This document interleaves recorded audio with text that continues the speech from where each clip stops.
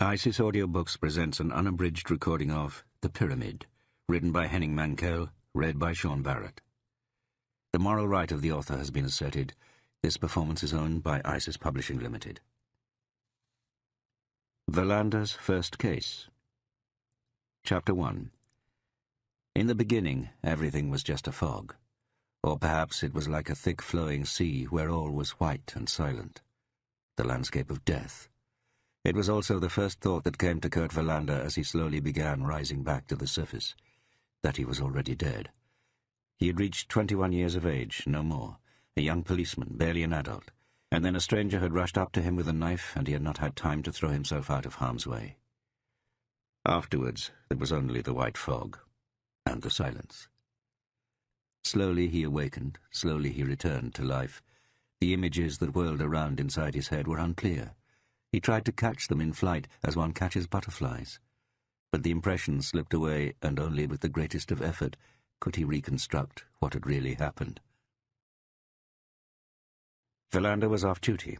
It was the 3rd of June, 1969, and he had just walked Mona down to one of the Denmark ferries, not one of the new ones, the hydrofoils, but one of the old faithfuls, where you still had time for a square meal during the passage to Copenhagen.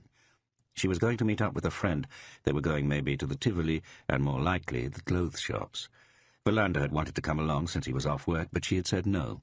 The trip was just for her and her friend, no men allowed. Now he watched the boat chug out of the harbour. Mona would be back in the evening, and he had promised to be there to greet her. If the weather was still as fine as it was now, they would take a walk, and then return to his apartment in Rosengård. Verlander noticed he was becoming excited at the very thought. He straightened his trousers and then crossed the street and walked into the station. There he bought a packet of cigarettes, John Silver, as always, and lit one before he even left the building. Verlander had no plans for the day. It was a Tuesday, and he was free. He had been putting in a lot of overtime, not least because of the frequent large-scale Vietnam demonstrations, both in Lund and in Malmö. In Malmö there had been a clash with the police.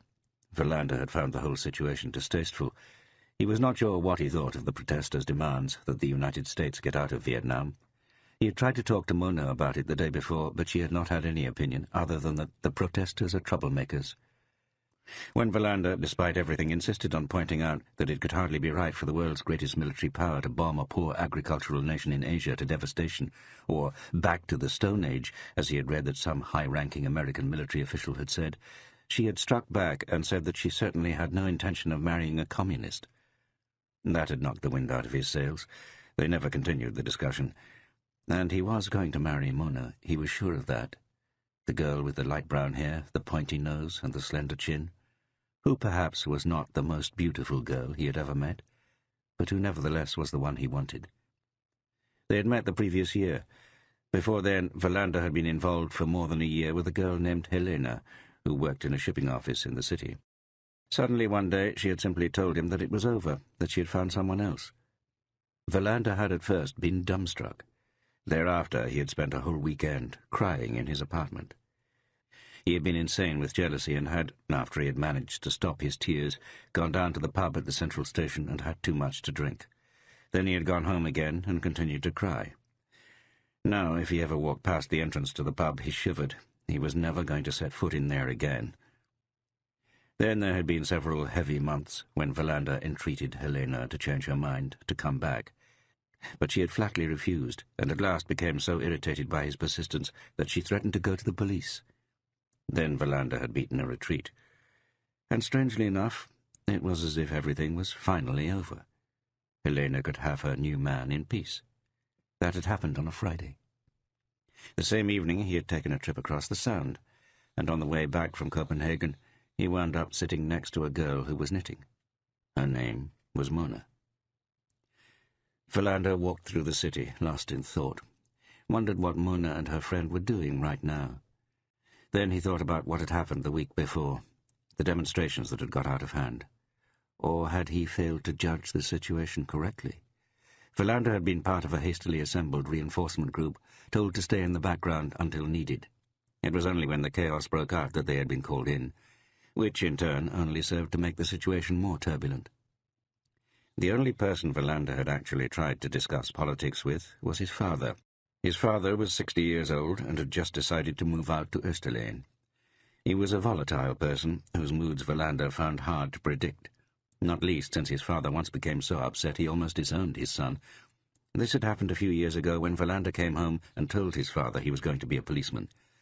His father was sitting in his studio, which always smelled of oil paints and coffee.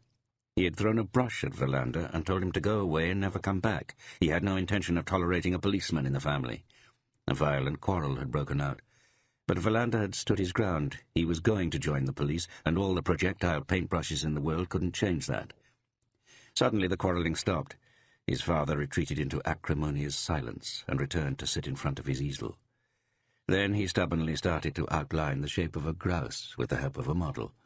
He always chose the same motif, a wooded landscape, which he varied sometimes by adding a grouse. Verlander frowned as he thought of his father.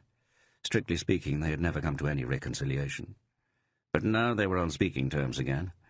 Verlander had often wondered how his mother, who had died while he was training to be a policeman, could put up with her husband. Verlander's sister, Christina, had been smart enough to leave home as soon as she was able and now lived in Stockholm. The time was 10 o'clock. Only a faint breeze fanned Malmö's streets. Verlander walked into a cafe next to the NK department store. He ordered a cup of coffee and a sandwich, skimmed through the newspapers, Arbetet and Sydsvenskan. There were letters to the editor in both newspapers, from people who either praised or criticized the actions of the police in connection with the protests. Verlander quickly flipped past them. He didn't have the energy to read about it. Soon he was hoping not to have to assume any more duties with the riot police. He was going to be a criminal investigator. He had been clear on that from the start, and had never made any secret of it. In only a few months he would work in one of the departments that investigated violent incidents and even more serious crimes. Suddenly someone was standing in front of him. Verlander was holding his coffee cup in his hand. He looked up. It was a girl with long hair, about 17. She was very pale and was staring at him with fury. Then she leaned forward so her hair fell over her face and pointed to the back of her neck. "Here," she said. "This is where you hit me." Verlander put down his cup. He didn't understand anything. She had straightened back up. "I don't think I really understand what you mean," Verlander said. "You're a cop, aren't you?" "Yes." "And you were there fighting during the demonstration?" Verlander finally got it. She had recognized him, even though he was not in uniform. "I didn't hit anybody," he answered. "Does it really matter who was holding the baton? You were there, therefore you were fighting against us." "You did not comply with the regulations regarding public demonstrations," Verlander said, and heard how inadequate the words sounded. "I really hate the police," she said. "I was going to have a cup of coffee here, but now I'm going somewhere else." Then she was gone. The waitress behind the counter gave Verlander a stern look, as if he had cost her a guest. Verlander paid and walked out. The sandwich was left half-eaten. The incident with the girl had left him considerably shaken, as if he was wearing his uniform after all, not these dark blue pants, light shirt, and green jacket. "I have to get away from the streets," he thought. "Into an office, into case review meetings, crime scenes. No more protest for me, or I'll have to take sick leave." He started to walk faster, considered whether or not he should take the bus to Rosengård, but decided he needed the exercise, and also to be invisible and not bump into anyone he knew. But, naturally, he ran into his father outside the People's Park. He was weighed down by one of his paintings wrapped in brown paper. Verlander, who had been walking with his head down, spotted him too late to make himself invisible. His father was wearing a strange cap and a heavy coat, underneath which he had on some kind of tracksuit, and trainers without socks. Verlander groaned to himself. "He looks like a tramp," he thought. "Why can't he at least dress properly?" His father put the painting down and took a deep breath. "Why aren't you in uniform?" he asked without a greeting. "Aren't you a cop any more?" "I'm off work today. I thought policemen were always on duty, to save us from all evil." Verlander managed to control his anger. "Why are you wearing a winter coat?" he asked instead. "It's 20 degrees Celsius." "That's possible," his father answered, "but I keep myself healthy by sweating as much as I can. You should too. You can't wear a winter coat in the summertime. Then you'll just have to get sick. But I'm never sick. Not yet. It'll come. Have you even seen what you look like? I don't spend my time looking at myself in the mirror. You can't wear a winter cap in June. Just try to take it from me if you dare. Then I will report you for assault. I take it you were there and beat up those protesters." Not him, too, Verlander thought. It's not possible. He's never been interested in politics, even when I've tried to discuss it with him sometimes. But Verlander was mistaken. "Every reasonable person must distance himself from that war," his father declared firmly. "Every person also has to do his job," Verlander said with strained calm. "You know what I told you. You never should have become a policeman, but you didn't listen. And now see what you're doing, beating innocent little children over the head with a stick." "I haven't hit a single person in my entire life," Verlander answered, suddenly full of rage. "And anyway, we don't use sticks, we use batons. Where are you going with that painting?" "I'm going to swap it for a humidifier." "Why do you need a humidifier?" "I'm going to swap it for a new mattress. The one I have now is terrible. It makes my back hurt." Verlander knew his father was involved in unusual transactions that often involved many stages before the thing he needed finally ended up in his hands. "Do you want me to help you?" Verlander asked. "I don't need any police protection. You could, however, come over some night and play cards." "I will," Verlander said, "when I have time." Playing cards, he thought. It is the last lifeline there is between us. His father lifted up the painting. "Why do I never get any grandchildren?" he asked, but he left without waiting for an answer. Verlander stood looking after him, thought it would be a relief when his father moved out to Esterlane, so that he would no longer risk running into him by accident. Verlander lived in an old building in Rosengård. The whole area was constantly under the threat of demolition. But he was happy here, even though Mona had said that if they married, they would have to find another place to live.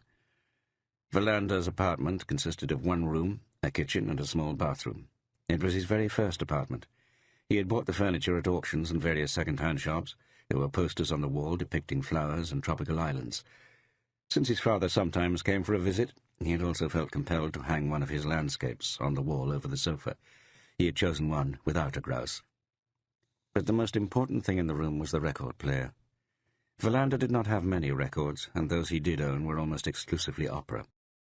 On those occasions when he had entertained some of his colleagues, they had always asked him how he could listen to such music. So he had also acquired some other records that could be played when he had guests. For some unknown reason, many policemen seemed fond of Roy Orbison.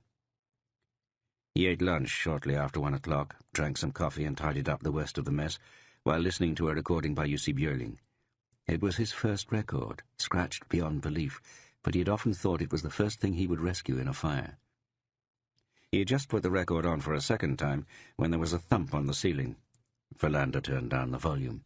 The walls in the building were thin. Above him lived a retired woman who had once owned a flower shop.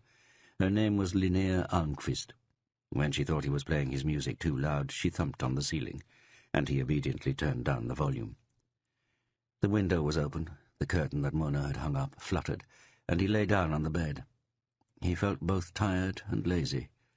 He had a right to rest. He started to skim through a copy of Lecture, a men's magazine. He carefully concealed it whenever Mona was coming over. But soon he fell asleep, with the magazine on the floor. He was awakened with a start by a bang. He was unable to determine where it had come from. He got up and walked out into the kitchen to see if anything had fallen to the floor, but everything was in its place. Then he walked back into the room and looked out the window. The courtyard between the buildings was empty. A lone pair of blue workers' overalls was hanging on a line, flapping a little in the breeze. Verlander returned to his bed. He had been torn from a dream. The girl from the cafe had been there, but the dream had been unclear and disjointed. He got up and looked at his watch. 4:15.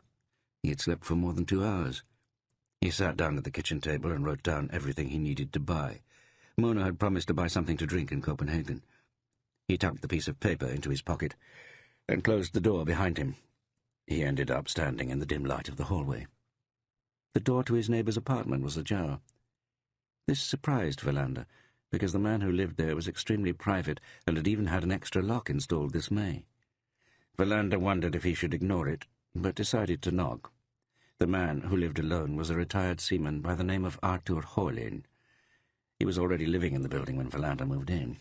They usually said hello to each other and occasionally exchanged a few words if they happened to meet each other on the stairs, but nothing more. Verlander had neither seen nor heard Horlin receive any visitors. In the mornings he listened to the radio, in the evening he turned on the television. But by 10 o'clock everything was quiet.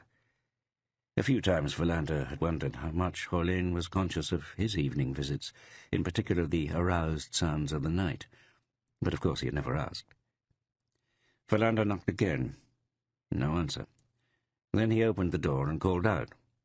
It was quiet. He took some hesitant steps into the hallway. It smelled closed in, a stale old man smell. Philander called out again. He must have forgotten to lock up when he went out, Philander thought. He is about 70 years old, after all. He must be getting forgetful.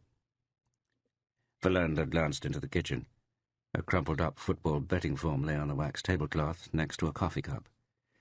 Then he drew aside the curtains that led into the room. He winced. Orlane was lying on the floor. His white shirt was stained with blood. A revolver lay next to his hand. The bang, Philander thought. What I heard was a shot. He felt himself start to get sick to his stomach.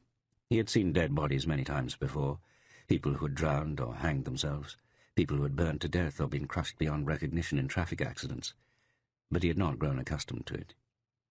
He looked around the room. Orlane's apartment was a mirror image of his own. The furnishings gave a meagre impression, not one plant or ornament. The bed was unmade. Philander studied the body for a few more moments. Orlane must have shot himself in the chest, and he was dead. Philander did not need to check his pulse in order to determine that. He returned quickly to his own apartment and called the police, told them who he was, a colleague, filled them in on what had happened. Then he walked out onto the street and waited for the first responders to arrive. The police and emergency medical technicians arrived at almost the same time. Philander nodded at them as they got out of their cars. He knew them all. "What have you found in there?" one of the patrol officers asked. His name was Finn Svensson. He came from Landskrona and was always referred to as the Thorn, because once, while chasing a burglar, he had fallen into a thicket and been pierced in his lower abdomen by a number of thorns. "My neighbour," Philander said. "He shot himself." "Hembear is on his way," the Thorn said. "The crime squad is going to have to go over everything." Philander nodded. He knew. Every fatal event, however natural it might seem, had to be investigated. Hembear was a man with a certain reputation, not entirely positive. He angered easily and could be unpleasant to his co-workers. But at the same time he was such a virtuoso in his profession that no one really dared contradict him. Philander noticed that he was starting to get nervous. Had he done anything wrong? If so, Hembear would immediately let him know. And it was for Detective Inspector Hembear that Philander was going to be working as soon as his transfer came through. Philander stayed out on the street waiting. A dark Volvo pulled up to the curb and Hembear got out. He was alone. It took several seconds before he recognized Philander. "What the hell are you doing here?" Hembear asked. "I live here," Philander answered. "It's my neighbor who shot himself. I was the one who made the call." Hembear raised his eyebrows with interest. "Did you see him?" "What do you mean, see?" "Did you see him shoot himself?" "Of course not." "Then how do you know it was a suicide?" "The weapon was lying right next to the body." "So?" Philander didn't know what to say to this. "You have to learn to pose the right questions," Hembear said, "if you are to work as a detective. I already have enough people who don't know how to think. I don't want another one." Then he changed tack and adopted a friendlier tone. "If you say it was a suicide, it probably was. Where is it?" Philander pointed to the entrance. They went in. Philander attentively followed Hembear in his work, watched him crouch down next to the body, and discussed the bullet's point of entry with the doctor who had arrived, studied the position of the weapon, the body, the hand. Then he walked around the apartment, examining the contents in the chest of drawers, the cupboards, and the clothes. After about an hour, he was done. He signalled to Philander to join him in the kitchen. "It certainly looks like suicide," Hembear said, while he absently smoothed and read the football betting form on the table. "I heard a bang," Philander said. "That must have been the shot." "You didn't hear anything else?" Philander thought it was best to tell the truth. "I was napping," he said. "The sudden noise woke me up." "And after that, no sound of anyone running in the stairwell?" "No." "Did you know him?" Philander told him the little he knew. "He had no relatives?" "None that I'm aware of." "We'll have to look into the matter." Hembear sat quietly for a moment. "There are no family pictures," he went on. "Not on the chest of drawers in there or on the walls. Nothing in the drawers. Only 2 old sailing books. The only thing of interest that I could find was a colourful beetle in a jar, larger than a stag beetle. Do you know what that is? Verlander did not. The largest Swedish beetle, Hember said, but it is nearly extinct. He put down the betting form. There was also no suicide note, he continued. An old man who has had enough and says goodbye to everything with a bang. According to the doctor, he aimed well, right in the heart. An officer came into the kitchen with a wallet and handed it to Hember, who opened it and took out an ID card issued by the post office. Arthur Horlén, Hember said, born in 1898. He had many tattoos, which is appropriate for a sailor of the old school. Do you know what he did at sea? I think he was a ship's engineer. In one of the sailing logs he is registered as an engineer. In an earlier one, simply as a deckhand. He worked in various capacities. Once he became infatuated with a girl named Lucia. That name was tattooed on both his right shoulder and on his chest. One could say he symbolically shot himself straight through this beautiful name. Hember put the ID card and wallet into a bag.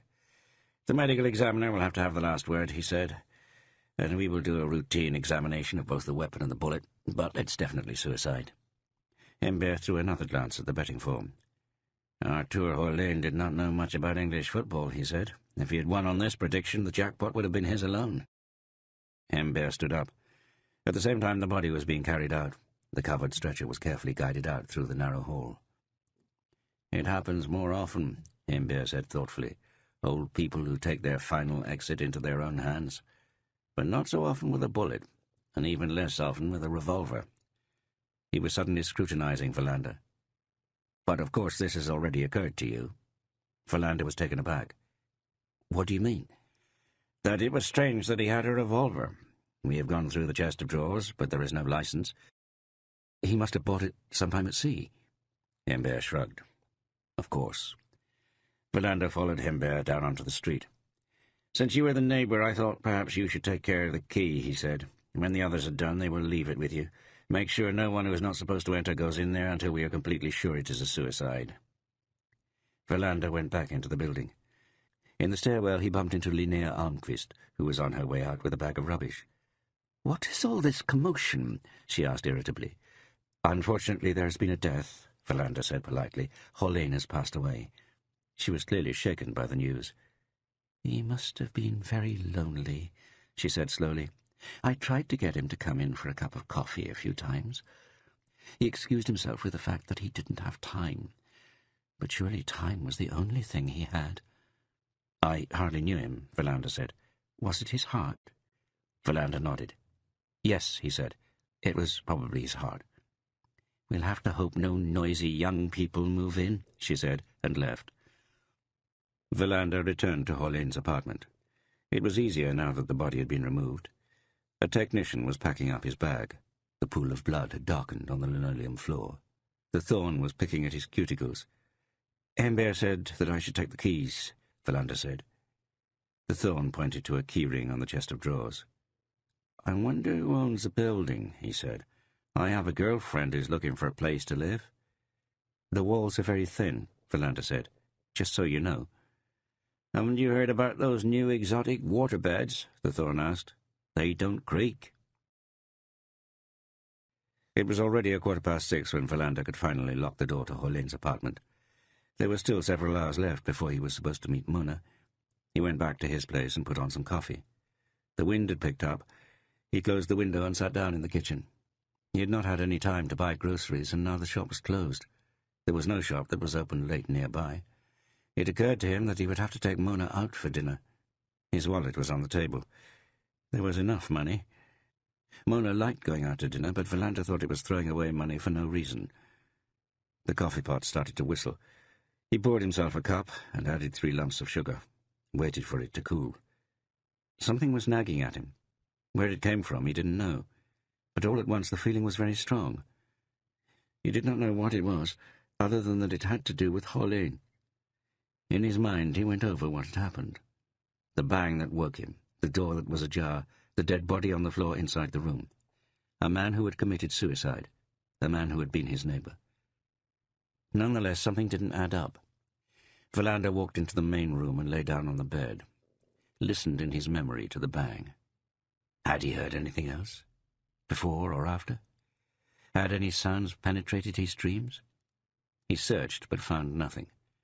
Still, he was sure. There was something he had overlooked. He continued to go through his memories, but he remembered only silence. He got up from his bed and walked back out into the kitchen. The coffee had cooled. I'm imagining things, he thought.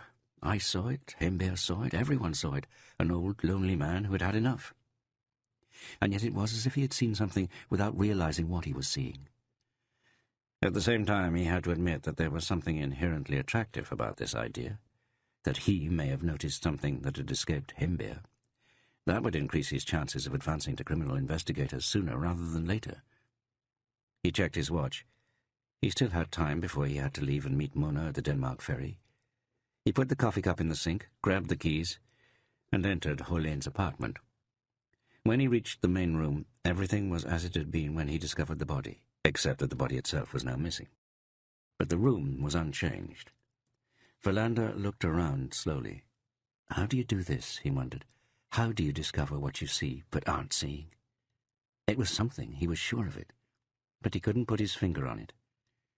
He walked into the kitchen and sat down on the chair that Henning had used. The betting form lay in front of him. Verlander did not know very much about English football. Actually, he didn't know very much about football, period. If he felt like gambling, he bought a lottery ticket, nothing else.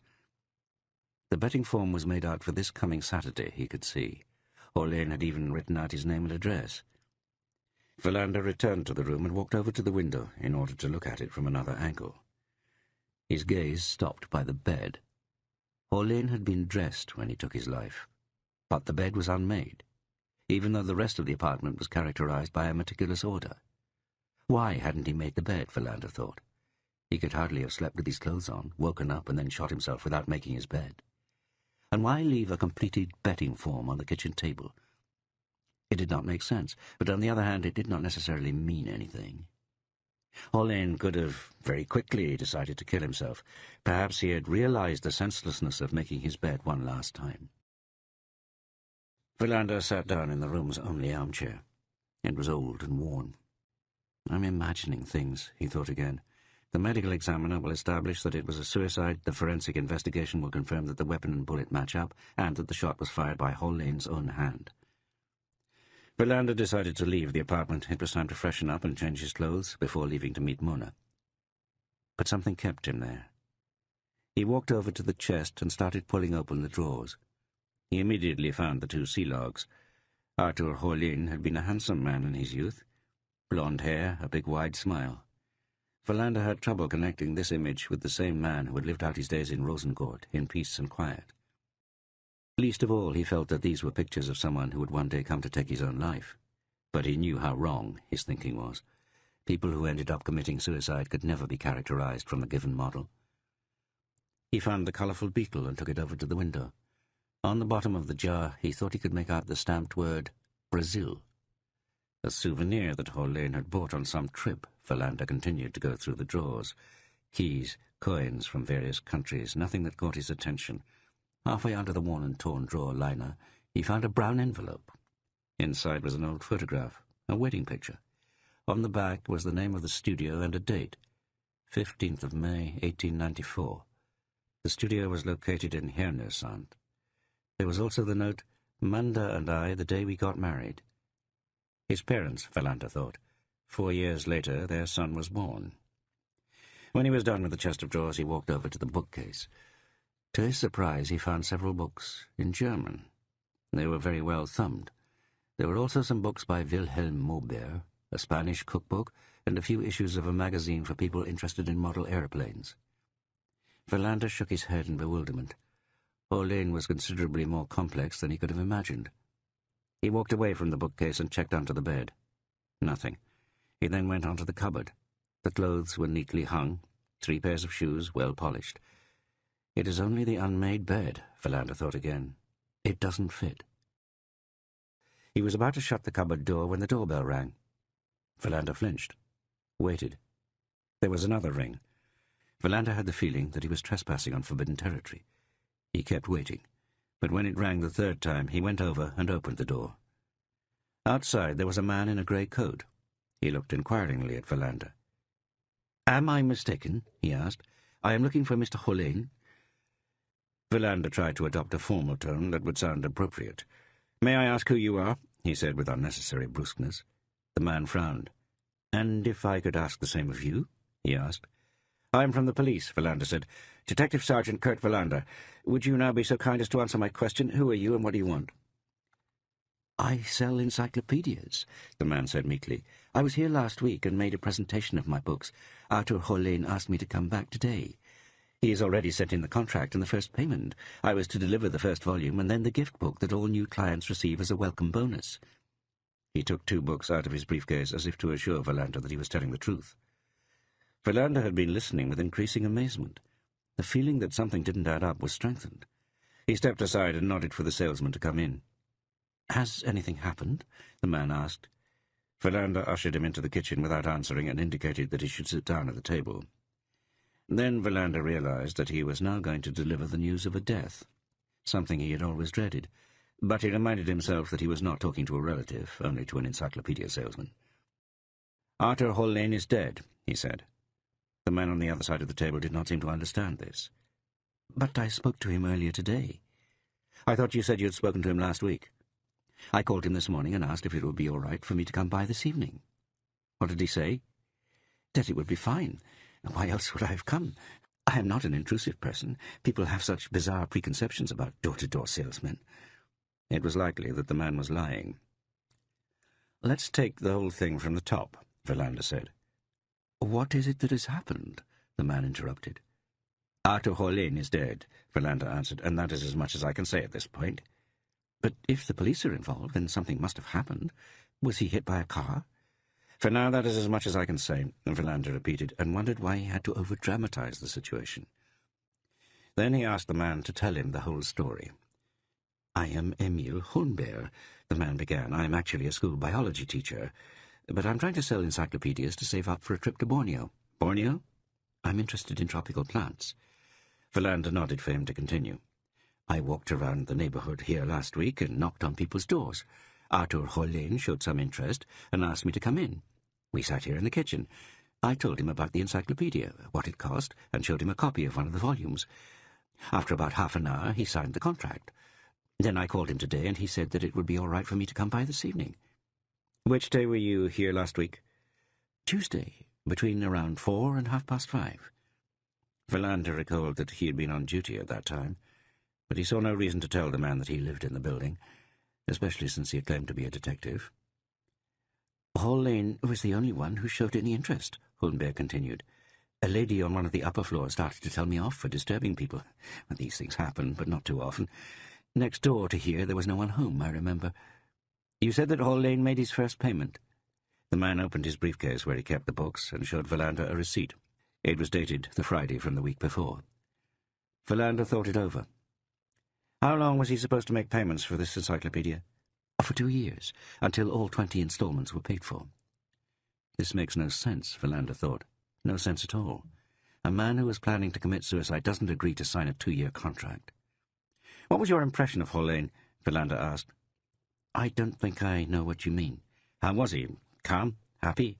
Did he appear worried?" "He didn't say very much, but he was genuinely interested in the encyclopedia, I am sure of that much." Verlander did not have anything else to ask. There was a pencil on the kitchen windowsill. He searched for a piece of paper in his pocket.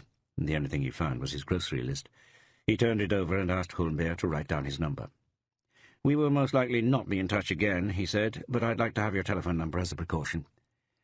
"Hollane seemed perfectly healthy," Holmberg said. "What is it really that has happened, and what will now happen with the contract?" "Unless he has relatives that can take it over, I don't think you'll get paid. I can assure you that he is dead." "But you can't tell me what has happened?" "I'm afraid not." "It sounds sinister to me."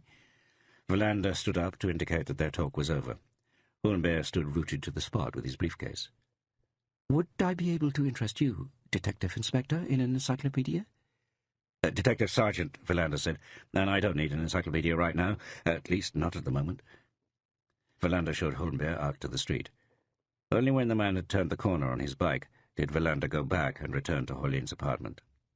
Then he sat down at the kitchen table and in his mind walked back over everything that Holmberg had said. The only reasonable explanation he could come up with was that Hollane had arrived at his decision to kill himself very suddenly.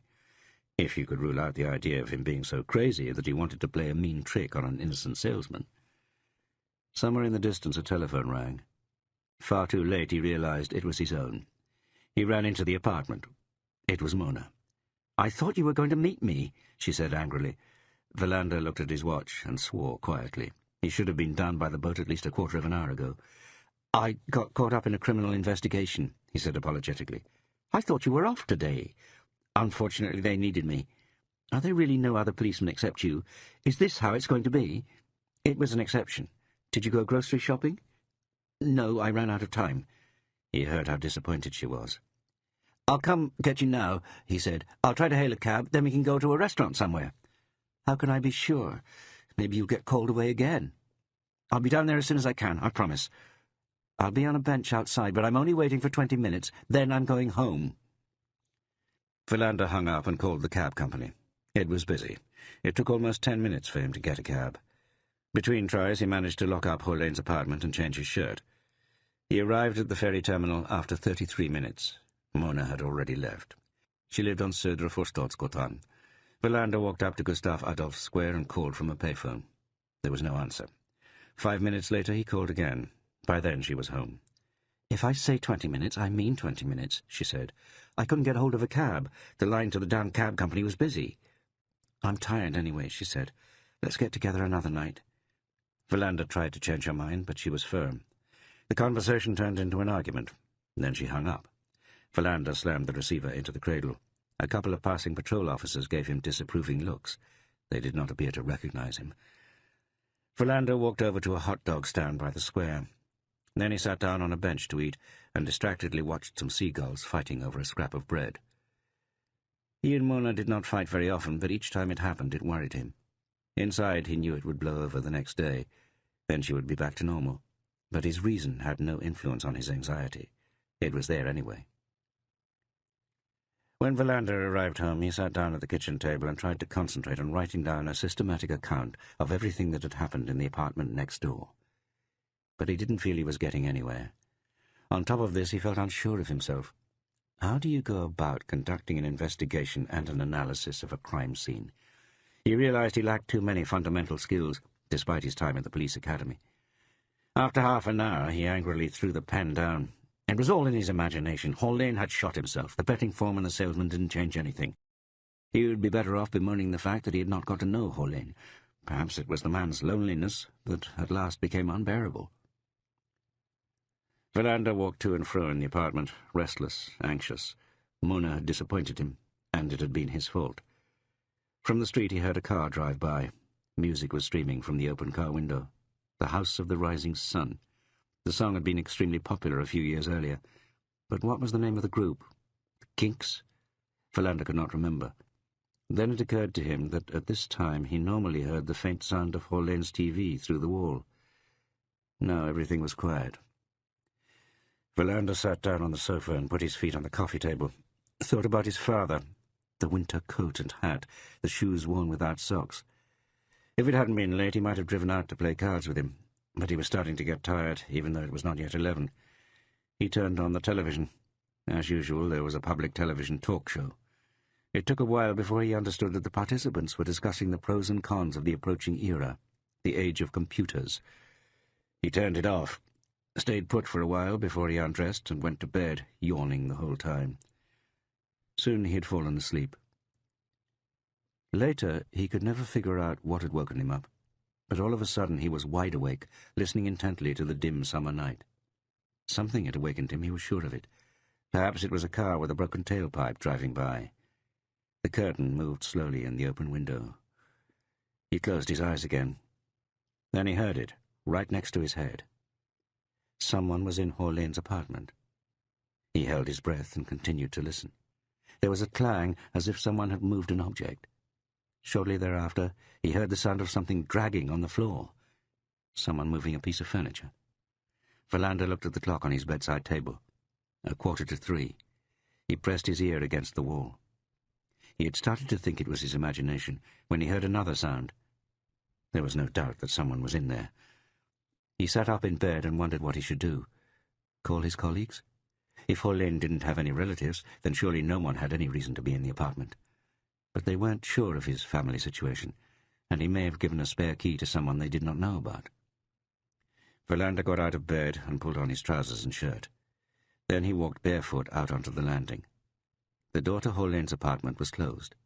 He had the keys in his hand. Suddenly he wasn't sure what he should do. The most reasonable thing was to ring the doorbell. After all, Embert had given him the keys and thus conferred a certain responsibility on him. He pressed the buzzer. Waited. Now it was completely quiet in the apartment. He buzzed again. Still no reaction. At that moment he realized that a person inside the apartment could very easily escape through a window. It was barely 2 meters to the ground. He swore and ran out onto the street. Horlane had a corner apartment, and Verlander hurried around to the other side. The street was empty, but one of Horlane's windows was wide open. Verlander went back into the building and unlocked Horlane's door. Before he walked in, he called out, but received no answer. He turned on the hall light and walked into the main room. The chest drawers were pulled out. Verlander looked around. Someone had been in the apartment and looking for something. He walked over to a window and tried to see if it had been forced open, but he found no marks on it. That meant he could draw 2 conclusions. The unknown person who had been in the apartment had had access to keys, and he or she had not wanted to be found out. Verlander turned on the light in the room and started to look around to see if anything that had been there earlier in the day had gone missing, but he was unsure of his memory. The most noticeable things were still there: the beetle from Brazil, the sea logs, and the old photograph. But the photograph had been removed from the envelope and was lying on the floor. Verlander crouched down and studied the envelope. Someone had taken the picture out. The only explanation he could think of was that someone had been looking for something that might be found in an envelope. He got up and continued to look around. The bedclothes were torn from the bed. The cupboard door was open. One of Horlane's 2 suits had ended up on the floor. Someone had been searching, Verlander thought. The question is, for what? And did he or she find it before I rang the doorbell? He walked out to the kitchen. The cabinets were open. A pot had fallen to the floor. Maybe that was what had woken him up. Really, he thought, the answer is obvious. If the person who was in here had found what he was looking for, he would have left, and hardly through the window. Therefore, whatever the person was looking for was still here, if it ever had been. Verlander returned to the room and looked at the dried blood on the floor. What happened, he thought. Was it really suicide? He continued to search the apartment, but at 4:10 he gave up, returned to his apartment, and got back into bed. He set his alarm for 7. He was going to talk to Embert first thing in the morning.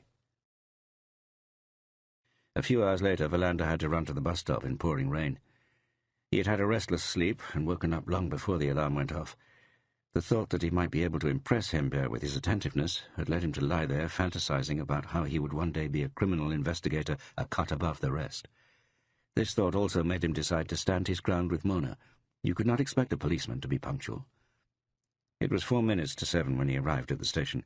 He had heard that Embert often showed up very early to work, and an inquiry to reception revealed this to be correct. Embert had been there since 6 o'clock. Verlander walked up to the section where the crime squad was based. Most of the offices were still empty. He walked straight to Embert's door and knocked. When he heard Embert's voice, he opened it and walked in. Embert was sitting in the visitor's chair, cutting his nails. When he saw that it was Verlander, he frowned. "Do we have a scheduled appointment? I don't recall seeing anything like that." "No, but I have something to report." Embert put the nail scissors next to his pens and sat down at his desk. "If this is going to take more than 5 minutes, you can sit down," he said. Verlander remained standing. Then he told him what had happened. He started with the salesman and went on to the night's events. He could not determine if Embert was listening with interest or not. His face revealed nothing. "That was it," Verlander finished. "I thought I should report this as soon as possible." Embert gestured for Verlander to have a seat. And then he pulled over a pad of paper, chose a pen, and wrote down the name and number of the encyclopedia salesman, Humbert. Verlander made a mental note to himself about the notepad. Embert did not favor loose papers or pre-formatted report forms. "The nightly visit appears strange," he then said, "but in the end it does not change anything. Horlane committed suicide, I'm convinced of it. When the autopsy and weapons report come in, we'll have that confirmed." "The question is, who was there last night?" Embert shrugged. You have given a possible answer yourself. Someone with keys, someone looking for something he or she did not want to let slip out of their hands. Rumours spread quickly. People saw the police cars and ambulance. Many people must have known that Hollane was dead after only a couple of hours. But it's strange that this person jumped out of the window. Himbert smiled. He may have thought you were a burglar, he said. Who rang the bell? A standard way of seeing if anyone's home. At 3 o'clock in the morning.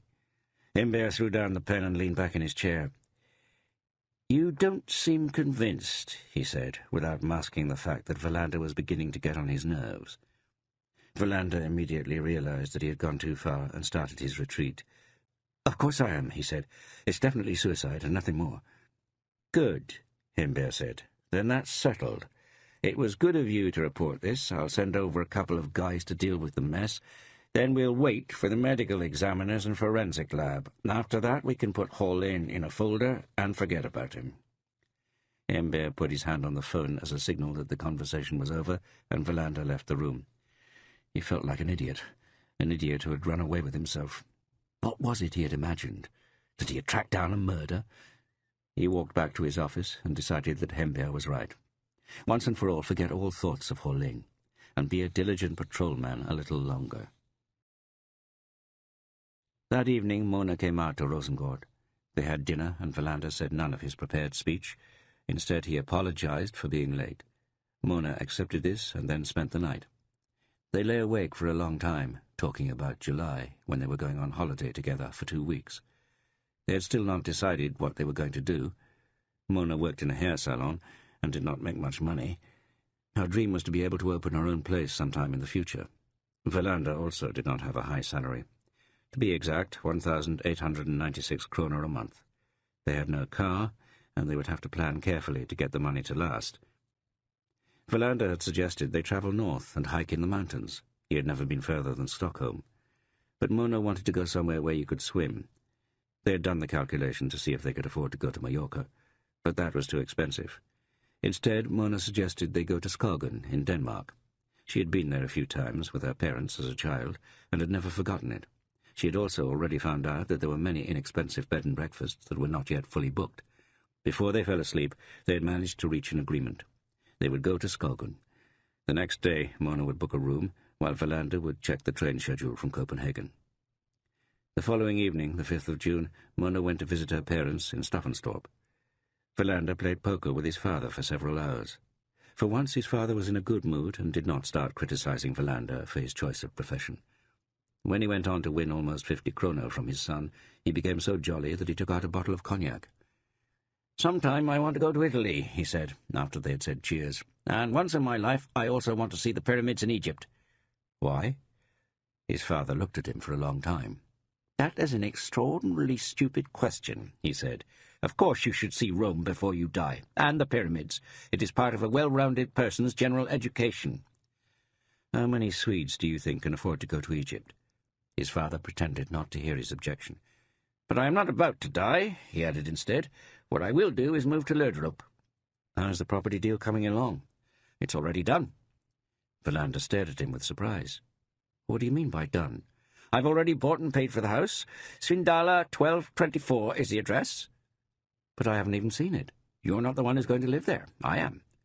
"Have you ever been out there?"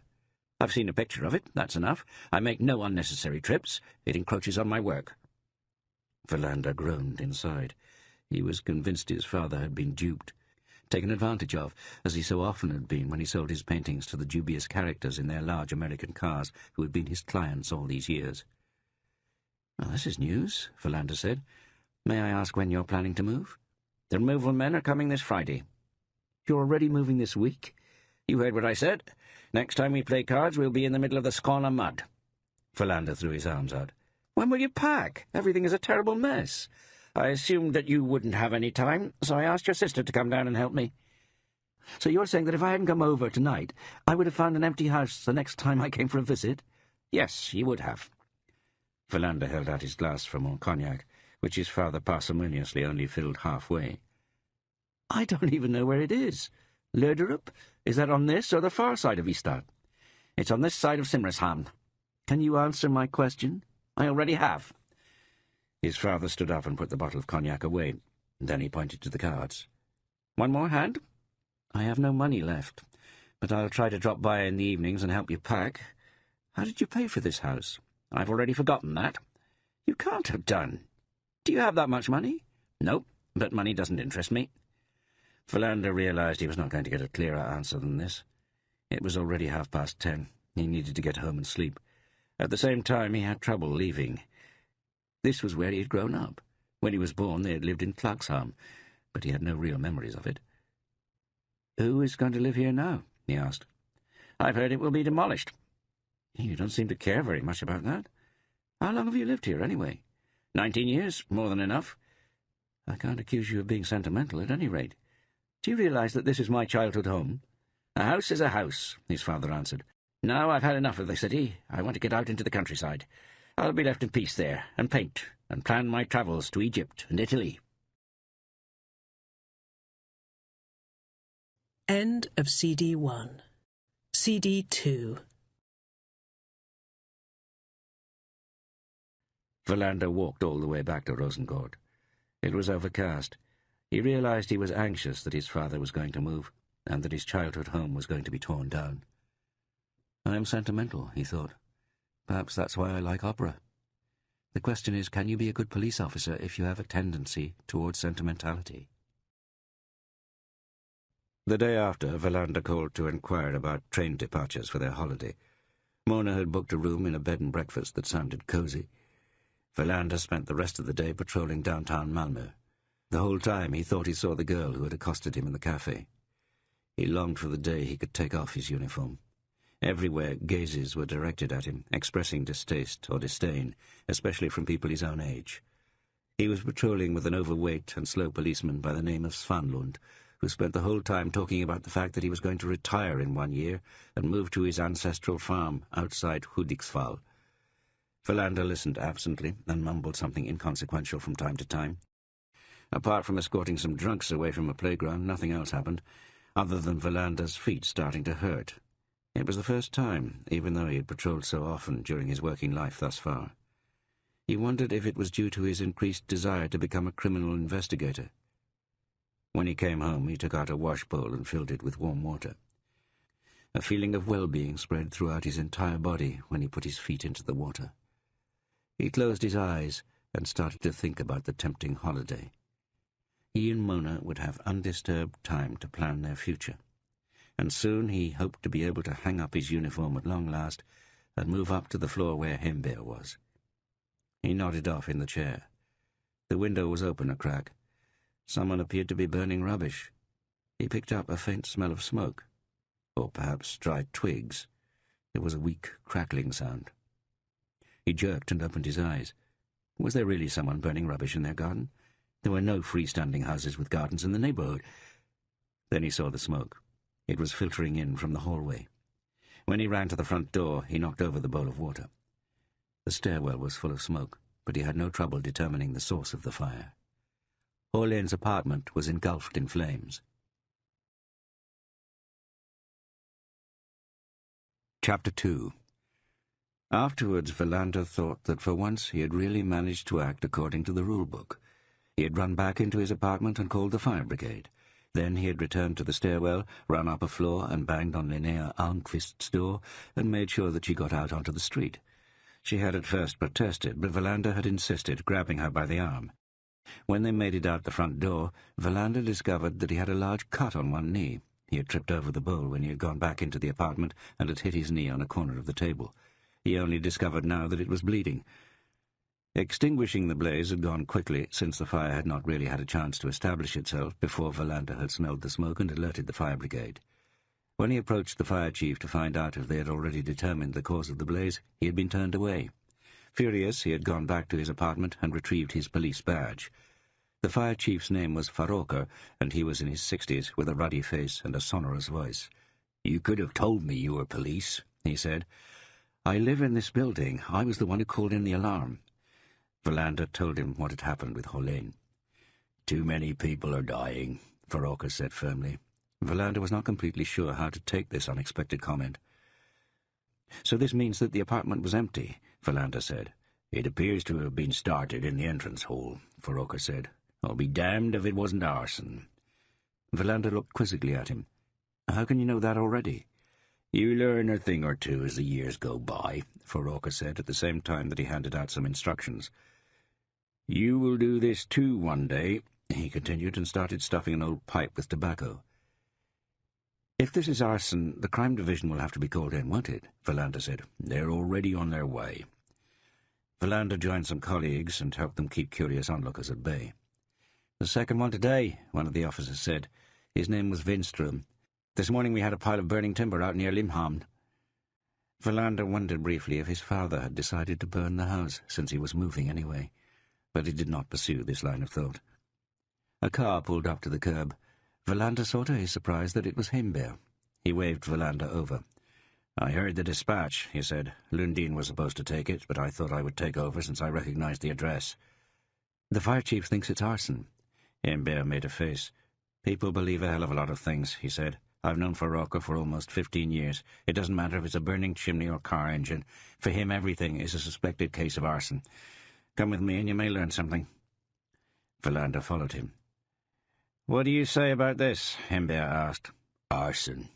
Foraker sounded extremely sure. Verlander sensed that there was a deep-seated mutual antipathy between the two men. The man who lives here is dead. Who would have started a fire in there? That's your job to find out. I'm just saying it was arson. Can we go in? Foraker shouted out to one of the firemen, who gave an all-clear signal. The fire was out and the worst of the smoke gone. They went in. The part of the entrance hall by the front door was scorched, but the flames had never reached further than the curtain that divided the hall from the main room. Foraker pointed to the letterbox in the door. It might have been started here, he said. Smouldered first and then caught fire. There aren't any electrical wires or anything else that could catch fire on their own. Heimberg crouched down next to the door. Then he sniffed. It's possible that you're right for once, he said, and stood back up. It has a smell. Kerosene, maybe. If it had been petrol, the fire would have been different. So someone put it through the letterbox? That's the most likely scenario. Foraker poked the remains of the whole mat with his foot. Hardly paper, he said. More likely a piece of cloth, or cotton batting. Heimberg shook his head gloomily. Damn people who start fires in the homes of people who are already dead. Your problem, Foraker said, not mine. We'll have to ask forensics to take a look at this. For a moment Heimberg appeared concerned. Then he looked at Verlander. Any possibility of getting a cup of coffee?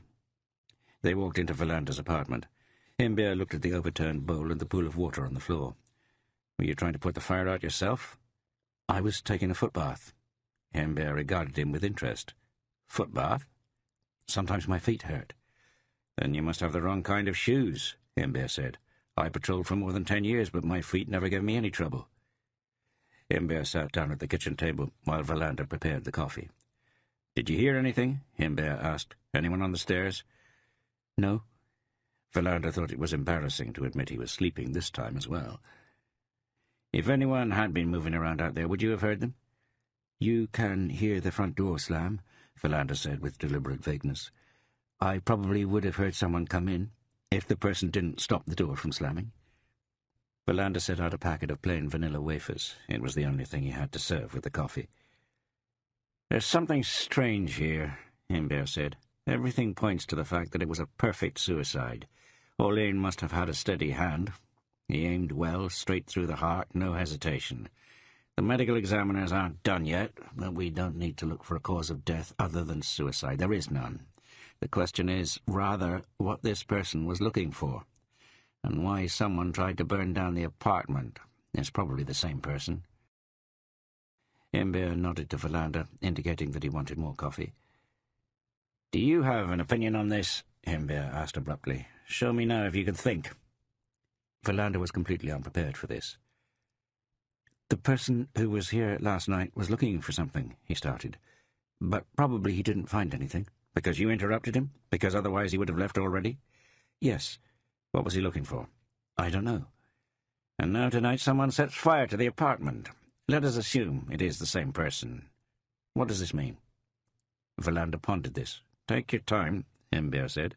If you're to make a good detective, you have to learn to think methodically, and it is often the same thing as thinking slowly. Perhaps He didn't want anyone else to find what he had been looking for? Perhaps, Hember said. Why, perhaps? Because there could be another explanation. Like what, for example? Verlander searched frantically for an alternative without finding one. I don't know, he replied. I can't find another alternative, at least not right now. Hember took a wafer. I can't either, he said, which means that the explanation may still be in the apartment, without us having been able to find it. If this had all stopped at the nightly visit, this case would have ended as soon as the results of the weapons examination and autopsy were in. But with this fire, we'll probably have to do another round in here. Did Hollein really not have any relatives? Verlander asked. Hember pushed away his cup and got to his feet. Come by my office tomorrow and I'll show you the report. Verlander hesitated. I don't know when I'll get time for that. We have to do a sweep of the Malmö parks tomorrow. Drugs. I'll talk to your superior officer, Hember said. We'll work it out.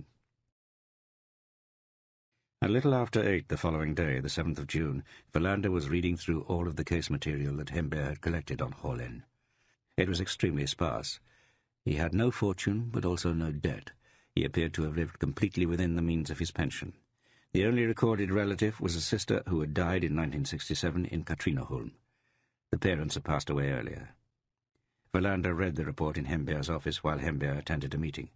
He returned shortly after 8:30. Have you found anything? He asked. How can a person be so alone? You may ask, Hember said, but it gives us no answers. Let's go over to the apartment. That morning the forensic technicians were making a thorough examination of Hollein's apartment. The man leading the work was small and thin and said almost nothing. His name was Funesen. He was a legend in Swedish forensics. If there's anything here, he'll find it, Hember said. Stay here and learn from him. Hember suddenly received a message and left. A man up in Jägersro has hanged himself in a garage, he said when he returned.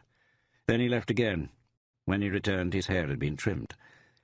At 3 o'clock, Funesen called the work to a halt. There's nothing in there, he said. No hidden money, no drugs. It's clean.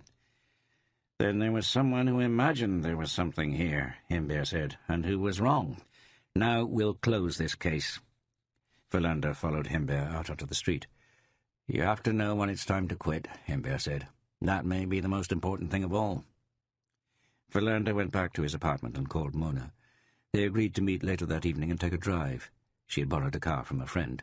She would drop by and pick Verlander up at 7. Let's go to Helsingborg, she suggested. Why? Because I've never been there. Me neither, Verlander said. I'll be ready at 7, and then we'll go to Helsingborg. But Verlander never made it to Helsingborg that evening. Shortly before 6 o'clock the phone rang. It was Hember. Come down here, he said. I'm in my office. Actually, I have other plans, Verlander said. Hember interrupted him. I thought you were interested in what had happened to your neighbour. Come down here and I'll show you. It won't take long. Verlander's curiosity was aroused. He called Mona at home but did not get an answer. I'll make it back in time, he thought. I can't really afford a taxi, but that can't be helped. He tore off a piece of paper from a bag and scribbled that he would be back at 7. Then he called for a cab. This time he was able to get through immediately. He attached the note to the door with a drawing pin and left for the police headquarters. Hember was sitting in his office with his feet on the table. He gestured for Verlander to sit down. We were wrong, he said. There was an alternative that we didn't think of. Funesen didn't make a mistake. He told the truth. There wasn't anything in Hollein's apartment, and he was right. But there had been something there. Verlander did not know what Hember was talking about. I also admit that I was tricked, Hember said, but Hollein had removed what was in the apartment. But he was dead. Hember nodded. The medical examiner called. The autopsy is complete, and he found something very interesting in Hollein's stomach. Hember swung his feet off the desk. Then he took out a little folded piece of cloth from one of the drawers and carefully unwrapped it in front of Verlander. There were stones inside. Precious stones, of which type Verlander was unable to determine. I had a jeweller here just before you arrived, Hember said. He made a preliminary examination. These are diamonds, probably from South African mines. He said they were worth a minor fortune. Hollein had swallowed them. He had these in his stomach. Hember nodded. No wonder we didn't find them. But why did he swallow them, and when did he do this? The last question is perhaps the most important. The doctor said that he swallowed them only a few hours before he shot himself, before his intestines and stomach stopped working. Why do you think that might be? He was afraid. Exactly. Hembear pushed the packet of diamonds away and put his feet back up on the table. Philander caught a whiff of foot odour. Summarize this for me. I don't know if I can. Try it. Hollane swallowed the diamonds because he was afraid that someone was going to steal them. And then he shot himself. The person who was there that night was looking for them, but I can't explain the blaze. Can't you explain it a different way? Hembear suggested. If you tweak Hollane's motive a little, where does that put you? Philander suddenly realized what Hembear was getting at. Maybe he wasn't afraid, Philander said. He had maybe just decided never to be parted from his diamonds. Hembear nodded. You can draw one more conclusion, that someone knew that Hollane had these diamonds, and that Hollane knew that someone knew. Hembear nodded. Pleased. You're coming along, he said, even though it's going very slowly. But this doesn't explain the fire. You still have to ask yourself what is most important, Hembear said. Where is the centre? Where is the very kernel? The fire can be a distraction, or the act of someone who is angry. Who?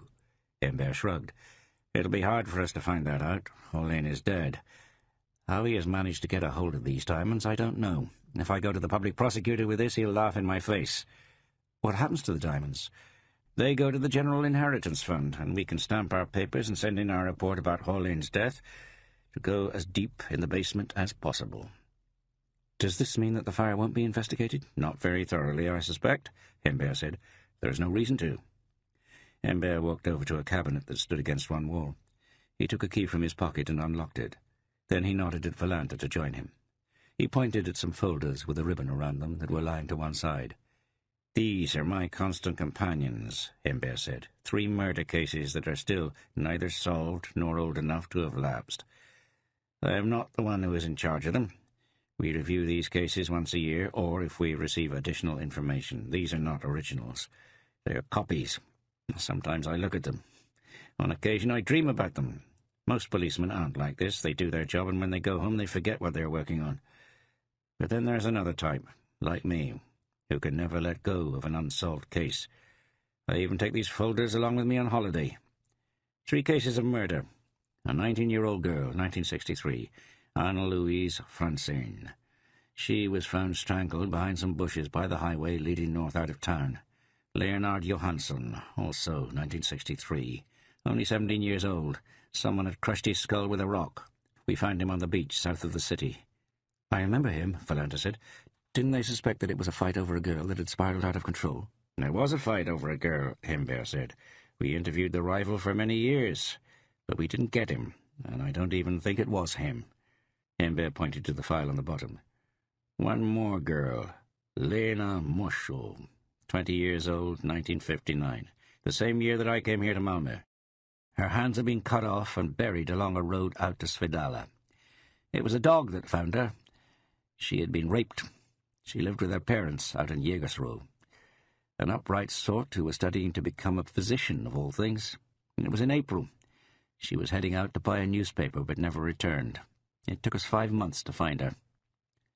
Hembear shook his head. You will discover what type you belong to, he said, and closed the cabinet. The ones who forget, or the ones who don't. I don't even know if I measure up, Philander said. You want to, at least, Hembear answered. And that's a good start. Hembear had started to put on his coat. Philander checked his watch and saw that it was 5 minutes to 7. I have to go, he said. I can give you a lift home, Hembear said, if you can hold your horses. I'm in a bit of a hurry, Philander said. Hembear shrugged. Now you know, he said. Now you know what Hollane had in his stomach. Philander was lucky and managed to catch a taxi right outside. When he got to Rosengård, it was 9 minutes past 7. He hoped that Mona was running late. But when he read the note he had posted on the door, he realized that this was not the case. Is this how it's going to be? She had written. Philander took down the note. The drawing pin fell onto the stairs. He didn't bother to retrieve it. In the best-case scenario, it would get stuck in Linnea Almqvist's shoe. Is this how it's going to be? Philander understood Mona's impatience. She did not have the same expectations for her professional life as he did. Her dreams about her own salon were not going to come true for a long time. When he had gone into the apartment and sat down on the sofa, he felt guilty. He should spend more time with Mona, not simply expect her to be patient every time he was late. To try to call her was pointless. Right now she was driving that borrowed car to Helsingborg. Suddenly there was an anxiety in him that everything was wrong. Had he really thought about what it would mean to live with Mona, to have a child with her? He pushed the thoughts away. We'll talk to each other in Skagen, he thought. Then we'll have time. You can't be too late on the beach. He looked at the clock. 7:30. He turned on the television. As usual, a plane had crashed somewhere. Or was it just a train that had run off the rails? He walked into the kitchen and only half listened to the news. Looked in the fridge for a beer, but only found an opened soda. The desire for something stronger was suddenly very intense. The thought of going into town again and sitting in a bar seemed attractive. But he waved it away, since he hardly had any money, even though it was only the beginning of the month. Instead, he warmed the coffee that was in the pot and thought about Hember. Hember with his unsolved cases in a cupboard. Was he going to be like that? Or would he learn to switch off work when he came home? I'll have to, for Mona's sake, he thought. She'll go crazy otherwise. The key ring cut into the chair. He took it up and put it on the table without thinking about it. Then something came into his head, something that had to do with Hållén. The extra log that he had had installed only a short time ago. How to interpret that? It could be a sign of fear. And why had the door been ajar when Philander found him? There was too much that didn't add up. Even though Hember had declared suicide to be the cause of death, doubt gnawed at Philander. He was becoming increasingly certain that there was something hidden in Hållén's death, something they had not even come close to. Suicide or not, there was something more. Philander located a pad of paper in a kitchen drawer and sat down to write out the points he was still puzzling over. There was the extra lock, the betting form. Why had the door been ajar? Who had been there that night looking for diamonds? And why the fire? Then he tried to remind himself what he had seen in the sailor scrapbooks. Rio de Janeiro, he recalled. But was that the name of a ship or the city? He remembered seeing Gothenburg and Bergen. Then he reminded himself that he had seen the name St. Louis. Where was that? He stood up and walked around the room. At the very back of the wardrobe he found his old atlas from school. But suddenly he wasn't sure of the spelling. Was it St. Louis or St. Louis? The United States or Brazil? As he looked down the list of names in the index, he suddenly came to São Luís, and was immediately sure that this had been the name. He went through his list again. Do I see anything that I haven't discovered, he thought. A connection, an explanation, or what Hember talked about, a center. He found nothing. The coffee had grown cold. Impatiently he went back to the couch. Now there was one of those public television talk shows on again. This time a number of long-haired people were discussing the new English pop music. He turned it off and put the record player on instead. Immediately, Linnea Almqvist started to thump on the floor. Mostly he had the desire to turn the volume right up. Instead he turned it off. At that moment the telephone rang. It was Mona. "I'm in Helsingborg," she said. "I'm in a telephone kiosk down by the harbour." "I'm so sorry I came home too late," Philander said. "You were called back on duty, I presume?" "They did actually call for me, from the crime squad. Even though I don't work there yet, they called me in." He was hoping she would be a little impressed, but heard that she did not believe him. Silence wandered back and forth between them. "Can't you come here?" he said. "I think it's best if we take a break," she said. "At least for a week or so." Philander felt himself go cold. Was Mona moving away from him?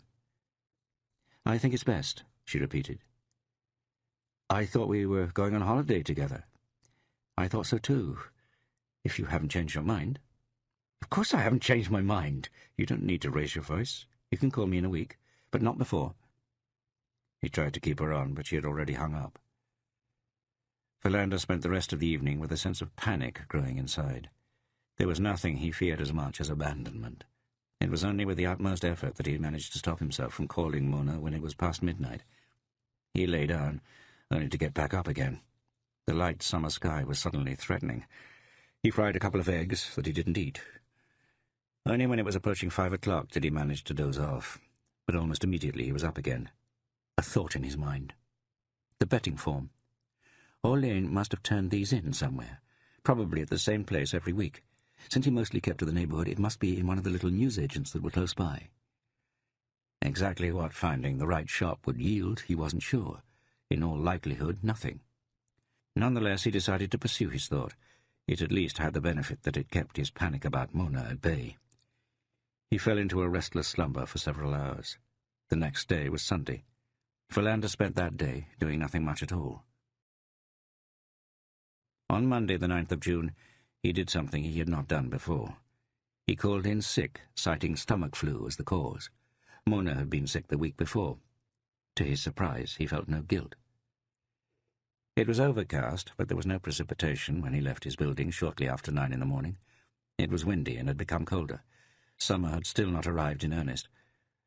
There were 2 small newsagents nearby that handled bets. One was very close by, on a side street. As Philander walked through the door, it occurred to him that he should have brought a picture of Orlane with him. The man behind the counter was Hungarian. Even though he had lived here since 1956, he spoke Swedish very badly. But he recognized Philander, who often bought cigarettes from him. He did so now as well, 2 packs. "Do you take bets?" Philander asked. "I thought you only bought lottery tickets." "Did Arthur Orlane place his bets with you?" "Who is that?" "The man who died in the fire recently." "Has there been a fire?" Philander explained, but the man behind the counter shook his head when Philander described Orlane. "He did not come here. He must have gone to someone else."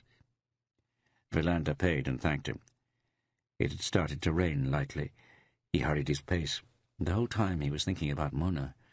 The next newsagent had not had anything to do with Orlane either.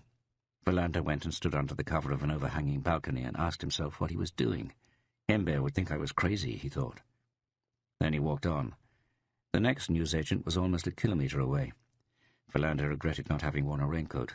When he reached the newsagent, which was right next to a grocery, he had to wait behind someone else. The person behind the counter was a woman about Philander's age. She was beautiful. Philander did not take his eyes off her as she searched for an old issue of a specialized motorcycle magazine that the customer ahead of him wanted. It was very hard for Philander not to immediately fall in love with a beautiful woman who came his way. Then, and only then, could he force all thoughts of Mona and associated anxiety into submission. Even though he had already bought 2 packs of cigarettes, he bought 1 more. At the same time, he was trying to work out if the woman in front of him was someone who would show disapproval if he said he was a policeman, or if she believed that most policemen were in fact needed and honourably occupied. He took a chance on the latter. "I have some questions for you, too," he said, as he paid for his cigarettes. "I am Detective Inspector Kurt Philander." "Oh, my," the woman answered. Her dialect was different. "You aren't from around here?" he asked. "Was that what you wanted to ask?" "No, I'm from Lane Hovda." Philander did not know where that was. He guessed it was in Blickinga, but he did not say this. Instead, he continued to the matter of Orlane and the betting forms. She had heard about the fire. Philander described Orlane's appearance. She thought for a moment. "Maybe," she said. "Did he speak slowly, kind of quietly?" Philander thought about it and nodded. That could describe Orlane's manner of speaking. "I think he played a small game," Philander said, "only 32 rows or so." She reflected on this, then nodded. "Yes," she said. "He came here, once a week. 1 week 32 rows, the next 64. "Do you remember what he wore?" "A blue coat," she said immediately. Philander recalled that almost every time he had seen Orlane, he had been wearing a blue jacket with a zip. There was nothing wrong with her memory, nor with her curiosity. "Has he done something?" "Not that we know. I heard it was suicide." "Indeed it was, but the fire was arson." "I shouldn't have said that," Philander thought. "We don't know that for sure yet." "He always had exact change," she said. "Why do you want to know if he placed his bets here?" "Routine questioning," Philander answered. "Can you remember anything else about him?" Her answer caught him by surprise. "He used to borrow the telephone," she said. The telephone was on a little shelf next to the table where the betting forms were kept. Was that a frequent occurrence? It happened every time. First he placed the bet and paid, then he made his call, came back to the counter and paid for it. She bit her lip. There was something strange about those phone calls. I remember thinking about it one time. But what was it? He always waited until another customer came into the shop before he dialed the number and started to talk. He never called when he and I were the only ones in the shop. He didn't want you to overhear. She shrugged. Maybe he just wanted his privacy. Isn't that normal? Did you ever hear what he talked about? You can listen even when you're attending a customer. Her curiosity is a big help, Philander thought. What did he say? Not very much, she answered. The conversations were always very brief. He gave times, I think, not much more. Times?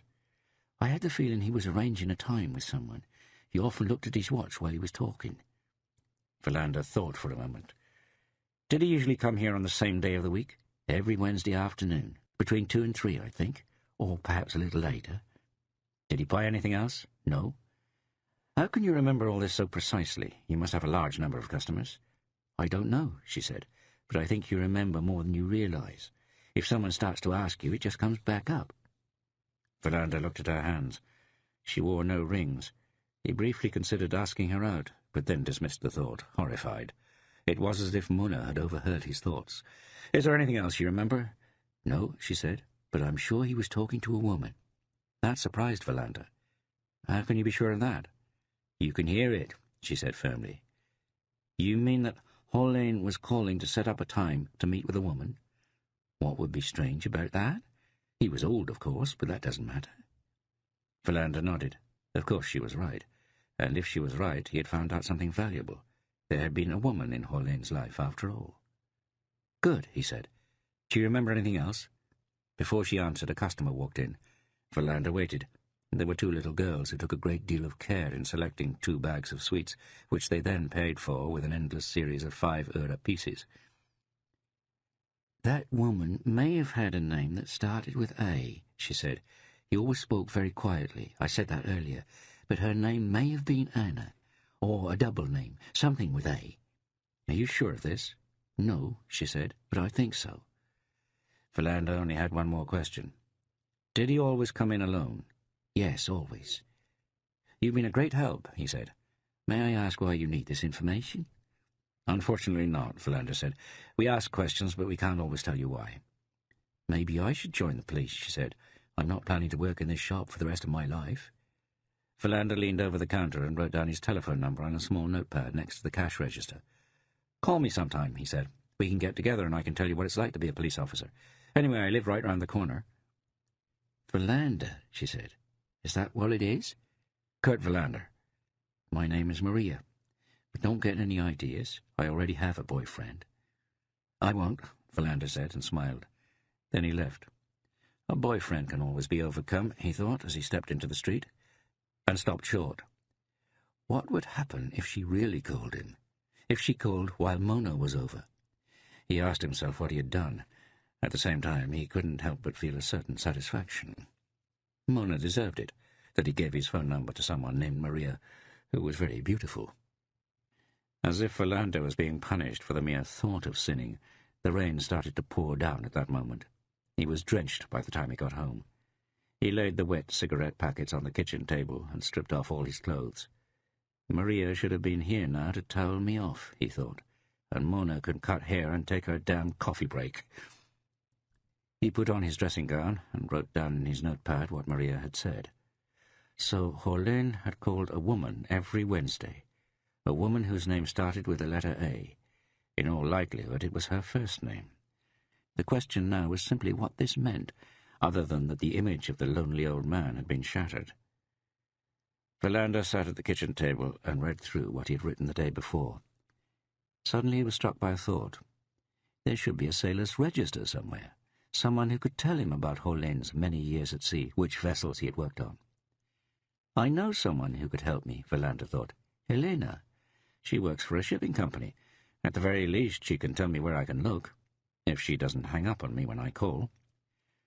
It was not yet 11, and Philander could see through the kitchen window that the downpour was over. Helena didn't normally take her lunch break until 12:30. That meant that he would be able to get hold of her before she left. He got dressed and took the bus down to the central station. The shipping company that Helena worked for was in the harbour district. He walked in through the gates. The receptionist nodded at him in recognition. "Is Helena in?" he asked. "She's on the phone, but you can go on up. You know where her office is." It was not without a feeling of dread Philander made his ascent to the first floor. Helena could get angry. But he tried to calm himself, thinking that at first she would simply be surprised. That could give him the time he needed to say that he was here purely on business. It was not her ex-boyfriend, Kurt Verlander, who was here. It was the police officer by the same name, the would-be criminal investigator. The words Helena Aronson, assistant clerk, were printed on the door. Verlander drew a deep breath and knocked. He heard her voice and walked in. She had finished her phone call and was sitting at the typewriter. He had been right. She was clearly surprised, not angry. "You," she said. "What are you doing here?" "I am here on police business," Verlander said. "I thought you might be able to help me." She had stood up and was already looking like she was going to ask him to leave. "I mean it," Verlander said. "It's nothing personal, not at all." She was still on her guard. "What would I be able to help you with?" "May I sit down? Only if it won't take long." The same power language as him there, Verlander thought. You're supposed to stand there and feel subordinate while the person with power remains seated. But he sat down and wondered how he could once have been so in love with the woman on the other side of the desk. Now he could not remember her being anything other than stiff and dismissive. "I'm fine," she said, "so there's no need for you to ask." "I'm fine too. What do you want?" Verlander sighed internally over her rude tone, but told her what had happened. "You work in the shipping industry," he finished. "You would know how I could find out what Helene really did at sea. Which companies you work for, which ships." "I work with freight," Helena said. "We rent vessels or cargo space for Kockums and Volvo, that's all." "Well, there must be someone who knows. Can't the police find this out some other way?" Verlander had anticipated this question and had thus prepared an answer. "This case is being handled a little on the side," he said, "for reasons that I can't go into." He could see that she only partly believed him, but she seemed amused. "I could ask some of my colleagues," she said. "We have an old sea captain. But what do I get in return, if I help you?" "What would you like?" he asked in return, in as friendly a tone as he could muster. She shook her head. "Nothing." Verlander stood up. "I have the same phone number as before," he said. "Mine is different," Helena said, "and you're not getting it." When Verlander was back out on the street, he noticed that he was damp with sweat. The meeting with Helena had been more stressful than he had wanted to admit. He ended up standing still, wondering what to do next. If he had had more money, he would have gone to Copenhagen. But he had to remember that he had taken a sick day. Someone could call him. He shouldn't stay away from home too long. And also he was finding it increasingly difficult to justify the fact that he was spending so much time on his dead neighbour. He went to a cafe across from the Denmark ferries and had the daily special. But before he ordered, he checked to see how much money he had. He would have to go to the bank tomorrow. He still had 1,000 kroner there. That would last him for the rest of the month. He ate stew and drank some water. By 1 o'clock he was back out on the pavement. New storms were moving in from the southwest. He decided to go home. But when he saw a bus that was going to his father's suburb, he took that instead. If nothing else, he could spend a few hours helping his father pack. There was indescribable chaos in the house. His father was reading an old newspaper, a torn straw hat on his head. He looked up at Verlander in surprise.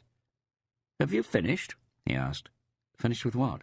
"Have you come to your senses and finished being a cop?" "I'm off today," Verlander said, "and there's no use bringing up the subject again. We're never going to see eye to eye." "I found a paper from 1949, he said. "There's a great deal of interest in it." "Do you really have time to read newspapers that are more than 20 years old?" "I never had time to read it at the time," his father said, "among other things because I had a 2-year-old son who did nothing but scream all day. That's why I'm reading it now." "I was planning to help you pack." His father pointed to a table stacked with china. "That stuff needs to be packed in boxes," he said, "but it has to be done correctly. Nothing can break. If I find a broken plate, you'll have to replace it." His father returned to his paper. Verlander hung up his coat and started to pack the china. Plates that he remembered from his childhood. He found a cup with a chip in it that he could remember particularly clearly. His father turned a page in the background. "How does it feel?" Verlander asked. "How does what feel?" "To be moving." "Good. Change is nice." "And you still haven't seen the house?" "No, but I'm sure it'll be fine." My father is either crazy or else he's becoming senile, Verlander thought, and there's nothing I can do about it. "I thought Christina was coming," he said. "She's out shopping." "I'd like to see her. How is she doing?" "Fine, and she's met an excellent fellow." "Did she bring him?" "No, but he sounds good in all respects. He'll probably see to it that I get grandchildren soon." "What's his name? What does he do?" And do I have to drag all this out of you? His name is Jens, and he's a dialysis researcher. What's that? Kidneys, if you've heard of them. He's a researcher, and in addition he likes to hunt small game. Sounds like an excellent man. At that precise moment Philander dropped a plate. It cracked in two. His father did not look up from the paper. "That'll cost you," he said. Philander had had enough. He took his coat and left without a word. "I will never go out to Österlen," he thought. "I will never set foot in his home again. I don't understand how I have put up with that man all these years, but now I've had enough." Without realizing it, he had started to speak aloud. A cyclist who was huddled up against the wind stared at him. Philander went home. The door to Horlin's apartment was open. He walked in. A lone technician was gathering up the remains of some ashes. "I thought you were done," Philander said, surprised. "Unison is thorough," the technician answered. There was no continuation of the conversation. Philander went back out onto the stairwell and unlocked his own door. At the same time, Linnea Almqvist walked into the building. "How terrible," she said. "The poor man, and so alone." "Apparently he had a lady friend," Philander said. "I find that hard to believe," Linnea Almqvist said. "I would have noticed that." "I'm sure you would have," Philander said, "but he may not have been in the habit of seeing her here." "One should not speak ill of the dead," she said, and started up the stairs. Philander wondered how it could be considered speaking ill of the dead to suggest that there may have been a woman in an otherwise lonely existence. Once he was in his apartment, Philander could no longer push aside thoughts of Mona. He should call her, or would she call him of her own accord in the evening? In order to shake off his anxiety, Philander started to gather up and throw out old newspapers. Then he started in on the bathroom. He did not have to do much before he realized that there was much more old, ingrained dirt than he could have imagined. He kept going at it for over 3 hours before he felt satisfied with the result. It was 5 o'clock. He put some potatoes on to boil and chopped some onions. The phone rang. He thought at once it had to be Mona, and his heart started to beat faster. But it was another woman's voice. She said her name, Maria, but it took a few seconds before he realized it was the girl from the newsagent. "I hope I'm not disturbing you," she said.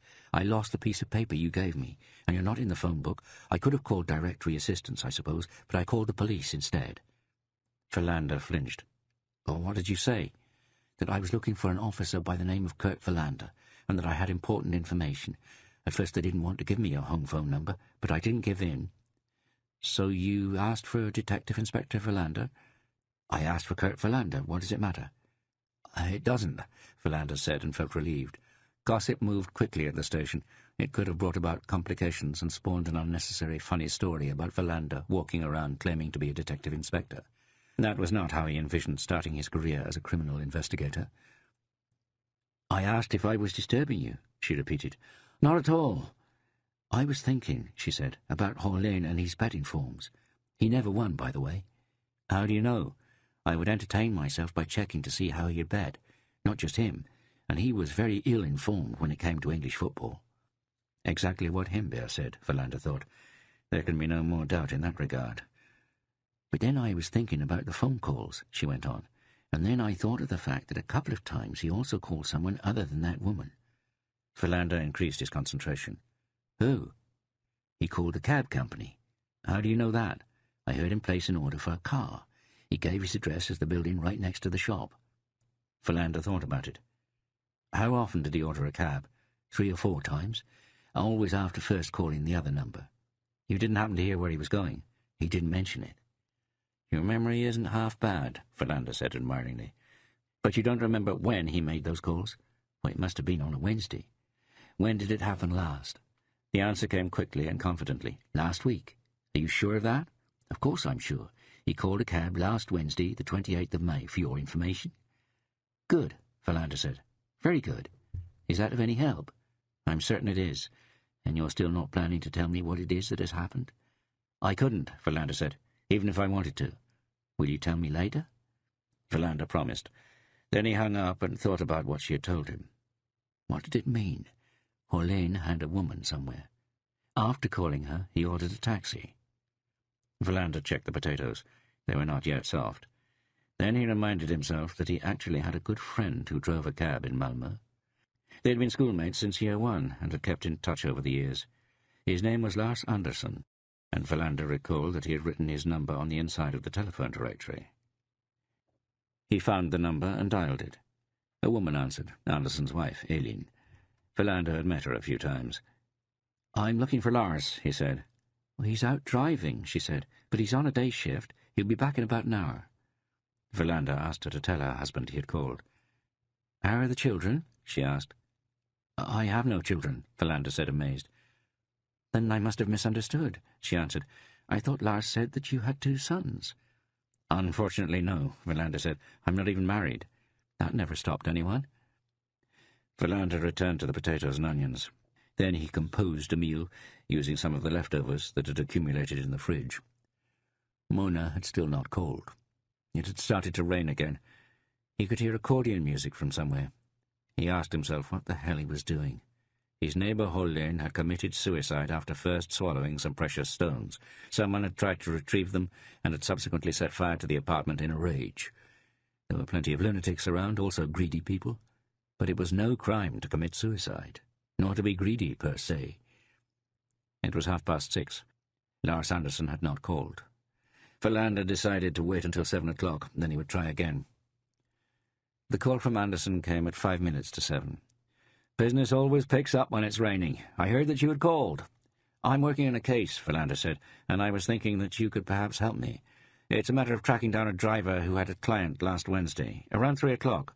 A pick-up from an address here in Rosengård. A man by the name of Hollane. What's happened?" "Nothing that I can talk about right now," Verlander said, and felt his discomfort grow every time he avoided giving an answer. "I can probably find out," Anderson said. "The Malmö call centre is very organized. Can you give me the details? And where should I call to? The police headquarters?" "It's best if you call me. I'm leading this thing." "From home?" "Right now I am." "I'll see what I can do." "How long do you think it will take?" "With a little luck, not very long." "I'll be home," Verlander said. He gave Anderson all the details he had. When the call was over, he had a cup of coffee. Still no call from Mona. Then he thought of his sister, wondered what excuse his father would give for him having left the house so abruptly, if he even bothered to say that his son had been there. Christina often took her father's side. Verlander suspected it had to do with cowardice, and that she was afraid of their father and his unpredictable temper. Then he watched the news. The auto industry was doing well. There was an economic boom in Sweden. After that, they showed footage from a dog show. He turned down the volume. The rain continued. He thought he heard thunder somewhere in the distance, or else it was a metropolitan plane coming in for landing at Bulltofta. It was 10 minutes past 9 when Anderson called back. "It's as I expected," he said. "The Malmö taxi call centre is extremely well organized." Verlander had already pulled over a pen and paper. "The driver went out to Arlöf," he said. "There is no record of another name. The driver's name was Norberg, but I can probably hunt him down and ask him if he remembers what the client looked like. There's no chance that it could have been another trip. No one else ordered a taxi to that address on Wednesday. And the car went out to Arlöf, more specifically to Smedsgatan 9. That's right next to a sugar mill, an old neighbourhood with rows of terraced houses. No rented apartments, then," Verlander said. "Only a family must live there, or a single person, I suppose. You would think so." Verlander made a note of it. "You've done good," he said. "I may have even more for you," Anderson replied, "even if you never asked me for it. There is also a record of a cab ride from Smedsgatan, specifically Thursday morning at 4 o'clock. The driver's name was Ore, but you won't be able to get hold of him right now. He's on holiday in Mallorca." Can taxi drivers afford to do that? Verlander thought. Is that because they make money under the table? But of course he mentioned nothing of these speculations to Anderson. "It could be important. Do you still not have a car?" "Not yet." "You planning to go there?" "Yes." "You can use a police car, of course, can't you?" "Of course. Because otherwise I could take you. I'm not doing anything in particular. It's a long time since we had a chat." Verlander decided to take him up on his offer, and Lars Anderson promised to pick him up in half an hour. During that time, Verlander called directory assistance and asked who was registered on telephone service at Smedsgatan 9. He received the answer that there was service there, but that the number was private. It was raining harder. Verlander put on his rubber boots and a raincoat. He stood at the kitchen window and saw Anderson slow down in front of his building. The car had no sign on the roof. It was his private car. A crazy expedition in crazy weather, Verlander thought as he locked the front door. But rather this than pacing around the apartment waiting for Mona to call. And if she does, it'll serve her right. That I don't answer. Lars Anderson immediately started to bring up old school memories. Half of it Verlander no longer had any recollection of. He often thought Anderson tiring because he constantly returned to their school years as if they represented the best time of his life so far. For Verlander, school had been a grey drudge where only geography and history enlivened him somewhat. But he still liked the man who sat behind the wheel. His parents had run a bakery out in Limhamn. For a while the boys had been in frequent contact, and Lars Anderson was someone Verlander had always been able to count on, someone who took their friendship seriously. They left Malmö behind and were soon in Arlöv. "Do you often get requests out here?" Verlander asked. "It happens, mostly on the weekends. People who have been drinking in Malmö or Copenhagen and who are on their way home." "Has anything bad ever happened to you?" Lars Anderson glanced over at him. "What do you mean? Muggings? Threats? I don't know." "Never. I've had a guy who tried to slip away without paying, but I caught up with him." They were now in the centre of Arlöv.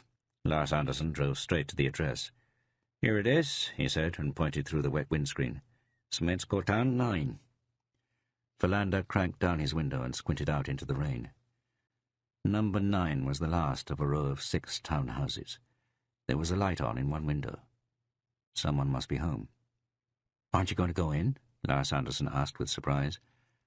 "It's a matter of surveillance," Verlander answered vaguely. "If you drive up a little, I'll get out and take a look around." "Do you want me to come along?" "Oh, that won't be necessary." Verlander got out of the car and pulled up the hood of his raincoat. "What do I do now?" he wondered.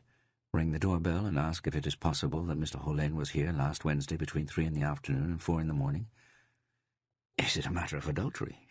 What do I say if a man answers the door?" Verlander felt silly. "This is senseless and childish and a waste of time," he thought. "The only thing that I have managed to prove is that Smedsgatan is actually an address in Arlöv." Nonetheless, he couldn't help crossing the street. There was a mailbox next to the gate. Verlander tried to read the name on it. He had cigarettes and a box of matches in his pocket. With some difficulty he was able to light one of the matches and read the name before his flame was extinguished by the rain. "Alexandra Batista," he read, so Maria in the newsagent had been right. It was the first name that started with A. Hollén had called a woman named Alexandra. The question now was if she lived there alone or with family. He looked over the fence to see if there were any children's bicycles or other items that would indicate a family's presence, but he saw nothing like that. He walked round the house. On the other side there was an undeveloped piece of property. Several old rusty drums had been placed behind a dilapidated fence. That was all. The house was dark from the back. Light was only coming from the kitchen window facing the street. Despite a rising feeling of being involved in something absolutely unjustified and senseless, Verlander decided to complete his investigation. He stepped over the low fence and ran across the lawn to the house. "If anyone sees me, they will call the police," he thought, "and I will get caught, and then the rest of my police career goes up in smoke." He decided to give up. He could find the telephone number for the Batista family tomorrow. If it was a woman who answered, he could ask a few questions. If it was a man, he could hang up. The rain was letting up. Verlander dried off his face. He was about to go back the same way that he had come when he discovered that the door to the balcony was open. Maybe they have a cat, he thought, that needs free passage at night. At the same time, he had a feeling that something wasn't right. He could not put his finger on what it was, but he was not able to dismiss it. Carefully he walked over to the door and listened. The rain had stopped almost completely now. In the distance he heard the sound of a tractor-trailer die away and disappear. From inside the house he heard nothing. Verlander left the balcony door and walked over to the front of the house again. The light was still shining in the window, which was open a little. He pressed up against the wall and strained to hear something. Everything was still, quiet. Then he gently raised himself on tiptoe and peered in through the window. He jumped. Inside there was a woman sitting in a chair staring straight at him. He ran out to the street. At any moment someone was going to come running out onto the front steps and call for help, or else there would be police cars. He hurried over to the car where Anderson was waiting and jumped into the front seat. "Has anything happened?" "Just drive," Verlander said. "Where to?" "Away from here. Back to Malmö." "Was anyone home?" "Don't ask. Start the engine and drive, that's all." Lars Anderson did as Verlander asked. They came out onto the main road towards Malmö. Verlander thought about the woman who had stared at him. The feeling was there again. Something wasn't right. "Turn into the next car park, would you?" Lars Anderson continued to do as he was told. They stopped. Verlander sat without saying anything. "You don't think it's best that I be told what's going on?" Anderson asked gingerly. Verlander didn't answer. There was something about that woman's face, something he couldn't pinpoint. "Go back," he said. "To Arlof?" Verlander could hear that Anderson was starting to resist. "I'll explain later," Verlander said. "Drive back to the same address. If you have the taxi meter, you can turn it on." "I don't charge my friends, damn it," Anderson said angrily. They drove back to Arlof in silence. There was no longer any rain. Verlander got out of the car. No police cars, no reaction. Nothing. Only the lone light in the kitchen window. Verlander carefully opened the gate. He walked back to the window. Before he heaved himself up to look, he drew some deep breaths. If things were as he suspected, it would be very unpleasant. He stood on tiptoe and gripped the windowsill. The woman was still sitting in the chair, staring straight at him with the same expression. Verlander walked round the back of the house and opened the balcony door. In the light from the street he glimpsed a table lamp. He turned it on, then he removed his boots and walked out into the kitchen. The woman was sitting there in the chair, but she was not looking at Verlander. She was staring at the window. Around her neck was a bicycle chain, tightened with the help of a hammer handle. Verlander felt his heart thumping in his chest. Then he located the telephone, which was out in the hall, and he called the police station in Malmö. It was already 11:15. Verlander asked to speak to Hemberg.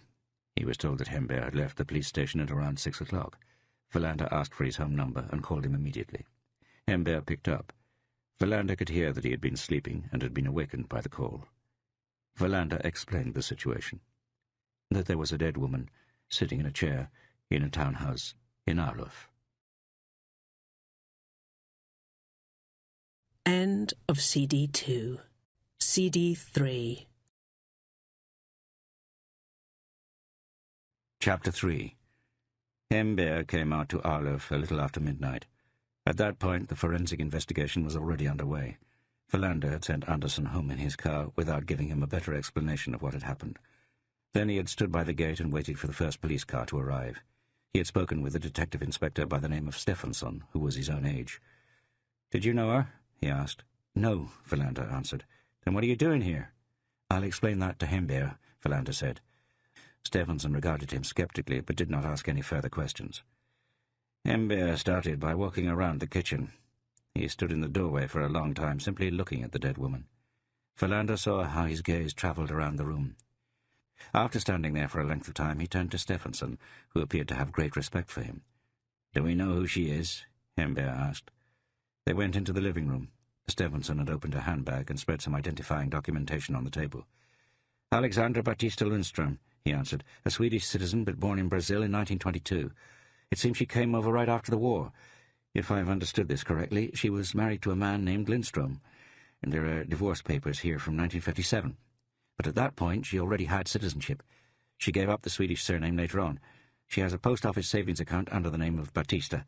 No Lundström." "Did she have any children?" Stefansson shook his head. "It doesn't seem like anyone else lived here with her. We've talked to one of the neighbours. Apparently she has lived here since the place was built." Hemberg nodded and then turned to Verlander. "Let's go up a floor," he said, "and let the technicians work undisturbed."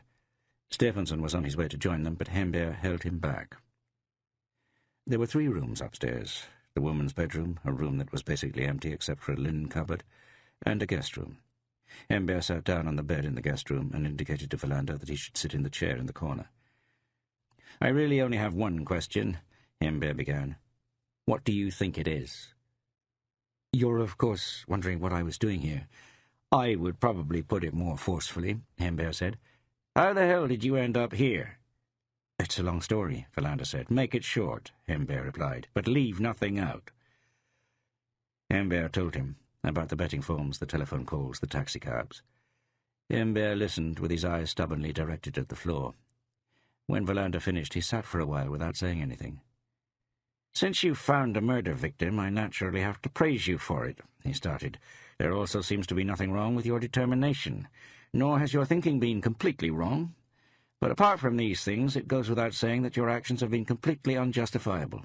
There is no room in police work for anything resembling independent and secret surveillance with detectives assigning themselves their own work. I say this only once." Philander nodded. He understood. "Do you have anything else to tell me, apart from what led you here to Aleph?" Philander told him about his visit to Helena at the shipping company. "Nothing more?" "Nothing." Philander was prepared for a lecture, but Hembear simply got up from the bed and nodded for him to follow suit. On the stairs he stopped and turned round. "I looked for you today," he said, "to tell you the results of the weapons inspection. There was nothing unexpected in the report. But they said you had called in sick."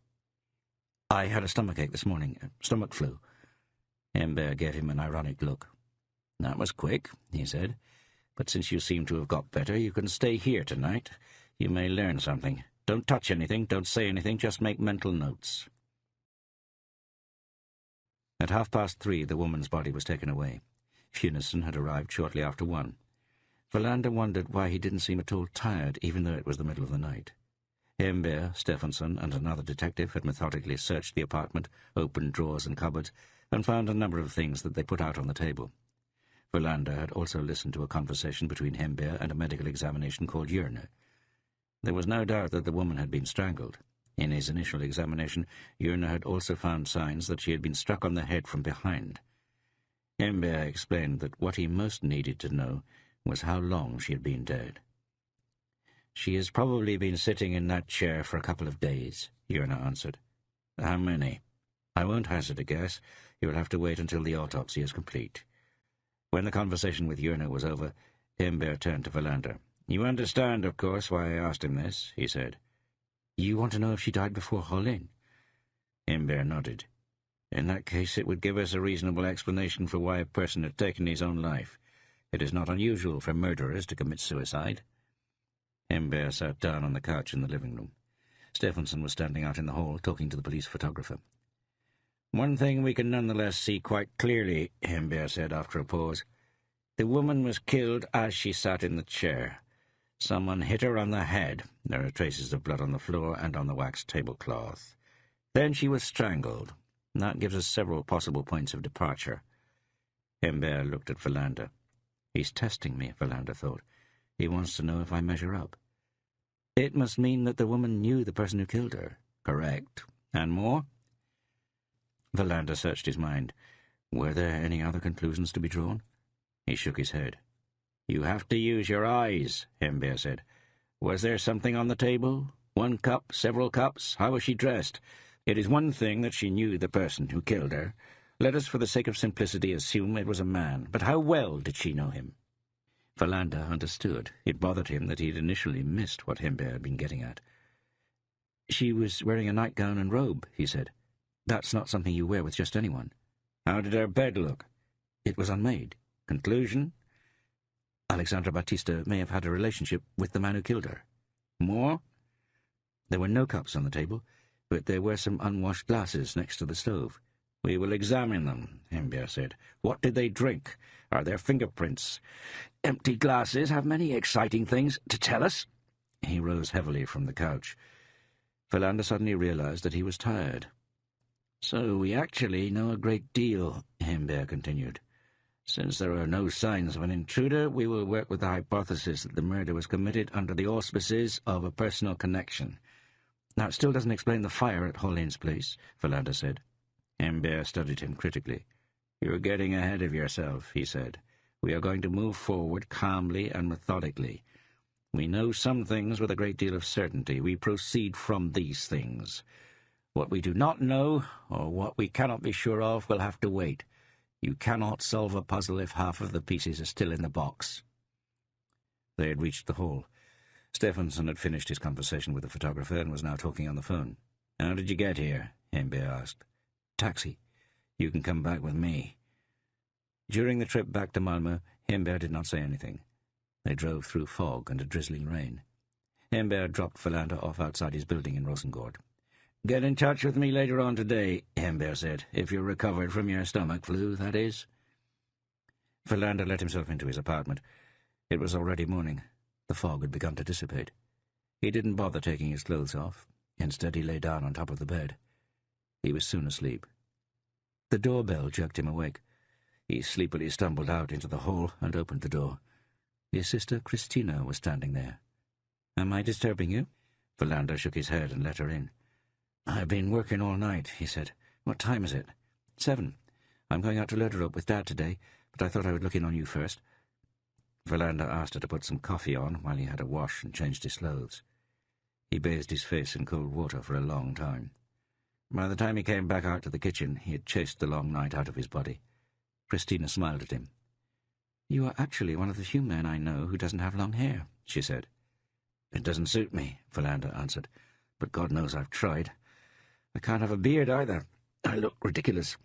Mona threatened to leave me when she saw it. How is she doing?" "Fine." Philander briefly considered telling her what had happened, about the silence that now lay between them. Earlier, when they had both lived at home, he and Christina had had a close and trusting relationship. Even so, Philander decided to say nothing. After she had moved to Stockholm, the contact between them had become vague and more irregular. Philander sat down at the table and asked how things were with her. "Good. Dad said you had met someone who works with kidneys. He's an engineer and he works at developing a new kind of dialysis machine." "I'm not sure I know what that is," Philander said, "but it sounds very advanced." Then he realized that she had come for a particular reason. He could see it in her face. "I don't know why," he said, "but I can tell that you want something in particular." "I don't understand how you can treat Dad this way." Philander was taken aback. "What do you mean? What do you think? You don't help him pack, you don't even want to see his house in Lerderup, and when you bump into him in the street, you pretend you don't know him." Philander shook his head. "Did he say that?" "Yes, and he's very upset." "None of this is true. I haven't seen you since I got here. He's moving today. Didn't he tell you that I came by, and that he basically threw me out?" "He hasn't said anything like that." "You shouldn't believe everything he says, at least not about me." "So it isn't true?" "Nothing is true. He didn't even tell me he bought the house. He hasn't wanted to show it to me, hasn't even told me what it cost. When I was helping him pack, I dropped an old plate and all hell broke loose. And actually, I do stop and talk to him when I see him on the street, even though he looks like a crazy person." Philander could tell she wasn't quite convinced. That irritated him, but even more upsetting was the fact that she was sitting here scolding him. That reminded him of his mother, or Mona, or Helena, for that matter. He couldn't stand these meddling women who tried to tell him what to do. "You don't believe me," Philander said, "but you should. Don't forget that you live in Stockholm and that I have the old man in my face all the time. That makes a big difference." The telephone rang. It was 20 minutes past 7. Philander answered. It was Helena. "I called you last night," she said. "I worked all night. Since no one answered, I thought I must have the wrong number, so I called Mona to check." Philander almost dropped the receiver. "You did what?" "I called and asked Mona for your telephone number." Philander had no illusions about what the consequences of this would be. If Helena had called Mona, that meant Mona's jealousy would flare up with full force. It would not improve their relationship. "Are you still there?" she asked. "Yes," Philander said, "but right now my sister is here. I'm at work. You can call me." Philander hung up and went back to the kitchen. Christina looked curiously at him. "Are you ill?" "No," he said, "but I probably should go into work now." They said goodbye in the hall. "You should believe me," Philander said. "You can't always rely on what he tells you. Let him know I'll be out to see him as soon as I have time, if I'm welcome, that is, and if someone can tell me where his house is." "At the edge of Lerderup," Christina said. "First you go past a country stall, and then down a road bordered with willows. When that ends, the house is on the left with a stone wall to the road. It has a black roof and is very nice." "When did you go there?" "The first load went yesterday." "Do you know what he paid for it?" "He won't say." Christina left. Philander waved at her through the kitchen window. He forced away his anger over what his father had said about him. What Helena had said was more serious. Philander called her. When he was told she was on the line with another caller, he banged the receiver back on the hook. He rarely lost control, but now he noticed that he was close. He called again, still busy. "Mona is going to end our relationship," he thought. "She thinks I've started courting Helena again. It won't matter what I say. She's not going to believe me anyway." He called again. This time he got an answer. "What did you want?" Her voice was cold when she replied. "Do you have to sound so unpleasant? I was actually trying to help you. Was it really necessary to call Mona? She knows I'm not interested in you anymore." "She does? You don't know Mona." "I'm not going to apologize for trying to find your telephone number. What did you want?" "I've received some information from Captain Verker. Do you remember? I said that we had an old sea captain here." Verlander remembered. "I have some paper copies in front of me, lists of sailors and engineers who have worked for Swedish shipping lines for the past 10 years. As you can imagine, this includes quite a number of people. By the way, are you sure that the man you mentioned had only served on Swedish-registered vessels?" "I'm not sure of anything," Verlander said. "You can pick up the list from here," she said, "when you have time, but I'll be in meetings all afternoon." Verlander promised to come by in the morning. Then he hung up and thought what he should do now was call Mona and explain the situation. But he let it be. He simply didn't dare. It was 10 minutes to 8. He started to put on his coat. The thought of patrolling for a whole day increased his despondence. He was just about to leave the apartment when the telephone rang again. Mona, he thought. Now she's going to tell me to go to hell. He drew a deep breath and lifted the receiver. It was him, Bear. "How are you doing with that stomach flu?" "I was just on my way into the station." "Good. But come up and report to me. I have talked with Lawman. You are, after all, a witness who we need to talk to more. That means no patrolling today. And to top it off, you won't have to participate in raids on drug-infested neighborhoods." "I'm on my way," Verlander said. "Come by at 10 o'clock. I thought you could sit in on a meeting we have scheduled about the murder in Arlöf." The conversation was over. Verlander checked his watch. He would have time to pick up the papers waiting for him at the shipping office. On the kitchen wall he had a schedule for the buses to and from Rosengård. If he hurried, he wouldn't have to wait. When he walked out the front door, Mona was there. He had not expected that, as little as he expected what happened next. She walked right over to him and slapped him on the left cheek. Then she twirled round and walked away. Verlander was so shocked he did not even manage to react. His cheek burned, and a man who was unlocking his car door stared at him with curiosity. Mona was already gone. Slowly he started walking to the bus stop. He had a knot in his stomach now. It had never occurred to him that she would react so violently. The bus arrived. Verlander made his way down towards the central station. The fog had gone, but it was overcast. The morning drizzle continued unabated. He sat in the bus, and his head was completely empty. The events of last night no longer existed. The woman who had been sitting dead in her chair was part of a dream. The only thing that was real was that Mona had hit him and then walked away, without a word, without hesitation. "I have to talk to her," he thought. "Not now, while she is still upset, but later, tonight." He got off the bus. His cheek still stung. The slap had been forceful. He checked his reflection in a shop window. The redness on his cheek was noticeable. He lingered, confused about his course of action.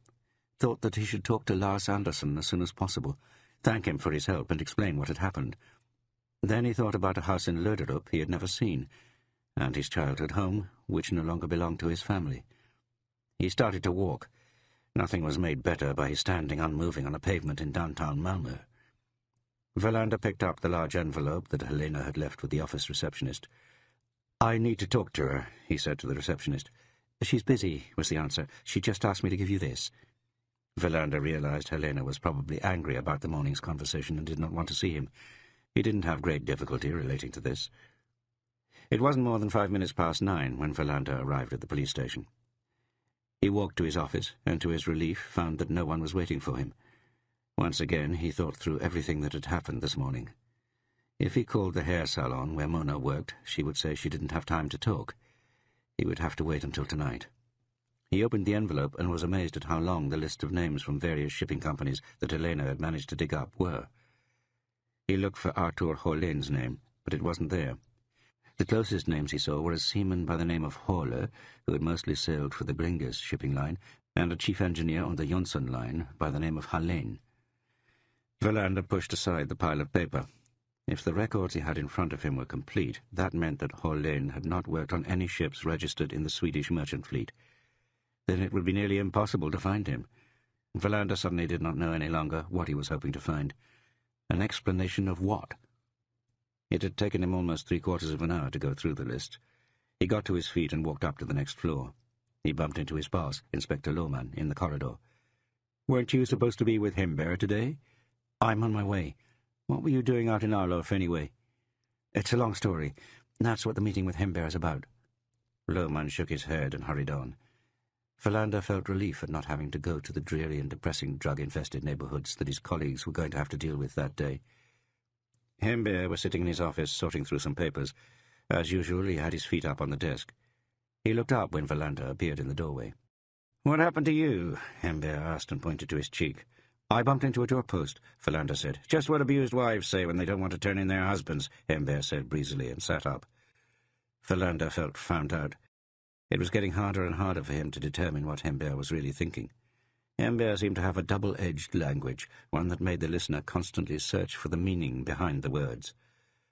"We're still waiting for definitive results from Yerner," Hember said. "That takes time.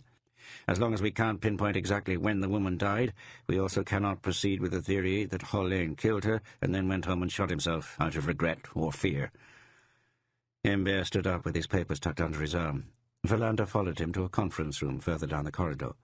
There were already several detectives there, among them Stephenson, who regarded Philander with animosity. Hunison was picking his teeth and did not look at anyone. There were also two other men who Philander recognized. One was called Herner, and the other Matson. Hember sat down at the short end of the table and pointed out a chair to Philander. "Is the patrol squad helping us out now?" Stephenson said. "Don't they have enough to do with all those damn protesters?" "The patrol squad has nothing to do with this," Hember said, "but Philander found that lady out in Arlof. It's as simple as that." Only Stephenson seemed to object to Philander's presence. The others nodded kindly. Philander imagined that more than anything they were happy to have an additional hand. Hunison put down the toothpick with which he had been picking his teeth. Apparently this was the sign that Hember could begin. Philander noted the methodical care that characterized the investigative unit's proceedings. They worked from the existing facts, but they also took time, Hember above all, to feel their way in exploring various directions. Why had Alexandra Batista been murdered? What could the connection to Hollane be? Were there any other leads? "The precious stones in Hollane's stomach," Hember said towards the end of the meeting. "I have received an evaluation from a jeweller of about 150,000 kroner. A lot of money, in other words. People in this country have been murdered for much less." "Someone hit a taxi driver on the head with an iron pipe a couple of years ago," Hunison said. "He had 22 kroner in his wallet." Hember looked around the table. "The neighbours?" he asked. "Have they seen anything? Heard anything?" Matson glanced through his notes. "No observations," he said. "Batista lived an isolated life, rarely went out except to buy groceries, had no visitors." "Someone must have seen Hollane come by," Hember objected. "Apparently not, and the nearest neighbours gave the impression of being regular Swedish citizens, that is to say, extremely nosy." "When did someone see her last?" "There were differing opinions on this, but of what I have been able to document, one can draw the conclusion that it was several days ago. What's not clear is if it was 2 or 3 days ago." "Do we know what she lived on?" Then it was Herner's turn. "She seems to have had a small annuity," he said, "in part with unclear origins. A bank in Portugal that in turn has affiliated branches in Brazil. It always takes a damn long time with banks. But she didn't work. If you look at the contents of her cupboards, fridge and pantry, her life did not cost much. But the house, no loans, paid for in cash by her former husband. Where is he?" "In a grave," Stephenson said. "He died a couple of years ago. Was buried in Karlskoga. I spoke to his widow. He had remarried. That was unfortunately somewhat embarrassing. I realized too late that she had no idea that there had once been an Alexandra Batista in his life, but he did not appear to have had any children with Batista." "That's how it can be," Hember said, then turned to Hunison. "We're in the process," he said. "Different fingerprints on the glasses. Seems to have been red wine in them, Spanish, I think. We're trying to match this to an empty bottle that was in the kitchen. We're checking to see if we have the prints in the register. Then, of course, we'll also compare them to Hollane's." "He may also be in Interpol's registers," Hember pointed out. "It can take a while until we hear back from them."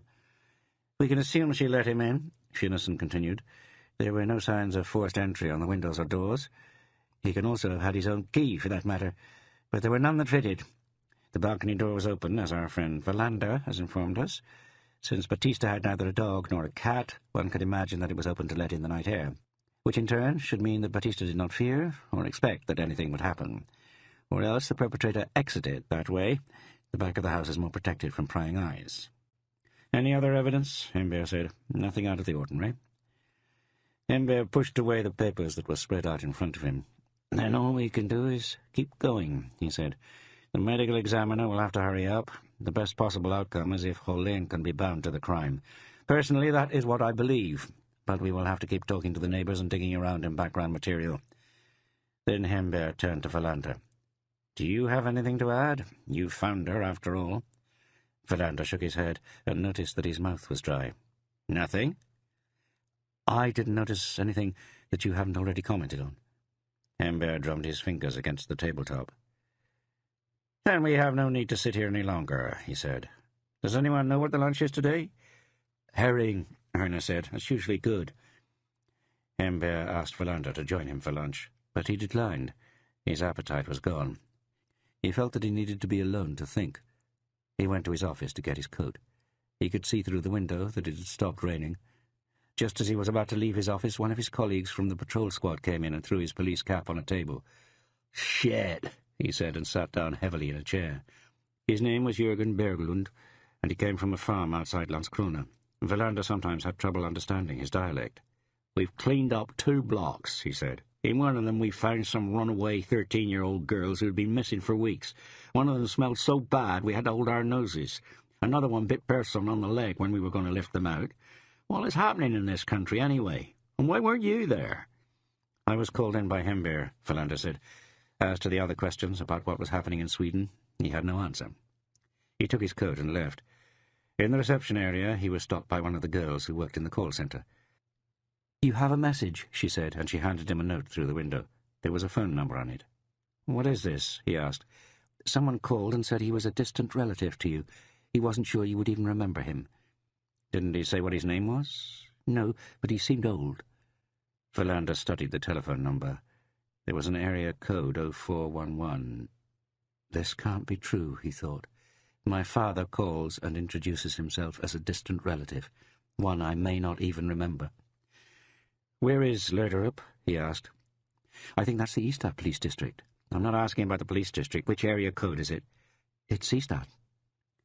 Philander tucked the note in his pocket and left. If he had had a car, he would have driven straight out to Lerderup and asked his father what he had meant by calling like that. When he had got an answer, he would let him have it. Say from this point on, all contact between them would be severed. No more poker evenings, no phone calls. Philander would promise to come to the funeral, which he hoped was not too far off. But that was all. Philander walked along Fiskehamnsgatan. Then he swung on to Slottsgatan and continued into Kungsparken. "I have 2 problems," he thought. "The biggest and most important one is Mona. The other is my father. I have to solve both problems as soon as possible." He sat down on a bench and watched some grey sparrows bathing in a puddle of water. A drunk man was sleeping behind some bushes. "I should really lift him up," Philander thought. "Put him down on this bench, or even make sure he gets picked up and can sleep it off somewhere. But right now I don't care about him. He can stay where he is." He rose from the bench and kept going, left Kungsparken and came out on Regementsgatan. He still wasn't feeling hungry. Even so, he stopped at a hot dog stand on Gustav Adolf Square and bought a grilled hot dog on a bun. Then he returned to the station. It was 1:30. Hembert was unavailable. What he should do with himself he didn't know. He should really talk to Lohmann about what he was expected to do during the afternoon. But he didn't. Instead, he pulled out the lists that Helena had given him. Again he browsed through the names, tried to see the faces, imagine their lives. Sailors and engineers.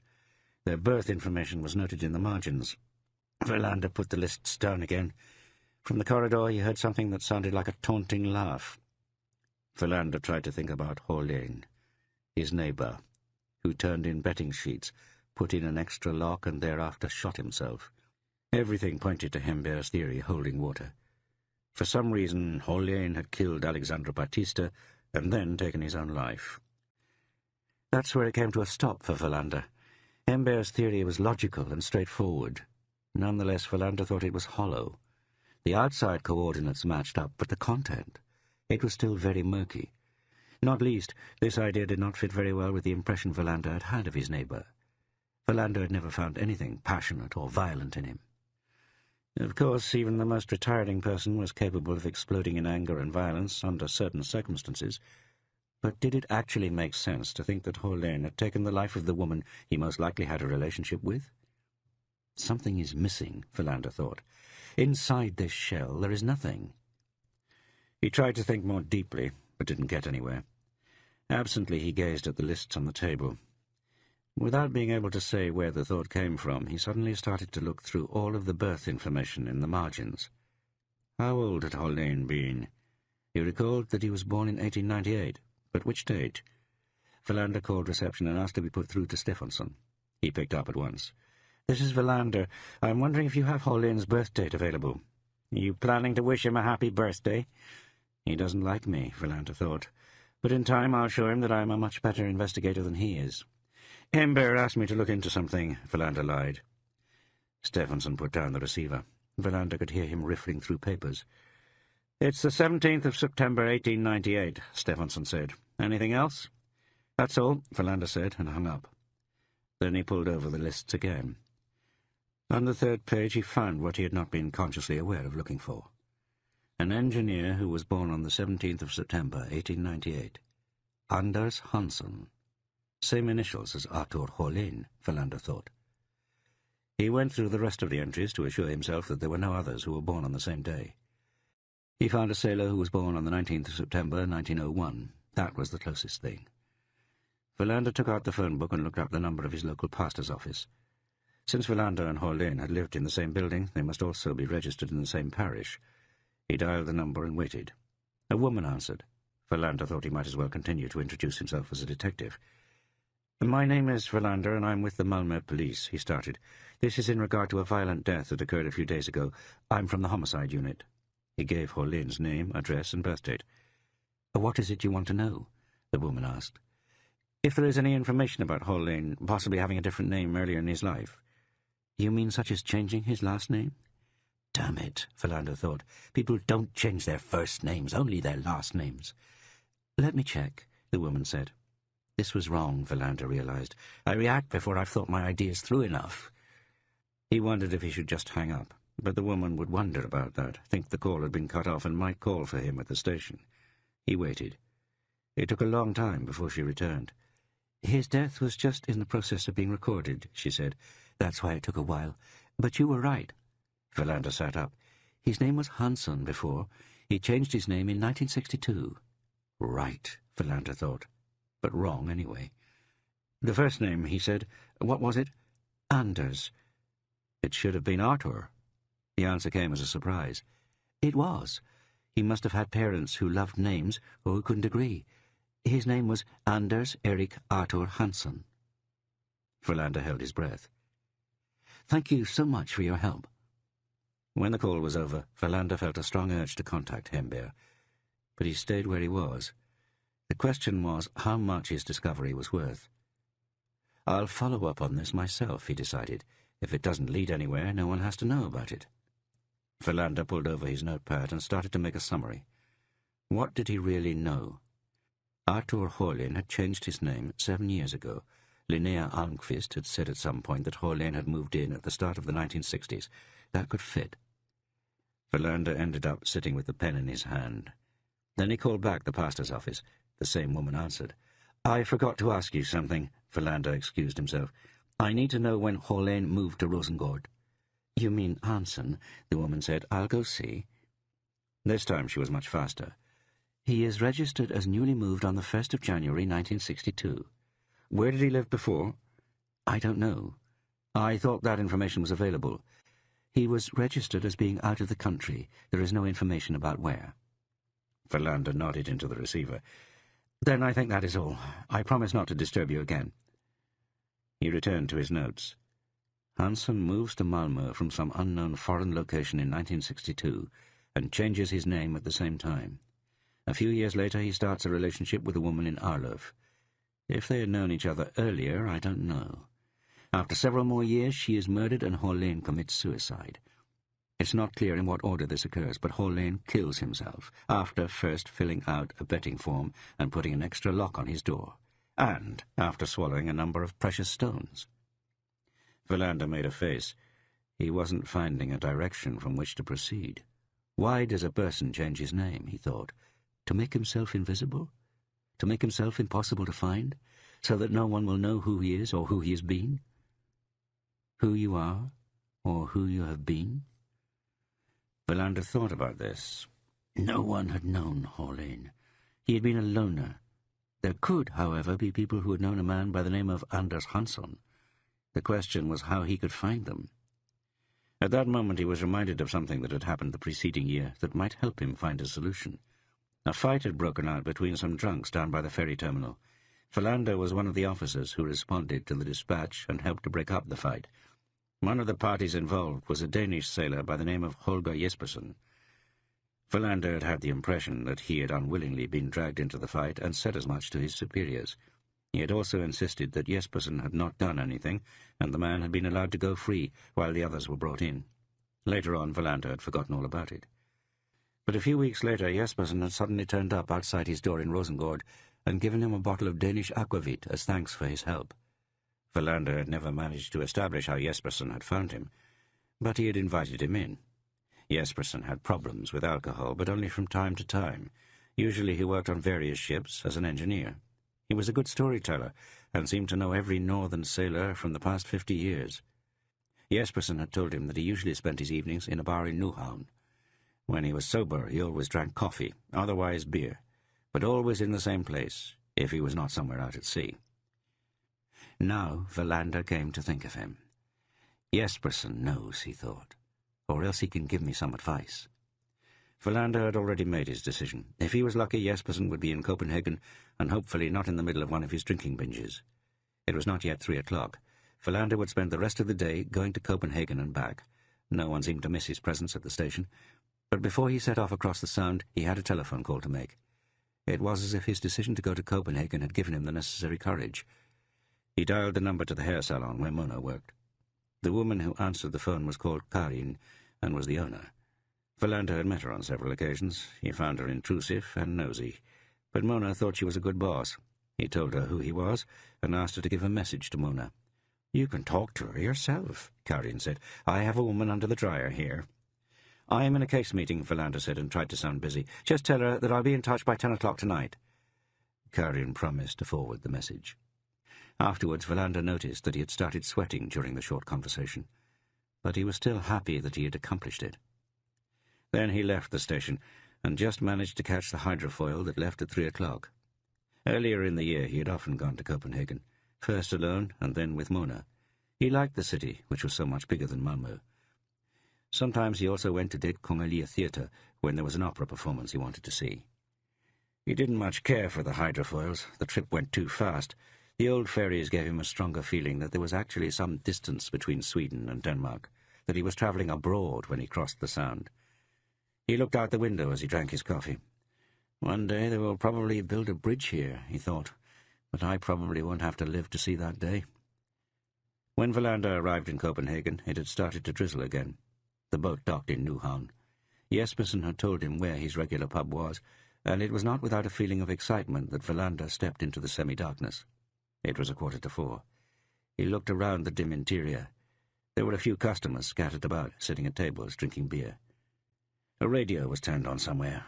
Or was it a record player? A Danish woman's voice was singing something that seemed very sentimental. Philander didn't see Jespersen at any of the tables. The bartender was working on a crossword puzzle in a newspaper spread out over the counter. He looked up when Philander approached. "A beer," Philander said. The man gave him a Tuborg. "I'm looking for Jespersen," Philander said. "Holger, he won't be in for another hour or so." "He's not out at sea, then?" The bartender smiled. "If he was, he would hardly be coming in an hour, would he? He usually comes in around 5. Philander sat down at a table and waited. The sentimental female voice had now been replaced by an equally schmaltzy male voice. If Jespersen came in around 5, Philander would have no trouble being back in Malmö before he was set to call Mona. Now he tried to think out what he was going to say. He would not even acknowledge the slap. He would tell her why he had contacted Helena. He would not give up until she believed what he said. A man at one of the tables had fallen asleep.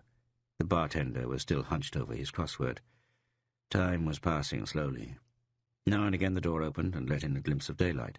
Someone came in and a few others left. Verlander checked his watch. 10 to 5. Still no Jespersen.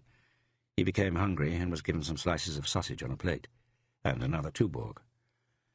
Verlander had the feeling that the bartender was puzzling over the same word as he had been when Verlander had arrived at the bar an hour ago. It was 5 o'clock. Still no Jespersen. He's not coming, Verlander thought. Today of all days he slipped and started drinking again. 2 women walked in through the door. One of them ordered a schnapps and sat down at a table. The other one went behind the counter. The bartender left his newspaper and started to go through the bottles lined up on the shelves. Apparently the woman worked there. It was now 20 minutes past 5. The door opened and Jespersen entered, dressed in a denim jacket and a cap. He walked straight to the counter and said hello. The bartender immediately poured him a cup of coffee and pointed to Verlander's table. Jespersen took his cup and smiled when he saw Verlander. "This is unexpected," he said in broken Swedish. "A Swedish police servant in Copenhagen?" "Not a servant," Verlander said. "Constable, or criminal investigator. Isn't that the same thing?" Jespersen chuckled and dropped 4 lumps of sugar into his coffee. "In any case, it's nice to get a visitor," he said. "I know everyone who comes here. I know what they're going to drink and what they're going to say, and they know the same about me. Sometimes I wonder why I don't go someplace else. But I don't think I care." "Why not?" "Maybe someone will say something I don't want to hear." Verlander wasn't sure he understood everything that Jespersen was saying. For one thing, his Swedo-Danish was unclear. For another, his pronouncements were somewhat vague. "I came here to see you," Verlander said. "I thought you might be able to help me." "With any other police servant, I would have told you to go to hell," Jespersen answered jovially. "But with you, it's different. What is it you want to know?" Verlander filled him in on what had happened. "A sailor called both Anders Hansen and Arthur Holén," he finished, "who also worked as an engineer." "Which line?" "Salén." Jespersen slowly shook his head. "I would have heard about someone who changed his name," he said. "That isn't an everyday occurrence." Verlander tried to describe Holén's appearance. At the same time, he was thinking of the photographs he had seen in the sailors' books. A man who'd changed. Maybe Holén also deliberately altered his appearance when he changed his name. "Can you add anything else?" Jespersen said. "He was a sailor and an engineer, which in itself is an unusual combination. Which ports did he sail to? Which type of vessel?" "I think he went to Brazil a number of times," Verlander said hesitantly. "Rio de Janeiro, of course, but also a place called São Luís." "Northern Brazil," Jespersen said. "I've been there once. Had shore leave there and stayed in an elegant hotel called Casa Grande." "I don't think I have anything more to tell," Verlander said. Jespersen studied him while he dropped a few more sugar cubes into his coffee. "Someone who knew him. Is that what you want to know? Someone who knew Anders Hansen or Arthur Holén?" Verlander nodded. "Then we won't get any further right now," Jespersen said. "I'll check around, both here and in Malmö. Now I think we should go have a bite to eat." Verlander looked at his watch. 5:30. There was no need to hurry. If he took the hydrofoil back to Malmö at 8:30, he would still get home in time to call Mona. And he was hungry anyway. The sausage slices had not been enough. "Muscles," Jespersen said and stood up. "We're going to Anna Birta's to have a bite." Verlander paid for his drinks. Since Jespersen had already gone out to the street, Verlander had to pay for him as well. Ann Birta's establishment was located in the lower part of Nyhavn. Since it was early, they had no problems getting a table.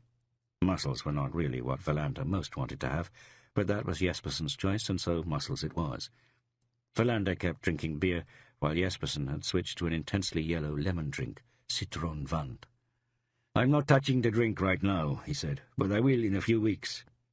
Verlander ate and listened to Jespersen's many well-told stories from his years at sea.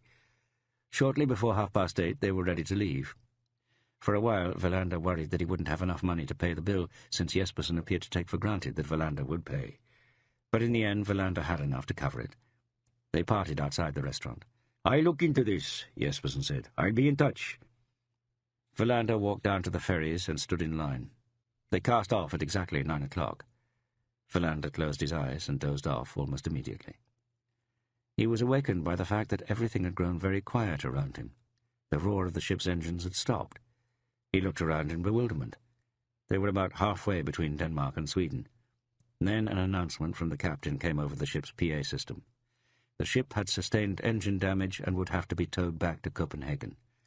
Philander leaped up out of his seat and asked one of the stewardesses if there was a telephone aboard.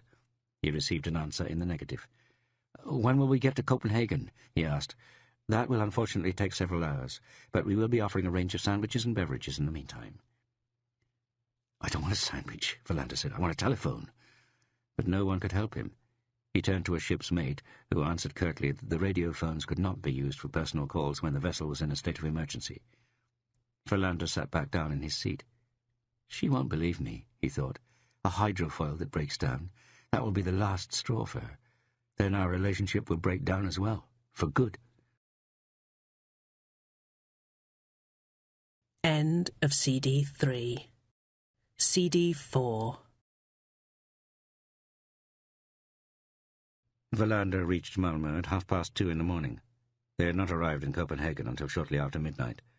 At that point, he had already abandoned all thoughts of calling her. When he landed in Malmö, there was a downpour. Since he did not have enough money to take a taxi, he had to walk all the way back to Rosengård. He had only just stepped inside the door when he suddenly became violently ill. After vomiting, he developed a fever. The muscles, he thought. Don't tell me I'm really getting the stomach flu now. Philander spent the rest of the night in a constant series of trips between the bedroom and the bathroom. He had the energy to remind himself that he had actually never called in to say he was over his illness. Therefore, he was still on sick leave. At dawn, he finally managed to catch a few hours' sleep. But at 9, he started running to the toilet again. The thought of calling Mona while shitting and vomiting was beyond him. In the best-case scenario, she would realize that something had happened to him, that he was sick. But the telephone didn't ring. No one tried to reach him all day. Late that evening, he started to feel somewhat better, but he was so weak that he didn't manage to make himself anything except a cup of tea. Before he fell asleep again, he wondered how Jespersen was feeling. He hoped he was as sick, since he was the one who had suggested the mussels. The next morning he tried to have a boiled egg, but this only resulted in him having to rush to the toilet again. He spent the rest of the day in bed and felt that his stomach was slowly starting to get back to normal. Shortly before 5, the phone rang. It was Hember. "I've been looking for you," he said. "I'm sick in bed," Philander said. "The stomach flu?" "More precisely, mussels. Surely no sensible person eats mussels." "I did, unfortunately, and was duly punished." Hember changed the subject. "I'm calling to tell you that Jørne is finished," he said. "It wasn't what we thought. Olin killed himself before Alexandra Batista was strangled. This means, in other words, that we have to turn this investigation in another direction. There is an unknown perpetrator." "Maybe it's a coincidence," Philander said, "that Batista dies and Hollein shoots himself with precious stones in his stomach. You can try to convince someone else of that. What is missing is the link in this chain of events. For the sake of simplicity, we can say that a drama of two people has suddenly been changed into a triangle." Philander wanted to tell Hember about Hollein's change of name, but felt another urge to vomit coming on. He excused himself. "If you feel better tomorrow, then come up and see me," Hember said. "Remember to drink a lot. Liquids are the only thing that help." After very hastily concluding the conversation and making yet another trip to the bathroom, Philander returned to his bed. He spent that evening and night somewhere in the no-man's land between sleep, wakefulness, and half-sleep. His stomach had calmed itself now, but he was still very tired. He dreamed about Mona and thought about what Hember had said. But he did not have the energy to get worked up, could not bring himself to think in earnest. He felt better in the morning. He toasted some bread and brewed a weak cup of coffee. His stomach did not react. He let fresh air into the apartment, which had started to smell bad. The rain clouds had gone away, and it was warm. At lunchtime, Philander called the hair salon. Again it was Karin who answered. "Could you tell Mona I'll call her tonight?" he said. "I've been sick." "I'll let her know." Philander could not determine if there was a tinge of sarcasm in her voice. He didn't think Mona talked much about her personal life. At least he hoped she didn't. Around 1 o'clock, Philander got ready to go down to the police station, but to make sure, he called and asked if Hember was in. After several fruitless attempts to get hold of him, or at least information about where he might be, Philander gave up. He decided to go grocery shopping, and then spend the rest of the afternoon preparing for the conversation with Mona, which was not going to be an easy matter. He made soup for dinner, and then lay down on the couch and watched TV. A little after 7, the door rang. Mona, he thought. She has realized that something is wrong, and she's come over. But when he opened the door, Jespersen was standing there. "You and your damned muscles," Philander said angrily. "I've been ill for 2 days." Jespersen looked inquiringly at him. "I didn't notice anything," he said. "I'm sure there was nothing wrong with the muscles." Philander decided it was meaningless to keep talking about the dinner. He let Jespersen in. They sat down in the kitchen. "Something smells funny in here." "It usually does when someone has spent almost 40 hours on the toilet." Jespersen shook his head. "It must have been something else," he said. "Not Anbirta's muscles." "Here, here," Philander said. "That means you have something to tell me." "A little coffee would be nice," Jespersen said. "I'm all out, sorry, and anyway, I didn't know you were coming." Jespersen nodded. He didn't take offense. "Muscles can certainly give you a stomachache," he said, "but if I'm not completely mistaken, it's something else that's worrying you." Philander was amazed. Jespersen saw right into him, right into the center of pain that was Mona. "You may be right," he said, "but that's not something I want to talk about." Jespersen held up his hands. "You're here. That means you have something to tell me," Philander repeated. "Have I ever told you what respect I have for your president, Mr. Palmer?" "He's not a president, he's not even prime minister yet, but you hardly came all the way here to tell me that." "Nonetheless, it should be said," Jespersen insisted. "But you are right that other reasons have brought me here. If you live in Copenhagen, only an errand will bring you to Malmö, if you know what I mean." Philander nodded impatiently. Jespersen could be very long-winded, except when he was telling his tales from his life at sea. Then he was a master. "I talked a little with some friends in Copenhagen," Jespersen said. "That gave me nothing. Then I went over to Malmö, and things went better. I spoke with an old electrician who sailed the 7 seas for 1,000 years. Ljungström is his name. Lives in a retirement home nowadays, except I've forgotten the name of the place. He could hardly stand on his 2 legs, but his memory is clear." "What did he say?" "Nothing. But he suggested that I chat a little with a man out in Frihamnen. And when I found him and asked him about Hansson and Hollen, he said, 'Those 2 are in constant demand.'" "What did he mean by that?" "What do you think? You're a policeman and should be able to understand what regular folks don't." "What did he say again, exactly?" "That those 2 are in constant demand." Philander understood. There must have been someone else who had been asking about them, or him, to be precise. "Yes." "Who?" "He didn't know his name, but he claimed it was a man who seemed a little unstable. How can I put this? Unshaven and badly dressed. And drunk." "When did this happen?" "About a month ago." About the same time that Hollen had the extra lock put in, Philander thought. "He didn't know the man's name? Can I speak with this fellow in Frihamnen myself? He must have had a name." "He didn't want to talk to a cop." "Why not?" Jespersen shrugged. "You know how things can be at the docks. Crates of alcohol that break open, some bags of coffee that go missing." Philander had heard about such things. "But I kept asking around," Jespersen said, "and if I'm not mistaken, I think there are some slightly scruffy individuals who have a habit of meeting up to share a bottle or 2 in that park in the middle of town that I've forgotten the name of. Something that starts with P?" "Pildamm's Park?" "That's the one. And the man who asked about Hollen, or maybe it was Hansson, had a sagging eyelid. Which eye? I don't think it'll be hard to see if you find him." "And he asked about Hollen or Hansson about a month ago, and he hangs out in Pildamm's Park." "I thought maybe we could look him up before I head back," Jespersen said. "And maybe we'll find a cafe on the way." Philander checked his watch. It was 7:30. "I can't do it tonight. I'm busy." "Then I'm going back to Copenhagen. I'm going to have a word with Anbirta about her muscles." "Well, it could have been something else," Philander said. "Just what I'll say to Anbirta." They had walked out into the hall. "Thanks for coming," Philander said. "And thanks for your help." "Thank you," Jespersen said. "If you hadn't been there, I would have got nothing but trouble and fines that time the guys started to fight." "I'll see you around," Philander said. "But no more muscles next time." "No more muscles," Jespersen said, and left. Philander went back into the kitchen and wrote down everything he had just heard. Someone had been asking about Holén or Hansen. This had taken place about a month ago, at around the same time that Holén had an extra lock put in.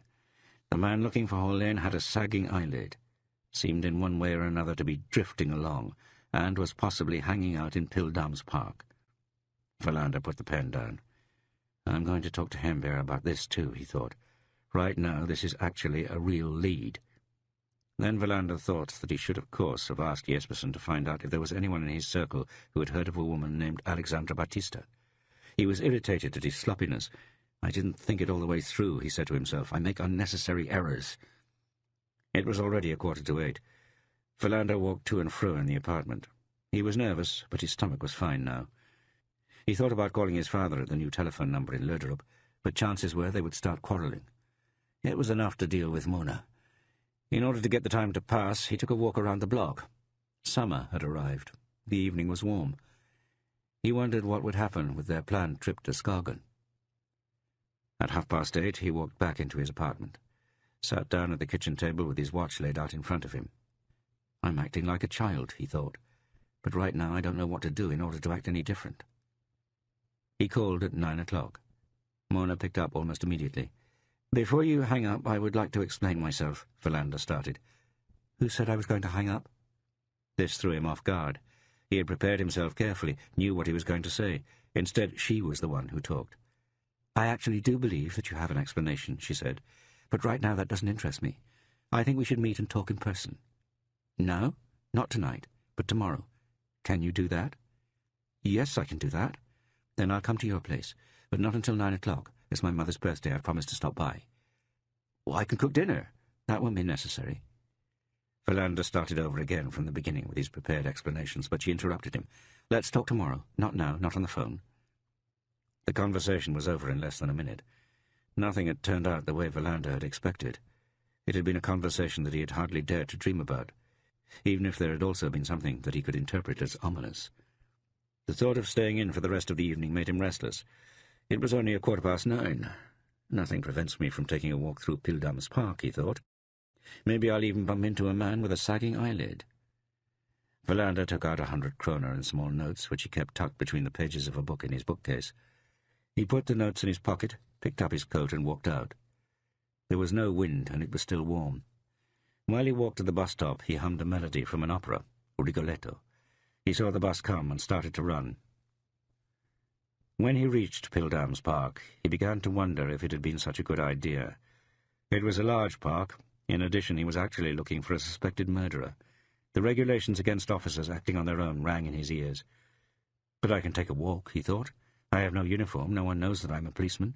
I'm just a single man who's out walking his invisible dog. Verlander started to walk down one of the park paths.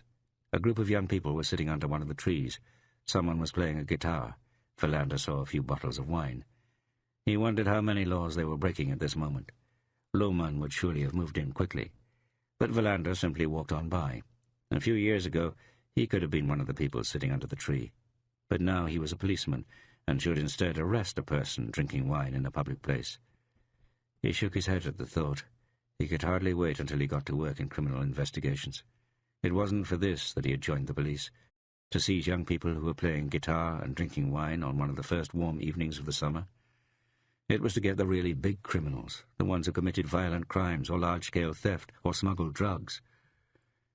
He walked on into the park. Traffic roared in the distance. 2 young people walked by, wrapped tightly around each other. Verlander thought about Mona. It would probably work out. Soon they would take their trip to Skagen, and he would never again be late for a date. Verlander stopped. Some people were sitting and drinking alcohol on a bench not far ahead. One of them was pulling on the leash of a German shepherd who wouldn't lie still. Verlander approached them slowly. They didn't appear to pay him any attention. Verlander couldn't see that any of them had a sagging eyelid. But suddenly one of the men stood up on swaying legs in front of Verlander. He was very burly. The muscles swelled out under his shirt, which was unbuttoned over his stomach. "I need a tenner," he said. Verlander had at first intended to say no. 10 kroner was a lot of money. Then he changed his mind. "I'm looking for a friend of mine," he said. "A guy with a sagging eyelid." Verlander had not expected a hit, but to his amazement he received an unexpected reply. "Rinner's not here. The devil only knows where he's got to. That's the one, Verlander said. Runa. Who the hell are you? The swaying man said. My name is Kurt, Verlander said. I'm an old friend. I've never seen you before. Verlander gave him a 10. Tell him if you see him, Verlander said. Tell him Kurt was here. Do you happen to know Runa's last name, by the way? I don't even know if he has a last name. Runa's Runa. Where does he live, then? The man stopped swaying for a moment. I thought you said you were friends, and you should know where he lives. He moves around a lot. The man turned to the others, who were sitting on the bench. Do any of you know where Runa lives? The conversation that followed was extremely confused. At first it took a long time to establish which Runa they were talking about. Then many suggestions were offered to where this Runa might live. If he even had a home. Verlander waited. The German shepherd next to the bench barked the whole time. The man with the muscles returned. We don't know where Runa lives, he said, but we'll tell him that Kurt was here. Verlander nodded and swiftly walked away. Of course he might be wrong. There was more than one person with a sagging eyelid, but still he was sure he was on the right track. It occurred to him that he should immediately contact Hembeer and suggest that the park be put under surveillance. Maybe the police already had a man with a sagging eyelid on their records. But then Verlander felt doubtful. He was proceeding too fast again. First he should have a thorough conversation with Hembeer. He should tell him about the name change and what Jespersen had said. Then it would be up to Hembeer to decide if this was a lead or not. Verlander would wait to talk to Hembeer the following day. Verlander left the park and took the bus home. He was still tired from the stomach flu and fell asleep before midnight. The following day Verlander woke up refreshed at 7 o'clock. After noting that his stomach was completely restored to normal, he had a cup of coffee. Then he dialed the number he had been given by the girl in reception. His father answered after many rings. "Is that you?" his father said brusquely. "I couldn't find the telephone in all this mess." "Why did you call the police station and introduce yourself as a distant relative? Can't you damn well say that you're my father?" "I don't want anything to do with the police," his father answered. "Why don't you come to see me?" "I don't even know where you live. Christina only explained it vaguely. You're too lazy to figure it out. That's your whole problem." Verlander realized the conversation had already taken a wrong turn. The best thing he could do now would be to end it as soon as possible. "I'll be out in a few days," he said. "I'll call first and get directions. How are you liking it? Fine?" "Is that it? Fine?" "Things are in a bit of disarray, but once I get that sorted out, it will be excellent. I have a wonderful studio in an old barn." "I'll be there," Verlander said. "I won't believe it until you stand here," his father said. "You can't really trust the police." Verlander finished and hung up. He could live for 20 more years, he thought desperately. And I'm going to have him over me the whole time. I'll never escape him. I may as well face that now. And if he's bad-tempered now, it will only get worse as he gets older. Verlander ate some sandwiches with a newly regained appetite and then took the bus into the station. He knocked on Hembeer's half-open door shortly after 8. He heard a grunt in reply and walked in. For once Hembeer did not have his feet on the table. He was standing at the window, flipping through a morning paper. As Verlander walked in, Hembeer scrutinized him with an amused expression. "Mussels," he said. "You should watch out for them. They suck up everything that's in the water." "It could have been something else," Verlander said evasively. Hembeer set the newspaper down and took his seat. "I need to talk to you," Verlander said, "and it will take longer than 5 minutes." Hembeer nodded at his visitor's chair. Verlander told him of his discovery that Horlén had changed his name a few years earlier. He noticed that Hembeer immediately became more attentive. Verlander went on and told him about his conversation with Jespersen, last night's visit, and the walk in Pildams Park. "A man named Runa," he concluded, "who doesn't have a last name and has a droopy eyelid." Hembeer considered everything he had said in silence. "No person lacks a last name," he said thereafter, "and there can't be that many people with droopy eyelids in a city like Malmö." Then he frowned. "I've already told you once not to act on your own, and you should have contacted me or someone else last night. We would have picked up the people you met in the park. With some thorough questioning and some time to sober up, people tend to remember more. Did you, for example, write down any of these men's names?" "I didn't say I was from the police. I said I was a friend of Runa's." Hembeer shook his head. "You can't do that kind of stuff," he said. "We act openly unless there are compelling reasons to the contrary." "He wanted money," Verlander said, defending himself. "Otherwise I would simply have walked on by." Hembeer looked narrowly at him. What were you doing in Pildam's Park? Taking a walk? You were not undertaking your own investigation? I needed some exercise after my illness. Ember's face expressed strong disbelief. It was, in other words, pure coincidence that made you choose Pildam's Park? Valander did not reply. Ember got up out of his chair. I'll put some men on this development. Right now we need to proceed on the widest possible front. I think I had fixed on it being Hollane who killed Batista, but you get it wrong sometimes. Then all you can do is strike it and start over. Valander left Ember's room and walked down to the lower floor. He was hoping to be able to avoid Lohmann, but it was as if his boss had been waiting for him. Lohmann walked out of a conference room, a cup of coffee in his hand. I had just started to wonder where you were, he said. I've been ill, Valander said, and yet people reported seeing you in the building. I'm fine again now, Valander said. It was the stomach flu. Muscles. You've been assigned to foot patrol, Lohmann said. Talk to Håkansson. Valander walked to the room where the patrol squad received their assignments. Håkansson, who was large and fat and always sweating, was sitting at a table and leafing through a magazine. He looked up when Valander walked in. Central City, he said. Vidbear is leaving at 9, end at 3. Go with him. Valander nodded and walked to the changing room. He took his uniform out of his locker and changed. Just as he finished, Vidbear walked in. He was 30 years old and always talked about his dreams of one day driving a racing car. They left the station at 9:15. Things are always calmer when it's warm, Vidbear said. No unnecessary intervention on our part, then perhaps the day will turn out calm. And the day did indeed turn out to be calm. By the time Valander hung up his uniform shortly after 3, they had not made a single intervention except for stopping a cyclist who was riding on the wrong side of the street. Valander got home at 4 o'clock. He had stopped at the shop on the way home, just in case Mona changed her mind and was hungry when she came by, after all. By 4:30 he had showered and changed his clothes. There were still 4.5 hours until Mona would come. Nothing prevents me from taking another walk in Pildam's Park, Valander thought, especially if I'm out with my invisible dog. He hesitated. Embert had given him express orders. But he went anyway. At 5:30 he walked down the same path as before. The young people who had been playing guitar and drinking wine were gone. The bench where the drunk men had been sitting was also empty. Valander decided to keep going for another quarter of an hour, and then he would go home. He walked down a hill and paused, watching some ducks swimming around in the large pond. He heard birds singing nearby.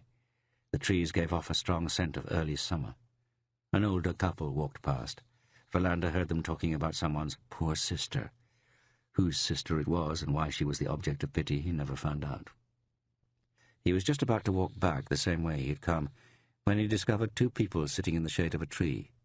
If they were drunk, he couldn't tell. One of the men stood up. His walk was unsteady. His friend, still sitting under the tree, had nodded off. His chin rested against his chest.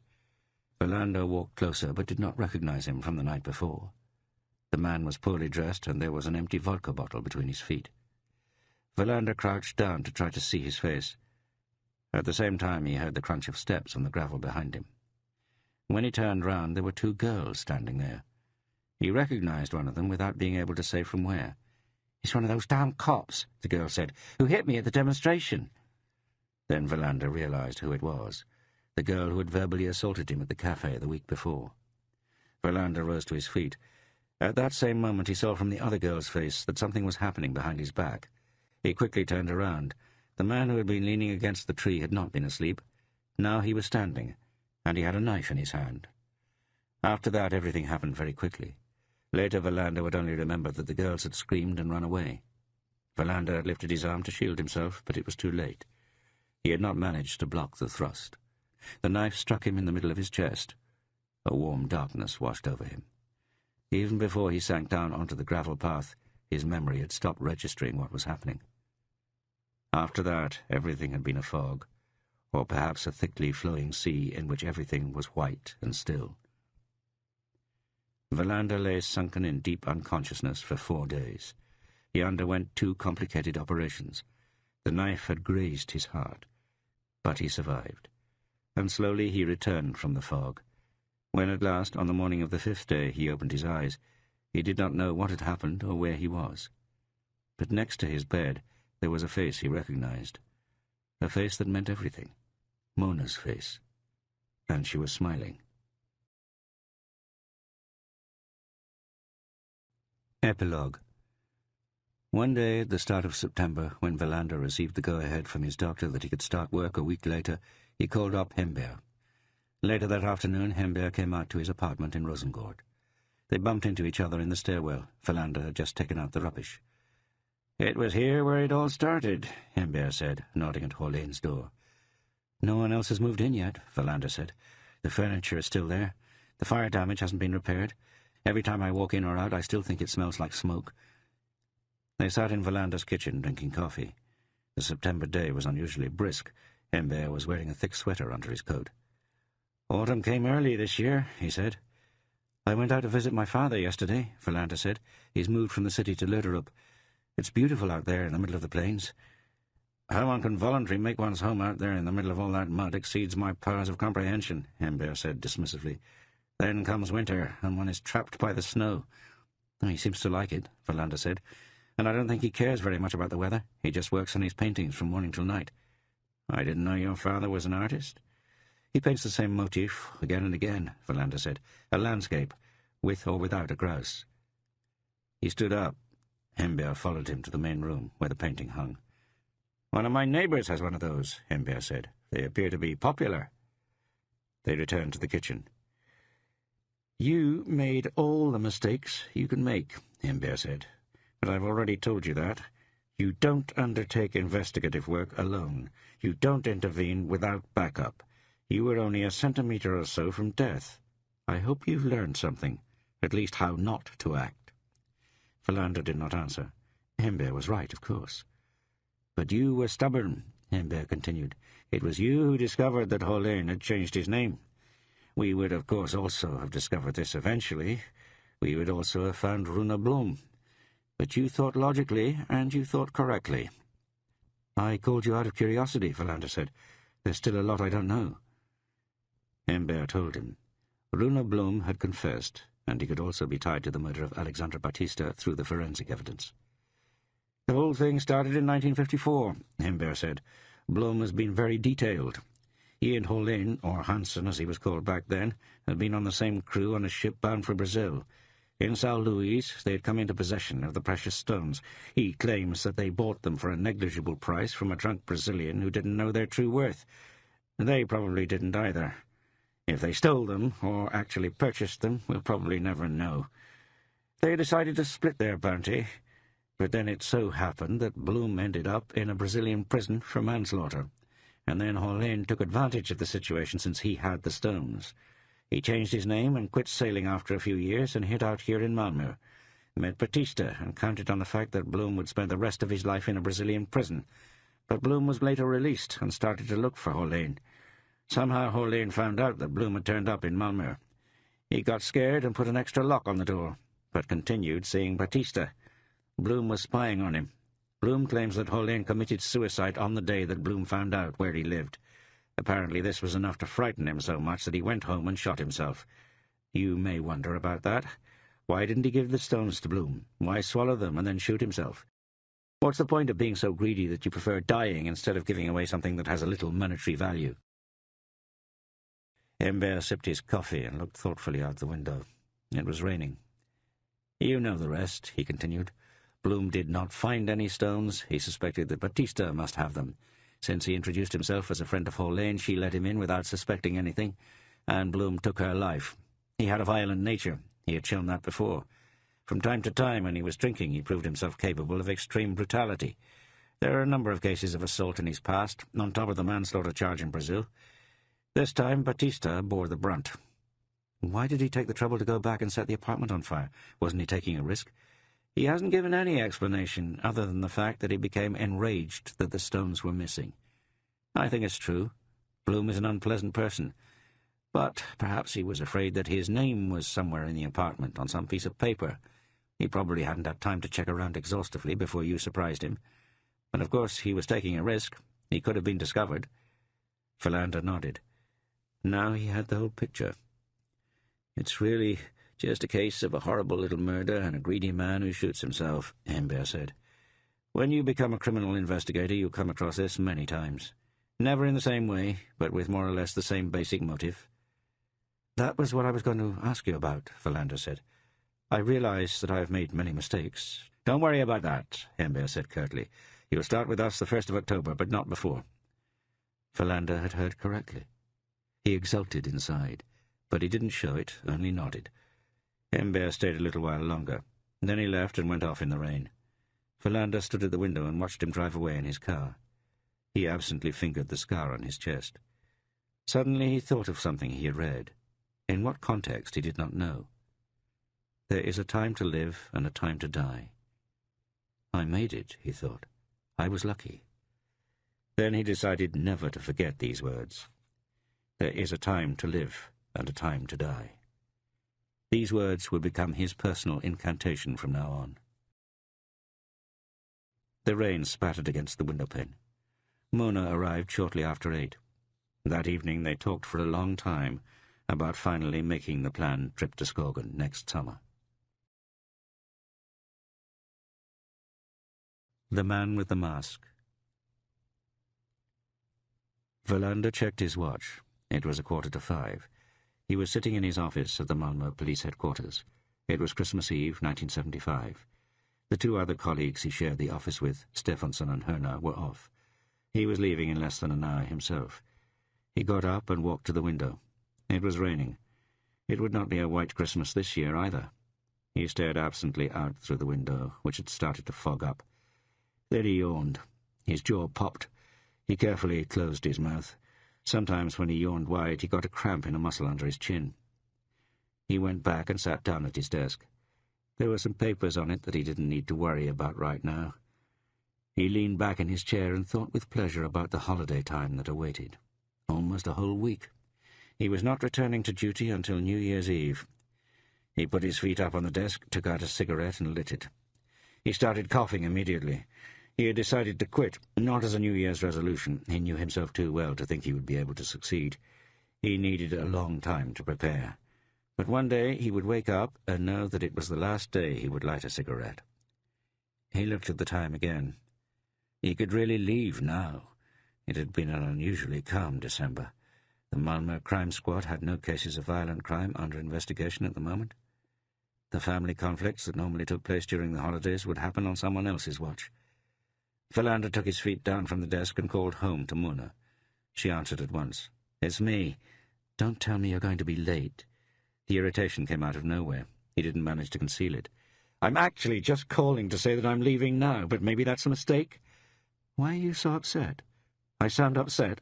"You heard me." "I hear what you're saying, but can you hear me? That I was actually calling to tell you I was on my way home, if you don't have anything against that." "Just drive carefully." The call ended. Philander sat there with the telephone receiver in his hand. Then he banged it hard onto the hook. "We can't even talk on the phone anymore," he thought angrily. "Mona starts to nag at the smallest provocation. And she probably says the same thing about me." He sat back in the chair and watched the smoke rising towards the ceiling. He noticed that he was trying to avoid thinking about Mona and himself, and about the quarrels that were getting more frequent. But he couldn't. Increasingly he found himself thinking the thought he most wanted to avoid, that it was their daughter of 5 years, Linda, who held their relationship together. But he chased it away. The thought of living without Mona and Linda was unbearable. He also thought about the fact that he had not yet turned 30. He knew he had the necessary qualifications to become a good policeman. If he wanted, he would be able to make a noteworthy career within the force. The 6 years he had spent in the crime squad and his quick advancement to criminal investigator had convinced him of this, even if he also often felt inadequate. But was this really what he wanted? Mona had often tried to convince him to apply to one of the private security firms that were becoming more common in Sweden. She clipped out job announcements and told him he would make considerably more money in the private sector. His work schedule would become more predictable. But he knew that deep inside she was pleading with him to switch professions because she was afraid that something would happen to him again. He walked back over to the window, looked out over Malmö through the fogged-up glass. It was his last year in this city. This summer he would start a job in Ystad. They had already moved there and had lived in a centrally located apartment since September, Mariagatan. They had actually never hesitated over the decision, despite the fact that it would hardly advance his career to move to a small town. Mona wanted Linda to grow up in a smaller city than Malmö. Verlander felt a desire for change, and the fact that his father lived in Österlen as of a few years back was yet another reason for them to move to Ystad. But even more important was the fact that Mona had been able to buy a hair salon for a good price. He had visited the police headquarters in Ystad on several occasions and had got to know the people who would soon be his co-workers. Above all, he had developed an appreciation for a middle-aged policeman by the name of Rydberg. Before meeting him, Verlander had heard persistent rumours about Rydberg, that he was abrupt and dismissive. But from the first moment his impression had been different. It could not be disputed that Rydberg was a man who did things his own way, but Verlander had been impressed with his ability to accurately describe and analyse a crime under investigation with just a few words. He walked back to the desk and put out his cigarette. It was 5:15. He could go now. He took his coat, which was hanging on the wall. He would drive home slowly and carefully. Maybe he had sounded upset and unfriendly on the phone without knowing it. He was tired. He needed this time off. Mona would probably understand when he got the opportunity to explain himself. He put on his coat and felt in his pocket for the keys to his Peugeot. On the wall next to the door was a little shaving mirror. Verlander looked at his face. He felt satisfied with what he saw. He would soon turn 27, but in the mirror he saw a face that could have been 5 years younger. At that moment the door opened. It was Hemberg, his immediate supervisor since he'd joined the squad. Verlander had often found it easy to work with him. The few times there were any problems were almost always due to Hemberg's violent temper.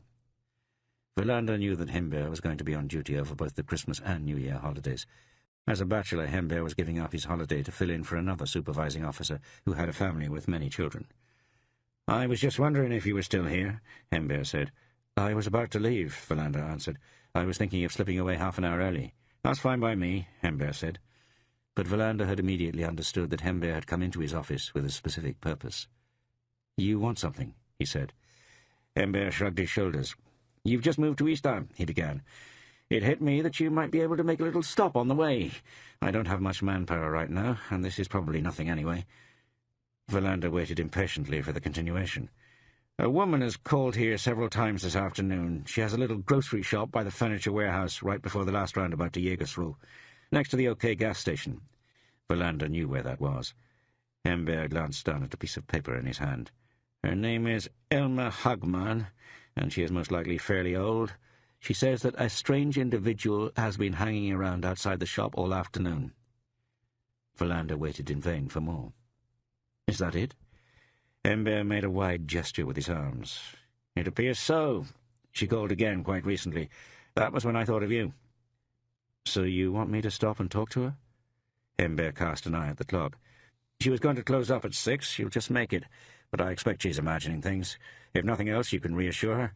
And wish her a Merry Christmas." Verlander thought quickly. It would take him at most 10 minutes to stop by the shop and make sure that everything was as it should be.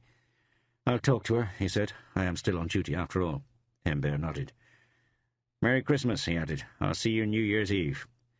"I hope things are calm tonight," Verlander replied. "The conflicts start at night," Hemberg said gloomily. "We can only hope they don't turn too violent, and that not too many excited children are disappointed." They parted in the hallway. Verlander hurried down to his car, which he had parked in front of the building today. It was raining hard now. He pushed a cassette into the car stereo and turned up the volume. The city around him glittered with illuminated signs and street decorations. Jussi Björling's voice filled the car. He relished the thought of all the time off that awaited him.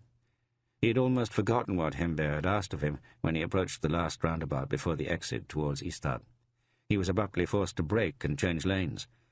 Then he turned by the furniture warehouse, which was closed. But the lights were on in the grocery shop just past the workshop. Verlander pulled up and got out. He left the keys in the car. He closed the door so carelessly that the interior light stayed on, but he let it be. His business here would be over and done with in a couple of minutes. The rain was still very intense. He looked around quickly. No one could be seen. The roar of traffic that reached him was faint. He wondered briefly how a grocery shop of the old kind could survive in an area that consisted almost exclusively of warehouses and small industry. Without finding an answer, he hurried through the rain and opened the door. As soon as he came into the shop, he knew that something was not as it should be. Something was wrong, seriously wrong. What it was that caused this immediate reaction he could not say. He remained standing just inside the door. The shop was empty, not a single person, and it was quiet. Too quiet, he thought. Too quiet and peaceful. And where was Elmer Hagman? He walked carefully towards the counter, leaned over it and checked the floor. Nothing. The cash register was closed. The silence around him was deafening. It occurred to him that he really should leave the shop. Since he didn't have a radio in the car, he needed a telephone. He should call for reinforcements. There should be at least 2 policemen here. One was not enough for an emergency response. But he dismissed the idea that something was wrong. He could not be controlled forever by his feelings. "Is anyone here?" he called out. "Mrs. Hagman?" No answer. He walked round the counter. There was a door behind it that was closed. He knocked. Still no answer. He slowly depressed the handle. It was unlocked. He gently pushed the door open. Then everything happened at once, very quickly. A woman was lying face down in the inner room. He registered that a chair was knocked over and that blood had run out from her face, which was turned away. He winced, although he had been prepared for something. The silence had been too substantial. Even as he turned round, he also knew there was someone behind him. As he completed his turn, he steeled himself, catching sight of a shadow that was coming towards his face at great speed. Then everything went dark. When he opened his eyes, he knew at once where he was. His head ached, and he felt nauseous. He was sitting on the floor behind the counter. He could not have been unconscious for long. Something dark had come towards him, a shadow that had struck him hard in the head. That was the last image in his memory, and it was very clear. He tried to get up, but realized that he was tied up. A rope around his legs and arms bound him to something behind him that he couldn't see. There was also something familiar about the rope. Then he realized that it was his own tow rope, which he always kept in the boot of his car. At once his memory flooded back. He had discovered a dead woman in the office, a woman who could hardly be anyone other than Elmer Hagman. Someone had subsequently hit him on the back of the head, and now he was bound with his own rope. He looked around, listening. There had to be someone nearby, someone he had every reason to fear. The nausea came in waves. He tried to stretch the rope. Could he free himself? He strained his ears the whole time. It was still as quiet as before, but the silence had a different quality. It was not the one he had encountered when he entered the shop. He pulled on the rope. His arms and legs were not bound so tightly, but they were twisted in a way that did not allow him to make full use of his strength. Now he also realized how afraid he was. Someone had murdered Elmer Hagman, and then struck him over the head and bound him. What was it Hembeer had said? An Elmer Hagman has called and reported that a strange individual has been hanging around outside the shop. It turned out she had been right. Verlander tried to think calmly. Mona knew that he was on his way home. When he did not show up, she would get worried and call the Malmö office. Hembeer would then immediately think of the fact that he had been on his way to Elmer Hagman's shop. Then it would not take many minutes for the patrol cars to show up. Verlander listened. Everything was quiet.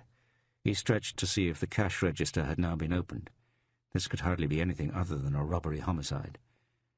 If the cash register was open, there would be every likelihood that the robber had taken off. He stretched as much as he could, but it was still impossible to see if the drawer was pulled out or not. Nonetheless, he was growing convinced of the fact that he was now alone in the shop with the dead owner. The man who had murdered her and struck Verlander must have fled. The chances were also great that his car was gone, since he had left the keys in the ignition. Verlander continued to struggle with the rope. After stretching out his arms and legs as far as they would go, he started to sense that he should concentrate on his left leg. If he kept pushing with his leg, he could stretch out the line and perhaps free himself. This would in turn mean that he would be able to twist his body and examine the manner in which he was attached to the wall. He had broken out in a sweat. If it was due to his exertions or the crawling fear, he did not know. 6 years earlier, when he had still been a very young and gullible police officer, he had been stabbed. Everything had happened so fast that he had not had time to react, to protect himself. The blade of the knife had entered his chest right next to his heart. That time the fear had come afterwards. But now it was here from the beginning. He tried to convince himself that nothing more would happen. Sooner or later he would be able to free himself. Sooner or later they would start looking for him. He rested from his efforts for a moment. The whole situation suddenly came over him with full force. An old woman had been murdered on Christmas Eve in her own shop, shortly before closing. There was something frighteningly surreal about this act of brutality. These things simply didn't happen in Sweden, least of all on Christmas Eve. He started to tug on the rope again. It went slowly, but he thought it was already chafing less. He managed to turn his arm with great difficulty so he could read his watch. 9 minutes past 6. It would not be long now before Mona would start to wonder. A half hour more and she would start to worry. By 7:30 at the latest she would be calling Malmö. Verlander was interrupted in his thoughts. He had picked up a sound somewhere close by. He held his breath and listened. Then he heard it again. A scraping sound. He had heard it before. It was the outer door. The same sound that he had heard when he himself walked into the store. Someone was on his way in. Someone who was walking very quietly. Then he saw the man. He was standing next to the counter, looking down at him. He was wearing a black hood pulled over his head, a thick coat and gloves on his hands. He was of average height and appeared thin. He was standing absolutely motionless. Verlander tried to pick out his eyes, but the light from the neon tubes in the ceiling were no help, and he saw no face. Only 2 small holes were cut out for the eyes. The man held a metal pipe in his hands, or perhaps it was the end of a wrench. He stood without moving. Verlander felt fear and helplessness. The only thing he could do was to scream, but it would be useless. No one was around. No one would hear him. The man in the hood continued to stare at him. Then he swiftly turned and disappeared from view. Verlander felt his heart thumping inside his chest. He strained to hear something. The door? But he heard nothing. The man must still be inside the shop. Verlander thought frantically. Why didn't he go? Why did he linger? What was he waiting for? He came from outside, Verlander thought. Then he returns to the shop. He comes over to check that I'm still tied up where he left me. There is only one explanation. He's waiting for someone. Someone who should already be here. He tried to finish this line of thought. He listened the whole time. A man with a hood and gloves is out to commit a burglary without being recognized. He has selected Elma Hagman's remote shop. Why he has killed her is incomprehensible. She cannot have offered any resistance. He also does not give the impression of being nervous or under the influence of drugs. The crime is over, but still he lingers. He does not flee, despite the fact that he most likely was not expecting to have killed someone, or that anyone else would come by the shop just before it closes on Christmas Eve. And yet he stays. Why? Verlander realized that there was something that did not add up. This was not an average burglary he had walked in on. Why was the man staying? Had he become paralyzed? He knew it was important to find an answer to this question. But the pieces did not fit together. There was also another circumstance that Verlander knew was significant. The man in the hood did not know he was a policeman. He had no reason to believe anything other than that Verlander was a late customer who had come into the shop. If this was an advantage or a disadvantage, Verlander could not decide. He continued working his left leg, keeping an eye on the sides of the counter as well as he could. The man with the hood was there somewhere in the background, and he moved soundlessly. The rope had started to give a little. The sweat ran down Verlander's chest. With a violent effort he managed to free his leg. He sat still. Then he gently turned round. The rope had been pulled through a piece of hardware supporting a wall-mounted shelf. Verlander realized that he would not be able to free himself without tearing the shelf down. On the other hand, he could now use his free leg to help release the other leg from the rope. He glanced at his watch. Only 7 minutes had gone by since he had last checked it. Mona had probably not yet called Malmö. The question was if she had even started to worry. Verlander struggled on. Now there was no going back. If the man with the hood reappeared, he would immediately realize that Verlander was about to free himself, and at the same time Verlander had no way of defending himself. He worked as quickly and silently as he could. Both legs were free now. Shortly thereafter his left arm too. Now only the right arm remained. Then he could get up. What he would do then he did not know. He was not carrying a weapon. He would have to use his hands if he was attacked. But he had the feeling that the man in the mask was neither particularly big nor strong. In addition, he would be unprepared. The element of surprise was the only weapon Verlander had, nothing else. And he was going to leave the shop as quickly as possible. He would not drag the fight out any longer than necessary. On his own he could not achieve anything. He had to get in touch with Hembear at the station as soon as possible. His right hand was now free. The rope lay at his side. Verlander noticed that he had already started to feel stiff in his joints. He carefully got to his knees and peeked out from behind one corner of the counter. The man in the hood stood with his back to Verlander. Verlander could now see him in full for the first time. His earlier impression was correct. The man was very thin. He was wearing dark jeans and white trainers. He was standing completely still. The distance was not more than 3 meters. Verlander would be able to throw himself at him and deliver a blow to the neck. That should give him enough time to make it out of the shop. But still he hesitated. At that moment he caught sight of the iron pipe. It was lying on a shelf next to the man. Verlander did not hesitate any longer. Without a weapon, the man in the hood would not be able to defend himself. Slowly he got to his feet. The man did not react. Verlander was now standing upright. At that precise moment the man suddenly turned round. Verlander lunged forward. The man stepped aside swiftly. Verlander banged into a shelf stocked mainly with bread and rusks. But he did not fall over. He managed to keep his balance. He twisted round in order to grab the man, but he cut his movement short and drew back. The man in the hood had a gun in his hand. He was aiming it steadily at Verlander's chest. Then he slowly raised his arm until the weapon pointed straight at Verlander's forehead. For one dizzying moment, Verlander thought he was going to die. Once he had survived a stabbing, but the pistol that was now directed at his forehead was not going to miss. He would die, on Christmas Eve, in a grocery shop on the outskirts of Malmö. A completely meaningless death, which Mona and Linda would have to live with for the rest of their lives. He shut his eyes involuntarily, maybe in order not to have to see, or to make himself invisible. But he opened his eyes again. The gun was still directed at his forehead. Verlander could hear his own breathing. Each time he exhaled, it sounded like a groan, but the man who was pointing the gun at him was breathing without a sound. He appeared to be completely unaffected by the situation. Verlander still could not see into the 2 holes cut into the hood, where his eyes were. Thoughts whirled in his head. Why was the man staying in the shop?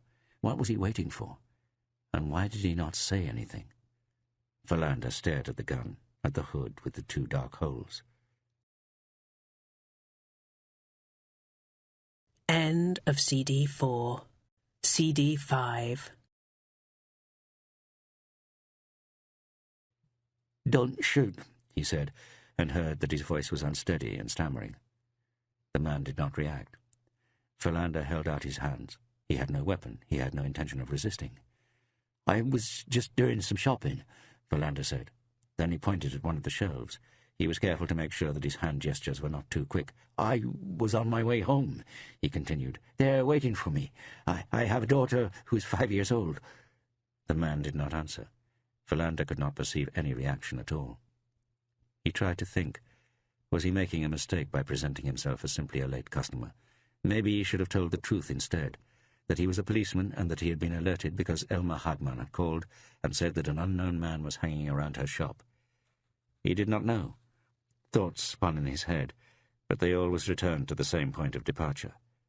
Why doesn't he leave? What is he waiting for? Suddenly the man with the hood took a step back. The gun was aimed at Verlander's head the whole time. With his foot he pulled over a little stool. Then he pointed at it with his gun, which he then immediately pointed at Verlander again. Verlander realized he was supposed to sit down. As long as he doesn't tie me up again, he thought. If there's gunfire when Hembear arrives, I don't want to be tied up. He walked forward slowly and sat down on the stool. The man had pulled back a few steps. When Verlander had sat down, the man tucked the gun inside his belt. He knows that I have seen the dead woman, Verlander thought. He was here in these rooms without me discovering him. But that's why he's keeping me here. He doesn't dare let me go. That's why he tied me up. Verlander considered throwing himself at the robber and then leaving the shop. But there was the weapon, and the front door to the shop was most likely locked at this point. He dismissed the idea. The man gave the impression of being in complete control of the situation. He hasn't said anything so far, Verlander thought. It is always easier to get a sense of a person when you've heard his voice. But the man standing here is mute. Verlander made a slow movement with his head, as if he had started to get a stiff neck, but it was in order to be able to glance at his watch. 25 minutes to 7. By now, Mona would have started to wonder. Perhaps she was even worried. But I can't count on the fact that she has already called. It's too early. She is much too accustomed to me being late. "I don't know why you want to keep me here," Verlander said. "I don't know why you don't let me go." No reply. The man twitched, but said nothing. His fear had died down for several minutes, but now it returned in full force. The man must be crazy in some way, Philander thought. He robs a store on Christmas Eve and kills an old woman. He ties me up and threatens me with a pistol. And he doesn't leave? That above all, he stays here. The telephone next to the cash register started to ring. Philander was startled, but the man in the hood appeared unmoved. He did not seem to hear it. The ringing continued. The man did not move. Philander tried to imagine who it could be. Someone who wondered why Elmer Hagman had not come home. That was most likely. She should have closed up her shop by now. It was Christmas. Somewhere her family was waiting for her. Anger welled up inside him. It was so strong that it swept away his fear. How could you kill an old woman so brutally? What was happening to Sweden? They often talked about it at the station, over lunch or while drinking coffee, or while commenting on a case they were handling. What was happening? An underground fissure had suddenly surfaced in Swedish society. Radical seismographers had registered it.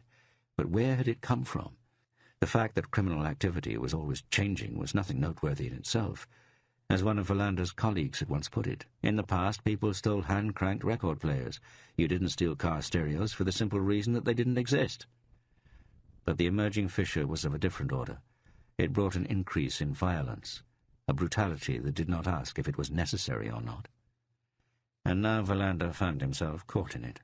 On Christmas Eve, before him stood a man wearing a hood and with a gun in his belt. A dead woman lay a few meters behind him. There was no logic in all of this. If you looked hard enough, there was often a factor that was comprehensible, but not this time. You didn't bludgeon a woman with an iron pipe in a remotely located shop if it wasn't absolutely necessary, if she hadn't offered violent resistance. Above all, you did not linger at the scene with the hood over your face, waiting. The telephone rang again. Philander was now convinced that someone was expecting Elmer Hagman, someone who was starting to become concerned. He tried to imagine what the man in the hood was thinking. But the man remained quiet and unmoving. His arms hung by his sides. The ringing stopped. In one of the neon tubes, the light started to flicker. Philander noticed suddenly that he was thinking about Linda. He saw himself standing in the doorway to the apartment in Maria Gothan, happily anticipating her running to meet him. The whole situation is insane, he thought. I should not be sitting here on a stool, with a big bruise on the back of my neck, nauseous and afraid. The only things people should wear on their heads at this time of year are Santa Claus hats, nothing else. He twisted his head again. It was 19 minutes to 7. Now Mona would call and ask for him. And she would not give up. She was stubborn. In the end, the call would be routed to Hembeer, who would send out a dispatch. In all likelihood, he would check up on it personally. When something was thought to have happened to a police officer, there were always resources. Then even the commanding officers did not hesitate to immediately rush out into the field. The nausea returned. On top of this, he felt he would need to use the toilet soon. At the same time, he felt that he could no longer remain ignorant. There was only one way to go, he knew that. He had to start talking to the man in the black mask. "I'm in civilian dress," he started, "but I'm a policeman. The best thing you can do is give up. Give up your weapon. It won't be long before there will be a lot of police cars outside. The best thing you can do is give up now, so things won't get any worse than they already are." Philander had been speaking slowly and clearly. He had forced his voice to appear firm. The man did not react. "Put the gun on the counter," Philander said. "You can stay or leave, but put the gun on the counter." Still no reaction. Philander started to wonder if the man was mute, or was he so confused that he did not hear what Philander said. "I have my badge in my inside pocket," Philander continued, "so you can see that I am a police officer. I am unarmed, but you probably already know that." And then at last came a reaction. From nowhere. A sound like clicking. Philander thought that the man must have smacked his lips, or clicked his tongue against the roof of his mouth. That was all, and he continued to stand without moving. Perhaps as much as a minute went by. Then he suddenly lifted one hand, gripped the top of the mask and pulled it off. Philander stared at the man's face. He was looking straight into a pair of dark and tired eyes. Later, Philander would ask himself many times what he had really expected. How had he imagined the face under the mask? The only thing he was absolutely sure of was that he had never expected the face that he finally saw. The man standing in front of him was a black man. Not brown, not copper-coloured, not a mestizo. Just that. Black. And he was young, hardly more than 20. Different thoughts went through Walander's head. He realized that the man probably had not understood him when he had been speaking Swedish. Wallander repeated what he had just said in his poor English, and now he could see that the man understood. Wallander spoke very slowly and told him the facts, that he was a policeman, that the shop would soon be surrounded by patrol cars, that the best thing he could do would be to give himself up. The man shook his head almost imperceptibly. Wallander thought he gave an impression of great fatigue. It was visible now that the mask was removed. "I can't forget that he has brutally murdered an old woman," Wallander reminded himself. "He knocked me down and tied me up. He pointed a gun at my head. What had he really learned about how to behave in a situation like this? Retain his calm, not make any sudden movements or confrontational speeches. Speak calmly, an even stream of words. Patience and kindness. Try to start a conversation. Not lose control of oneself. Above all, not that. To lose control of oneself was to lose control, full stop." Wallander thought a good start might be to talk about himself. So he said his name, that he had been on his way home to his wife and daughter to celebrate Christmas. He noticed that the man was listening now. Wallander asked him if he could understand. The man nodded, but he still said nothing. Wallander looked at the time. By now Mona had surely called. Hembeer might already be on his way. He decided to tell the man this. The man listened. Wallander had the impression that he already expected to hear the approaching sirens. Wallander paused. He tried to smile. "What is your name?" he asked. "Everyone has a name." "Oliver." His voice was unsteady. Despondent, Wallander thought. He is not waiting for someone to come. He is waiting for someone to explain to him what he has done. "Do you live here in Sweden?" Oliver nodded. "Are you a Swedish citizen?" Wallander immediately realized the superfluousness of this question. "No." "Where do you come from?" He did not answer. Wallander waited. He was sure that the answer would come. There was much that he wanted to know before Hembeer and the police cars arrived outside, but he could not hurry this up. The step towards the moment where this man raised his gun and shot him was not necessarily so great. The ache in the back of his head had increased, but Wallander tried to think it away. "Everyone comes from somewhere," he said, "and Africa is large. I read about Africa when I was at school. Geography was my best subject. I read about the deserts and rivers and the drums beating in the night." Oliver listened attentively. Wallander had the feeling that he was already now somewhat less on his guard. "Gambia," Wallander said. "Swedes go there on holiday.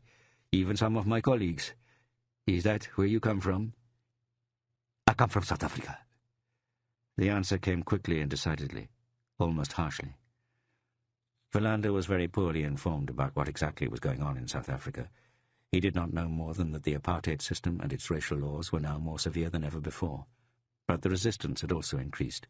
He had read in newspapers about bombs exploding in Johannesburg and Cape Town. He also knew that some South Africans had received asylum in Sweden, not least those who had openly taken part in the black resistance and risked being sentenced to death by hanging if they remained. He made a quick summary in his head. A young South African by the name of Oliver has killed Elmer Hagman. That was what he knew, neither more nor less. No one would believe me, Wallander thought. This simply doesn't happen. Not in Sweden, and not on Christmas Eve. "She started to scream," Oliver said. "She must have been frightened. A man who enters the store with a mask on is frightening," Wallander said, "especially if he has a gun or an iron pipe in his hand." "She should not have screamed," Oliver said. "You should not have killed her," Wallander answered. "She would probably have given you the money anyway."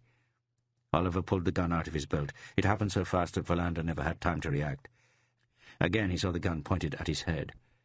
"She should not have screamed," Oliver said, and now his voice was unsteady with distress and fear. "I can kill you," he added. "Yes," Wallander said, "you can. But why would you do that?" "She should not have screamed." Verlander now realized that he had been completely wrong. The South African was not in the least controlled and calm. He was at a breaking point. What exactly was on the point of breaking, Verlander did not know. But now he seriously started to fear what would happen when Hembeer arrived. It could become an all-out massacre. I have to disarm him, Verlander thought. Nothing else is important. First, I have to get him to tuck that gun back into his belt.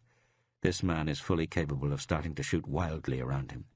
Hembeer is probably on his way right now, and he doesn't sense anything. Even if he fears that something has happened, he isn't expecting this, as little as I did. It could be an all-out catastrophe. "How long have you been here?" he asked. 3 months. "Not longer?" "I came from West Germany," Oliver said. "From Frankfurt. I could not stay there." "Why?" Oliver did not answer. Verlander sensed that it was perhaps not the first time that Oliver had put a mask over his head and robbed a store in a remote location. He could be on the run from the West German authorities. And in turn, this would mean that he was in Sweden illegally. "What was it that happened?" Verlander asked. "Not in Frankfurt, but in South Africa. Why did you have to leave?" Oliver took a step closer to Verlander. "What do you know about South Africa?" "Not much. Only that the blacks are treated very badly." Verlander almost bit his tongue. "Were you allowed to say blacks, or was that discrimination?" "My father was killed by the police. They beat him to death with a hammer and chopped off one of his hands. It is preserved in a jar of alcohol somewhere, maybe in Sanderton, maybe somewhere else in Johannesburg's white suburbs, as a souvenir. And the only thing he had done was join the ANC. The only thing he had done was speak to his co-workers about resistance and freedom." Verlander did not doubt that Oliver was telling the truth. His voice was calm now, in the midst of all this uproar. There was no room for lies. "The police started looking for me too," Oliver continued. "I hid. Every night I slept in a new bed. At last I went to Namibia, and from there to Europe, to Frankfurt, and then here. But I am still running. In reality, I don't exist." Oliver grew silent. Verlander listened for sounds of approaching cars. "You need money," he said. "You found this shop. She started to scream, and you killed her. They killed my father with a hammer, and one of his hands is preserved in alcohol in a glass jar." "He's confused," Verlander thought, helpless and disorientated. He doesn't know what he's doing. "I am a policeman," Verlander said, "but I have never hit anyone on the head with a hammer, as you hit me." "I did not know you were police." "Right now, that is lucky for you. They have started looking for me. They know I am here. Together, we have to try to resolve this situation." Oliver shook his head. "If anyone tries to take me, I will shoot. And that will make nothing better. Nothing can get worse either." Suddenly Verlander saw how he should continue this strained conversation. "What do you think your father would have said about what you have done?" This travelled like a shiver through Oliver's body. Verlander realized that the youth had never thought about this before, or else he had thought it too many times. "I promise that you won't be beaten," Verlander said. "I guarantee it. But you have committed the gravest crime there is. You have killed a person. The only thing you can do now is give up." Oliver never had time to answer. The sound of approaching cars was suddenly very clear. They braked abruptly. Car doors opened and slammed shut again. "Hell," Verlander thought. "I needed more time." He slowly stretched out his hand. "Give me the gun," he said. "Nothing will happen. No one will hit you." There was a banging on the door. Verlander heard Hembeer's voice. Dazed, Oliver looked from Verlander to the door. "The gun," Verlander said. "Give it to me." Hembeer called out and asked if Verlander was there. "Wait," Verlander called back. Then he repeated himself in English. "Is everything all right?" Hembeer's voice was anxious. "Nothing is all right," Verlander thought. "This is a nightmare." "Yes," he said. "Wait. Do nothing." Again he repeated these words in English. "Give me the gun. Give it to me now." Oliver suddenly pointed it to the ceiling and fired. The noise was deafening. Then he turned the weapon to the door. Verlander shouted a warning to Hembeer to keep clear at the same time as he threw himself onto Oliver. They tumbled to the floor and took a magazine rack with them. All of Verlander's consciousness was focused on trying to get hold of the weapon. Oliver clawed him in the face and screamed words in a language that Verlander did not understand. When Verlander felt how Oliver was trying to tear his ear off, he became furious. He freed one hand and tried to hit Oliver in the face with his fist. The gun had slid to the side and lay on the floor among the strewn newspapers. Verlander was just about to grab it when Oliver struck him with a kick right in the stomach. Verlander lost his breath while watching Oliver lunging after the weapon. He couldn't do anything. The kick had paralyzed him. Oliver sat on the floor in the newspaper pile and pointed the gun at him. For the second time that evening, Verlander closed his eyes in the face of the unavoidable. Now he would die. There was no longer anything he could do. Outside the shop, several sirens approached, and agitated voices shouted questions about what was going on. "I am dying," Verlander thought. "That is all." The shot was deafening. Verlander was thrown back. He fought to get his breath back. Then he realized he had not been hit. He opened his eyes. Oliver lay stretched out on the floor in front of him. He had shot himself in the head. The gun lay next to him. "Hell," Verlander thought. "Why did he do that?" At that moment the door was kicked in. Verlander caught sight of Hembeer. Then he looked down at his hands. They shook. His whole body was shaking. Verlander had been given a cup of coffee and been patched up. He had given Hembeer a brief summary of the events. "I had no idea about this," Hembeer said later, "and I was the one who asked you to stop by on your way home." "How were you supposed to know?" Verlander said. "How could anyone be expected to imagine anything like this?" Hembeer appeared to consider what Verlander had said. "Something is happening," he said finally. "Anxiety is streaming in across our borders." "We create it just as much ourselves," Verlander answered, "even if Oliver here was an unhappy and restless young man from South Africa." Hembeer flinched, as if Verlander had said something inappropriate. "Restless?" he said finally. "I don't like the fact that foreign criminals are pouring in across our borders." "What you just said is not true," Verlander said. Then there was silence. Neither Hembeer nor Verlander had the energy to continue the conversation. They both knew they would not be able to agree. Even here there is a crack, Verlander thought. Just now I was caught in one. Now I am standing in another that is growing wider between me and Hembeer. "Why did he stay in here, anyway?" Hembeer said. "Where should he have gone?" Neither of them had anything to add. "It was your wife who called," Hembeer said after a while. "She was wondering why you hadn't shown up. You had apparently called and said you were on your way." Verlander thought back to that telephone call, the brief quarrel, but he did not feel anything other than emptiness and fatigue. He chased the thoughts away. "You should probably call home," Hembeer said gently. Verlander looked at him. "What should I say?" "That you've been delayed. But if I were you, I wouldn't tell her everything in detail. I would wait to do that until I got home." "Aren't you unmarried?" Hembeer smiled. "I can still imagine what it's like to have someone waiting for you at home." Verlander nodded. Then he got up heavily from the chair. His body ached. The nausea came and went in waves. He made his way past Funison and the other forensic technicians at work. When he came out of the building, he sat completely still and pulled the chilly air into his lungs. Then he kept going to one of the patrol cars. He got into the front seat and looked at the radio dispatcher and then at his watch. 10 minutes past 8. Christmas Eve, 1975. Through the wet windscreen, he discovered a telephone booth next to the gas station. He stepped out of the car and walked over. It was most likely out of order, but he still wanted to try it. A man with a dog on a leash was standing in the rain looking at the patrol cars and the lit-up shop.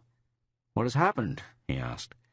He regarded Verlander's scraped-up face with a furrowed brow. "Nothing," Verlander said. "An accident." The man with the dog realized that what Verlander said wasn't true, but he asked no further questions. "Merry Christmas," was all he said. "And to you too," Verlander answered. Then he called Mona. It was raining more heavily. The wind had picked up. A gusty wind from the north. The Man on the Beach. On the afternoon of Sunday, the 26th of April, 1987, Detective Chief Inspector Kurt Verlander sat in his office in the Eastart police station, absent-mindedly clipping some hair from one of his nostrils. It was shortly after 5 o'clock. He had just put down a file containing documentation of a gang smuggling stolen luxury cars over to Poland. The investigation had already celebrated its 10th birthday, admittedly with various breaks as the years passed by. It had begun not long after Verlander had first started work in Ystad. He had often wondered if it would still be underway on that far distant day when he started to draw his pension. Just for once his desk was neat and tidy. It had been a chaotic mess for a long time, and he had used the bad weather as an excuse to do some work because he was on his own. A few days earlier, Mona and Linda had left for a couple of weeks in the Canaries. It had come as a complete surprise to Verlander. He had no idea how Mona had managed to scrape together the money, and Linda hadn't breathed a word either. Despite the opposition of her parents, she had recently insisted on leaving grammar school. Now she seemed to be constantly irritated, tired, and confused. He had driven them to Sturup Airport early in the morning, and on the way back home to Ystad, he had decided that, in fact, he quite liked the idea of a couple of weeks on his own. His and Mona's marriage was heading for the rocks. Neither of them knew what was wrong. On the other hand, it had been obvious over this last year that Linda was the one holding their relationship together. What would happen now that she had left school and was starting to make her own way in life? He stood up and walked over to the window. The wind was pulling and tugging at the trees on the other side of the street. It was drizzling. 4 degrees Celsius, the thermometer said. No sign of spring yet. He put on his jacket and left the room. He nodded to the weekend receptionist, who was talking on the phone. He went to his car and drove down towards the centre of town. He inserted a Maria Callas cassette into the player on the dashboard as he wondered what to buy for the evening meal. Should he buy anything at all, in fact? Was he even hungry? He was annoyed by his indecision, but he had no desire to fall into his old bad habit of eating at some hamburger bar. Mona kept telling him that he was getting fat, and she was right. One morning only a few months ago he had examined his face in the bathroom mirror and realized that his youth was definitely a thing of the past. He would soon be 40, but he looked older. In the old days he had always looked younger than he really was. Irritated by the thought, he turned into the Malmö Road and stopped at one of the supermarkets. He had just locked his car door when his mobile phone rang from inside. At first he thought he would ignore it. Whatever it was, somebody else could look after it. He had enough problems of his own just now. But he changed his mind, opened the door, and reached for the phone. "Is that Verlander?" It was his colleague, Hansen. "Yes." "Where are you?" "I was just going to buy some groceries." "Leave that for now. Come here instead. I'm at the hospital. I'll meet you at the entrance." "What's happened?" "It's hard to explain over the phone. It'll be better if you come here." End of call. Verlander knew that Hansen wouldn't have phoned if it hadn't been serious. It only took him a few minutes to drive to the hospital. Hansen came to meet him outside the main entrance. He was obviously feeling the cold. Verlander tried to work out from his expression what had happened. "What's going on?" Verlander asked. "There's a taxi driver by the name of Stenberg in there," said Hansen. "He's drinking coffee. He's very upset." Verlander followed Hansen through the glass doors, still wondering what had happened. The hospital cafeteria was to the right. They walked past an old man in a wheelchair who was slowly chewing on an apple. Verlander recognized Stenberg, who was alone at a table. He had met the man before, but couldn't put his finger on when or where. Stenberg was in his 50s, on the portly side, and almost completely bald. His nose was bent, suggesting he'd been a boxer in his younger days. "Maybe you recognize Inspector Verlander," Hansen said. Stenberg nodded and started to get up to shake hands. "No, don't stand up," said Verlander. "Tell me what's happened instead." Stenberg's eyes were constantly on the move. Verlander could see that the man was very upset, or even scared. He couldn't yet tell which. "I got a call to take some guy from Svarta back to Ystad," Stenberg said. "The fare was supposed to wait by the main road. Alexanderson, his name was. Sure enough, there he was when I drove up. He got into the back seat and asked me to take him back to town, as far as the square. I could see in the rearview mirror that he had his eyes closed. I thought he was having a snooze. And we came to Ystad, and I drove to the square and told him we were there. He didn't react at all. I got out of the car, opened the back door, and tapped him on the shoulder. No reaction. I thought he must be ill, so I drove him to the emergency room. They said he was dead." Verlander frowned. "Dead?" "They tried to revive him," Hansen said, "but it was too late. He was dead." Verlander thought. "It takes about 15 minutes to drive from Svarta to Ystad," he said to Stenberg. "Did he look ill when you picked him up?" "If he'd been ill, I'd have noticed," said Stenberg. "Besides, he'd have asked to be taken to the hospital, surely." "You didn't notice any injury?" "Not a thing. He was wearing a suit and a light blue overcoat." "Was he carrying anything, a suitcase or something?" "No, nothing. I thought I'd better call the police, although I expect the hospital will have to do that in any case." Stenberg's answers were immediate, without hesitation. Verlander turned to Hansen. "Do we know who he is?" Hansen took out his notebook. "Jörgen Alexanderson," Hansen said, 49 years of age, runs his own business, electronics, lives in Stockholm. He had quite a lot of money in his wallet, and several credit cards. "Odd," Verlander said. "I assume it must have been a heart attack. What do the doctors say? That only an autopsy will give the definite cause of death?" Verlander nodded and stood up. "You can contact whoever's in charge of his estate and claim your fare," he said to Steinberg. "We'll be in touch if we have any more questions." "It was a nasty experience," said Steinberg firmly, "but I certainly wouldn't ask his next of kin to pay me for driving a corpse to the hospital." Steinberg left. "I'd like to take a look at him," said Verlander. "You don't need to come if you don't want to." "I'd rather not," said Hansen. "I'll try to get in touch with his next of kin." "What was he doing in Ystad?" wondered Verlander. "That's something we should find out." Verlander only stayed with the body for a short time in a room in the emergency unit. The dead man's expression gave nothing away. Verlander searched his clothes. Like his shoes, they were of high quality. If it transpired that a crime had been committed, the forensic team would need to take a closer look at the clothes. He found nothing in the man's wallet that Hansen hadn't already mentioned. Then he went to talk to one of the doctors. "It appears to be death from natural causes," said the doctor. "No sign of any violence, no injuries." "Who on earth could have killed him while he was in the back seat of a taxicab?" asked Verlander. "But let me have the post-mortem results as soon as you can, please." "We'll transfer him to the medico-legal unit in Lund now," the doctor said. "Unless the police have anything against that." "No," said Verlander. "Why should we?" He drove back to the police station and went to see Hansen, who was just winding up a telephone call. As he waited for him to finish, Verlander miserably felt his stomach, which was hanging out over his belt. "I've just spoken to Alexanderson's office in Stockholm," Hansen said as he put down the phone, "to his secretary and his number 2. Well, they were shocked, of course, but they were able to tell us that Alexanderson had been divorced for the last 10 years. Did he have any children? One son. We'd better find him, then. That won't be possible, Hansen said. Why not? Because he's dead.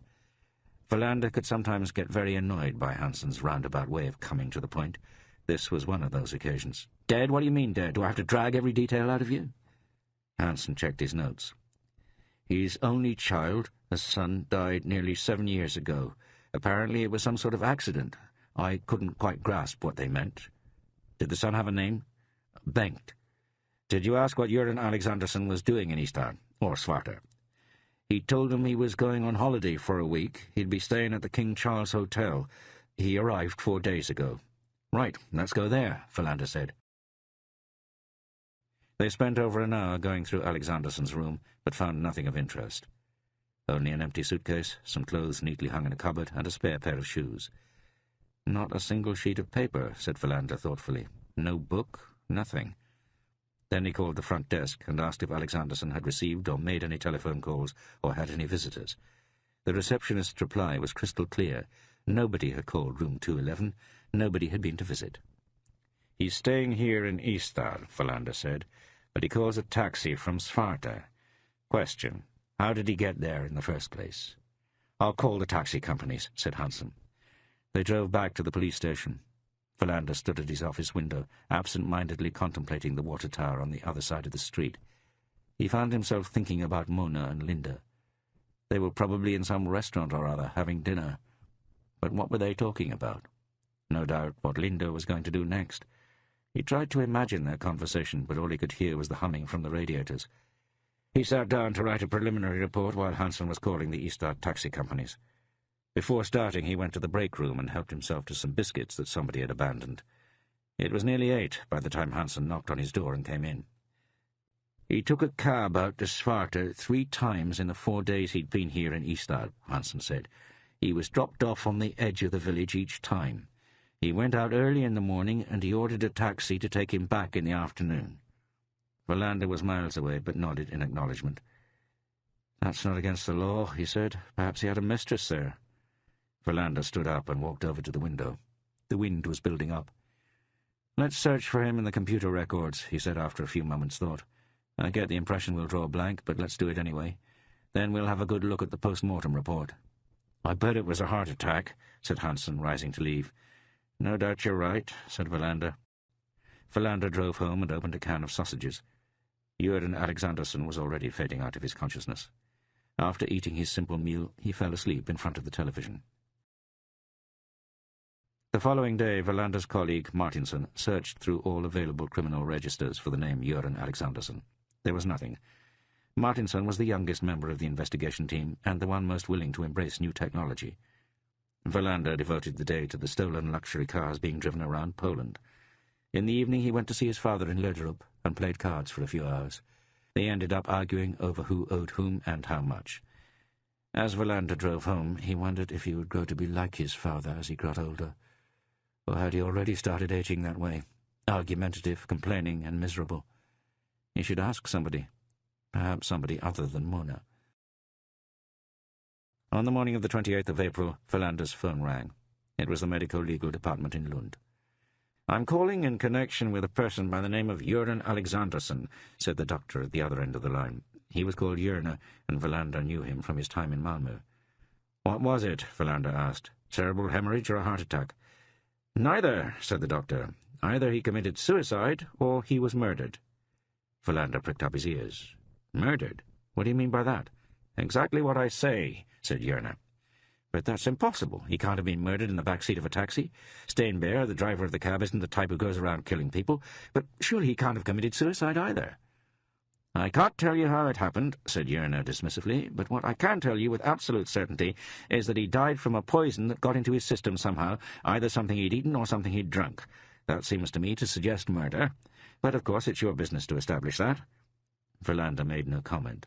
"I'll fax the papers over to you," said Jörna. "Are you still there?" "Yes," Verlander said, "I'm still here." He thanked Jörna, replaced the receiver, and thought about what he'd just been told. Then he asked Hansen over the intercom to come to his office right away. Verlander took one of his notepads and wrote 2 words. Göran Alexandersson. Outside the police station, the wind was getting stronger. Some gusts were already gale strength. The squally wind continued blowing all over Skåne. Verlander sat in his office and contemplated the fact that he had no idea what had happened to the man who had died in the back seat of a taxi some days earlier. At 9:30 he went to one of the conference rooms and closed the door behind him. Hansen and Rydberg were already sitting at the table. Verlander was surprised to see Rydberg. He'd been off sick with back pains and given no indication that he was returning to work. "How are you?" Verlander asked. "I'm here," said Rydberg evasively. "What's all this nonsense about a man being murdered in the back seat of a taxi?" "Let's start at the beginning," Verlander said. He looked around. Somebody was missing. "Where's Martinson?" "He called in to say he had tonsillitis," said Rydberg. "Maybe Svedberg can stand in for him?" "We'll see if we need him," said Verlander, picking up his papers. The fax had arrived from Lund. Then he looked at his colleagues.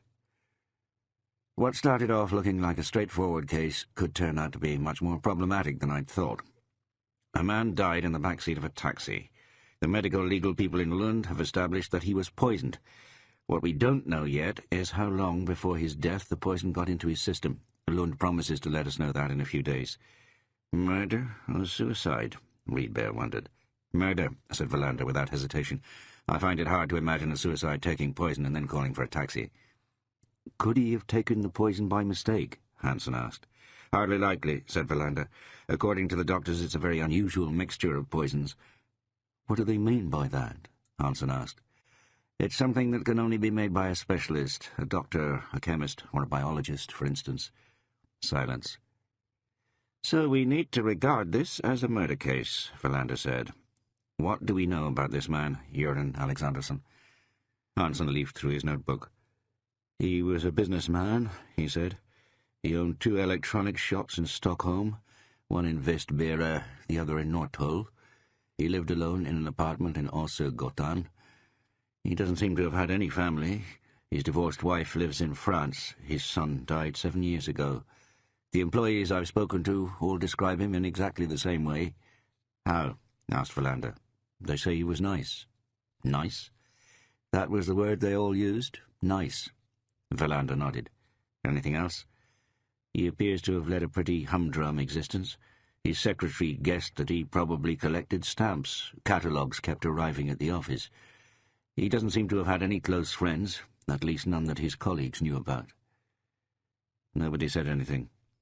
"We'd better ask Stockholm to help us with his apartment," Verlander said, when the silence had started to feel oppressive. And we must get in touch with his ex-wife.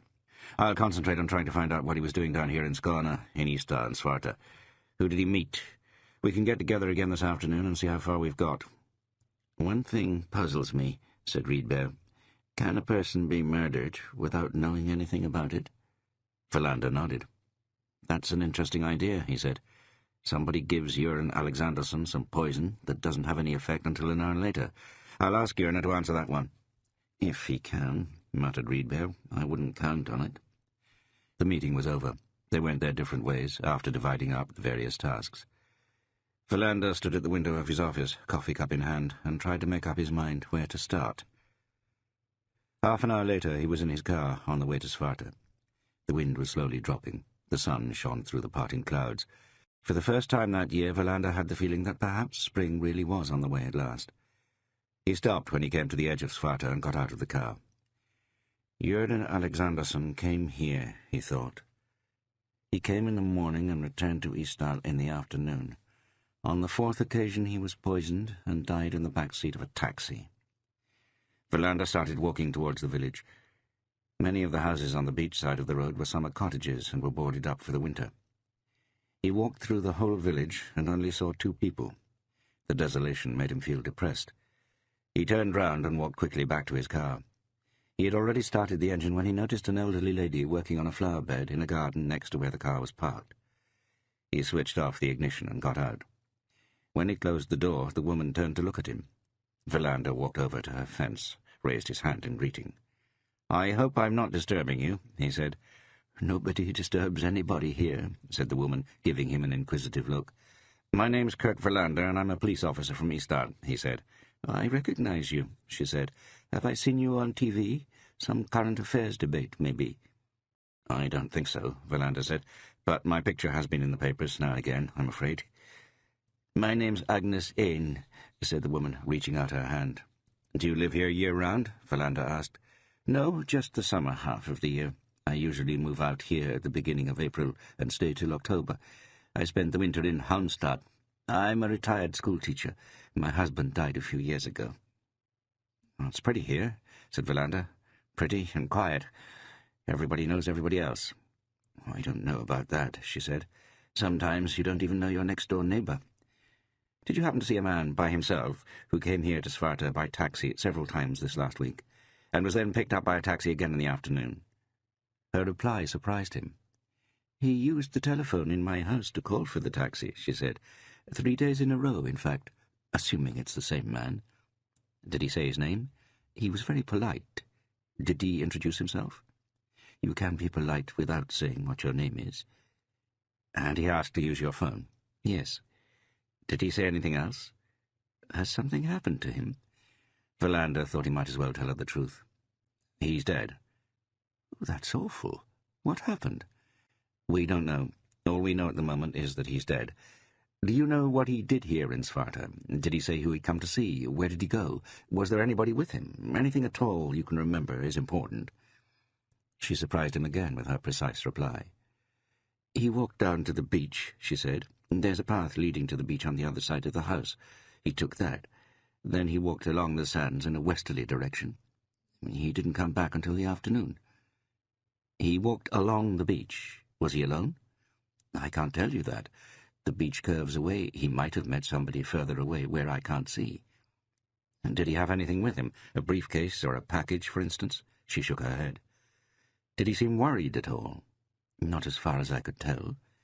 "But he borrowed your telephone?" "Yes." "Did you notice anything worth mentioning?"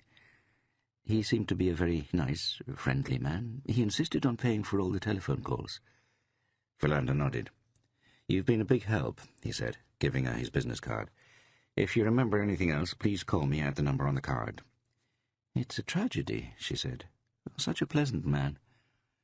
Verlander went round to the other side of the house and walked down the path to the beach. He went as far as the water's edge. The beach was deserted. When he turned back, he saw that Agnes Ain was watching him. He must have met somebody, Verlander thought. There's no other plausible explanation. The only question is, who? He drove back to the police station. Rydberg stopped him in the corridor and told him he had managed to track Alexanderson's ex-wife to a house on the Riviera. But nobody answered the telephone, he said. I'll try again later. Good, said Verlander. Let me know when you get hold of her. Martinson came in, said Riedberg. It was almost impossible to understand a word he said. I told him to go home again. You did the right thing, Verlander said. He went to his office, closed the door behind him, and pulled over the notepad on which he had written Göran Alexanderson's name. Who? He wondered. Who did you meet on the beach? I must find out. By 1 o'clock, Verlander felt hungry. He put on his jacket and was about to leave when Hansen knocked on his door. It was obvious he had something important to say. I've got something that might be important, Hansen said. What? As you recall, Alexanderson had a son who died 7 years ago. Well, it looks very much like he was murdered. But as far as I can see, nobody's ever been charged with it. Verlander looked long and hard at Hansen. Good, he said eventually. Now we've got something to go on, even if I can't put my finger on what it is. The hunger he'd been feeling just moments ago had disappeared. Shortly after 2 in the afternoon on the 28th of April, Riedberg knocked on Verlander's half-open door. I've made contact with Alexanderson's ex-wife, he said as he came into the room. He made a face as he sat down on the visitor's chair. How's your back? Verlander said. I don't know, said Riedberg. There's something funny going on. Perhaps you came back to work too soon. Lying at home staring at the ceiling wouldn't do it any good. That put an end to any discussion about Riedberg's back. Verlander knew it was a waste of time trying to persuade him to go home and rest.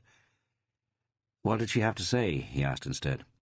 She was shocked, naturally enough. It must have been a minute before she was able to say anything at all. That will be an expensive call for the Swedish state, said Verlander. But then what? After that minute had passed. She asked what had happened, of course. I gave her the facts. She had trouble understanding what I was talking about.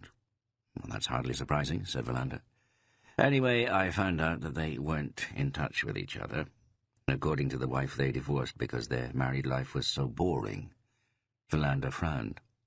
What exactly did she mean? I suspect that's a more common reason for divorce than people realize, said Riedberg. I think it would be awful, having to live with a boring person. Verlander thought that over. He wondered if Mona had the same view of him. What did he think himself?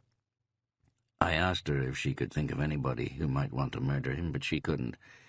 Then I asked her if she could explain what he was doing in Skåne, but she didn't know that either. That was all. Didn't you ask her about that son of hers who died, the one Hansen says was murdered? Of course I did, but she didn't want to talk about it. Wasn't that a bit odd? That's exactly what I thought. I think you'll have to talk to her again, Verlander said. Riedberg nodded and left the room. Verlander thought he would have to find an opportunity to talk to Mona and ask her if boredom was the biggest problem in their marriage. His train of thought was interrupted by the phone ringing. It was Ebba in reception, telling him that the Stockholm police wanted to talk to him. He pulled over his notebook and listened. An officer by the name of Rendell was put through to him. Verlander had never had any contact with him before. We went to take a look at that apartment in Oslo-Gotland, Rendell said. Did you find anything? How could we find anything when we'd no idea what we were looking for? Verlander could hear that Rendell was under pressure. What was the apartment like? Verlander asked, as nicely as he could. Clean and neat, said Rendell. Everything in its place. A bit fussy. I had the impression of a bachelor pad. That's what it was, in fact, Verlander said. We checked his mail, said Rendell. He seems to have been away for a week at most. That's correct, said Verlander. He had an answering machine, but there was nothing on it. Nobody had tried to call him. What was the message he'd recorded? Verlander asked. Just the usual. Well, at least we know that, said Verlander. Thanks for your help. We'll come back to you if we need anything else. He hung up and saw from the clock that it was time for the investigative team's afternoon meeting. When he got to the conference room, Hansen and Riedberg were already there. I've just been speaking to Stockholm, Verlander said as he sat down. They found nothing of interest in the apartment in Oslo-Gotland. I called the wife again, said Riedberg. She was still unwilling to talk about her son, but when I told her that we could make her come back home to assist us with our inquiries, she thawed a little. The boy was evidently beaten up in a street in the centre of Stockholm. It must have been a totally pointless attack. He wasn't even robbed. I've dug up some documentation about that attack, said Hansen. It hasn't yet been written off, but nobody's done anything about it for at least the last 5 years. Are there any suspects? Verlander wondered. Hansen shook his head. "None at all. There's absolutely nothing. No witnesses, nothing." Verlander pushed his notepad to one side. "Just as little as we've got to go on here at the moment," he said. Nobody spoke. Verlander realized he would have to say something. "You'll have to speak to the people working in his shops," he said. "Call Rendell from the Stockholm police and ask him for some assistance. We'll meet again tomorrow." They divided up the tasks that had to be done, and Verlander went back to his office. He thought he should call his father out in Lörderup and apologize for the previous night, but he didn't. He couldn't get what happened to Göran Alexandersson out of his mind. The whole situation was so preposterous that it should be explicable on those grounds alone. He knew from experience that all murders, and most other crimes as well, had something logical about them somewhere. It was just a matter of turning over the right stones in the correct order and following up possible connections between them. Verlander left the police station shortly before 5 and took the coastal road to Svarta. This time he parked further into the village. He took a pair of Wellingtons out of the boot, put them on, then walked down to the beach. In the distance he could see a cargo ship steaming westward. He started walking along the beach, examining the houses on his right side. There seemed to be somebody living in every third house. He kept on walking until he had left Svarta behind. Then he returned. He suddenly realized that he was hoping Mona would appear from nowhere, walking towards him. He thought back to the time they had gone to Skagen. That had been the best part of their life together. They had so much to talk about, things they never had time to do. He shook off these unpleasant thoughts and forced himself to concentrate on Göran Alexandersson. As he walked along the sand, he tried to make a summary of the case so far. What did they know? That Alexandersson lived by himself, that he owned 2 electronic shops, that he was 49 years old, and that he had travelled to Ystad and stayed at the King Charles Hotel. He had told his staff he was going on holiday. While at the hotel, he had received no telephone calls or visitors, nor had he used the phone in his room himself. Every morning he had taken a taxi out to Svarta, where he had spent the day walking up and down the beach. In the afternoon he had returned to Ystad after borrowing Agnes Ain's telephone. On the 4th day he had entered the back seat of a taxi and died.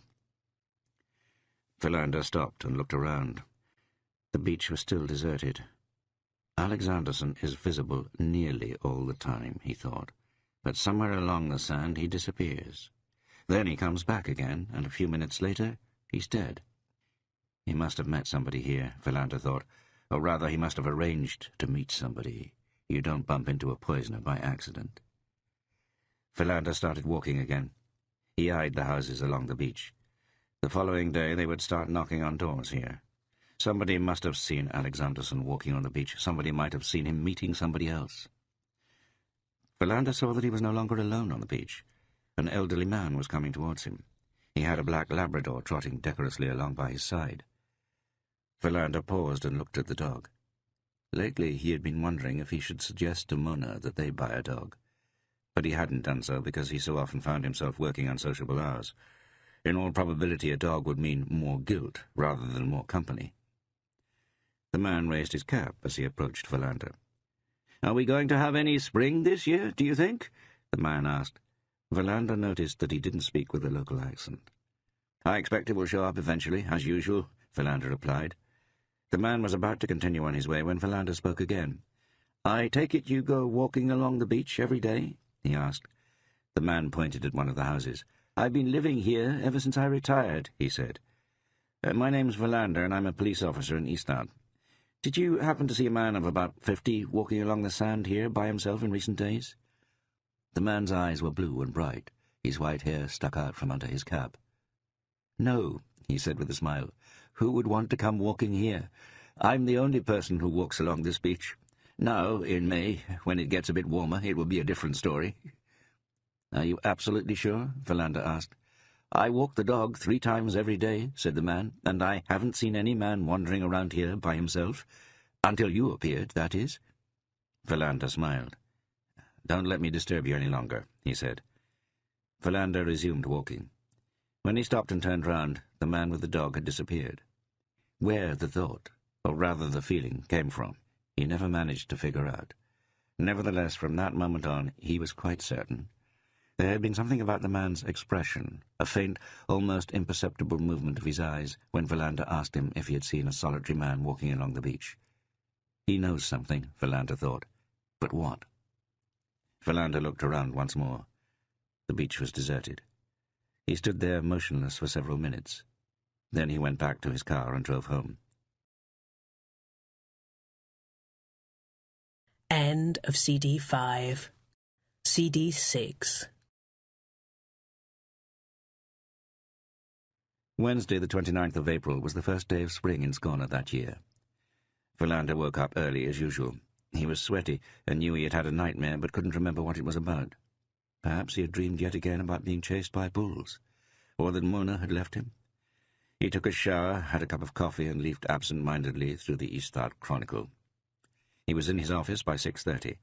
The sun was shining from a clear blue sky. Philander hoped that Martinson had recovered and could take over the register searches from Hansen. That usually produced better and faster results.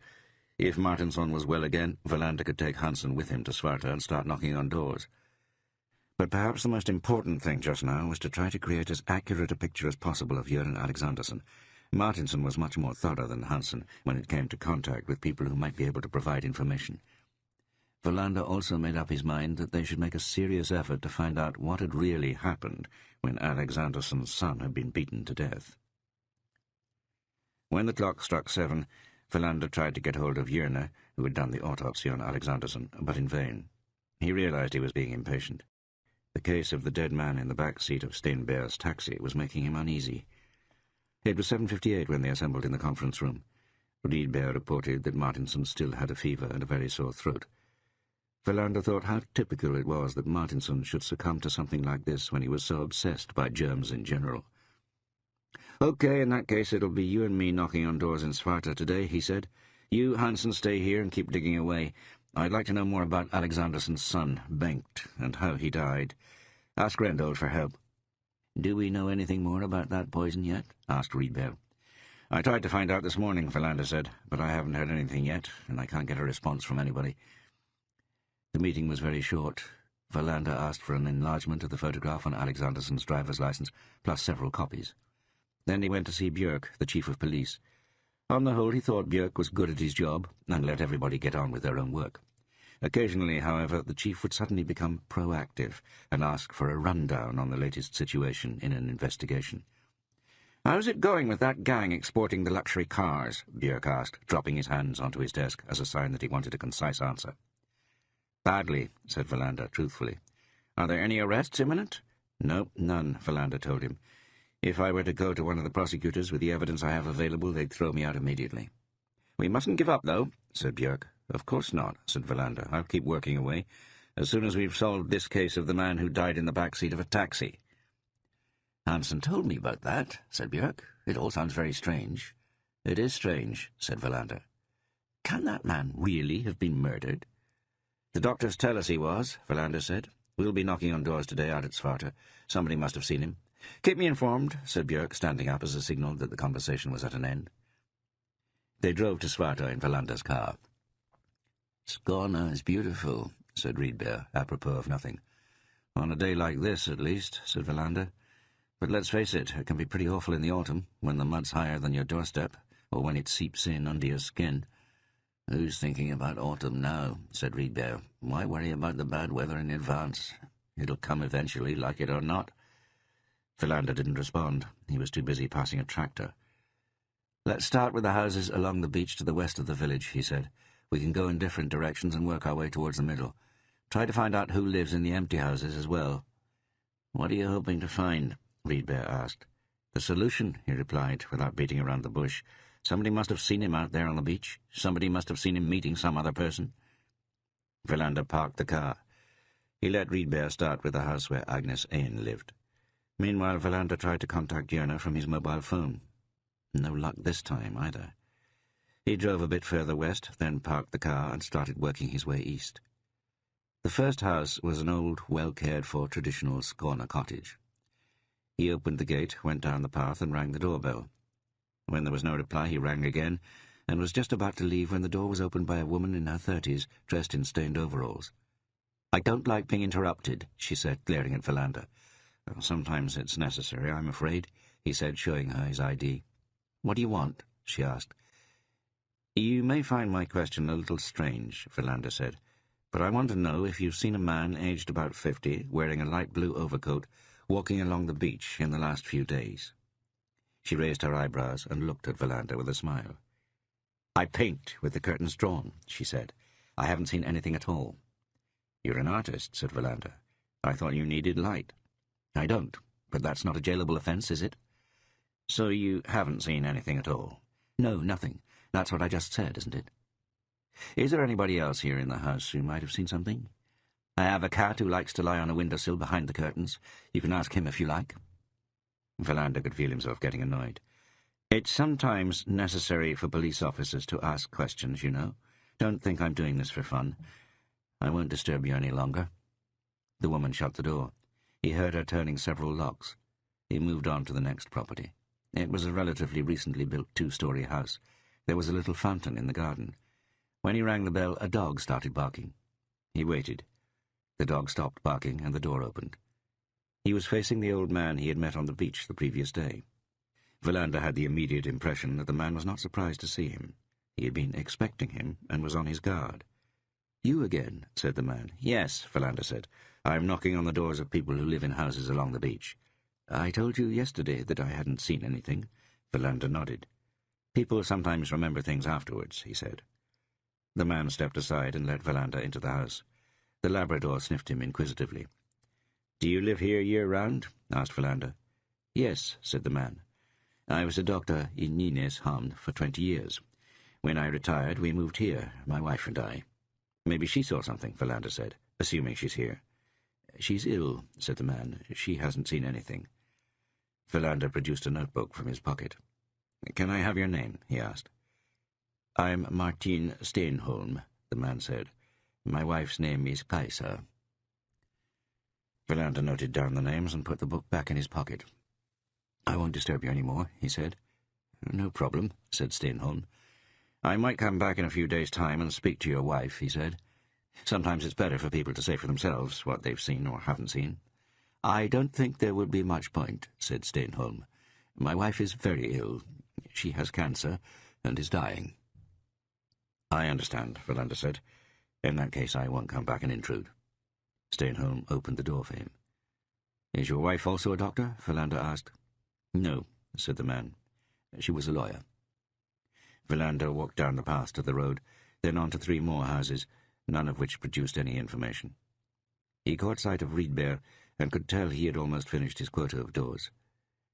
Philander went to get his car and waited for Riedberg outside Agnes Ain's house. When Riedberg arrived, he had no positive information. Nobody had seen Göran Alexanderson on the beach. "I always thought people were curious," Riedberg said, "especially in the country and especially where strangers are concerned." They drove back to Ystad. Philander didn't say a word. When they got back to the police station, he asked Riedberg to find Hansen and bring him to Philander's office. He then phoned the medico-legal unit in Lund, and this time managed to get hold of Jörna. Hansen and Riedberg had arrived by the time he had finished the call. Philander looked questioningly at Hansen. "Any news?" he asked. "Nothing that changes the picture we already have of Alexanderson," Hansen said. "I've just spoken to Jörna," said Philander. "The poison that killed Alexanderson could very well have been administered without him noticing it. It's not possible to say precisely how fast it works. Jörna guessed it would be at least half an hour. When death does come, it happens very quickly." "So we're right in our suppositions so far," said Hansen. "Does this poison have a name?" Philander read out a complicated chemical description he had written down on his notepad. Then he told them about the conversation he had had with Martin Steenholm in Svarta. "I don't know why," he said, "but I can't help feeling we'll find the solution to our problem in that doctor's house." "A doctor knows about poisons," Riedberg said. "That's always a start." "You're right, of course," said Philander, "but there's something else, too. I can't put my finger on it, though." "Why don't I run a search through the registers?" asked Hansen. "It's too bad Martinson is sick. He's the best at that sort of thing." Philander nodded. Then an idea struck him. "Do one for his wife as well, Kaiser Steenholm." The investigation was put on hold for the Walpurgis night holiday and the weekend. Philander spent a large part of his free time at his father's house. He spent one afternoon repainting the kitchen. He also called Riedberg for no other reason than the fact that Riedberg was as solitary as he was. But when Philander called, Riedberg turned out to be drunk, and the conversation was a very short one. On Monday the 4th of May, he was back at the police station early. While he waited to hear if Hansen had found anything of interest in the register, he resumed his work on the gang smuggling stolen cars into Poland. It wasn't until 11 the next morning that Hansen eventually showed up. "I can't find a thing about Martin Steenholm," he said. "It looks as if he's never done a dishonest thing in his whole life." Verlander wasn't in the least surprised. He had been aware from the start that they could be heading into a cul-de-sac. "What about his wife?" Hansen shook his head. "Even less," said Hansen. "She was a prosecutor in Nynäshamn for many years." Hansen put a file full of papers on Verlander's desk. "I'll go and talk to the taxi drivers again," he said. "Perhaps they saw something without realizing it." When Hansen had left, Verlander opened the file. It took him an hour to work his way carefully through all the documents. For once, Hansen hadn't overlooked anything. Even so, Verlander was convinced that Alexanderson's death had something to do with the old doctor.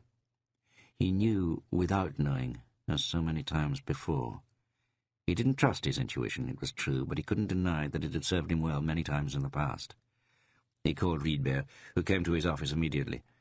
Verlander handed him the file. "I'd like you to read through this," he said. "Neither Hansen nor I can see anything of interest, but I'm sure we're missing something." "We can forget Hansen," Riedberg said, making no attempt to disguise the fact that his respect for his colleague was limited. Late that afternoon, Riedberg returned the file, shaking his head. He hadn't found anything either. "We'll have to start again from the beginning," said Verlander. "Let's meet here in my office tomorrow morning and decide where we go from here." An hour later, Verlander left the police station and drove to Sparta. Once again, he took a long walk along the beach. He didn't see another soul. Then he sat in his car and read one more time through the material Hansen had given him. "What is it that I'm missing?" he asked himself. "There is a link between this doctor and Göran Alexandersson. It's just me who can't see what it is." He drove back to Ystad and took the file home with him to Maria Gotan. They had lived in the same three-room apartment ever since they moved to Ystad 12 years earlier. He tried to relax, but the file gave him no peace. As midnight approached, he sat down at the kitchen table and went through it one more time. Although he was very tired, he did, in fact, find one detail that caught his attention. He knew it might well have no significance. Nevertheless, he decided to look into it early the following morning. He slept badly that night. He was back at the police station by 7 a.m. Ystad was enveloped in drizzle. Verlander knew the man he was looking for was just as much of an early bird as he was. He went to the part of the building that housed the prosecutors and knocked on Per Åkesson's door. As usual, the room was in chaos.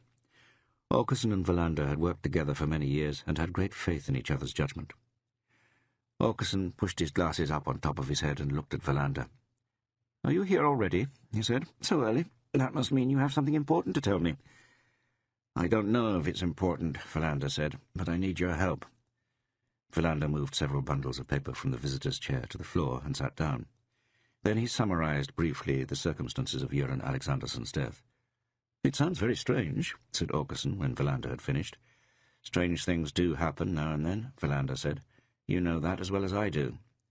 "I don't think you've come here at 7 in the morning just to tell me this.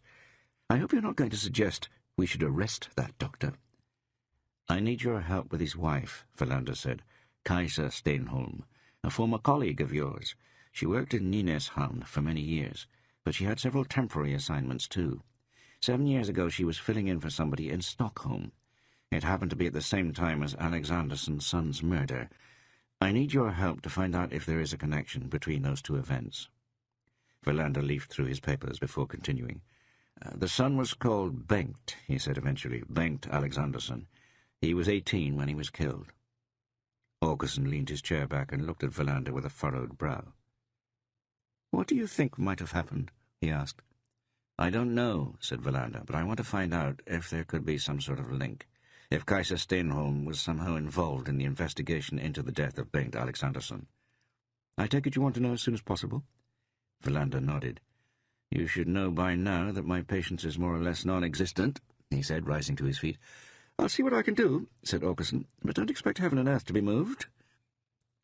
When Verlander passed through reception on his way back to his office, he asked Ebba to send Riedberg and Hansen in to see him as soon as they came in. "How are you nowadays?" Ebba asked. "Are you getting a good night's sleep?" "I sometimes feel I'm sleeping too much," said Verlander evasively.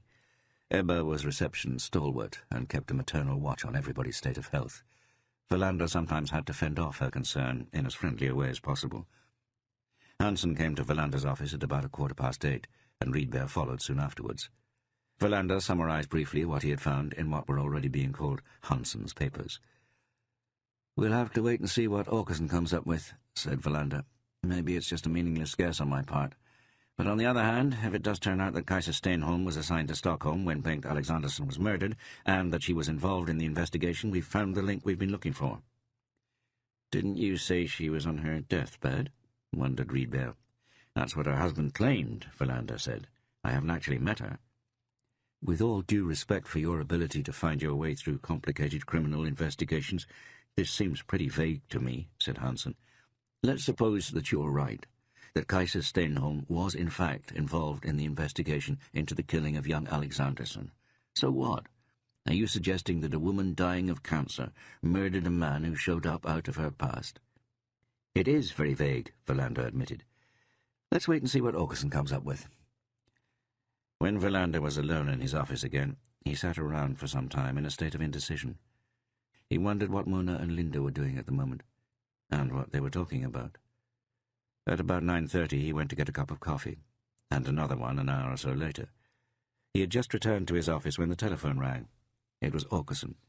"It went quicker than I'd expected," he said. "Do you have a pen handy?" "I'm all set," Verlander said. "Between the 10th of March and 9th of October, 1980, Kaiser Steenholm was working as a prosecutor in the city of Stockholm," Åkesson said. "With some help from an efficient registry clerk at the county court, I found the answer to your second question about whether Kaiser Steenholm was involved in the Bengt Alexandersson case." He fell silent. Verlander could feel the tension rising. "It seems you were right," said Åkesson. "She was in charge of the preliminary investigation, and she was also the one who eventually put it aside, when the killer wasn't found." "Thank you for your help," said Verlander. "I'll look into this. I'll be in touch in due course." He hung up and walked over to the window. The glass was misted over. It was raining more heavily now. "There's only one thing to do," he thought. "I must get inside the house and find out what actually happened." He decided to take only Riedberg with him. He called him and Hansen on the intercom, and when they were in his office, he told them what Åkesson had found out.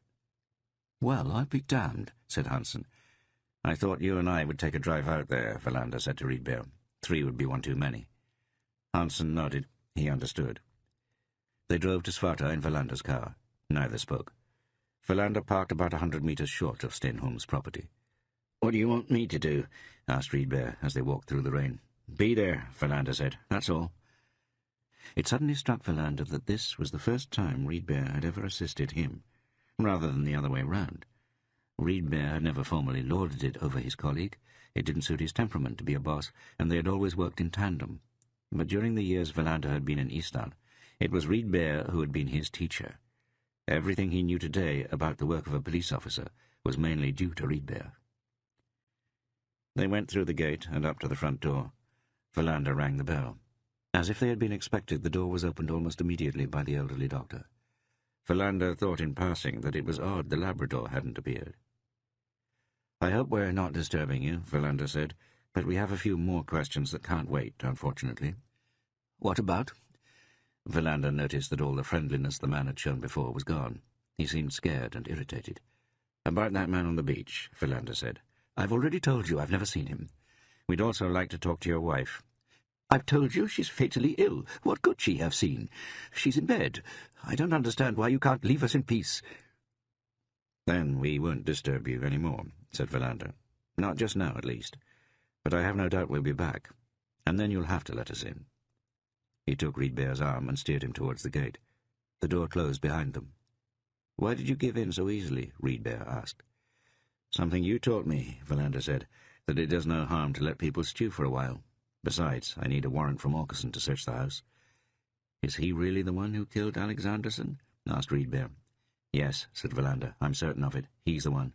But I still don't understand how it all fits together." That afternoon, Verlander received the authorization he needed. He decided to wait until the next morning. but just in case he persuaded Björk to have a guard placed on the house until then. When Verlander woke up as dawn was breaking the next morning, 7th of May, and opened the curtains, Ystad was covered in fog. Before taking a shower, he did something he had forgotten to do the previous night. He looked up Stenholm in the telephone directory. There was no mention of a Martin or Kaiser Stenholm. He phoned directory assistance and ascertained that the number was unlisted. He nodded to himself as if that was exactly what he had expected. As he drank his morning cup of coffee, he asked himself if he should take Rydberg with him or drive out to Svarta on his own. It wasn't until he was behind the wheel that he decided to go himself. The fog was thick along the coast road. Verlander drove very slowly. It was nearly 8 when he pulled up outside the Stenholm house. He walked through the gate and rang the doorbell. It wasn't until the 3rd ring that the door opened. When Stenholm saw that it was Verlander, he tried to slam it shut again, but Verlander managed to put his foot in the way. "What right do you have to break in here?" the old man shouted in a shrill voice. "I'm not breaking in," Verlander said. "I have a search warrant. You might as well accept that. Can we sit down somewhere?" Stenholm suddenly seemed resigned. Verlander followed him into a room full of books. Verlander sat down in a leather armchair, and Stenholm sat opposite him. "Do you really have nothing to say to me?" Verlander asked. "I haven't seen anybody wandering up and down the beach, nor has my wife, who's seriously ill. She's in bed upstairs." Verlander decided to come right to the point. There was no reason to beat around the bush any longer. "Your wife was a public prosecutor," he said. "For most of 1980, she was assigned to Stockholm. Among a lot of other things, she was in charge of a preliminary investigation into the circumstances surrounding the death of an 18-year-old named Bengt Alexandersson. She was also responsible for putting the case aside some months later. Do you recall these events?" "Of course not," said Stenholm. "It has always been our habit not to talk shop at home. She said nothing about the people she was prosecuting. I said nothing about my patients." "The man who was walking along the beach here was the father of Bengt Alexandersson," said Verlander. "He was poisoned and died in the back seat of a taxi. Does that seem like a mere coincidence?" Stenholm made no reply, and then the penny suddenly dropped for Verlander. "When you retired, you moved down from Nynäshamn to Skåne," he said slowly, "to a place in the middle of nowhere like Svarta. You're not even in the telephone book because your number's unlisted. Needless to say, that could be because you want to be left in peace and quiet, to live out your old age in anonymity. But there could be another explanation. You might have moved out here as discreetly as possible, in order to escape from something or somebody. Perhaps to get away from a man who can't understand why a prosecutor didn't put more effort into solving the pointless murder of his only child. You moved, but he tracked you down. I don't suppose we'll ever know how he managed that. But one day, there he is on the beach. You meet him while you're out walking your dog. Naturally, it's a big shock. He repeats his accusations, maybe he even makes threats. Your wife is seriously ill upstairs. I have no doubt that's the case. The man on the beach keeps on coming back day after day. He won't let you shake him off. You see no way of getting rid of him, no way out at all. Then you invite him into your house. Presumably you promise him that he can talk to your wife. You give him some poison, possibly in a cup of coffee. Then you suddenly change your mind and tell him to come back the next day. Your wife is in great pain, or perhaps she's asleep. But you know he'll never come back. The problem is solved. Göran Alexandersson will die of something that looks like a heart attack. Nobody has ever seen you together. Nobody knows about the link between you. Is that what happened? Stenholm sat motionless in his chair. Verlander waited. He could see through the window that the fog was still very thick. Then the man raised his head. "My wife never did anything wrong," he said. "But times changed.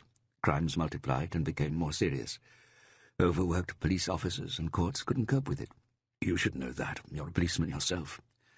That's why it was so unjust for Alexandersson to blame my wife when the murder of his son was never solved. He persecuted us and threatened us and terrorized us for 7 years. And he did it in such a way that we could never actually pin anything on him." Stenholm fell silent. Then he stood up. "Let's go up to my wife. She can tell you about it herself." "That's not necessary anymore," Philander said. "For me, it's necessary," said Steenholm. They went upstairs. Kaiser Steenholm was lying in a sick bed in a large, bright, airy room. The Labrador was lying on the floor beside the bed. "She's not asleep," said Steenholm. "Go up to her and ask her whatever you want." Philander approached the bed. Her face was so thin, her skin was stretched tight over her cranium. Philander realized she was dead. He turned round quickly. The old man was standing in the doorway. He was holding a pistol, aimed at Philander. "I knew you'd come back," he said. "That's why it's just as well she died." "Put the gun down," Philander said. Steenholm shook his head. Philander could feel himself stiffening with fear. Then everything happened very fast. Suddenly Steenholm pointed the gun at his own head and pulled the trigger. The shot echoed through the room. The man was thrown halfway through the door. Blood had spurted all over the walls. Philander felt as if he were about to faint. Then he staggered out of the door and down the stairs. He called the police station. Ebba answered. "Hansen or Riedberg," he said, "as fast as possible." It was Riedberg who came to the phone. "It's all over," said Philander. "I want an emergency team sent to the house in Sparta. I've got 2 dead bodies here." "Did you kill them? What's happened?" Riedberg asked. "Are you hurt? Why the hell did you go there on your own?" "I don't know," Philander said. "Get a move on. I'm not hurt." Philander went outside to wait. The beach was covered in fog. He thought about what the old doctor had said, about crimes becoming more frequent and more serious. Philander had often thought that as well. He sometimes thought he was a police officer from another age, even though he was only 40. Maybe a new kind of police officer was needed nowadays. He waited in the fog for them to arrive from Ystad. He was deeply upset. Yet again, against his will, he had found himself involved in a tragedy. He wondered how long he would be able to keep going. When the emergency services arrived and Riedberg got out of his car, it seemed to him that Philander was a black shadow in the white fog. "What happened?" Riedberg asked. "We've solved the case of the man who died in the back seat of Steenberg's taxi," Philander said. He could see that Riedberg was waiting for something more, but there would be nothing more. "That's all," he said. "That's all we've done, in fact." Then Philander turned on his heel and walked down to the beach. Soon he had disappeared into the fog. The death of the photographer. Every year in early spring he had a recurring dream, that he could fly. The dream always unfolded in the same way. He was walking up a dimly lit staircase. Suddenly the ceiling opened and he discovered that the stairs led him to a treetop. The landscape spread out under his feet.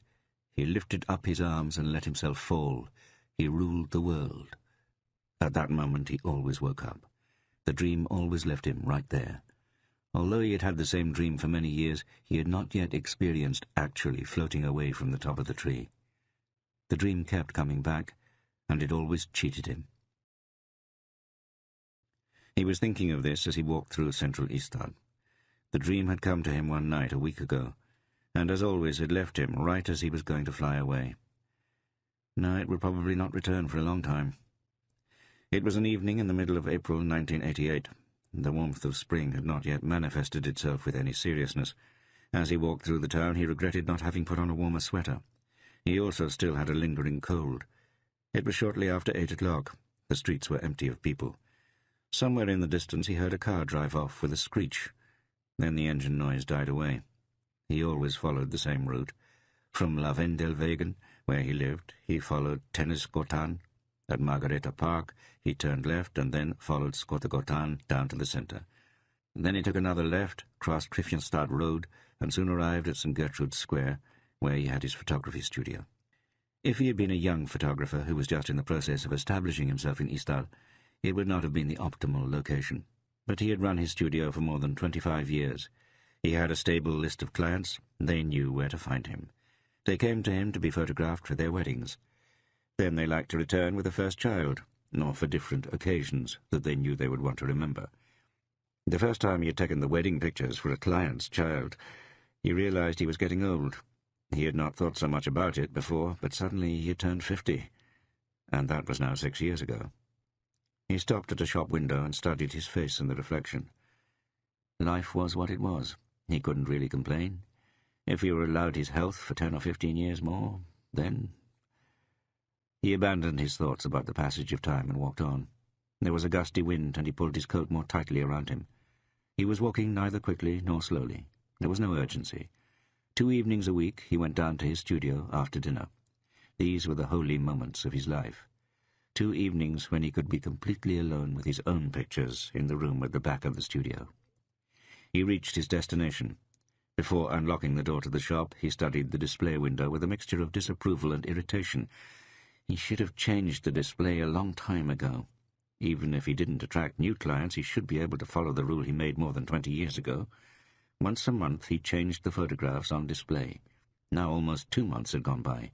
When he had employed an assistant, he had had more time to devote to the shop window, but he had let the last one go almost 4 years ago. It had become too expensive, and it wasn't more work than he could manage on his own. He unlocked the door and walked in. The shop lay in darkness. He had a cleaning woman who came in 3 days a week. She had her own key, and usually came in at around 5 in the morning. Since it had rained earlier that morning, the floor was dirty.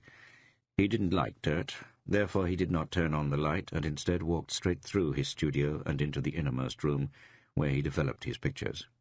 He closed the door and turned on the light, hung up his coat, turned on the radio that he kept on a little shelf.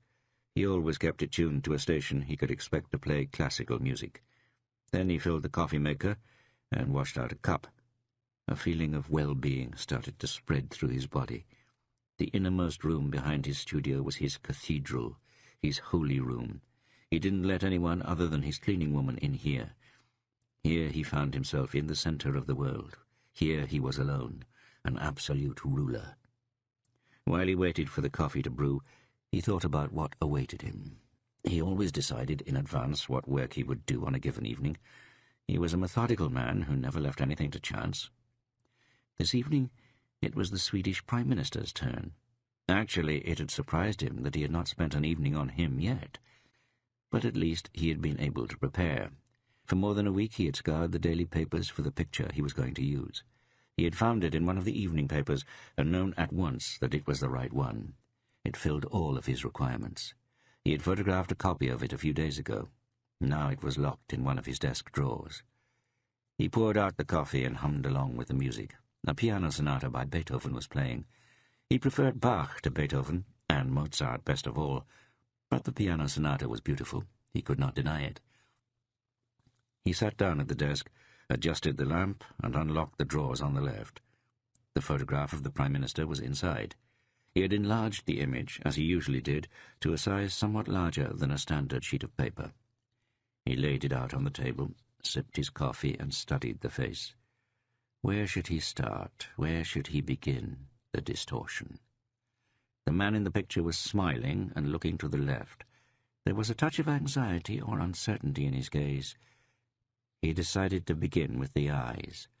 They could be made to look cross-eyed and smaller. If he angled the enlarger, the face would also become thinner. He could try to place the paper in an arc in the enlarger and see what effect that had. Then he could cut and paste and excise the mouth, or perhaps sew it up. Politicians talk too much. He finished his coffee. The clock on the wall showed 9:15. Some noisy teenagers walked by on the street outside and disturbed the music for a moment. He put the coffee cup away. Then he started the painstaking but enjoyable work of retouching. He could slowly see the face changing. It took him more than 2 hours. You could still see that it was the Prime Minister's face. But what had happened to it? He got up out of his chair and hung the picture on the wall, directed the light on it. The music on the radio was different now, Stravinsky's Rite of Spring. The dramatic music was fitting as he regarded his work. The face was no longer the same. Now the most important part remained, the most enjoyable. Now he would reduce the picture, make it small and insignificant. He put it on the glass plate and focused the light, made it smaller and smaller. The details pulled together, but remained sharp. Only when the face started to blur did he stop. He was done. It was almost 11:30 when he had the finished product in front of him on the desk. The Prime Minister's distorted face was no bigger than a passport picture. Once again he had shrunk a power-hungry individual down to more suitable proportions. Of large men he made small men. In his world there was no one who was bigger than himself. He remade their faces, made them smaller, more ridiculous, into small and unimportant insects. He took out the album he kept in his desk and flipped through it until he got to the first empty page. There he pasted in the picture he had just manipulated. He wrote in the day's date with a fountain pen. He leaned back in his chair. Yet another picture had been produced. It had been a successful evening, the result had been good, and nothing had disturbed him. No restless thoughts had flown around in his head. It had been an evening in the cathedral when everything breathed peace and quiet. He put the album back and locked the cabinet. Stravinsky's Rite of Spring had been followed by Handel. Sometimes he was irritated by the program director's inability to make softer transitions. At that moment he had the feeling that something wasn't right. He stood still and listened. Everything was quiet. He thought that he had imagined it. He turned off the coffee maker and started turning off the lights. Then he stopped again. Something wasn't right. He heard a sound from the studio. Suddenly he was afraid. Had someone broken into the store? He walked carefully over to the door and listened. Everything was quiet. I'm imagining things, he thought with irritation. Who would break into a photographer's studio where there are not even any cameras for sale? At least cameras can be stolen. He listened again. Nothing. He took his coat from the peg and put it on. The clock on the wall said 19 minutes before midnight. Everything was normal. Now he was ready to lock up his cathedral and go home. He looked around one more time before he turned off the last light. Then he opened the door. The studio lay in darkness. He turned on the light. It was as he had thought. There was no one there. He turned the light off again and walked out towards the shop. Then everything happened very quickly. Suddenly someone came at him from the shadows, someone who had been hiding behind one of the backdrops he used for his studio portraits. He could not see who it was. Since the shadow was blocking the exit, there was only one thing left for him to do. Flee into the back room and lock the door. He also had a phone in there. He could call for help. He turned round, but he never made it to the door. The shadow was quicker. Something struck him in the back of the head, something that made the world explode in a white light, then become total darkness. He was dead before he hit the ground. The time was 17 minutes to midnight. The cleaning woman's name was Hilda Valdane. She arrived at Simon Lambert's studio shortly after 5 o'clock, when she began her morning round. She leaned her bike next to the entrance and locked it carefully with a chain. It was drizzling and had grown colder, and she shivered as she searched for the right key. Spring was taking its time. She opened the door and stepped inside. The floor was dirty after the latest rain shower. She put her handbag on the counter next to the cash register and put her coat on the chair next to the little newspaper table. There was a cupboard in the studio where she kept her cleaning coat as well as her equipment. Lambert would have to buy her a new vacuum cleaner soon. This one was getting too weak. She saw him as soon as she walked into the studio. She immediately understood that he was dead. The blood had run out around his body. Then she ran out onto the street. A retired bank director, who had been ordered to take regular walks by his doctor, anxiously asked her what had happened after he managed to calm her down somewhat. She was shaking all over, and he ran to a telephone booth on the nearest street corner and dialed emergency. It was 20 minutes past 5, a drizzling rain, with a gusty wind from the southwest. It was Martinson who called and woke up Verlander. It was 3 minutes past 6. Verlander knew from long experience that when the phone rang this early, something serious must have happened. Normally he was awake before 6, but this morning he was sleeping and he woke up with a start when the telephone rang. The main reason he wasn't already awake was that he had bitten off part of his tooth the night before and had been in pain during the night. He had only fallen asleep around 4, after having been up several times to take pills for the pain. Before he picked up the receiver, he noted that the pain was still there. "Did I wake you?" Martinson asked. "Yes," Verlander said, and was surprised that he answered truthfully for once. "You did, actually. What's happened?" "The night shift called me at home. Sometime around 5:30 they received an unclear emergency call about a supposed murder by St. Gertrude's Square. A patrol unit was dispatched. And it turned out to be correct, unfortunately." Verlander sat up in bed.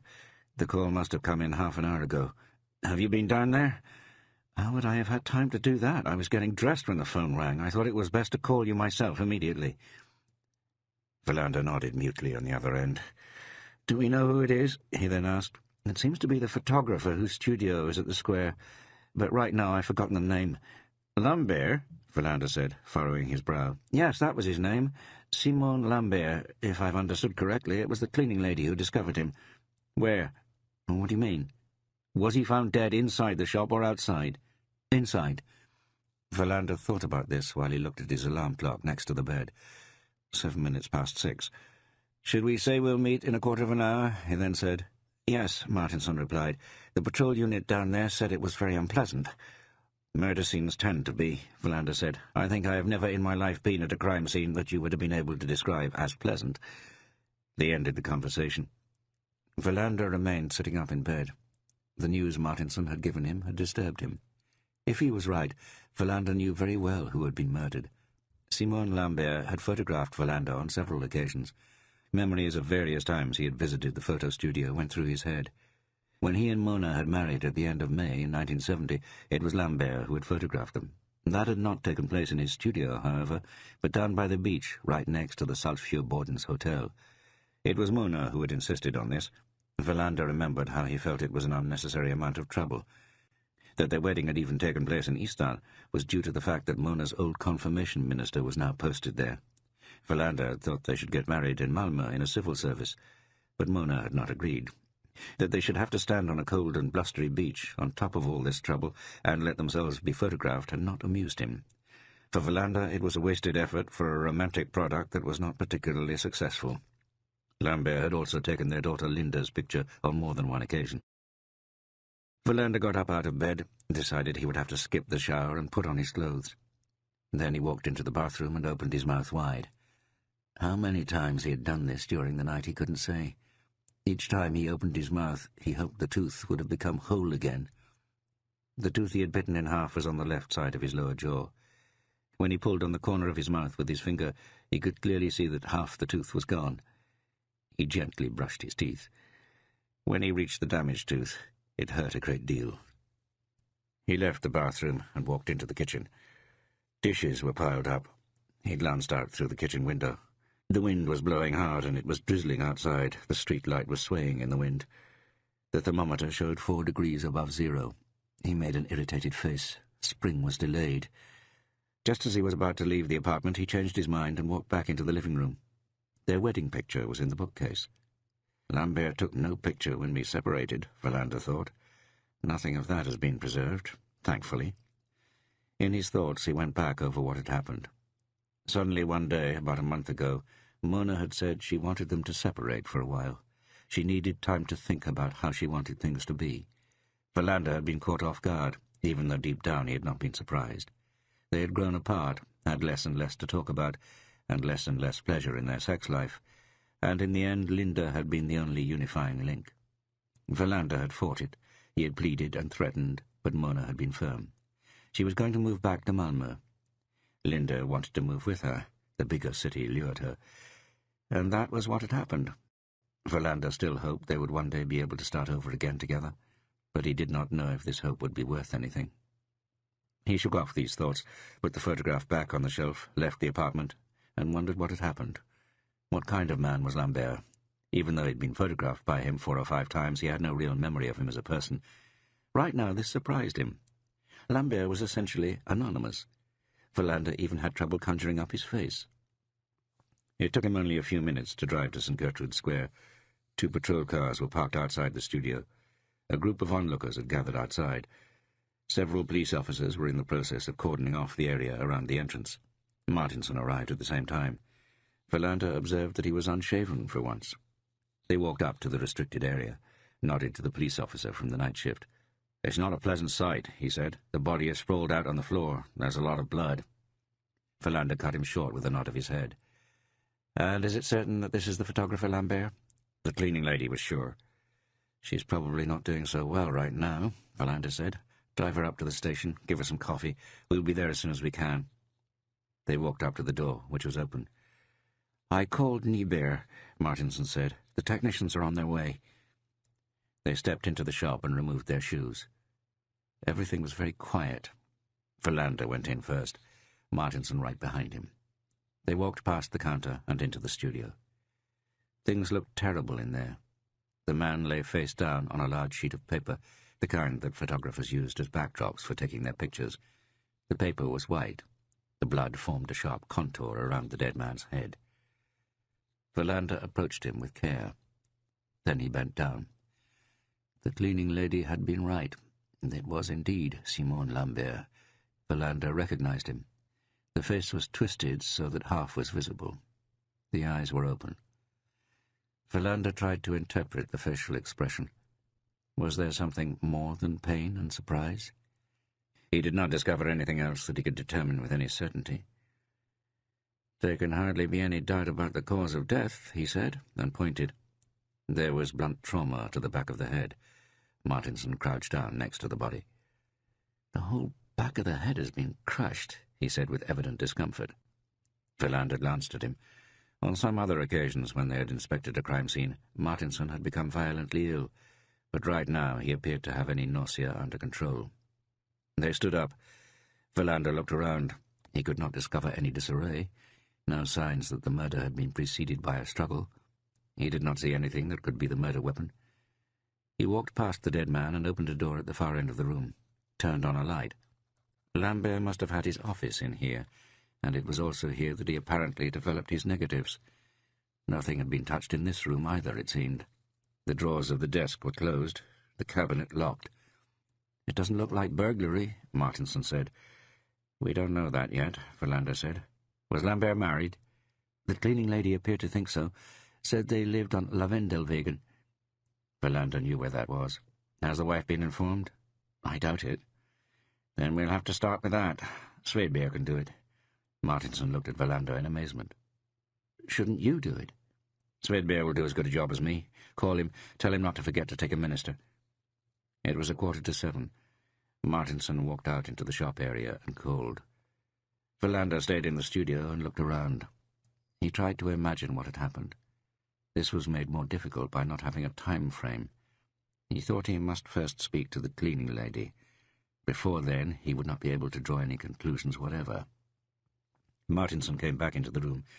"Svedberg is on his way to the station," he said. "So are we," Verlander said. "I want to talk to the cleaning lady. Is there no time frame?" "It's been difficult to talk to her. She's only now beginning to get herself under control." Niebert appeared behind Martinson's back. They nodded to each other. Niebert was an experienced and skilled, if bad-tempered, forensic technician. On many occasions Verlander had had only him to thank for being able to solve a complicated crime. Niebert made a face when he spotted the body. "The photographer himself," he said. "Simon Lambert," Verlander said. "I had some passport pictures taken here a few years ago," Niebert said. "I certainly didn't imagine that anyone would end up bashing the guy's head in." "He ran this place for many years," Verlander said. "He's not someone who has always been here, but it's something close to that." Niebert had taken off his coat. "What do we know?" he asked. "His cleaning lady discovered the body sometime after 5. That is actually all we know." "So we know nothing," Niebert said. Martinson and Verlander left the studio. Niebert should be able to work in peace with his colleagues. Verlander knew the work would be done thoroughly. They went up to the station. Verlander paused in reception and asked Ebba, who had just arrived, to call and make an appointment for him at the dentist's. He gave her the name. "Are you in pain?" she asked. "Yes," Verlander said. "I'm going to talk to the cleaning lady who discovered the photographer Lambert's body. That may take an hour. After that, I would like to get to the dentist as quickly as possible." "Lambert?" Ebba repeated in shock. "What happened?" "He's been murdered." Ebba sank down in her chair. "I've been to him many times," she said sadly. "He's taken pictures of all my grandchildren, one after the other." Verlander nodded but did not say anything. Then he walked along the corridor to his office. "Everyone seems to have been to Lambert," he thought. "All of us have stood in front of his camera. I wonder if everyone's impression of him is as vague as mine." It was now 7:05. End of CD 6. CD 7. A few minutes later, Hilda Valdén was shown in. She had very little to say. Verlander realized at once that it was not simply because she was distraught. The reason was that she did not know Lambert at all, even though she had been cleaning his studio for more than 10 years. When she walked into Verlander's office, followed by Hansen, he had shaken her hand and kindly asked her to sit down. She was in her 60s and had a thin face. Verlander had the impression that she had worked hard all her life. Hansen left the room, and Verlander pulled out a pad of paper from the stacks in his drawers. He started by expressing his condolences over what had happened. He could understand her being upset, but his questions could not wait. A terrible crime had been committed. Now they had to identify the perpetrator and the motive as quickly as possible. "Let's take this from the beginning," he said. "You cleaned Simon Lambert's studio?" She answered in a very low voice. Verlander had to lean over the table to hear her reply. "I have been cleaning there for 12 years and 7 months, 3 mornings a week, Monday, Wednesday, and Friday." "When did you get to the shop this morning?" "At my usual time, a little after 5. I clean 4 shops in the mornings. I usually take Lambert's first." "I assume you have your own key?" She looked surprised at him. "How else would I be able to get in? Lambert did not open until 10. Verlander nodded and continued. "Did you walk in from the street?" "There is no other entrance." Verlander made a note. "And the door was locked?" "Yes." "The lock had not been tampered with in any way?" "Not that I noticed." "What happened after that?" "I went in, put down my handbag, and took off my coat." "Did you notice anything that was not as it should be?" He saw that she was really trying to think and remember. "Everything was normal. It rained yesterday morning. The floor was unusually muddy. I went to get my buckets and rags." She stopped abruptly. "Was that when you saw him?" She nodded mutely. For a second, Verlander was afraid she was going to cry, but she drew a deep breath and collected herself. "What time was it when you discovered him?" 9 minutes past 5. He looked surprised at her. "How can you know that so precisely?" "There was a wall clock in the studio. I looked at it immediately. Perhaps in order not to have to look at him lying there dead. Perhaps in order to fix the exact time of the worst moment in my entire life." Verlander nodded. He thought he understood. "What did you do next?" "I ran out into the street. I may have screamed, I don't know. But there was a man. He called the police from a telephone booth nearby." Verlander put down his pen for a moment. Now he had a list of Hilda Valdane's actions and times. He had no doubt about its veracity. "Can you tell me why Lambert was in the shop so early in the morning?"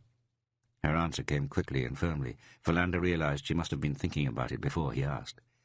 "Sometimes he went down to the studio at night. He stayed until midnight. It must have happened before then." "How do you know he went down there at night, if you clean in the morning?" "A few years ago, I left my purse in the pocket of the cleaning coat. I went down there at night to get it. He was there then. He told me he usually came in 2 evenings a week." "To work?" "I think he mostly sat in that back office and shuffled papers. The radio was on." Verlander nodded thoughtfully. She was probably right. The murder had not happened that morning, but the evening before. He looked at her. "Do you have any idea who could have done this?" "No." "Did he have any enemies?" "I didn't know him. I don't know if he had any friends or enemies. I just cleaned there." Verlander held on to the thread. "But you worked there for more than 10 years. You must have learned about him, his habits or weaknesses." Her answer came just as firmly. "I did not know him at all. He was extremely reserved." "You must be able to describe him in some way." Her answer was unexpected. "Can you describe a person who is so anonymous he blends into the wall?" "No, indeed," Verlander said. "I see your point." He pushed the notepad aside. "Did you notice anything unusual recently?" "I only met him once a month when I picked up my paycheck, but there was nothing unusual then." "When did you see him last?" 2 weeks ago." "And he seemed the same as always?" "Yes." "He wasn't anxious, nervous?" "No." "You didn't notice anything in the shop either? Something that had changed?" "Nothing." She is an excellent witness, Verlander thought. Her answers are firm. She has good powers of observation. I have no need to doubt her memory. He He had nothing more to ask her. The conversation had taken less than 20 minutes. He called Hansen, who promised to make sure that Hilda Valdane was taken home. When he was alone again, he walked over to the window and stared out into the rain. He wondered absently when spring was going to come, and how it would feel to experience it without Mona. Then he noticed that his tooth had started to ache again. He checked the time. It was still too early. He did not think his dentist would be in his office yet. At the same time, he wondered how things had gone for Svedberg. To convey the news of a death in the family was one of the most feared tasks, especially when you had to report an unexpected and brutal killing. But he was sure Svedberg could manage it. He was a good officer, perhaps without exceptional talent, but diligent and with a fastidiously organized desk. In some ways, he was among the best officers Verlander had ever worked with, and Svedberg had always been extremely loyal to Verlander. He left the window, went out to the break room, and got a cup of coffee. While he walked back down the corridor, he tried to understand what could have happened. Simon Lambert was a photographer approaching 60, a man with regular habits whose way of conducting his business was beyond reproach, photographing confirmations, weddings, and children of various ages. According to his cleaning lady, he came into the studio 2 evenings a week. At these times he sat in his inner office and shuffled papers around, listened to music. If the cleaning lady's information was correct, he usually left around midnight. Verlander came back to his office.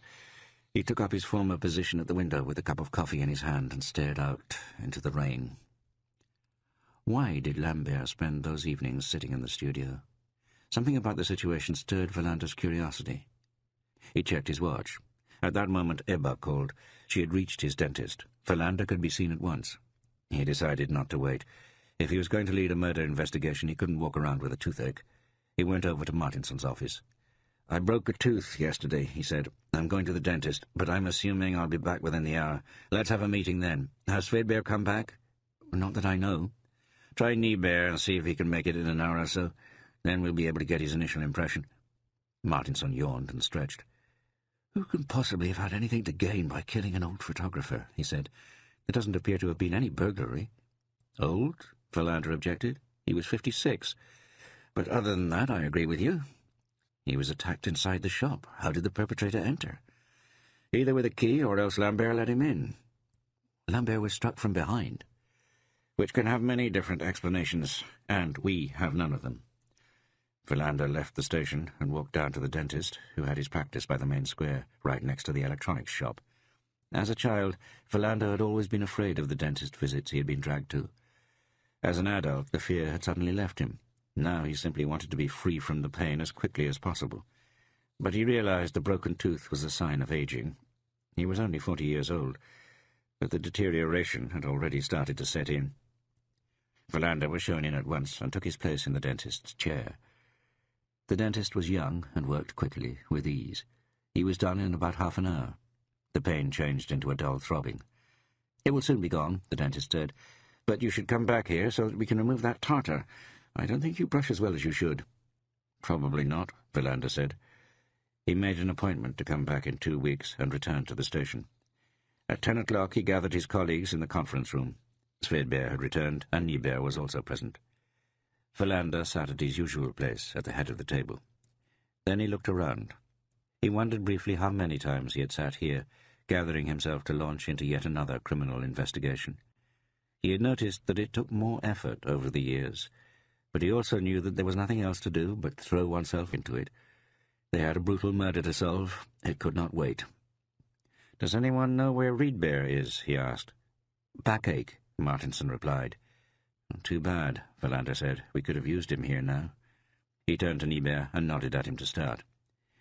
"Well, it is, of course, too early to say," Niebuhr said, "but there are no indications of burglary. No marks on any doors, nothing that appears to have been stolen, at least not at first glance. The whole thing is very strange."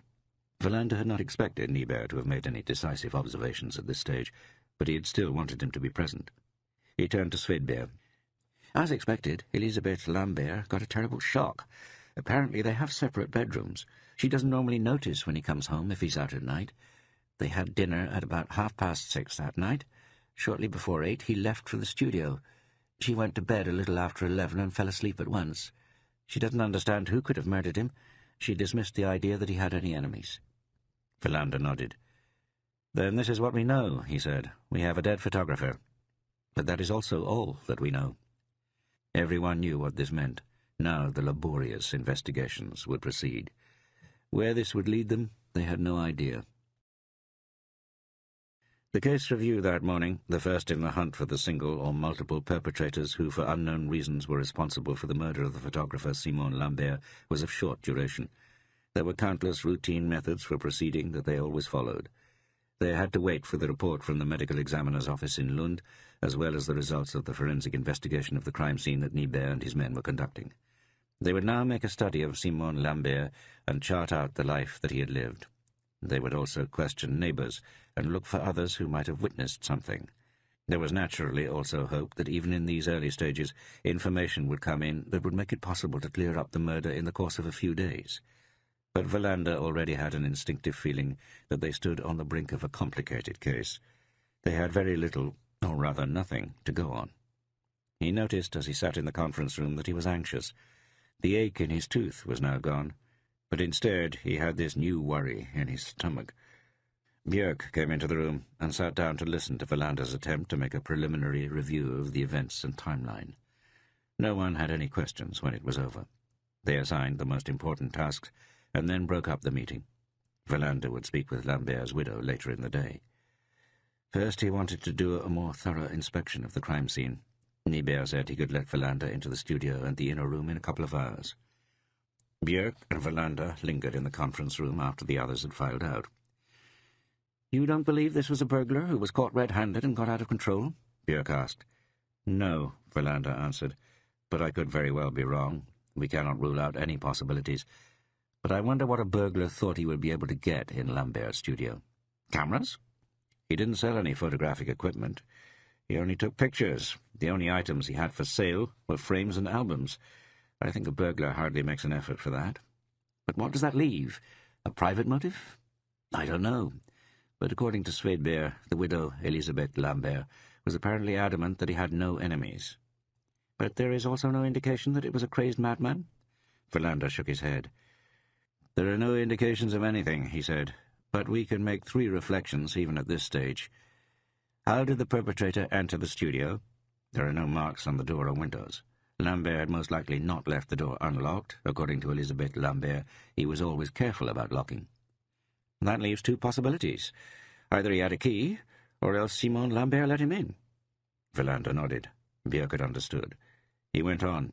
"The second observation is that the blow that killed Lambert was delivered with violent force to the back of the head. That can be a sign of determination, or rage, or both, and a great capacity for strength.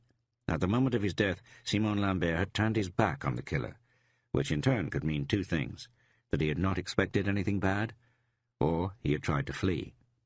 If he had let in the person who killed him, that would explain why he turned his back. We can probably take yet another step," Philander said. "Would he have let someone in that late at night who he didn't have a good relationship with?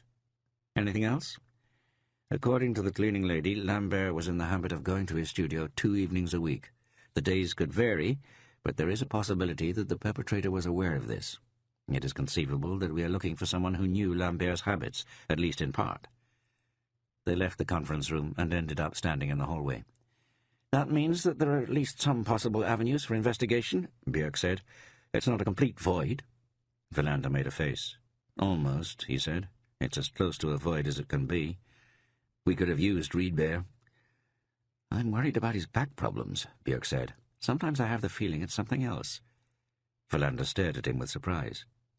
"What would that be?" "He may have another illness. Back pain doesn't have to come from just muscles or bone."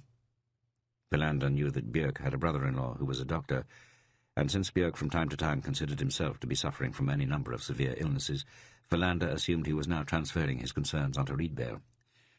"Riedberg always gets better after a week or so," Philander said. They parted ways. Philander returned to his room. Since the news of the murder had now spread, Ebba was able to give him the message that several reporters had called and asked when they would be able to get information. Without consulting anyone, Philander announced that he would be available to answer questions at 3 o'clock. Afterwards, he devoted an hour to writing a summary of the case for himself. He had just finished when Niebuhr called to say that Verlander could now start investigating the back room. Niebuhr had still not made any noteworthy discoveries, nor could the medical examiner state anything other than that Lambert had been killed by a violent blow to the back of the head. Verlander asked if they could say something about the kind of weapon that had been used at this stage, but it was too early for an answer. Verlander ended the conversation, and his thoughts returned to Riedberg, his teacher and mentor, the most skilled detective he had ever met. He had taught Verlander how important it was to turn and twist one's arguments and approach a problem from an unexpected angle. I could have used him right now, Verlander thought. Maybe I should call him at home tonight. He walked to the break room and drank yet another cup of coffee. Carefully munched on a rusk. The pain in his tooth did not return. Since he felt tired from his interrupted sleep the night before, he took a walk down to St. Gertrude's Square. The drizzling rain continued. He wondered when spring was coming. Our collective Swedish impatience in April is very high, he thought. Spring never seems to come at the right time. Winter always comes too early, and spring too late. Several people were gathered outside Lambert's shop. Verlander knew some of them, or at least had seen their faces before. He nodded and said hello, but he did not answer any questions. He stepped over the police tape and walked into the shop. Niebuhr was standing with a thermos mug in his hand, arguing with one of his technicians. He did not stop when Verlander walked in. Only when he had finished saying his piece did he turn to Verlander. He pointed towards the studio. The body had been removed. There was only the large bloodstain on the white background paper. An artificial trail of plastic had been laid out. "Walk there," Niebuhr instructed. "We found a lot of footprints in the studio." Verlander pulled plastic booties over his shoes, slipped some rubber gloves into his pocket, and carefully walked into the room that had served as a combination office and developing room. Verlander remembered how he, when he was very young, perhaps 14 or 15 years old, had nourished a passionate dream of becoming a photographer. But he did not aspire to have his own studio. He was going to be a press photographer. At all great events he would be there on the front lines, and he would take his pictures while others took pictures of him.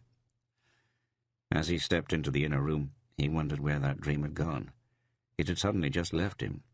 Today he owned a simple Instamatic that he rarely used. Several years later he wanted to become an opera singer. Nothing had come of that either. He removed his coat and looked around the room. From the studio he could hear that Niebuhr had started arguing again. Verlander heard vaguely that it was about a sloppy measurement of the distance between two footprints. He walked over to the radio and turned it on.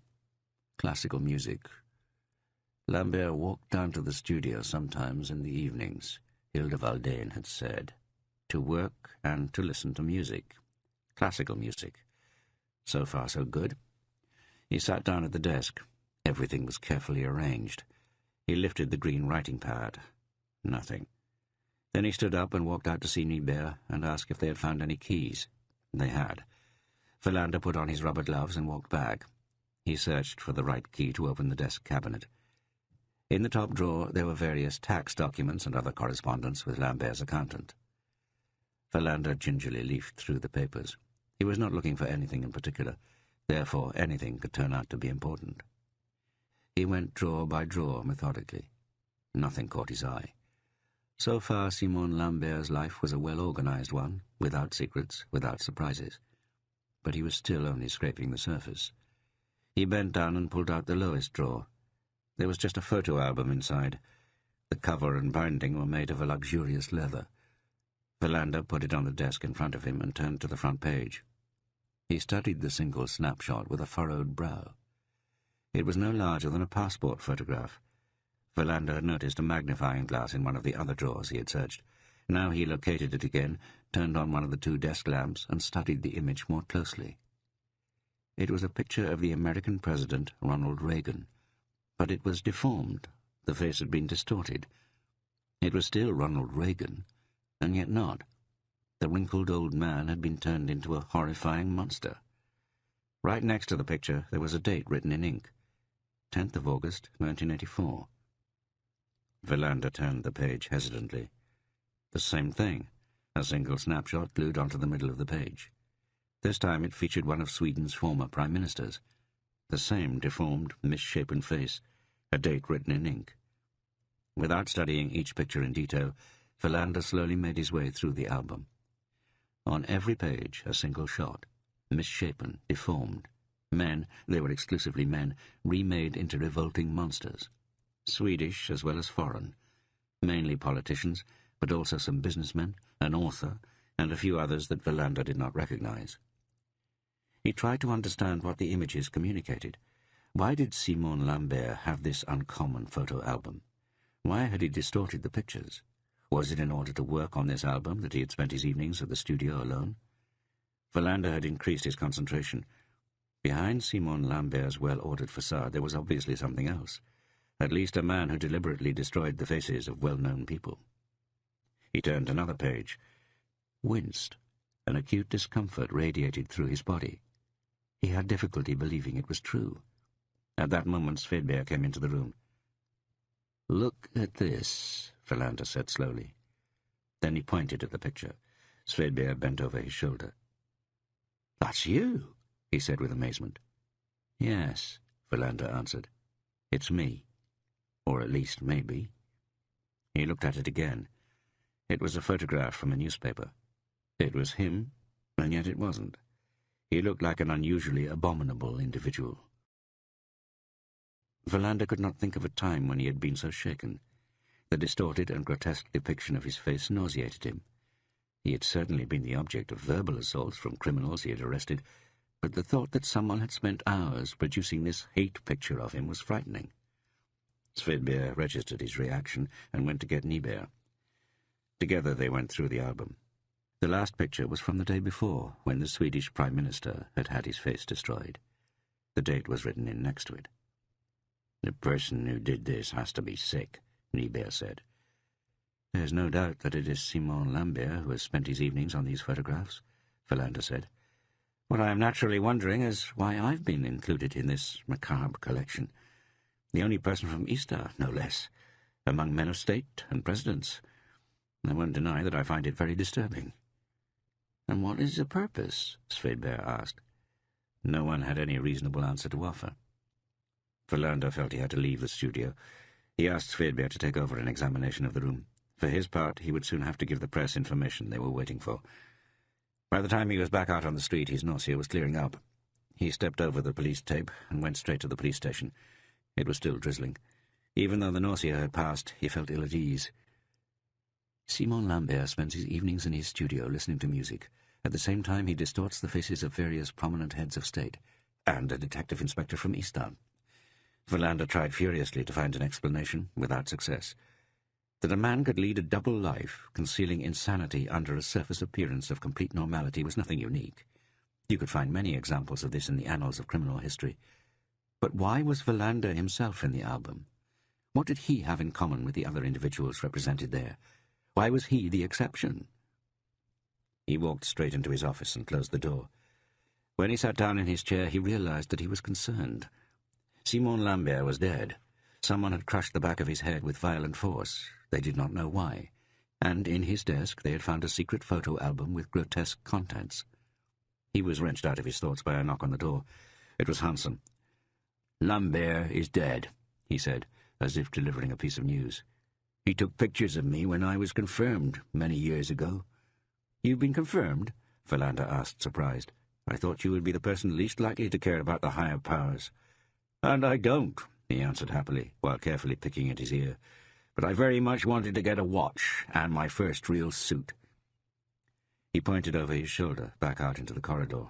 "Reporters," he said. "I thought I'd better tag along and listen and learn what's happened." "I can tell you that now," Wallander said. "Someone bashed in the back of Lambert's head last night, between 8 and midnight. It doesn't seem to be a case of burglary. That's about all we know." "Not much," Hansen said. "No," Wallander answered and stood up. "It could hardly be any less." The meeting with the press was largely improvised and short. Wallander gave a sketch of what was known and brief answers to individual questions. The whole thing was over in half an hour. The time had become 3:30. Wallander noticed that he was hungry, but the picture in Simon Lambert's album remained on his mind the whole time, worrying him. The question gnawed at him. Why had he been chosen to have his face shrunken and deformed? He sensed that this was the work of an insane person. But still, why him? At 3:45 he decided that it was time to go to La Vendelwegen, where the Lamberts lived. When he left the station, the rain had stopped. The wind, however, had picked up. He wondered if he should try to get hold of Svedbjer and bring him along. But he let this stay as a thought. What he most of all wanted was to meet with Elisabeth Lambert alone. There was a great deal that he wanted to talk to her about, but one of the questions was more important than the others. He found his way up to Lavendelwegen and got out of the car. The house lay within a garden that he could see was well tended, despite the empty flower beds. He rang the doorbell. It was opened almost immediately by a woman in her 50s. Verlander stretched out his hand and said hello.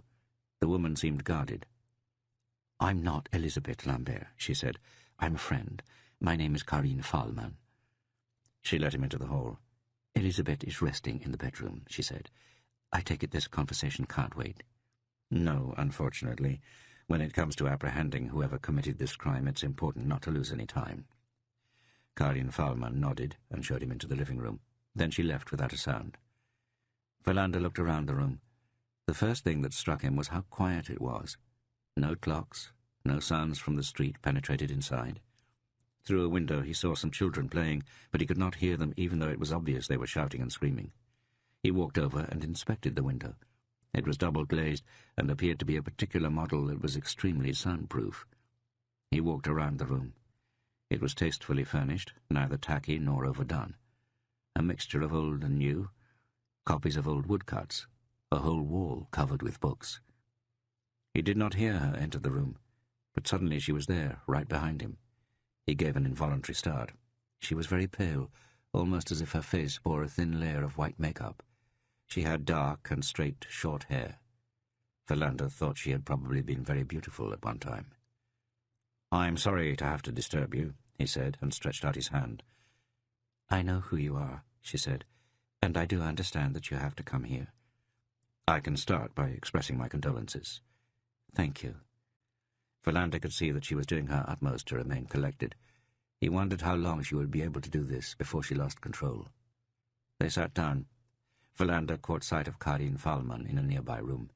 He assumed she was sitting there in order to listen to their conversation. For a moment he thought about how to begin, but he was interrupted in his thinking by Elisabeth Lambert posing the first question. "Do you know anything about who killed my husband?" "We have no direct leads to follow, but there isn't much to support it being a burglary. This means either your husband must have let the person in, or the person had keys." She shook her head energetically, as if she violently opposed what Verlander had just said. "Simon was always very careful. He would not have let in an unknown person, least of all at night." "But for someone he knew?" "Who would that have been?" "I don't know. Everyone has friends." "Simon went to Lund once a month.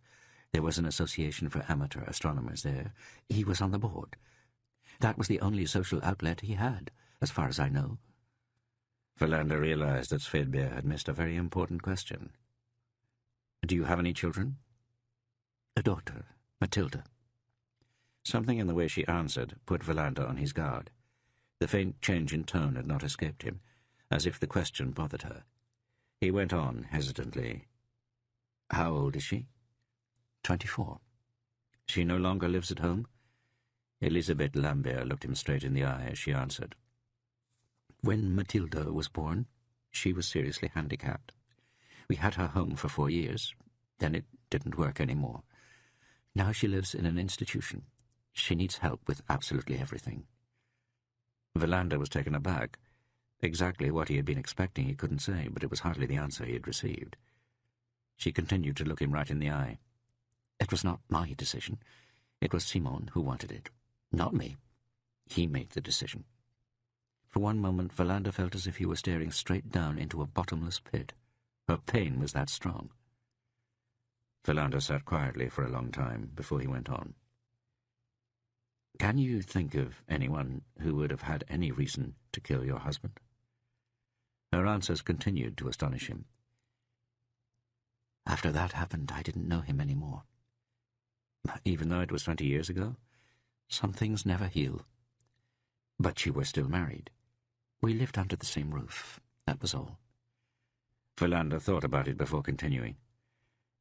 "So you have no idea who the murderer could be?" "No." "Nor can you think of a motive?" "No." Verlander now tackled the most important question head-on. When I arrived, you said you knew me. Can you remember if your husband ever talked about me?" She raised her eyebrows. "Why would he have done that?" "I don't know, but that's the question." "We never talked much to each other, but I cannot think of an occasion when we talked about you." Philander proceeded to his next point. "We found an album in the studio. There were a great number of photographs of heads of state and other well-known people in it. For some reason, my picture appeared among them. Do you know of this album?" "No. Are you sure?" "Yes." "The photographs were distorted. All of these people, including me, were made to look like monsters. Your husband must have spent many hours achieving these effects. But you claim to know nothing about this?" "No. It sounds very strange. Incredible." Philander saw that she was telling the truth. She really did not know much about her husband, since for 20 years she had not wished to know anything. Philander got up out of his chair. He knew he would be back with more questions, but right now he had nothing more to say. She followed him to the front door. "My husband probably had many secrets," she said out of the blue, "but I didn't share them." "If you didn't, then who would have?" "I don't know," she said, almost pleading, "but someone must have." "What kind of secrets?" "I've already said that I don't know, but Simone was full of secret rooms. I neither wanted nor was able to look into them." Philander nodded. He ended up sitting in the car. It had started raining again. What had she meant by that? Simone was a man full of secret rooms. As if the inner office in the shop was only one. As if there were more? That they had not yet found? He drove slowly back to the station. The anxiety that he had felt earlier became stronger.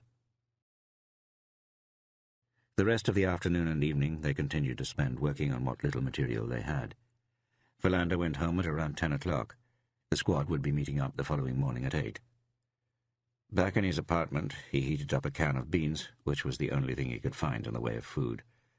He fell asleep a little after 11.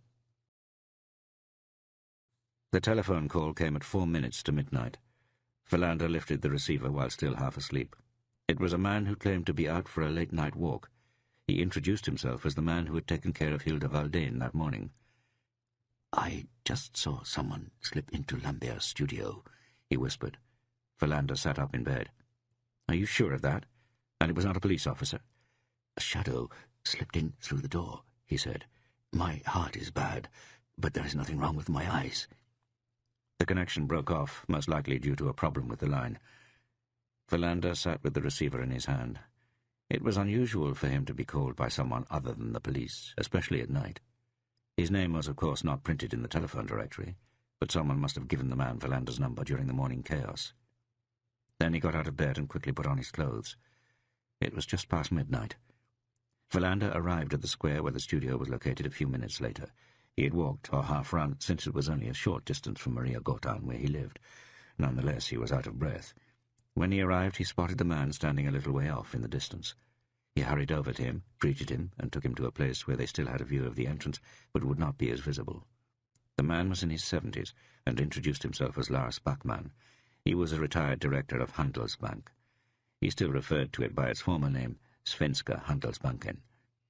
"I live right next to here on Ågatan," he said. "I am always out walking early in the morning and late at night. Doctor's orders." "Tell me what happened." "I saw a man slip in through the door to the studio." "A man? On the phone you call him a shadow." "I suppose I automatically thought it was a man, but of course it could have been a woman." "And you haven't seen anyone leave the shop?" "I've been keeping my eye on it. No one has left." Philander nodded. He ran over to the telephone booth and called Nibel, who answered after the third ring. Philander had the feeling that he had been asleep, but he didn't ask. He simply explained quickly what had happened. He extracted the most important piece of information, which was that Nibel had keys to the shop. In addition, he had not left them at the police station, but had them with him at home. He had been planning to return to the studio early the next morning in order to wrap up the forensic investigation. Philander asked him to come as quickly as possible, then ended the call. Deliberated over whether he should contact Hansen or any of the others. All too often Verlander violated the rule that a detective who finds himself in a situation beyond his immediate control should never be alone. But Verlander hesitated. Niebuhr counted as backup. Once he arrived, they would decide how to proceed. Lars Bachmann was still there. Verlander asked him kindly to leave the square. Another officer was on his way, and they needed to be left alone. Bachmann did not appear to be displeased at this dismissal.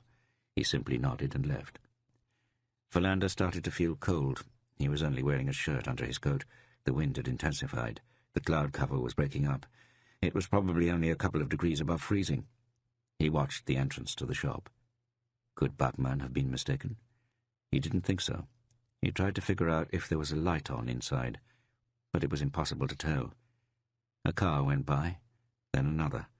Then he spotted Niebuhr on the other side of the square and went to meet him. They leaned against the side of a house in order to escape the wind. Verlander kept an eye on the shop entrance the entire time. He quickly told Niebuhr what had happened.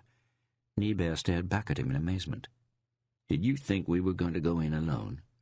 "First, I just wanted you to come down here since you have the keys, and apparently there's no back door." "No." "So the only way to get in or out is through this door to the street?" "Yes." "Then we'll alert one of the night patrol squads," Verlander said. "Then we'll open the door and order him to come out." Verlander went and called the station while maintaining continuous surveillance of the door. He was assured that a night squad would arrive in a couple of minutes. They walked over to the shop. It was now 25 minutes to 1. The streets were deserted. Then the door to the studio was opened. A man came out. His face was concealed by the shadows. The three of them caught sight of each other at the same time and came to a halt. Verlander was just about to call out to the man to stay where he was when the man turned round and started to run down North Ongotan at breakneck speed. Verlander shouted to Niebuhr to wait for the night squad. Then he followed the suspect, who was moving very quickly. Verlander was unable to gain on him, even though he was running as fast as he could. The man turned right on Vaskotan and continued on towards Folkpark. Verlander wondered why the night squad hadn't shown up. There was now a great chance that he would lose sight of the fleeing suspect. The man turned right again and disappeared up Aulingotan. Verlander tripped on some loose flagstones on the pavement and fell. He hit one knee hard on the ground and ripped a hole in his trousers. There was a shooting pain in his knee as he continued running. The distance between himself and the man kept growing. Where were Niebuhr and the night squad? He cursed silently. His heart was thumping like a hammer in his chest. The man reached Gyuda's alley and turned out of sight. When Verlander reached the corner, he thought he should probably stop and wait for Niebuhr, but he kept going. The man was waiting round the corner. A violent blow struck Verlander right in the face. Everything grew dark. When Verlander came to, he did not know where he was. He stared straight up at the stars. The ground underneath him was cold. When he reached out around him, his hands groped asphalt. Then he remembered what had happened. He sat up. His left cheek was aching where he had been struck. With his tongue he could feel that a tooth had been broken. The same tooth he had just had fixed. He got to his feet with some effort. His knee was sore, his head throbbed. Then he looked around. As he expected, the suspect was nowhere to be seen. He limped over to Aulingotan, back towards Surbrunn Road.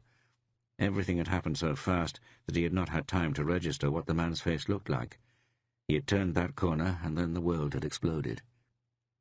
The patrol car came from Ogotan. Verlander walked out into the middle of the street in order to be seen. Verlander knew the officer who was driving. His name was Peters, and he had been in Istar as long as Verlander himself. Niebuhr jumped out of the car. "What happened?" "He ran down Gyuda's alley and knocked me down. I don't think we'll find him, but we can always try." "You're going to the hospital," Niebuhr said. "First things first." Verlander felt his cheek. His hand grew wet with blood. He was suddenly overcome with dizziness. Niebuhr took his arm and helped him into the car. Verlander was allowed to leave the hospital at 4 in the morning. By then Svedberg and Hansen had arrived. Various night squads had crisscrossed the city in the hunt for the man who had knocked him down, but since there was only a vague description, a mid-length coat that could have been black or navy blue, the effort had predictably been in vain. Verlander was patched up. The broken tooth would have to be attended to later in the day. Verlander's cheek had swollen up. The blood had come from a wound near his hairline. When they left the hospital, Verlander insisted on going directly to the studio. Both Hansen and Svedberg protested and said he needed to rest first, but Verlander ignored their objections. Niebuhr was already on the scene when they arrived. They turned on all of the available lights and gathered in the studio.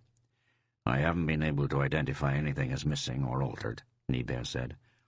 Philander knew that Niebert had a tremendous memory for details, but he realized at the same time that the man could have been searching for something that might not have been particularly noticeable.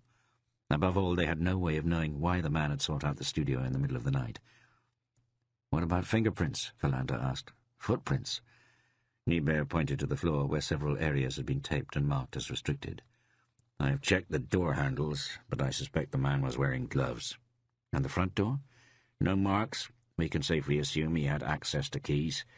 I was the one who locked up last night." Philander looked at his colleagues. "Shouldn't there have been surveillance posted here?" "It was my call," Hansen said. "I didn't see any reason for it, particularly given our current staffing issues." Philander knew that Hansen was right. He wouldn't have ordered surveillance either if he had been in charge.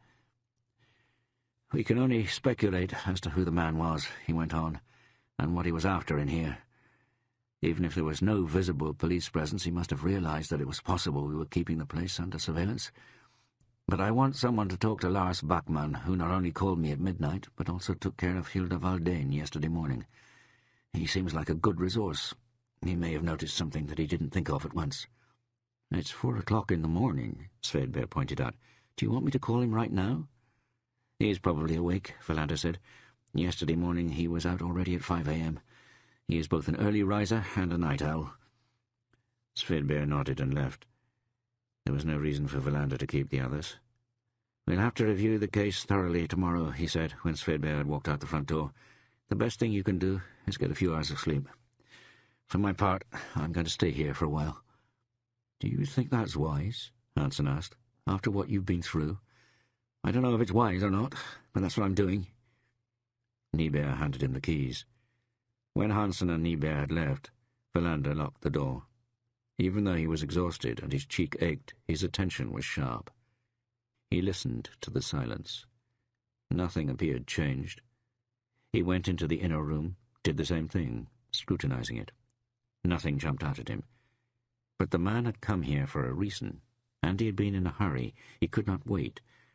There could only be one explanation. There was something in the studio that he needed to get. Philander sat down at the desk. There were no marks on the lock. He opened the cabinet, pulled out drawer after drawer.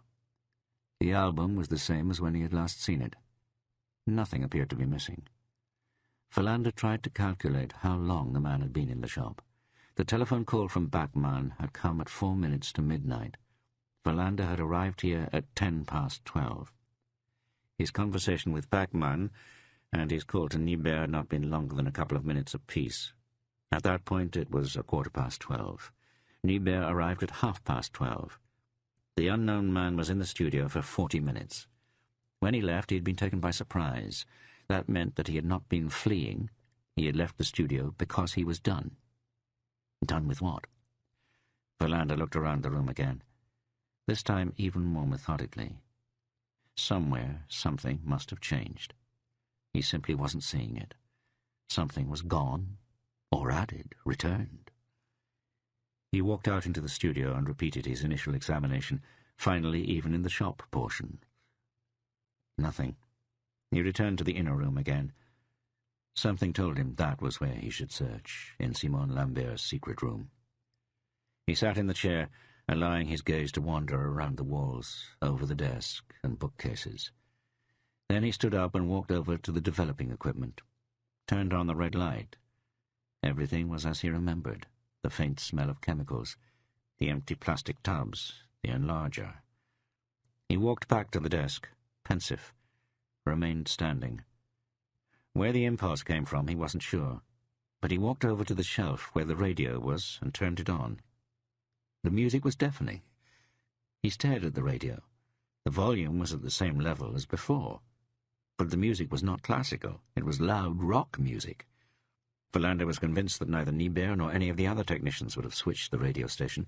They did not alter anything unless it was absolutely necessary for their work. Philander took a handkerchief out of his pocket and turned off the radio. There was only one possibility. The unknown man had turned the dial to a different frequency. He had changed stations. The question was simply, Why?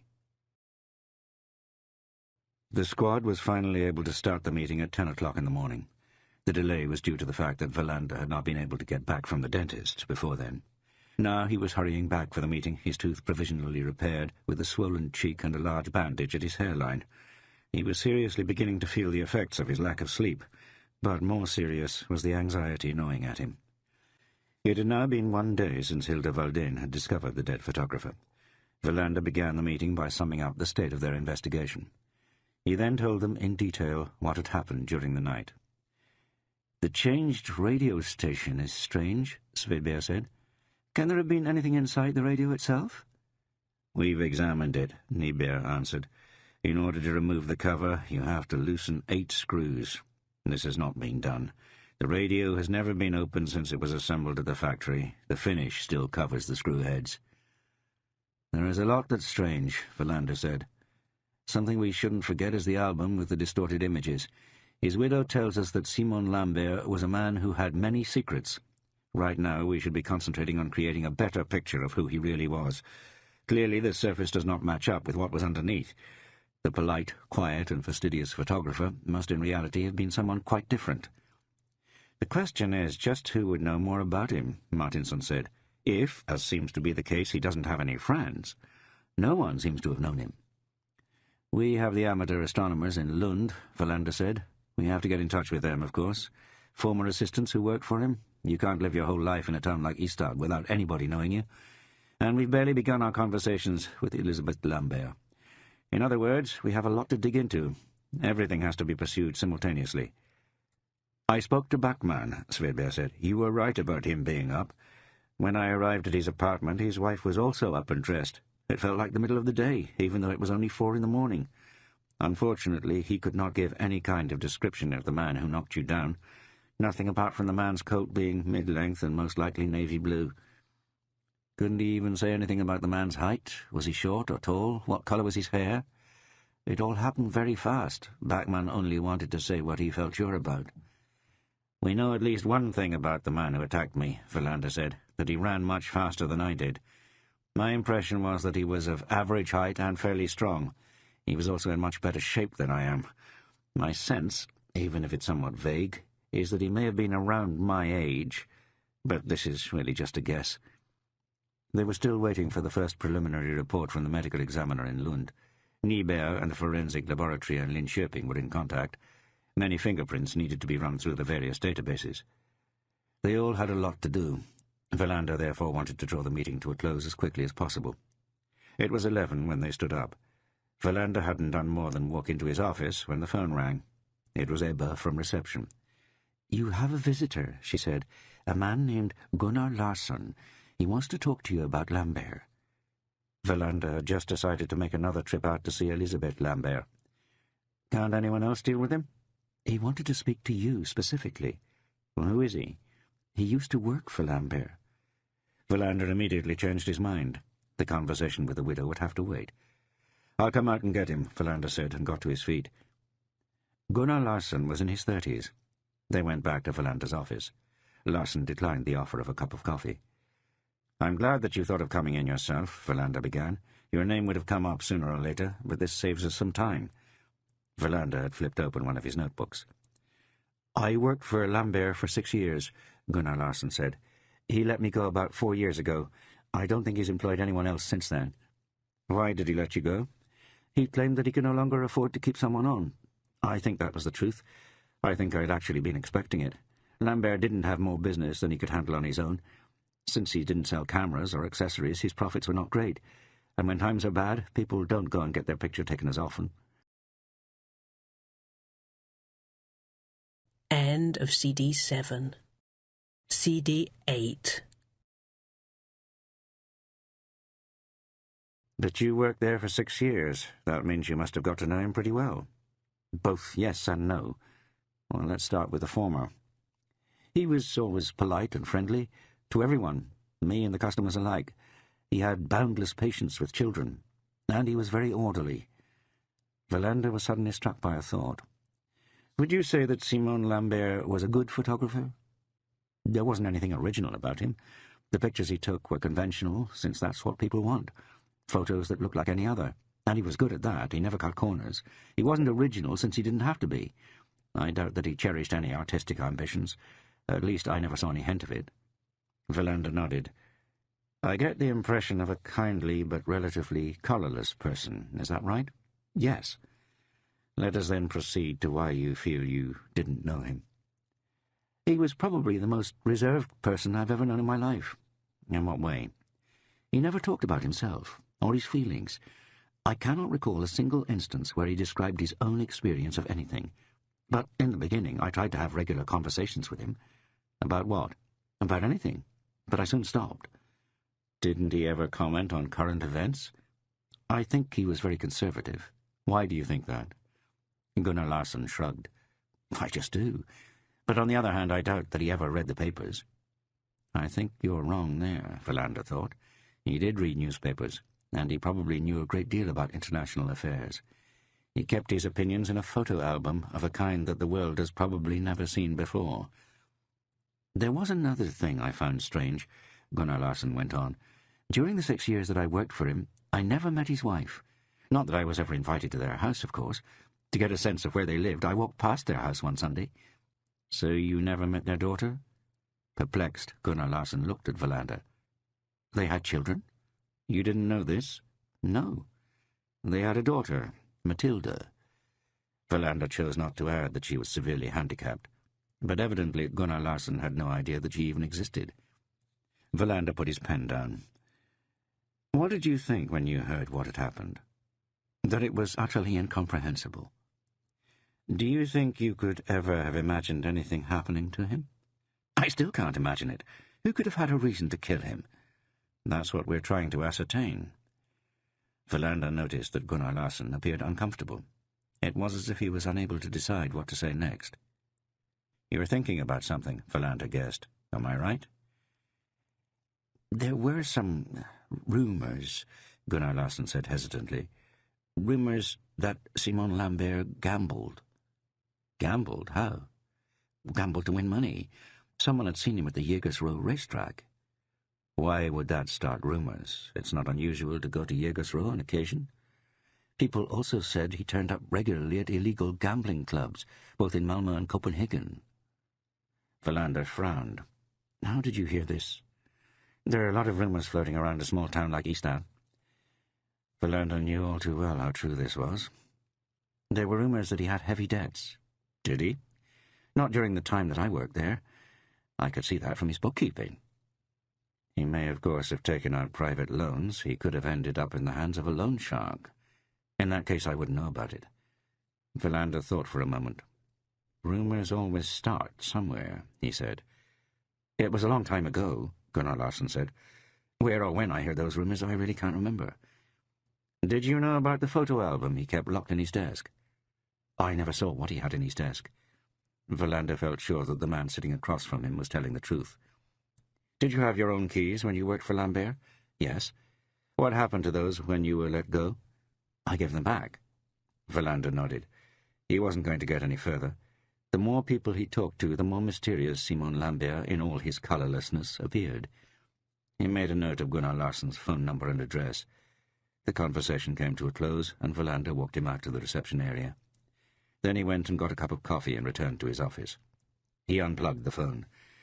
He could not recall when he had last felt at such a loss. In which direction should they turn for their solution? Everything seemed to consist of loose threads. Even though he tried to avoid it, the image of his own face, distorted and pasted in a photo album, returned again and again. The loose threads did not connect anywhere. He checked the time. Almost 12. He was hungry. The wind outside the window appeared to be blowing stronger. He plugged his phone back in.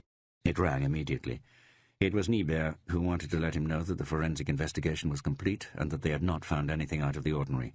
Now Philander was free to look through the other rooms as well. Philander sat at his desk and tried to come up with a review of the events. In his mind he was conducting a conversation with Riedberg, and he cursed the fact that his colleague was absent. What do I do now? How do I go further? We're grasping at nothing, as if we were stumbling around in a circle. He read through what he had written, tried to coax a secret out of the brief account. But there was nothing. Irritated, he tossed the notepad aside. It was now 1:45. The best thing he could do would be to go and get a bite to eat. Later in the afternoon, he would need to have another conversation with Elisabeth Lambert. He realized he was too impatient. Despite everything that had happened, only 1 day had gone by since Simone Lambert was murdered. In his mind, Riedberg agreed with him.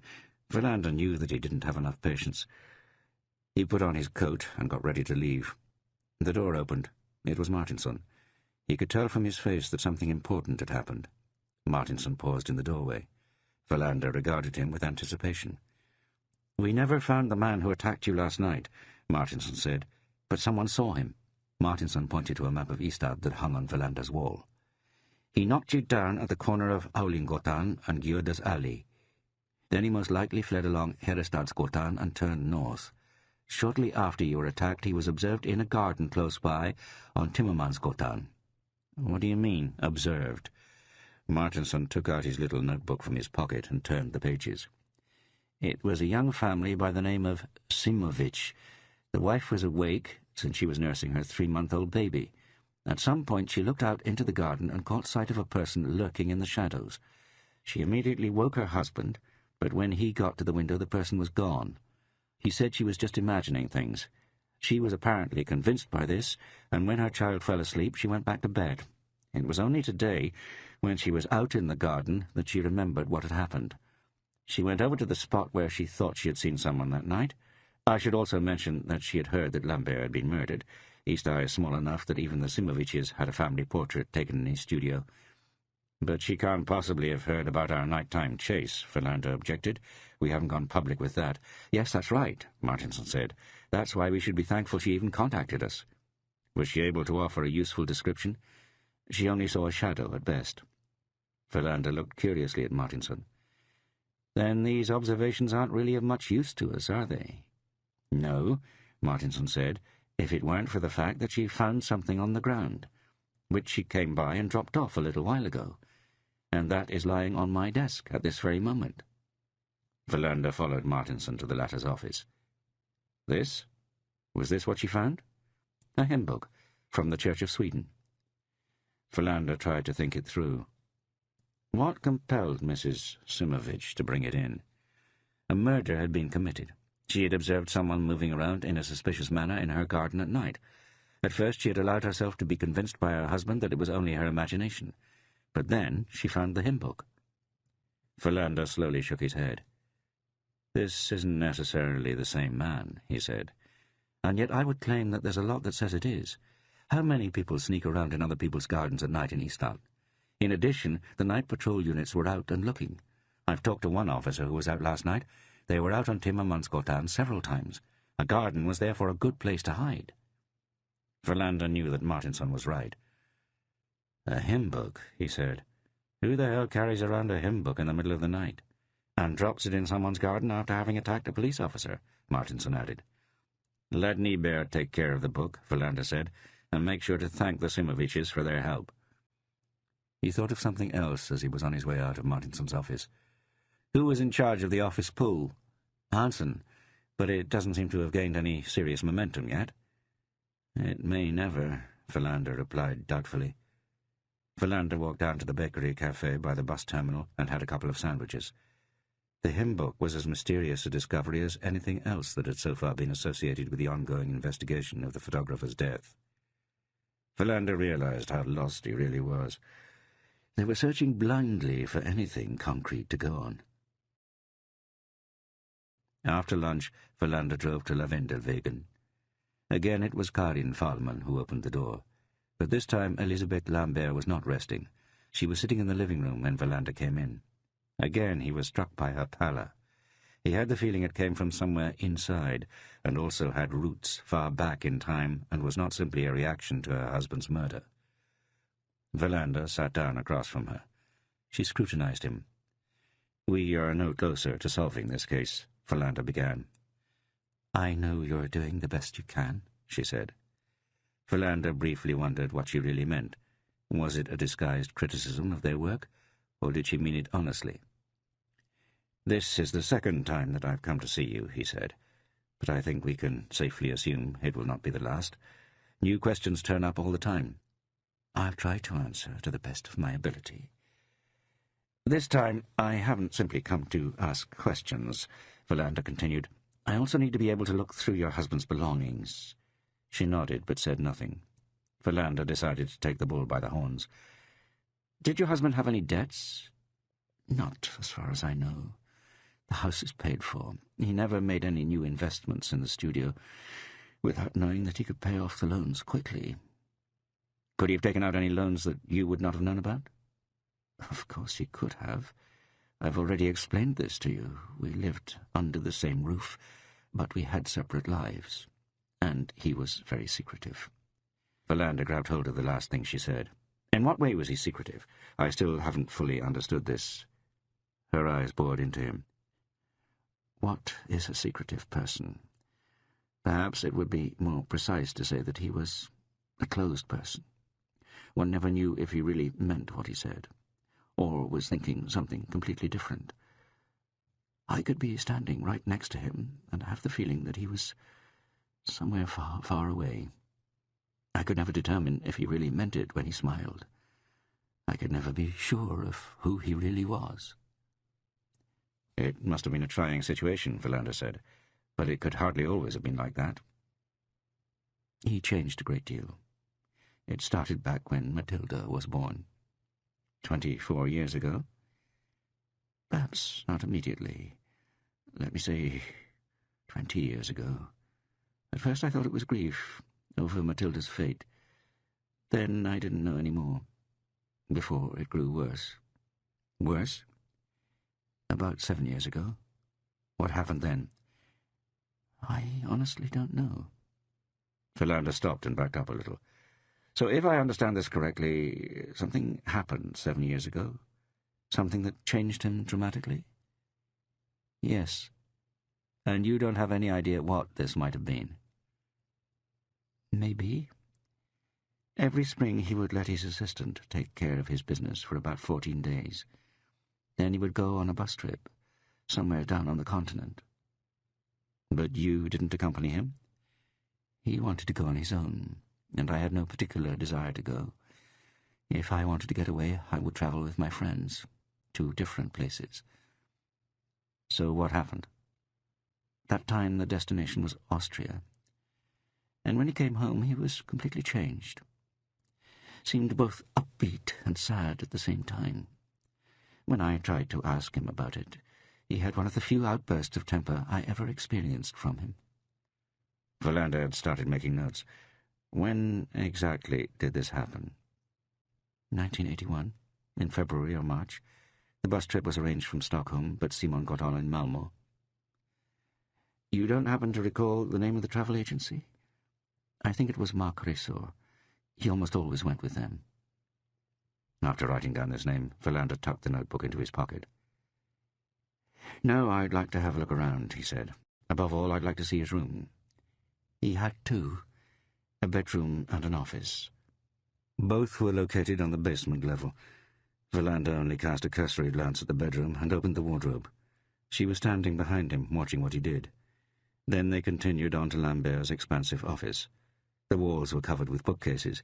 There was an extensive record collection, a well-used armchair, and a large desk. Philander suddenly thought of something. Was your husband religious? He asked. No, she said, surprised. I can't imagine that he was. Philander's gaze wandered along the spines of the books. There were literary works in many languages, but also non-fiction on various subjects. Several rows of books were devoted to astronomy. Philander sat down at the desk. Nibert had given him the keys. He unlocked the first drawer. Lambert's wife sat down in the reading chair.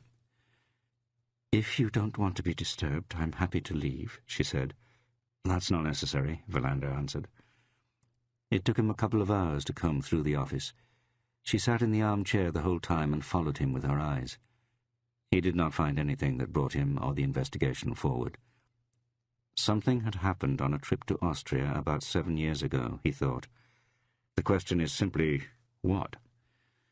It was close to 5:30 when he gave up. Simon Lambert's life appeared to have been hermetically sealed. No matter how hard he looked, he could not find an entrance. They walked up to the ground floor again. Karin Fahlmann was moving around in the background. Everything was quiet, just as before. "Did you find what you were looking for?" Elisabeth Lambert asked. "I don't know what I'm looking for, other than a clue that could give us an idea about a motive and about who may have killed your husband. I have not found such a thing yet." Verlander said goodbye and drove back to the police station. The wind was still gusty. He was cold and wondered, for what seemed like the 100th time, when spring was going to arrive. He met up with the public prosecutor, Per Åkesson, outside the station. They walked into reception together. He gave Åkesson a quick overview of the case. "So you have no direct leads to go on right now?" he said when Verlander was done. "No," Verlander answered. "There is nothing yet that points in a particular direction. The needle of the compass is spinning wildly." Åkesson walked back out through the front doors. Verlander bumped into Svedberg in the corridor. He was just the person Verlander wanted to see. They went into Verlander's office, and Svedberg sat down in the rickety visitor's chair. One of the armrests was threatening to come off. "You should get a new chair," he said. "Do you think there's money for that?" Verlander had his notebook out in front of him. "There are two things I want to ask you," he said.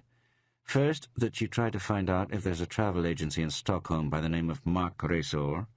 Simon Lambert went on a 2-week trip with them to Austria in February or March of 1981. Find out what you can about this bus trip, and if you could dig up a passenger list after all these years, that would be ideal." "Why is this important?" "Something happened on that trip. His widow was very sure of that. Simon Lambert was not the same when he returned." Svedberg made a note of this request. "One more thing," Verlander said. "We should find out where his daughter Matilda is. She lives in an institution for the severely handicapped, but we don't know where." "You didn't ask about this?" "I didn't think of it, actually. That blow last night might have been harder than I thought." "I'll find out about it," Svedberg said, and stood up. He almost collided in the doorway with Hansen, who was on his way in. "I think I've found something," Hansen said. "I've been searching for something in my mind. Simon Lambert never had any run-ins with the law, of course, but I still thought I remembered him from somewhere." Verlander and Svedberg waited eagerly. They both knew that Hansen from time to time had a good memory. "I just thought of what it was," he went on. "About a year ago, Lambert wrote some letters of complaint to the police. He addressed them to Björk, even though almost none of his criticisms had anything to do with the Ystad police. Among other things, he was unhappy about how we dealt with various cases of violent crime. One was about Kaiser Stenholm, who failed with that case in Stockholm that culminated down here last spring after Bengt Alexandersson was killed. You were in charge of that one. I thought that might explain why your face was included in his bizarre photo album." Verlander nodded. Hansen could be right, but it didn't get them anywhere. The feeling of being at a complete loss was very strong. They simply had nothing concrete to go on. The perpetrator was still only a fleeting shadow. The weather changed on the third day of the investigation. When Verlander woke up, fully rested, at 5:30, the sun shone through the window. The thermometer outside the kitchen window said it was 7 degrees above 0 Celsius. Perhaps spring had finally arrived. Verlander studied his face in the bathroom mirror. His left cheek was swollen and blue. When he gently tried to remove the bandage at his hairline, the wound immediately started to bleed.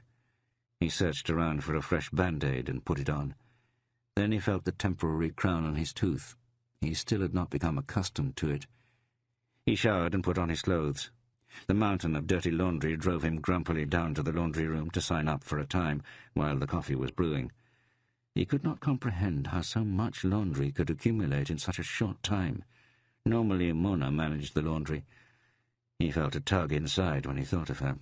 Then he sat down at the kitchen table and read the paper. Lambert's murder was given a lot of space. Björk had spoken to the press, and Verlander nodded approvingly. He had expressed himself well, spelled out the facts, no speculation. At 6:15, Verlander left the apartment and drove up to the station. Since everyone on the squad had a lot to do, they had decided to meet at the end of the day. The systematic mapping of Simon Lambert, his habits, finances, social circle, and past required time. Verlander had decided to investigate whether there was any basis to the rumors that Gunnar Larsson had talked about, that Simon Lambert had been a man who had moved in the illegal world of gambling. He decided to draw on an old contact. He was planning to drive to Malmö and look up a man he hadn't seen for 4 years, but he knew where he was most likely to be found. He walked out to reception, went through the telephone messages, and decided there was nothing important. Then he went to Martinson, who was an early riser. He was sitting in front of the computer, engaged in a search. "How's it going?" Philander asked. Martinson shook his head. "Simone Lambert must have been the closest to an unblemished citizen that you can get," he said. "Not a speck, not even a parking ticket. Nothing." "There were rumors that he gambled," Philander said. "Illegally, no less, and that he had accumulated unregulated debt. I was planning to spend the morning looking into it. I'm driving up to Malmö." "What weather we have," Martinson said, without looking up from the screen. "Yes," Philander said. "I think it gives us grounds for hope." Philander drove to Malmö. The temperature had risen by a few degrees. He enjoyed the thought of the transformation the landscape would now undergo. But not many minutes went by before his thoughts returned to the murder case that was his responsibility. They still lacked direction. They had no apparent motive. Simone Lambert's death was incomprehensible. A photographer who had lived a quiet life, who had undergone the tragedy of having a severely handicapped daughter, who also, to all intents and purposes, lived separated from his wife. Nothing in all of this indicated, however, that anyone would have felt the need to crush his head with a furious blow. To top it off, something had occurred on a bus trip to Austria 7 years ago, something that had significantly altered Lambert. Philander surveyed the landscape as he drove. He wondered what it was in this picture of Lambert that he had not seen through. There was something blurry about his whole figure. His life, his character, were strangely ephemeral. Philander arrived in Malmö shortly before 8 o'clock.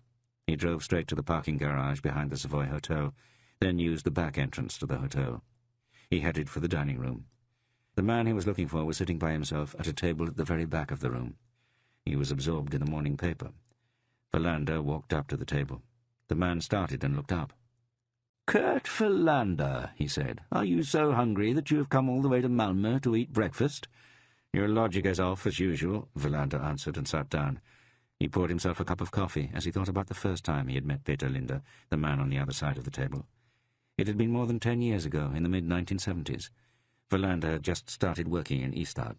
They had made a raid on an illegal gambling club that had sprung up on a remotely located farm outside Hedeskilde. It had been clear to everyone that Peter Linde had been the man behind this business. The large profits had gone to him. But at the subsequent trial, Linde had been acquitted. A band of lawyers had been able to put a hole in the prosecutor's case, and Linde had left the court a free man. No one had been able to get at the money he had made, since no one had been able to figure out where it was. A few days after the verdict, he had unexpectedly turned up at the police station and asked to speak to Philander. He had complained of the treatment he had received at the hands of the Swedish legal system. Philander had been furious. "Everyone knows that you were behind it," he had said. "Of course it was me," Peter Linde replied, "but the prosecutor didn't manage to prove it well enough to determine my guilt. This does not mean, however, that I have to abandon my right to complain of mistreatment." For the next couple of years he was absent from Philander's life. But one day an anonymous letter arrived to Philander with a tip about another gambling club in Ystad. This time they managed to arrest and sentence several of the men involved. Philander had known the whole time that it was Peter Linde who had written the anonymous letter. Since for some reason he had mentioned to Philander at that first meeting that he always ate dinner at the Savoy, Philander had looked him up there. With a smile he had denied having written the letter, but both of them had known better. "I'm reading in the paper that photographers live dangerously in Ystad," Peter Linde said. "No more dangerously than in other places." "And gambling clubs?" "I think we're free of those for the moment." Peter Linde smiled. His eyes were very blue. "Perhaps I should consider re-establishing myself in the Ystad region. What do you think?" "You know what I think," Philander said, "and if you come back, we'll put you away." Peter Linde shook his head. He smiled. This irritated Philander, but he didn't show it. "I actually came here to talk to you about the photographer who was killed. I only ever go to a royal photographer who is here in Malmö. He took pictures of Sofiero Castle during the old king's time. An excellent photographer." "You only need to answer my questions," Philander broke in. "Is this an interrogation?" "No, but I'm dumb enough to think you might be able to help me, and even dumber to think you'd be prepared to do it." Peter Linde spread his arms out in a gesture of invitation. "Simone Lambert," Philander went on, the photographer. There were rumours about him that he was a gambler who bet large, moreover in an illegal setting, both here and in Copenhagen. Also unregulated loans, a man deeply entrenched in debt, all according to the rumours.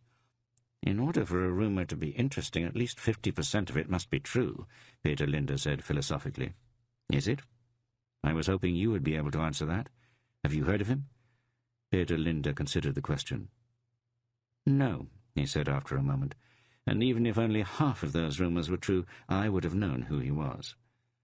Is it possible that you might have missed him for some reason? No, Peter Linde said. That's inconceivable. You're all-knowing, in other words. When it comes to the illegal gambling world in southern Sweden, I know everything. I also know something about classical philosophy and Moorish architecture. Beyond this, I know almost nothing. Verlander did not protest. He knew that Peter Linde had achieved an astonishingly rapid rise in the academic world. Then one day, without warning, he had wandered out of the academy and in a short time established himself as a gambling club owner. Verlander finished his coffee. If you hear anything, I would be grateful for one of your anonymous letters, he said. I'll put out some feelers in Copenhagen, Peter Linde replied, but I doubt I'll find anything to offer you. Verlander nodded. He quickly rose to his feet. He could not bring himself to go so far as to shake Peter Linde's hand. Verlander was back at the station by 10 o'clock. A couple of officers were outside, drinking coffee in the spring warmth. Verlander checked Svedberg's office. He was not there. Same with Hansen. Only Martinsson was still diligently working in front of his computer screen. How did it go in Malmö? He asked. Unfortunately, the rumours aren't true, Verlander answered. Unfortunately? It would have given us a motive. Gambling debts, hired guns, everything we need. Svedberg managed to find out through the business register that the company Mark Resor no longer exists. They merged with another company 5 years ago, and that company went under last year. He thought it would be impossible to get any old list of passengers, but he thought it might be possible to trace the bus driver, if he's still alive. Where is he? I don't know. Where are Hansen and Svedberg? Svedberg is rooting around in Lambert's finances. Hansen is talking to the neighbours. Nieberg is scolding a technician who misplaced a footprint. Is it really possible to misplace a footprint? It's possible to lose a hymn book in a garden. Martinsson is right, Verlander thought. Anything can be lost. Have we received any information from the public? He asked. Nothing, apart from the Simovich family and the hymn book, as well as a few things that can be written off immediately. But there could be more. People normally take their time. And Backman, the bank director? Reliable, but he hasn't seen more than we already know. And the cleaning lady, Hilda Valdane? Nothing more there, either. Verlander leaned against the door frame. Who the hell killed him? What kind of a motive could there have been? Who changes a radio station? Martinson said. And who runs around town at night with a hymn book in his pocket? The questions remained unanswered for the moment. Verlander went to his office. He felt restless and anxious. The meeting with Peter Linde had ruled out finding an answer to the murder in the illegal gambling world. What was left? Verlander sat down at his desk and tried to write out a new overview of the case. It took him over an hour. He read through what he had written. More and more he was leaning towards the possibility that the man had been let into the shop. It was most likely someone Lambert knew and trusted. Someone who his wife, in all likelihood, did not know. He was interrupted in his thoughts by Svedberg knocking on the door. "Guess where I've been," he said. Verlander shook his head. He was not in the mood for guessing. "Matilda Lambert is cared for at a facility right outside Reedsgård," he said. "Since it was so close, I thought I might as well go out there." "So you've met Matilda?" Svedberg immediately became somber. "It was terrible," he said. "She is incapable of doing anything." "You don't have to tell me more," Verlander said. "I think I get the picture." "Something strange happened," Svedberg continued. "I spoke to the director, a kind-hearted woman who is one of those quiet heroes of the world. I asked her how often Simon Lambert came to visit. And what did she say? He had never been there. Not once, in all these years." Verlander said nothing, feeling disturbed. "Elisabeth Lambert comes once a week, usually on a Saturday. But that wasn't what was strange." "Then what was it?"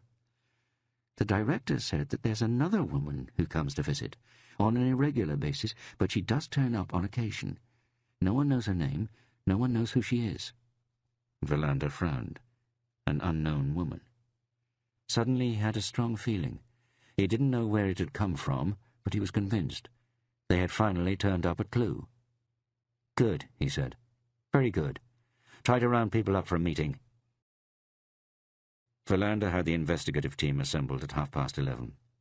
They came in from all over, and everyone appeared brimming with the new energy that the fine weather had brought. Just before the meeting, Verlander had received a preliminary report from the medical examiner. It could be presumed that Simon Lambert had died some time before midnight. The blow to the back of his head had been delivered with tremendous force and had killed him instantly. In the wound they had recovered tiny slivers of metal that were easily recognizable as brass veneer, so it was now possible to make some assumptions about the murder weapon. A brass statuette, or some such thing. Verlander had immediately called Hilda Valdane and asked if there had been any brass objects in the studio. She said no, which was the answer Verlander had wanted. The man who had come to kill Simon Lambert had brought the murder weapon. This in turn meant that the murder had been planned.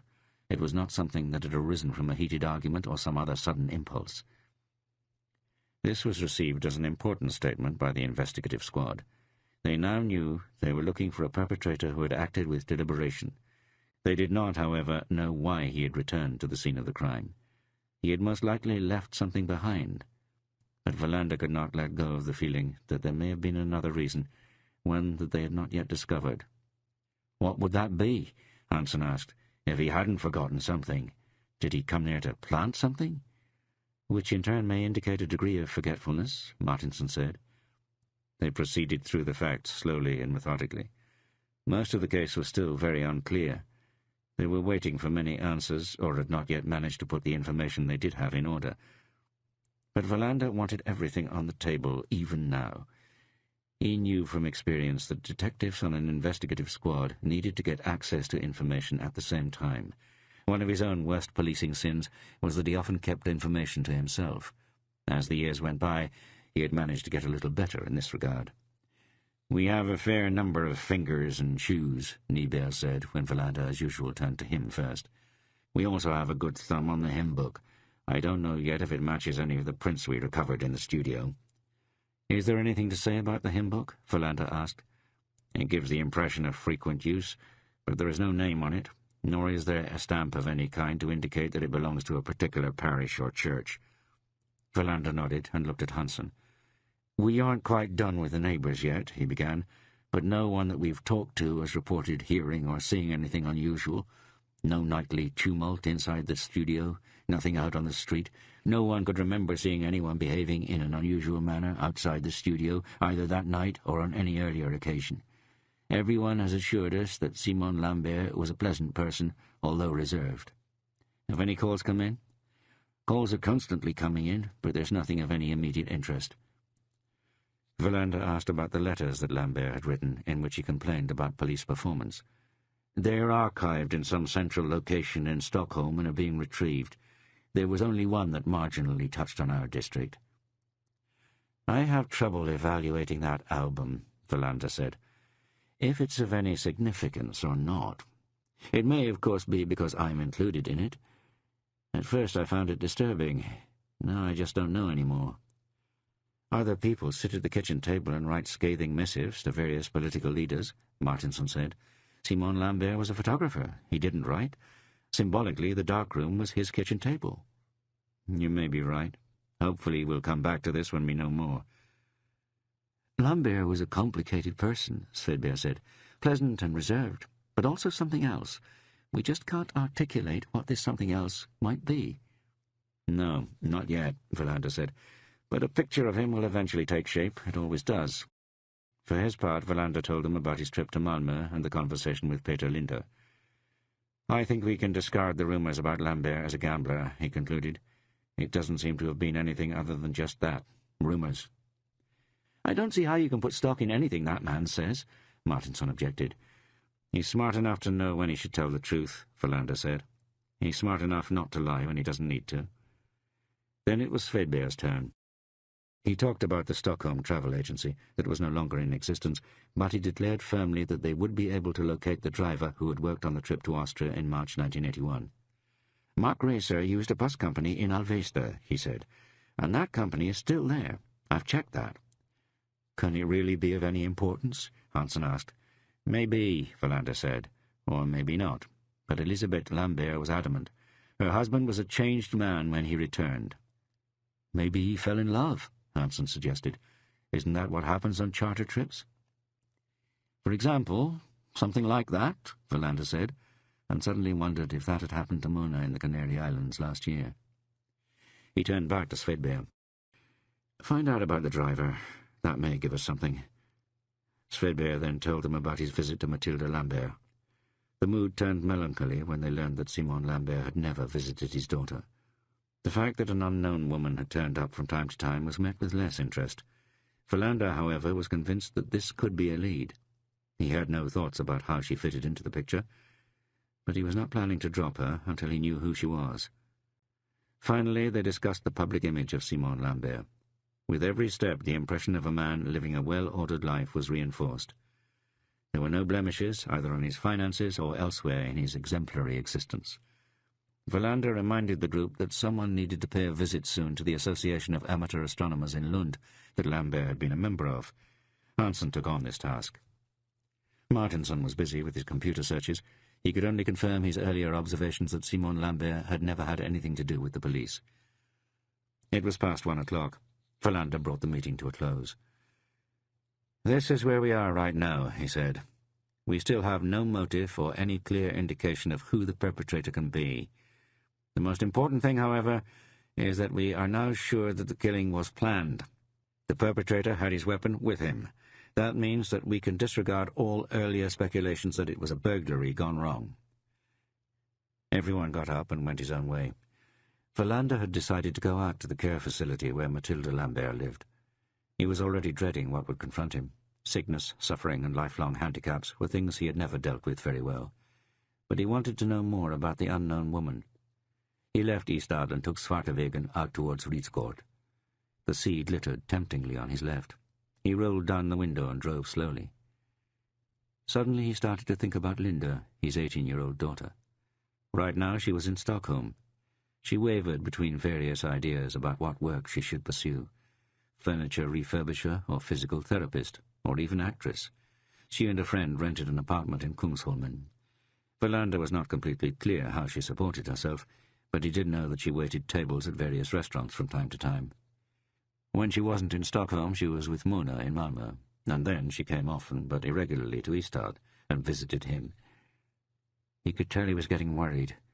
At the same time, there was so much in her character that he himself lacked. Deep down, he had no doubt she would manage to find her way through life, but the worry was there nonetheless. He couldn't do anything about it. Philander stopped in Rietsgård and ate a late lunch at the inn. Pork chops.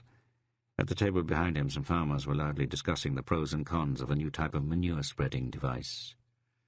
Philander ate, trying to focus completely on his food. It was something that Riedberg had taught him. When he ate, he should think only of what was on his plate. Afterwards, it felt as if his head had been aired out, like a house that is opened up after having been shut for a long time. The care facility was near Ringe. Philander followed Svedberg's directions and had no trouble finding it. He turned into the car park and stepped out of his car. The facility consisted of a mixture of old and new buildings. He went in through the main entrance. From somewhere, a shrill laughter could be heard. A woman was in the middle of watering flowers. Philander walked over to her and asked to speak to the director. "That would be me," the woman said and smiled. "My name is Margareta Johansson, and I already know who you are. I've seen you so often in the papers." She continued watering the flowers. Philander tried not to pay any attention to her comment about him. "Sometimes it must be terrible to be a policeman," she went on. "I can agree with that," Philander answered, "but I don't think I would want to live in this country if there were no police." "That's probably true," she said, and put down the watering can. "I take it you're here about Mathilde Lambert?" "Not for her sake, of course. It's about the woman who visits her, the one who isn't her mother." Margareta Johansson looked at him. A swift wave of concern passed over her face. "Does this have anything to do with the father's murder?"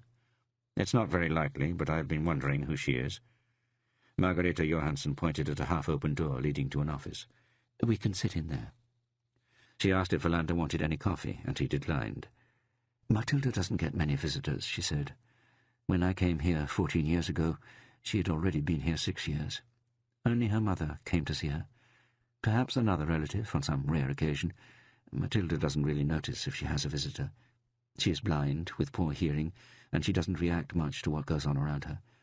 But we still wish that those who reside here for many years, perhaps their whole lives, receive visits, perhaps simply to give a feeling that they do in fact belong, in the larger context. When did this woman begin her visits? Margareta Johansson thought back. 7 or 8 years ago. How often does she come? It has always been very irregular. Sometimes half a year has gone by between visits. And she has never given her name? Never. Only that she is here to see Matilda. I assume you have informed Elizabeth Lambert about this? Yes. How did she react? With surprise. She has also inquired as to who the woman is, and has asked us to call and tell her as soon as she arrives. The problem is simply that the woman's visits have been very brief. Elizabeth Lambert has never managed to get here before the woman has left. How does the woman get here? By car. That she has driven herself? I've never actually thought about that. Perhaps there has been someone else in the car that no one has noticed. I assume that there isn't anyone who might have noticed what type of car it was, or even made a note of the number plate? Margareta Johansson shook her head. Could you describe the woman to me? She is between 40 and 50 years old, slender, not particularly tall, simply but tastefully dressed, short blonde hair, no makeup. Philander jotted this down. Is there anything else you've noticed about her? No. Philander stood up. Don't you want to meet Matilda? She asked. I don't think I have the time, Philander said evasively, but most likely I'll be back here again, and I want you to notify the Eastart police if that woman returns. When was she here last? A few months ago. She followed him outside. A nurse's assistant walked by, pushing a wheelchair. Philander caught sight of a shrunken boy under a blanket. Everyone feels better in the spring, Margareta Johansson said. We can see it even in our patients, who are often completely sealed in their own worlds. Philander said goodbye and walked over to his car. He had just started the engine when the telephone rang in Margareta Johansson's office. She called out that it was Svedberg. Philander walked back in and took the receiver.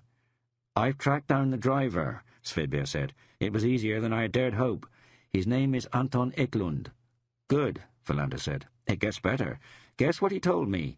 That he has the habit of keeping the passenger lists of all his trips, and that he has pictures from this particular one." "Taken by Simon Lambert? How did you know?" "I did what you told me, I guessed. To top it off, he lives in Trelleborg. He's retired these days, but we have a standing invitation to look him up." "We should absolutely take him up on that, as soon as possible." But first Philander had another visit to think about, one that couldn't be put off. From Ringa he was planning to drive straight to Elizabeth Lambert's house. He had a question he wanted an immediate answer to. She was out in the garden when he pulled up. She was bent over the flower beds. Her grief over her recent loss was apparently neither deep nor long-lasting. As he listened over the fence, he thought he could hear her humming. As Philander opened the gate, she heard him and straightened up. She held a little shovel in her hand and squinted in the sunlight. "I'm sorry I had to come back and bother you again so soon," Philander said, "but I have an urgent question." She put the shovel down in a basket next to her. "Should we go in?" "It's not necessary." She pointed to some deck chairs that were nearby. They sat down. "I've talked to the director of the nursing home where Matilda is," Philander began. "I went there." "Did you see Matilda?" "Unfortunately, I had very little time." He didn't want to tell her the truth, that it was almost impossible for him to confront the seriously handicapped. "We talked about the unknown woman who comes to visit her." Elizabeth Lambert had put on a pair of dark glasses. He could not see her eyes. "When we spoke about Matilda last time, you never mentioned anything about this woman. That surprises me. It makes me curious. Above all, it strikes me as strange." "I didn't think it was important." Philander hesitated over how hard or direct to be. After all, her husband was brutally murdered a couple of days ago. "It's not the case, then, that you know who the woman is, and that you, for some reason, don't want to talk about her?" She took off her sunglasses and looked at him. "I have no idea who she is. I've tried to find out, but I haven't been successful." "What have you done in order to find out about her?" "The only thing I could do, which is to ask the staff to call me as soon as she appears, which they have, but I've never made it out there in time.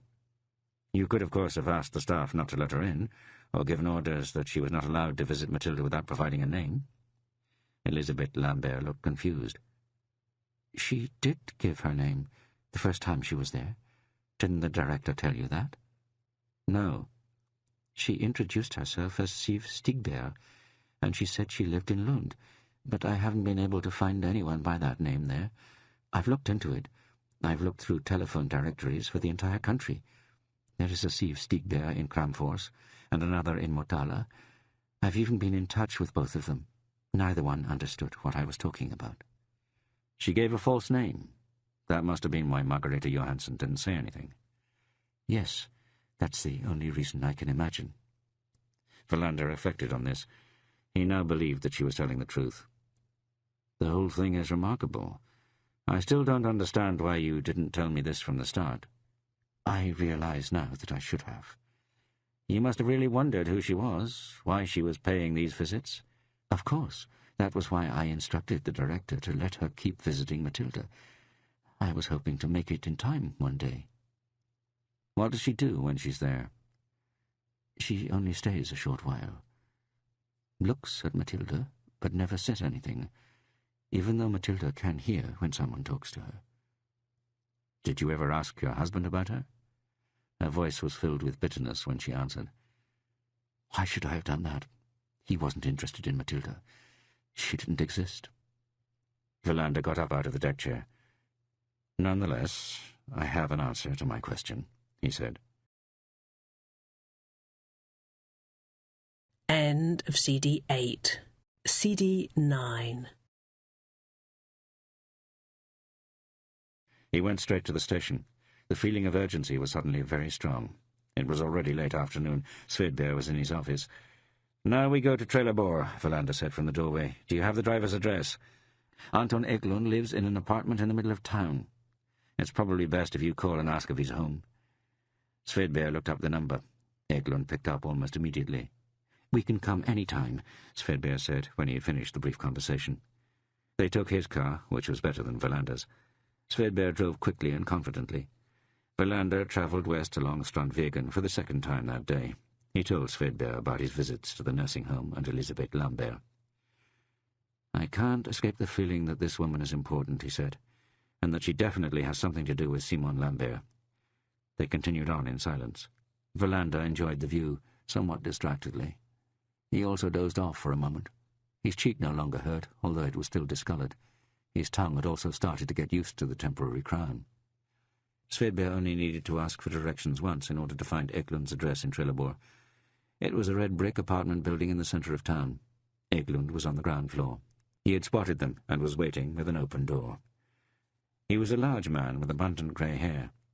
When he shook Verlander's hand, he squeezed so hard it almost hurt. He invited them into the small apartment. Coffee had been set out. Verlander immediately assumed that Eklund lived on his own. The apartment was tidy, but nonetheless projected the impression of a single man living alone. He had this idea confirmed as soon as he sat down. "I've been on my own for the past 3 years," he said. "My wife died. That was when I moved here. We only had 1 year together in retirement. One morning, she lay dead in the bed." Neither of the detectives said anything. There was nothing to say. Eklund picked up the plate of pastries. Verlander chose a piece of bunt cake. "You were the driver on a charter bus trip to Austria in 1981, he started.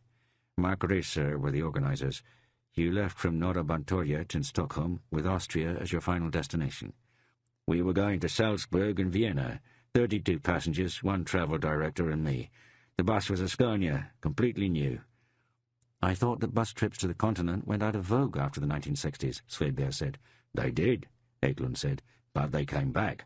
Mark Racer, ground travel, may seem like a silly name for a travel agency, but they were on the right track. There turned out to be a lot of people who absolutely did not want to go up in the air and be tossed to some distant holiday destination.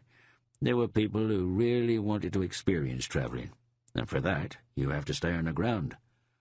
"I've heard that you kept the passenger lists," Verlander said. "It became an obsession," Eklund said. "I look through them sometimes. I don't remember most of them. Some names bring out memories. Most of them good, some that you'd rather forget. He got up and reached for a plastic sleeve on a shelf. He held it out to Verlander. It contained a list of 32 names. He picked out the name Lambert almost immediately. He went slowly through the rest of the names, none of which had appeared in the context of the investigation before. More than half of the passengers came from the middle of Sweden. There was also a couple from Härnösand, a woman from Luleå, as well as 7 individuals from southern Sweden, from Halmstad, Eslöv, and Lund. Verlander passed the list to Svedberg. "You said you had pictures from the trip that Lambert had taken." "Because of his profession, he was appointed our official photographer. He took almost all of the shots. Those who wanted copies wrote their names on a list. Everyone received what they had ordered. He kept his promises." Eklund lifted a newspaper. Under it there was an envelope with photographs. "Lambert gave me all of these free of charge. He had chosen them himself. I wasn't the one who picked them out." Verlander slowly looked through the stack of pictures. There were 19 in all. He already sensed that Lambert would not appear in any of them, since he had been behind the camera. But in the second-to-last one he appeared in a group shot. On the back someone had written that the photo had been taken in a rest area between Salzburg and Vienna. Even Eklund was in it. Verlander assumed that Lambert had used a timer. He went through the stack one more time, studied details and faces. Suddenly he noticed a woman's face that appeared again and again. She always stared straight into the camera, and smiled. When Verlander looked at her features, he had the feeling that there was something familiar about it, without being able to put his finger on what it was. He asked Svedberg to take a look at them. "What do you remember of Lambert from that trip?" "To begin with, I didn't notice him very much, but then there was plenty of drama." Svedberg looked up quickly. "What do you mean?" Verlander asked. "Maybe one shouldn't talk about these kind of things," Eklund said hesitantly. "He's dead now. But he got together with one of the ladies on the trip, and it was not an uncomplicated matter." "Why not?" "Because she was married, and her husband was there." Verlander let this sink in. "There was something else," Eklund said, "that probably didn't help matters much." "What was that?" "She was a minister's wife. He was a man of the church." Eklund pointed him out in one of the pictures. The hymn book flashed through Verlander's head. He realized he was sweating. He glanced at Svedberg. He had the feeling his colleague was having the same associations. Verlander grabbed the stack of photographs, taking out one where the unknown woman was smiling at the camera. "Is this her?" he asked. Eklund looked at it and nodded. "It is. Can you imagine? A minister's wife from a parish outside Lund." Verlander looked at Svedberg again. "How did the whole thing end?" "I don't know, and I'm not even sure if the minister discovered what was going on behind his back. To me, he seemed very unaware of worldly things, but the whole situation on the trip was very uncomfortable." Verlander looked at the image of the woman. Suddenly he knew who she was. "What is the name of this family?" "Wieslander, Anders and Louise." Svedberg studied the passenger list and wrote down their address. "We need to borrow these photos for a while," Verlander said. "You'll get them back, of course." Eklund nodded. "I hope I haven't said too much," he said. "Quite the opposite. You've been a big help." They said goodbye, thanked him for the coffee, and walked out onto the street. "This woman fits the description of the woman who visits Matilda Lambert," Verlander said. "I want to confirm that it is her as soon as possible. Why she visits Matilda, I don't know, but that will have to be a later question." They hurried to the car and left Trelleborg. Before they left, however, Verlander called Ystad from a phone booth, and after considerable effort, managed to get hold of Martinsson. Verlander quickly explained what had happened, and asked Martinsson to find out if Anders Wieslander was still minister of a parish outside Lund. They would come into the station as soon as they had been to Ringe. "Do you think she could be the one?" Svedberg asked later. Verlander sat silent for a long time before answering. "No," he said finally, "but it could be him." Svedberg glanced at him. "A minister?" Verlander nodded. "Why not? Ministers are ministers, but also human. Of course it's possible. And aren't there any number of brass subjects in a church?" They stopped only briefly in Ringe. The director immediately identified the unknown woman in the picture Verlander showed her. Then they continued on to the station in Ystad and went straight into Martinsson's office. Hansson was also there. "Anders Wieslander is still a minister outside Lund," Martinsson said, "but right now he's on sick leave." "Why?" Verlander asked. Because of personal tragedy. Verlander looked searchingly at him. What happened? His wife died about a month ago. The room fell silent. Verlander held his breath. He didn't know anything for sure, and yet he was now convinced they were on the right track. They would find the solution to the case, at least in part, with the minister Anders Wieslander in Lund. He sensed a context unfolding. Verlander and his colleagues went into the conference room. Niebuhr had also appeared from nowhere. During the meeting, Verlander was very firm in his approach. They were to focus completely on Anders Wieslander and his dead wife. That evening they tried to find out as much as possible about the couple. Verlander had ordered everyone to proceed with caution, to be as discreet as possible.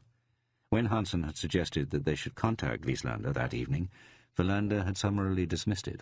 That could wait until the following day. The task at hand was to take care of as much groundwork as possible. This was not to say there was very much they could actually clarify. Rather, their task was to sift through what they already knew and introduce Anders and Louis Wieslander as a grid over the known circumstances of Simon Lambert's death. They could, after all, establish a great deal. Svedberg managed, with the help of a reporter, to locate the obituary of Louis Wieslander in Sydsvenska Dagbladet. From this, they learned that she had been 47 at the time of her death. After drawn-out and patient suffering, the obituary said. They went back and forth on what this phrase meant. She could hardly have committed suicide. Perhaps it had been cancer. In a death announcement, they noted 2 children among the grieving. They discussed at length whether they should notify their colleagues in Lund. Verlander hesitated, but decided against it. It was still too early. A little after 8, Verlander asked Niebuhr to do something that did not ordinarily fall under his responsibilities. But Verlander turned to him because he felt he needed to keep the others close by. Niebuhr was assigned the task of finding out if Wieslander's home address was a freestanding house or an apartment. Niebuhr left. They sat down to conduct a fresh review. A pizza had been ordered from somewhere. While they ate, Verlander tried to come up with an interpretation where Anders Wieslander was the perpetrator. There were many objections. The professed love affair between Simon Lambert and Louis Wieslander lay several years back in time. In addition, she was deceased. Why would Anders Wieslander react at this late stage? Was there even anything that indicated that he had this capacity for violence? Verlander realized that all of these objections were major. He wavered, but did not relinquish his conviction that they were nonetheless close to the answer. "The only thing we have left is to talk to Wieslander," he said, "and we'll do that tomorrow. Then we'll see." Niebuhr returned. He informed Verlander that Wieslander lived in a freestanding house owned by the Church of Sweden. Since he was on leave, Verlander assumed they would find him at home. Before they broke up for the evening, Verlander decided to take Martinson with him the next day. They did not need to be more than 2. He drove home through the spring warmth around midnight. He took the street past St. Gertrude's Square. Everything was very still. A wave of melancholy and fatigue washed over him. For a moment the world appeared to consist entirely of sickness and death, and an emptiness left by Mona. But then he thought about spring having arrived at last. He shook off his distress. They were going to speak to Wieslander tomorrow. Then they would know if they were closer to a solution or not. He stayed up for a long time. He had the urge to call both Linda and Mona. Around 1 o'clock he boiled a couple of eggs that he ate standing in front of the sink. Before he went to bed he studied his face in the bathroom mirror. His cheek was still discoloured. He also saw that he needed a haircut. He slept badly and got up at 5 o'clock. While he waited for Martinson to arrive, he sorted through the mountain of laundry and vacuumed the apartment. He had several cups of coffee, standing at the kitchen window, once again reviewing all the circumstances of Simon Lambert's death. At 8 o'clock he walked down to the street and waited. It was going to be yet another beautiful spring day. Martinson was punctual, as usual. Verlander got into the car. They drove towards Lund. "I slept badly for once," Martinson said. "I don't usually, but it was as if I had a premonition." "A premonition about what?" "I don't know. It's probably just spring." Martinson glanced over at him. "What do you mean, just spring?" Verlander didn't reply, just muttered something under his breath. They arrived in Lund shortly before 9:30. As usual, Martinson had driven jerkily and with poor concentration, but apparently he had memorized the directions. He had no trouble finding the street where Wieslander lived. They drove past number 19 and parked the car out of sight. "Let's go," Verlander said. "Let me do all the talking." The house was large. Verlander guessed that it dated to the beginning of the century. As they walked in through the gate, he noticed that the garden needed attention. He saw that Martinson had noticed the same thing. Verlander rang the doorbell, wondering what awaited them. He rang again. No one opened. More rings. Same response. Nothing. Verlander made a quick decision. "Wait here, not by the house, out in the street. His church isn't far from here. I'll take your car." Verlander had written down the name of the church. Svedberg pointed it out on a map last night. It took him 5 minutes to get there. The church looked abandoned. At first he thought he was mistaken. Anders Wieslander wasn't there. But when he tried the church doors, they were unlocked. He stepped into the dim vestibule and pulled the door shut behind him. It was very quiet.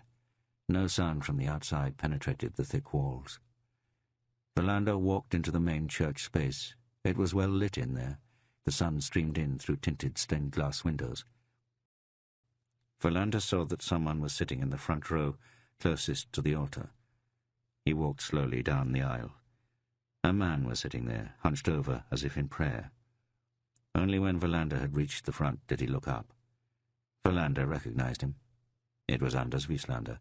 The face was the same as in the only one of Lambert's photographs in which he appeared. He was unshaven and his eyes were moist. Verlander immediately started to feel ill at ease. He now regretted having left Martinson behind. "Anders Wieslander?" he asked. The man stared back at him earnestly. "Who are you?" "My name is Kurt Verlander, and I'm with the police. I'd like to talk to you." Wieslander's voice suddenly became shrill and impatient when he answered. "I am grieving. You are disturbing me. Leave me in peace." Verlander felt his discomfort grow. The man in the pew appeared close to a breaking point. "I know that your wife is dead," he said. "That's what I want to talk to you about." Wieslander stood up from his seat so forcefully that Verlander shrank back. Now he was certain that Wieslander was unbalanced. "You disturb me, and do not leave, although I ask you. Therefore I must listen to what you have to say," he said. "We can go into the sacristy." Wieslander showed the way and turned left when he reached the altar. Verlander observed from his back that he appeared unusually strong. This could have been the man he had tried to catch up with and who had knocked him down. There was a little table and a couple of chairs in the sacristy. Wieslander sat down and pointed at the other chair. Verlander pulled it out from under the table, wondering how he should begin. Wieslander stared at him with his moist eyes. Verlander glanced around the room. On another table there were 2 large candelabra. Verlander studied them without first knowing what it was that had caught his attention. Then he saw that one was different from the other. One of the arms of the candelabrum was missing, and it was made of brass. He looked at Wieslander and realized that the man was aware of what Verlander had seen. Nonetheless, the attack took him by surprise. Wieslander threw himself at Verlander with something like a roar.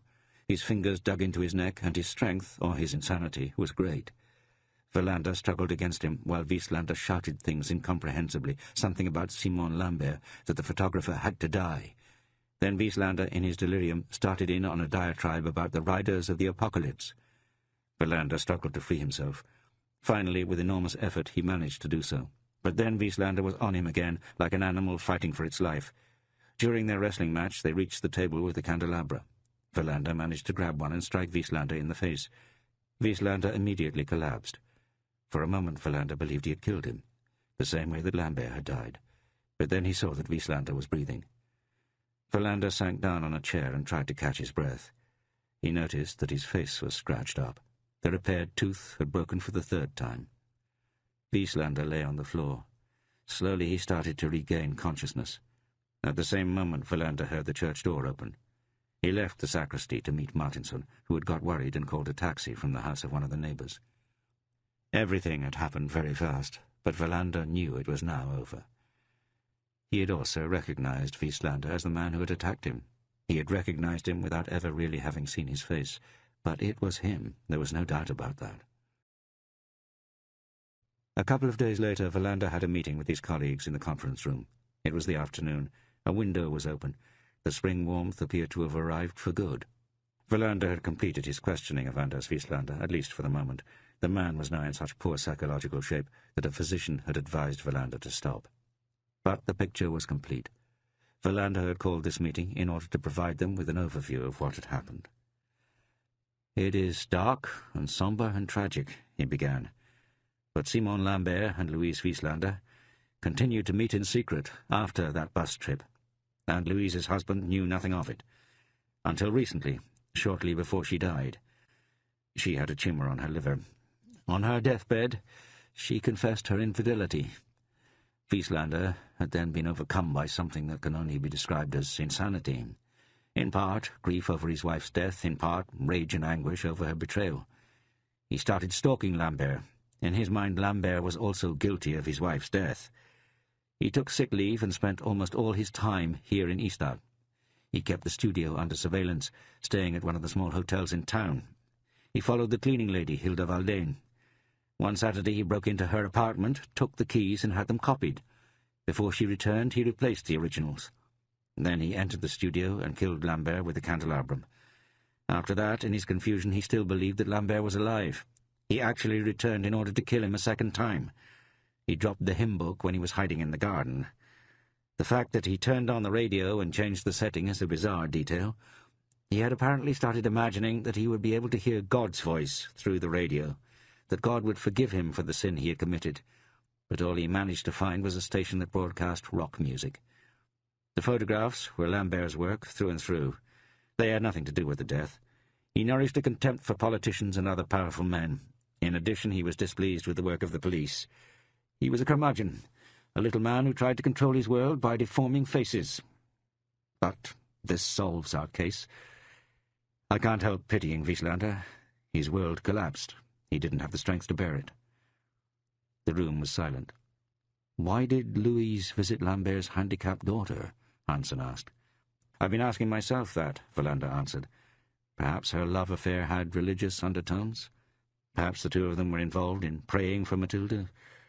Did Louise then go to the nursing home in order to check the effect of her prayers? Perhaps she regarded Matilda as the victim of her parents' earlier sinful life. We'll never know. As little as we'll ever know what bound these two singular people together. There are always secret rooms that we don't manage to find a way into. And perhaps that's for the best. "One can take a step further," Riedberg said, "if you think about Wieslander. Perhaps his rage actually stemmed from the fact that Lambert had seduced his wife from a religious perspective, not erotically. One has reason to question if it was only the usual jealousy that played a role in this case." Again there was silence. Then they went on to discuss Lambert's pictures. "He must have been crazy in his own way," Hansen said, "to spend his spare time distorting images of well-known people." "Perhaps the explanation is quite different," Riedberg suggested. "Perhaps there are people in today's society that feel so powerless they no longer partake in what we call democratic society. Instead, they devote themselves to rights. If this is the case, our nation is in trouble." "I hadn't considered that possibility," Wallander said, "but you could be right. And in that case, I agree with you. Then the foundation has really started to crack." The meeting came to an end. Wallander felt tired and despondent, despite the beautiful weather. And he missed Mona. Then he checked the time. 4:15. He had to go back to the dentist. How many times it had been, he no longer knew. The Pyramid. Prologue. The aeroplane flew in over Sweden at a low altitude just west of Mosby Beach. The fog was thick out at sea, but growing lighter closer to shore. Contours of the shoreline and the first few houses rushed towards the pilot. But he had already made this trip many times. He was flying by instruments alone. As soon as he crossed the Swedish border and identified Mosby Beach and the lights along the road to Trelleborg, he made a sharp turn northeast and then another turn east. The plane, a Piper Cherokee, was obedient. He positioned himself along a route that had been carefully planned. An air corridor cut an invisible path over an area in Skåne where the houses were few and far between. It was a little before 5 o'clock on the morning of the 11th of December, 1989. Around him there was an almost solid darkness. Every time he flew at night, he thought about his first few years when he had worked as a co-pilot for a Greek company that had transported tobacco at night and in secret from what had then been southern Rhodesia, restricted by political sanctions. That had been in 1966 and 1967. more than 20 years ago, but the memory never left him. That was when he had learned that a skilled pilot can fly even at night with a minimum of aids and in complete radio silence. The plane was now flying so low that the pilot did not dare to take it any lower. He began to wonder if he would have to turn back without completing his mission.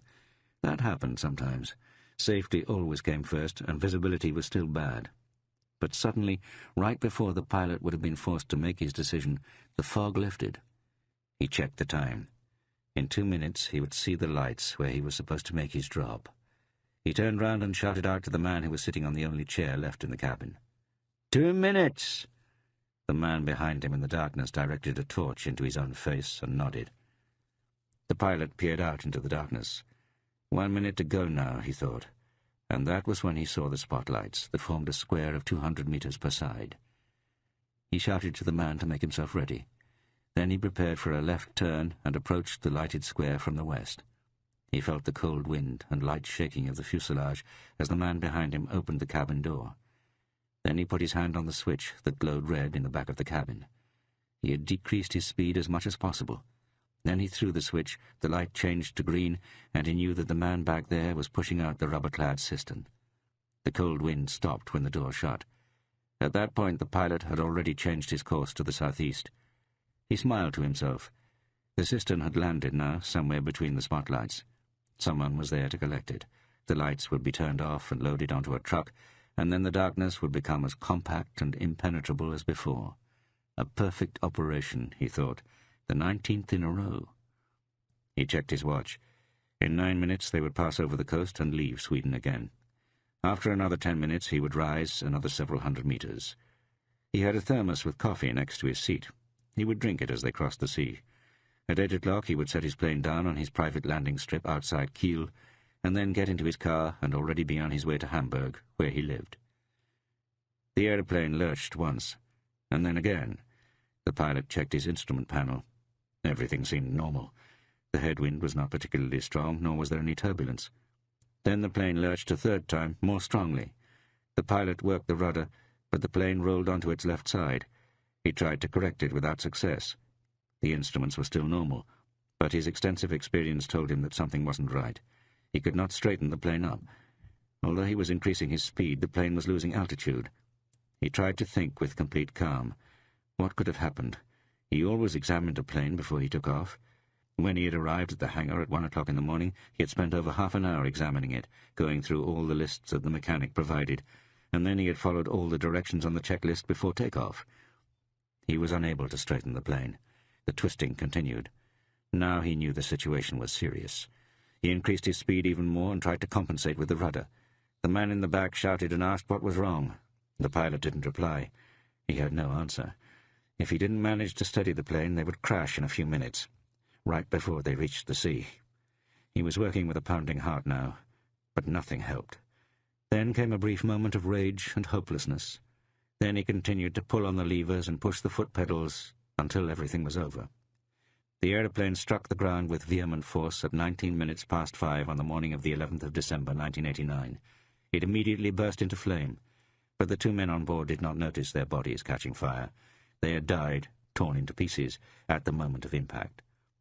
The fog had come rolling in from the sea. It was 4 degrees above zero, and there was almost no breeze. Chapter 1. Verlander woke up shortly after 6 o'clock on the morning of the 11th of December. At the same moment that he opened his eyes, his alarm clock went off. He turned it off and lay staring out into the dark, stretched his arms and legs, spread his fingers and toes. That had become a habit, to feel if the night had left him with any aches. He swallowed in order to check if any infection had sneaked into his respiratory system. He wondered sometimes if he was slowly becoming a hypochondriac.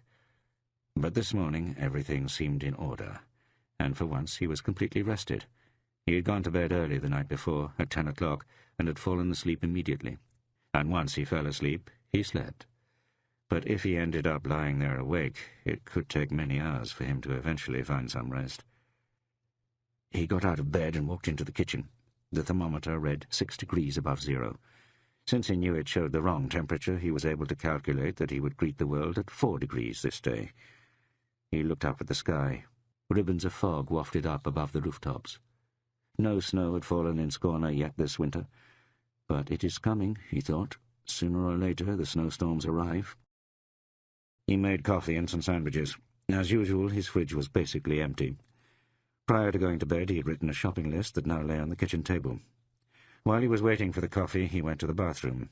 When he returned to the kitchen, he added toilet paper to the list, and a new brush for the toilet.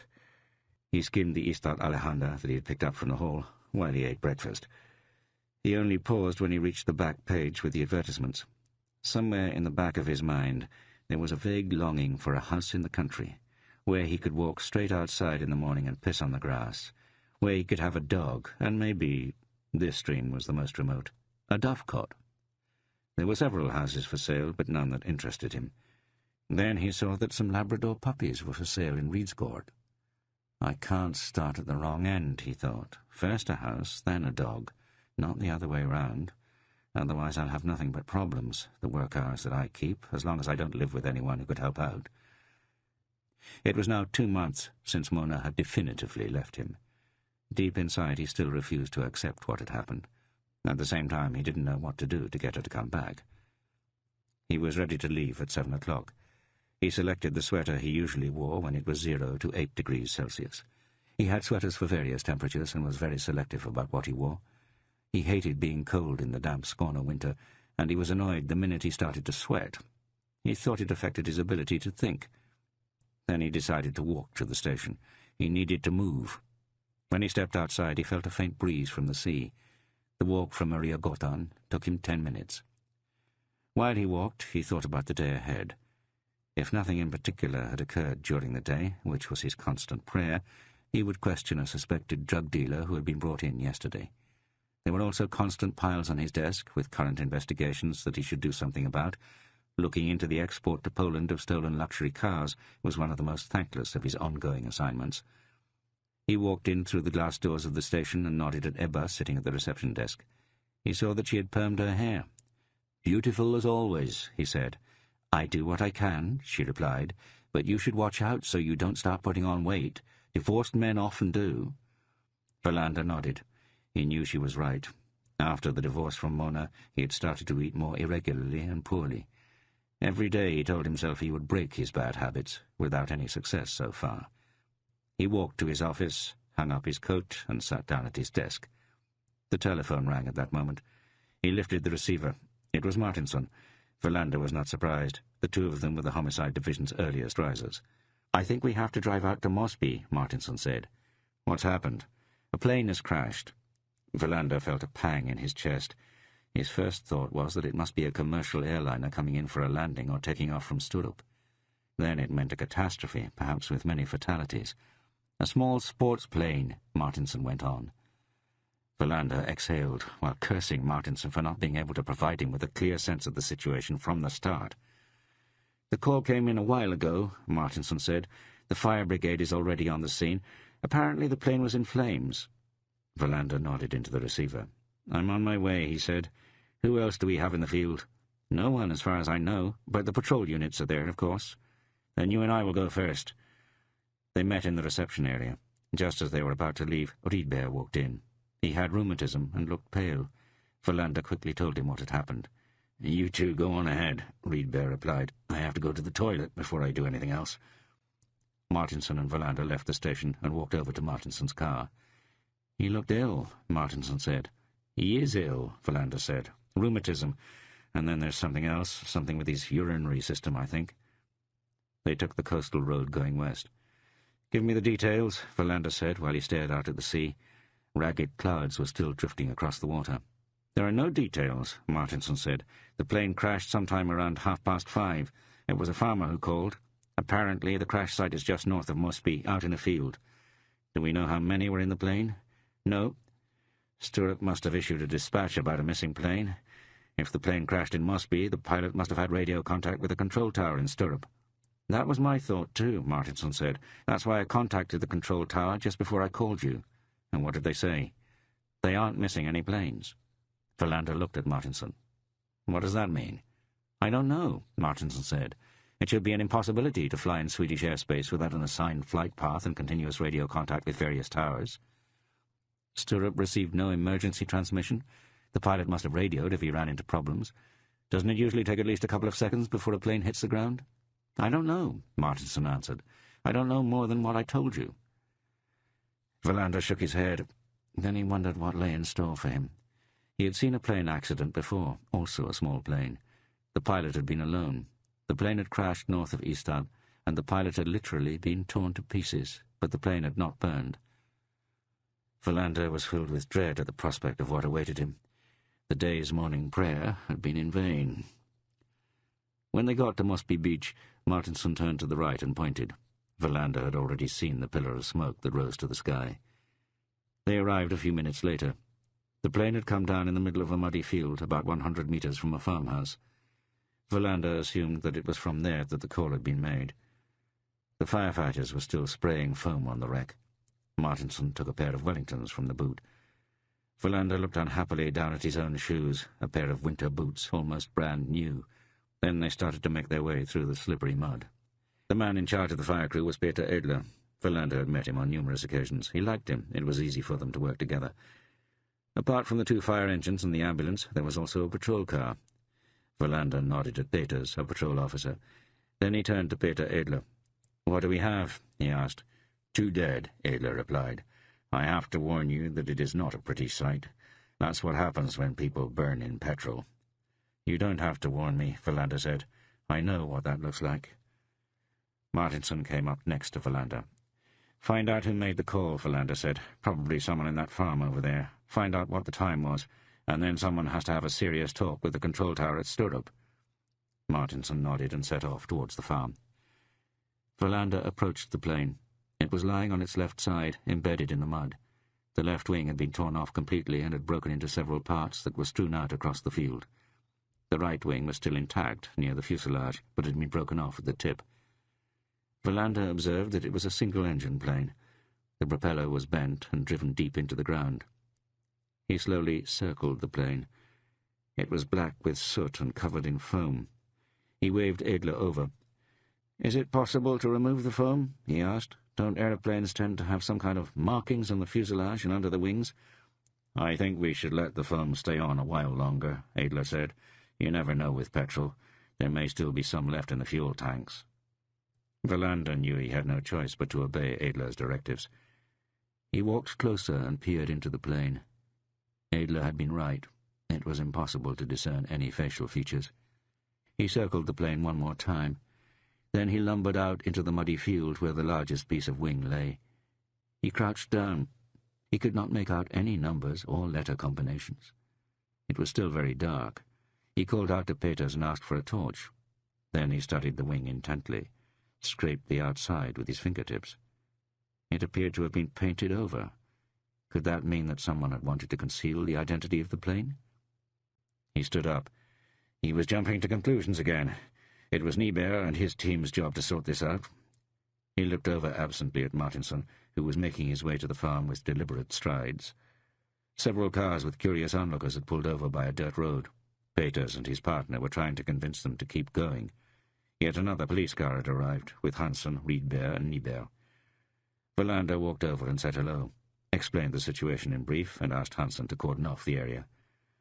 "You have 2 bodies inside the plane," Verlander repeated to Niebuhr, who would be responsible for the preliminary forensic investigation. Eventually, an accident commission would be appointed to investigate the cause of the crash, but at that point Verlander would no longer have to be involved. "I think it looks as if the wing that was torn off had been repainted," he said, "as if someone wanted to eliminate all possibility of identifying the plane." Niebuhr nodded mutely. He never wasted his words. Riedberg appeared behind Verlander. "One shouldn't have to tramp around in the mud at my age," he said. "This damned rheumatism." Verlander threw a quick glance at him. "You didn't have to come out here," he said. "We can handle it. Then the accident commission can take over." "I'm not dead yet," Riedberg said with irritation. "But who the hell knows?" He didn't finish the sentence. Instead, he made his way over to the plane, bent down and looked in. "This one will have to be dental," he said. "I don't think there will be any other way of getting a positive ID." Verlander ran through the main points for Riedberg's benefit. They worked well together and never had to give each other lengthy explanations. Riedberg was also the one who had taught Verlander what he now knew about being a criminal investigator. That is, after the foundation had been laid in Malmö with Heimberg, who sadly had died in a traffic accident last year. Verlander had departed from his usual habit of never attending funerals and attended the ceremony in Malmö. But after Heimberg, Riedberg had been his role model. They had worked together for many years now. Verlander had often thought that Riedberg must be one of the most skillful criminal investigators in Sweden. Nothing escaped him. No hypothesis was so outlandish that Riedberg did not test it. His ability to read a crime scene always surprised Verlander, who greedily absorbed it all. Riedberg was single. He did not have much of a social life and did not appear to want one. Verlander was still, after all these years, not sure if Riedberg actually had any interests apart from his work. On the occasional warm evening in early summer, they would sometimes get together and sit on Riedberg's balcony and drink whiskey, often in a pleasant silence that was broken from time to time with some comment about work. "Martinsson is trying to establish some clarity with regard to the time of the events," Verlander said. "Then it seems to me that we have to find out why the control tower at Sturup didn't raise the alarm."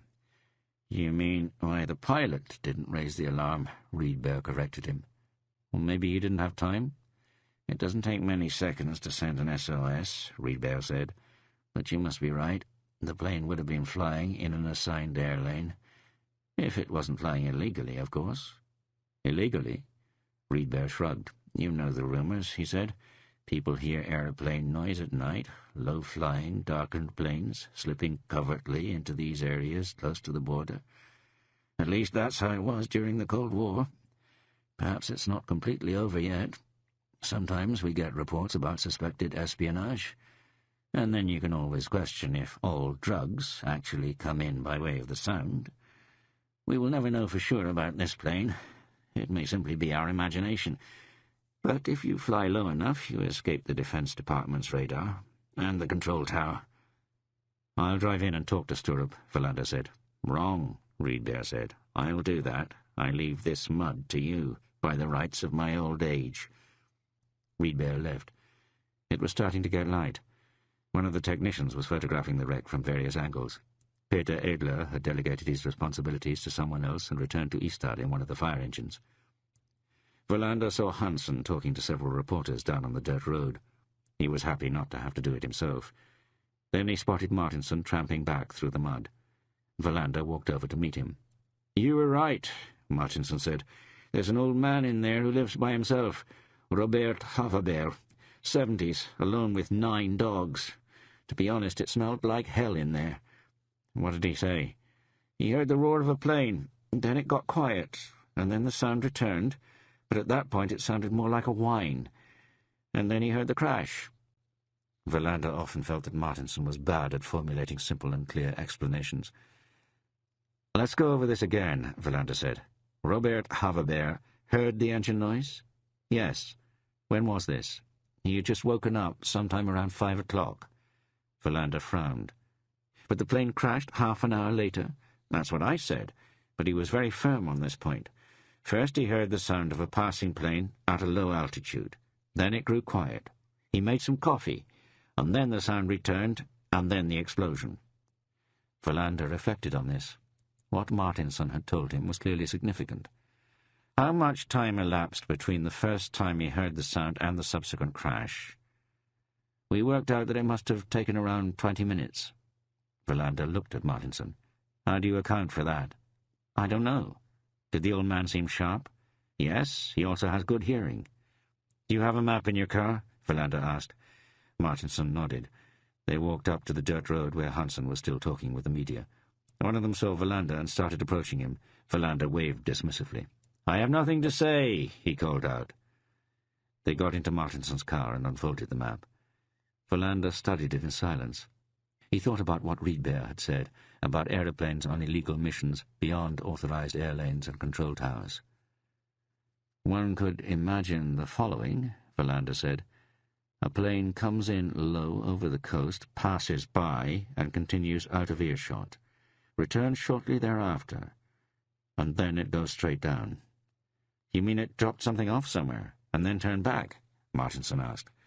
"Something like that." Verlander folded the map back up. We know too little. Reedbear is on his way to Stirrup. Then we have to try to identify the bodies as well as the plane itself. We can't do any more at the moment. I've always been a nervous flyer, Martinson said. It doesn't exactly help to see things like this, but it's even worse when Therese talks about becoming a pilot. Therese was Martinson's daughter. He also had a son.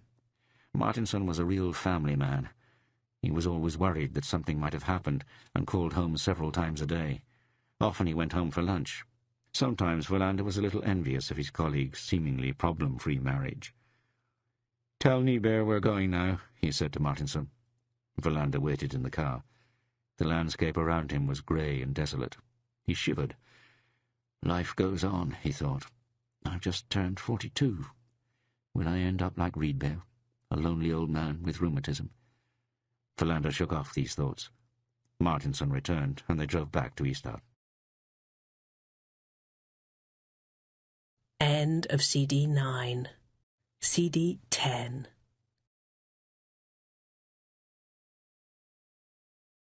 At 11 o'clock, Verlander stood up to go to the room where a suspected drug dealer by the name of Ingvar Leonard Holm was waiting for him. At that moment, Reedbear came in. He never bothered to knock.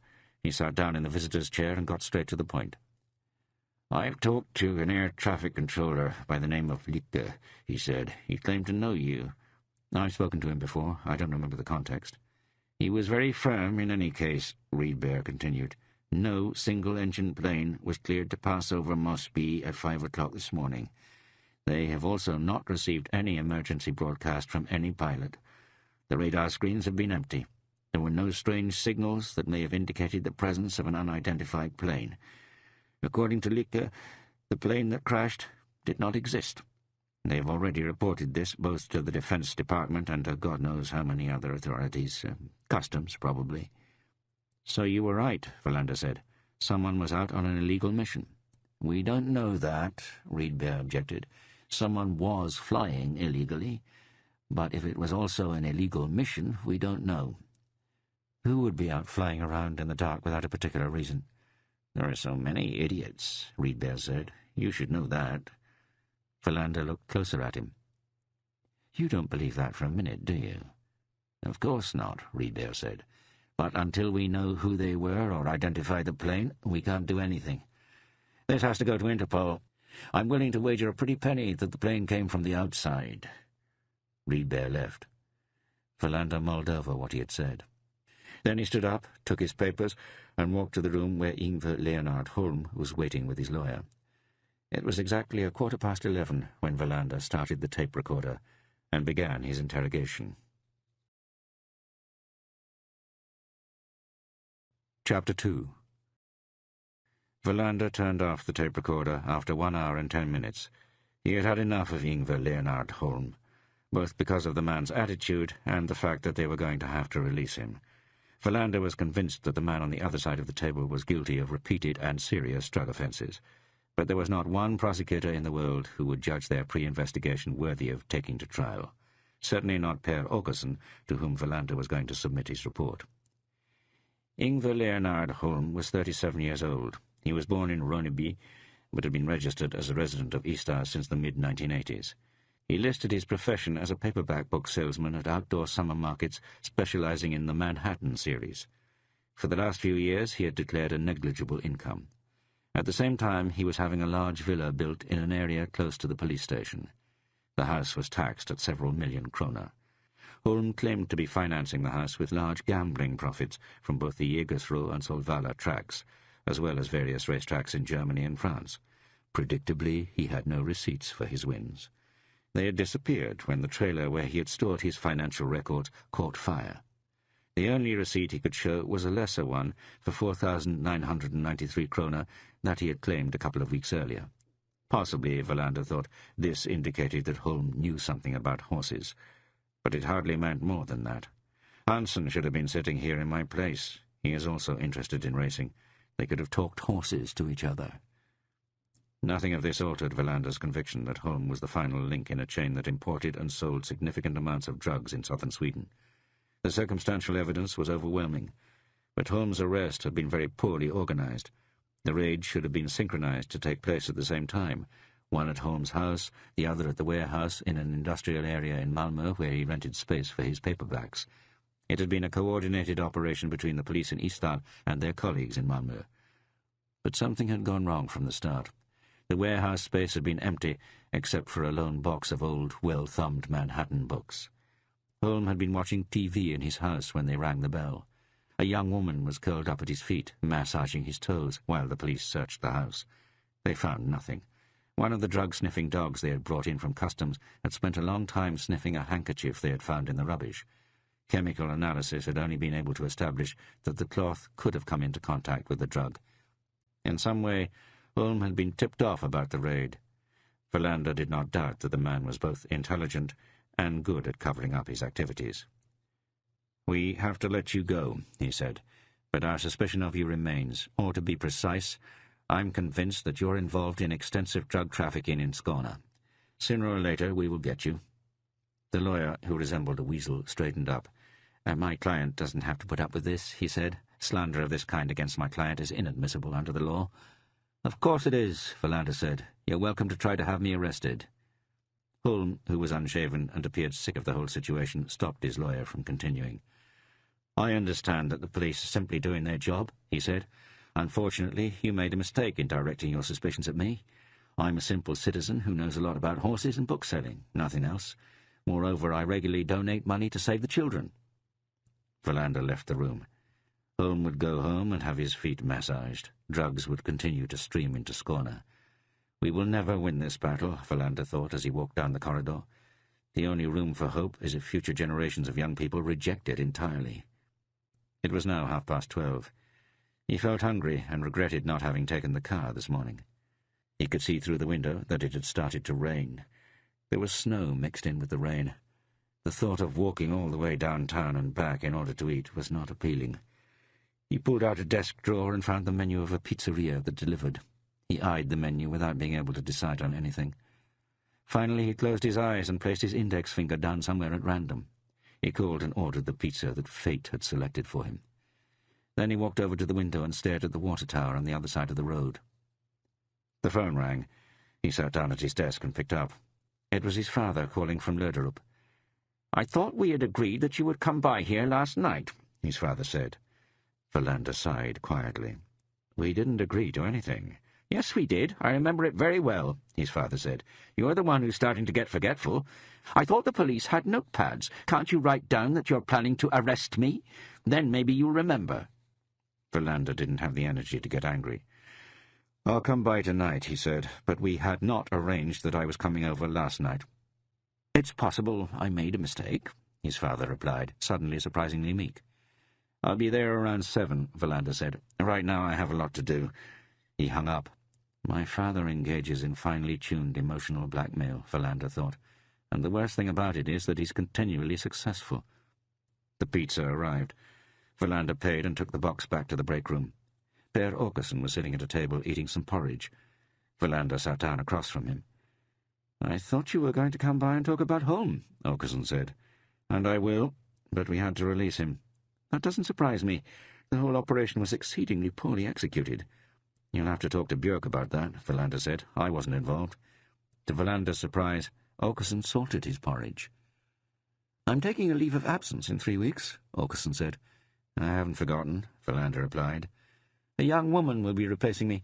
Annette Brolin is her name, from Stockholm." "I'm going to miss you," Verlander said. "I'm also wondering how a female prosecutor is going to work out." "Why would that be a problem?" Verlander shrugged. "Prejudice, I guess. 6 months goes by fast. I have to admit that I'm looking forward to getting away for a while. I need to think.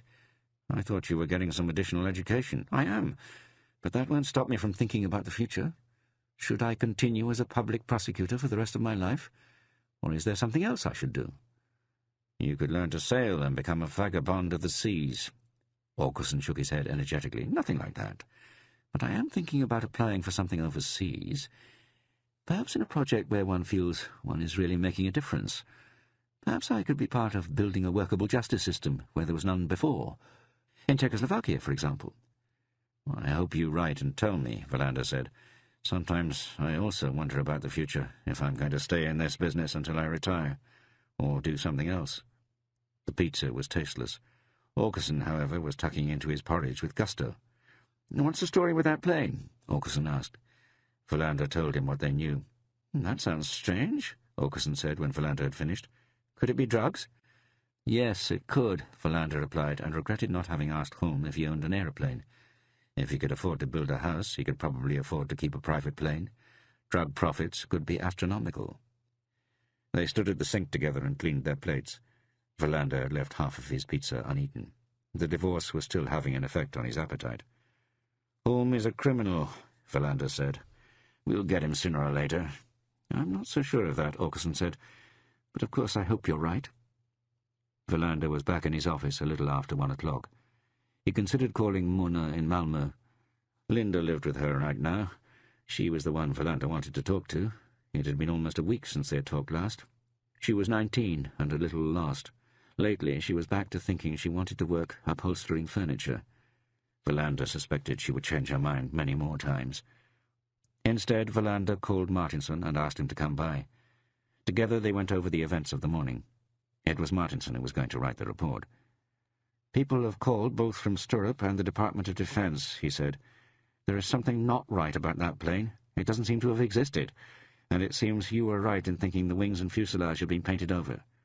"We'll see what Niebuhr comes up with," Philander said. "The bodies are in Lund," Martinson went on.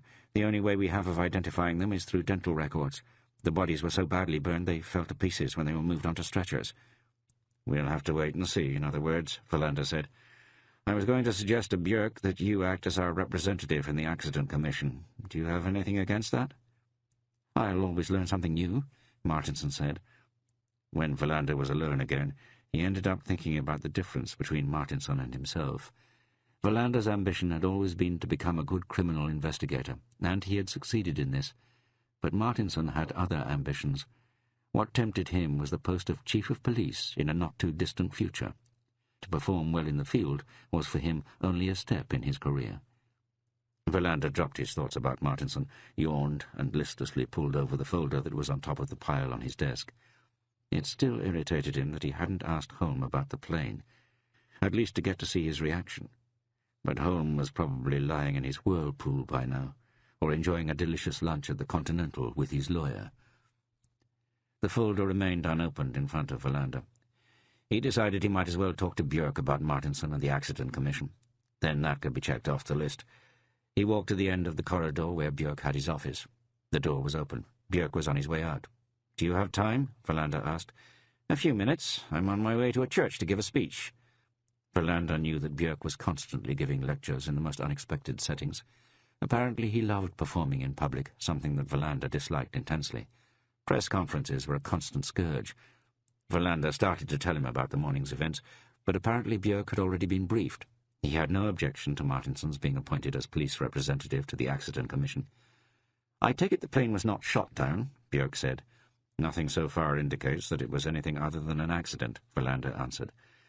"But there is definitely something fishy about that flight." "We'll do what we can," Björk said, indicating that the conversation was over.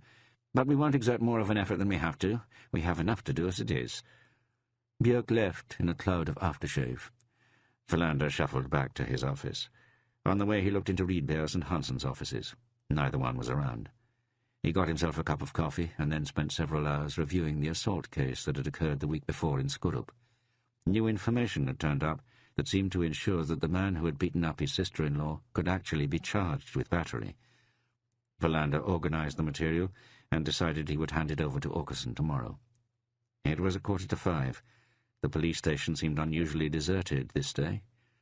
Philander decided he would go home and get his car and then go shopping. He would still have time to make it to his father's by 7. If he wasn't there on the dot, his father would burst out in a long tirade of accusations about how badly his son treated him.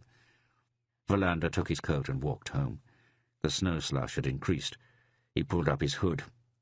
When he sat down in his car, he checked that he still had the grocery list in his pocket. The car was hard to start, and he would soon have to get a new one. But where would he get the money? He managed to get the engine going and was about to put it in gear when he was struck by a thought. Even though he realized that what he wanted to do was meaningless, his curiosity proved too strong. He decided to put his shopping trip on hold. Instead, he turned out onto Österleden and drove in the direction of Lederup. The thought that had struck him was very simple. In a house just past the Strandskogen forest, there lived a retired air traffic controller Wallander had got to know a few years earlier. Linda had been friends with his youngest daughter. It occurred to Wallander that he might be able to answer a question that Wallander had been thinking about ever since he had stood next to the wrecked plane and listened to Martinson's summary of his conversation with Haverbeer. Wallander turned into the driveway of the house where Herbert Blomel lived. As Wallander got out of his car, he saw Blomel standing on a ladder in the process of repairing a gutter. He nodded pleasantly when he saw who it was and carefully climbed down onto the ground. "A broken hip can be devastating at my age," he said. "How are things with Linda?" "Fine," Wallander said. "She's with Mona in Malmö." They went in and sat in the kitchen. "A plane crashed outside Mosby this morning," Wallander said. Blomel nodded and pointed to a radio on the windowsill. "It was a Piper Cherokee," Wallander continued, "a single-engine plane. I know that you weren't just an air traffic controller in your day, you also had a pilot's license." "I've actually flown a Piper Cherokee a few times," Blomel answered. "A good plane." "If I put my finger on a map," Wallander said, "and then gave you a compass direction and 10 minutes, how far would you be able to fly the plane?" "A matter of straightforward computation," Blomel said. "Do you have a map?" Wallander shook his head. Blomel stood up and left. Several minutes later he returned with a rolled-up map. They spread it out on the kitchen table. Wallander located the field that must have been the crash site. "Imagine that the plane came straight in off the coast. The engine noise is heard here at one point. Then, at most 20 minutes later, it returns. Of course, we cannot know that the pilot held the same course for the duration, but let us assume he did. How far did he go, then, in half that time, before he turned round?" "The Cherokee normally flies at around 250 kilometers an hour, Blomel said, "if the load is of a normal weight." "We don't know about that." "Then let's assume maximum load and an average headwind." Blomel computed silently, then pointed to a spot north of Mosby. Wallander saw that it was close to Fjöbo. "About this far," Blomel said. "But keep in mind that there are many unknowns included in this estimation." "Still, I know a lot more now than just a moment ago."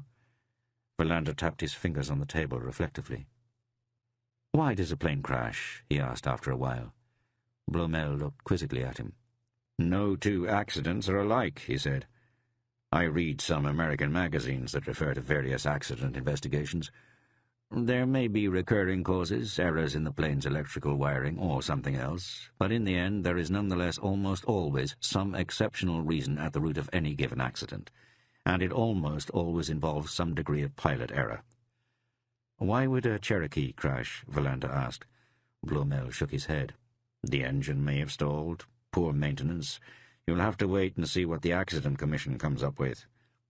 "The plane's identifying marks have been painted over, both on the fuselage and the wings," Wallander said. "What does that mean?"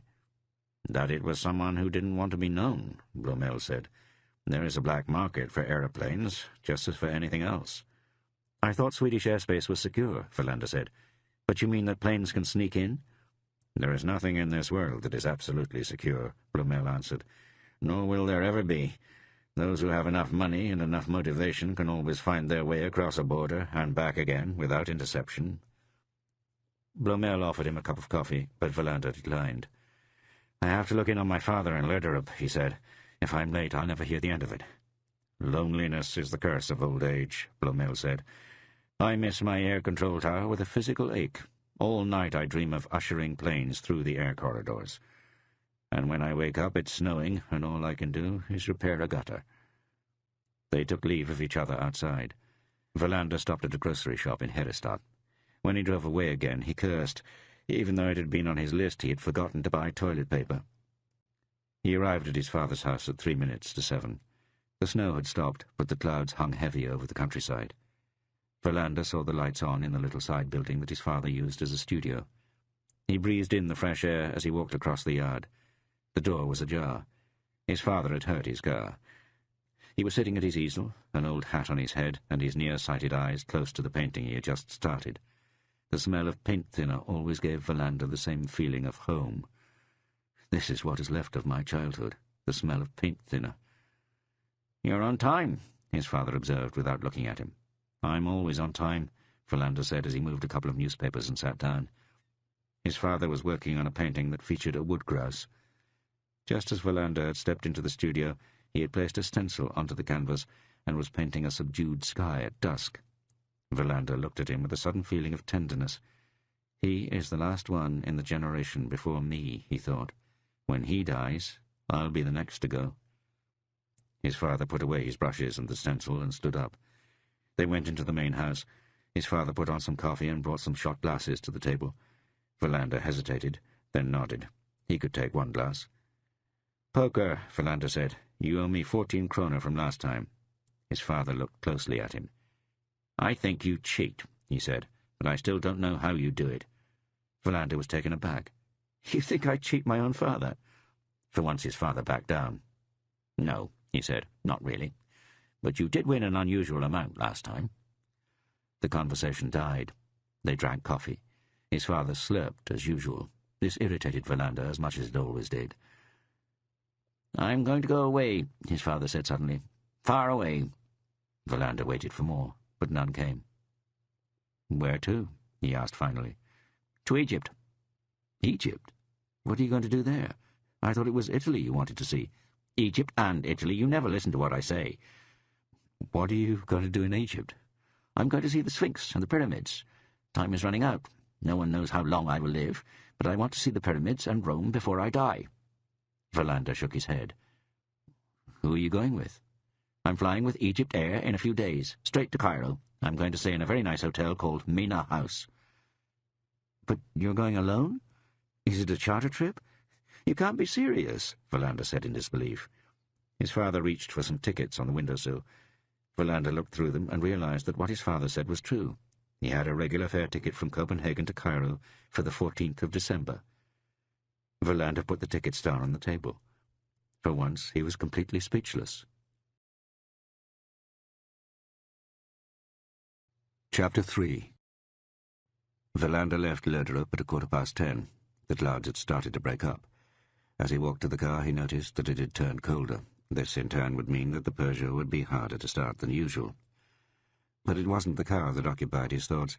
It was the fact that he had not managed to talk his father out of taking the trip to Egypt, or at least wait until a time when he or his sister could accompany him.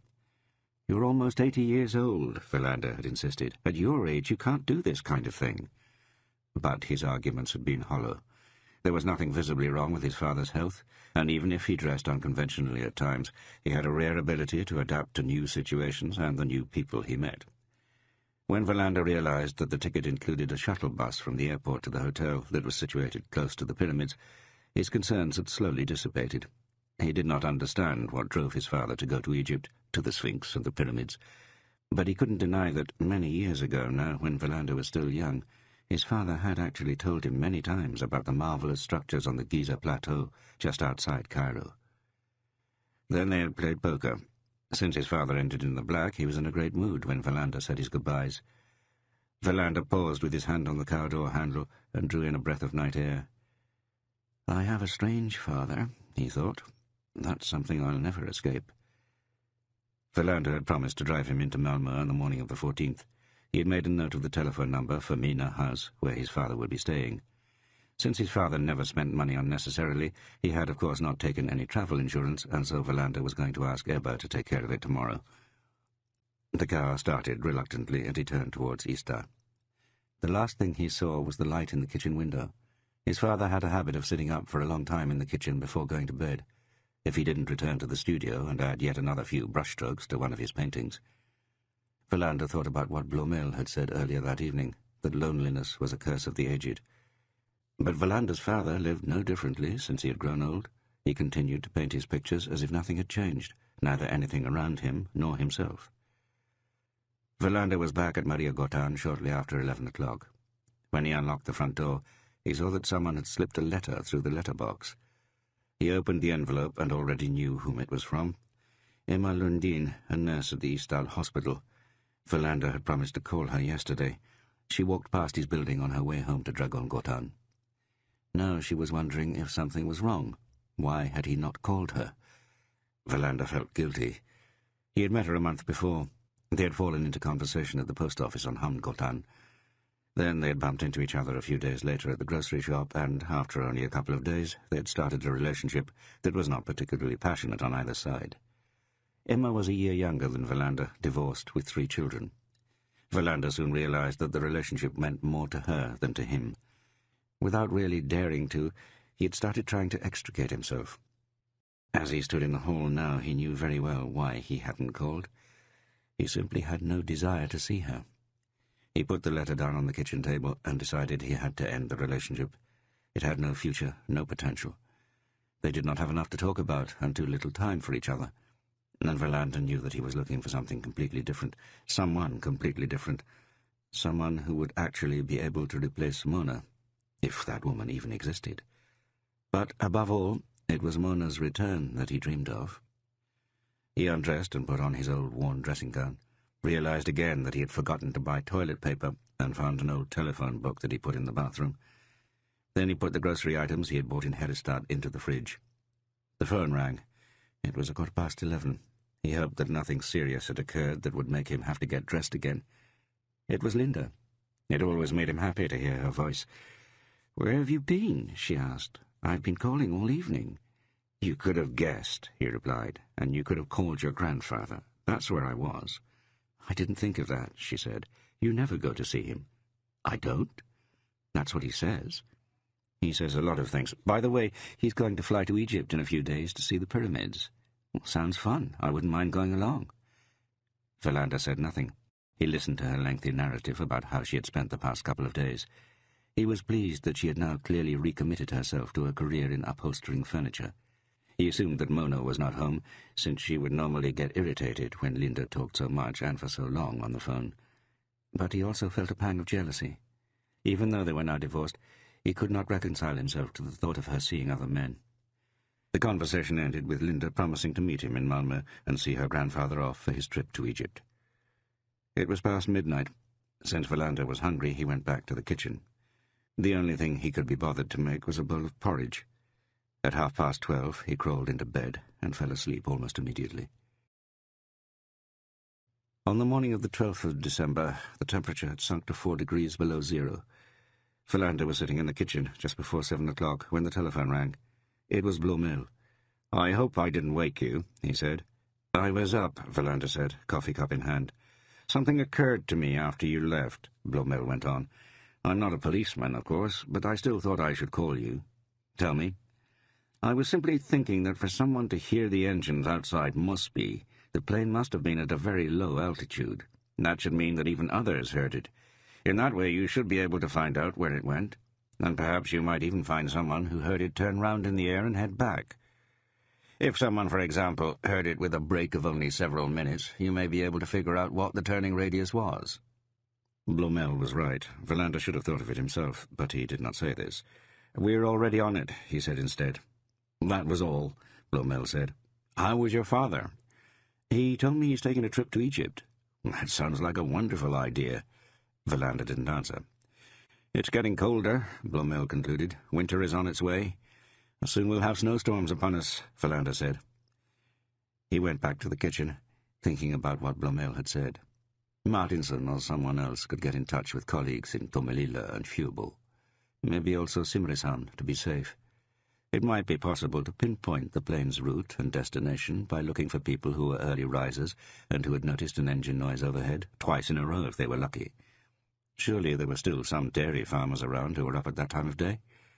But the question remained, what had the 2 men been doing on their flight, and why had the plane lacked all signs of identification? Verlander quickly leafed through the paper. The Labrador puppies were still for sale, but there was no house that caught his eye. Verlander walked in through the doors of the station a little before 8 o'clock. He was wearing the sweater he reserved for days of up to 5 degrees below zero. He asked Ebba to arrange travel insurance for his father. "That has always been my dream," she said, "to go to Egypt and see the pyramids." "Everyone seems to be envious of my father," Verlander thought as he poured himself a cup of coffee and went to his office. "No one even seems surprised. I'm the only one who's worried that something will happen, that he'll get lost in the desert, for example." Martinson had placed a report on his desk about the accident. Verlander eyed it quickly and thought that Martinson was still far too verbose. Half as much would have been enough. Once Riedberg had told him that that which could not be expressed in a telegram format was either poorly conceived or completely wrong. Verlander had always tried to make his reports as clear and brief as possible. He called Martinson and told him about his conversation with Björk the day before. Martinson seemed pleased. Then Verlander suggested a meeting. What Blomel had said was worth following up. Martinson managed to locate Hansen and Svedberg at 8:30, but Riedberg had still not arrived.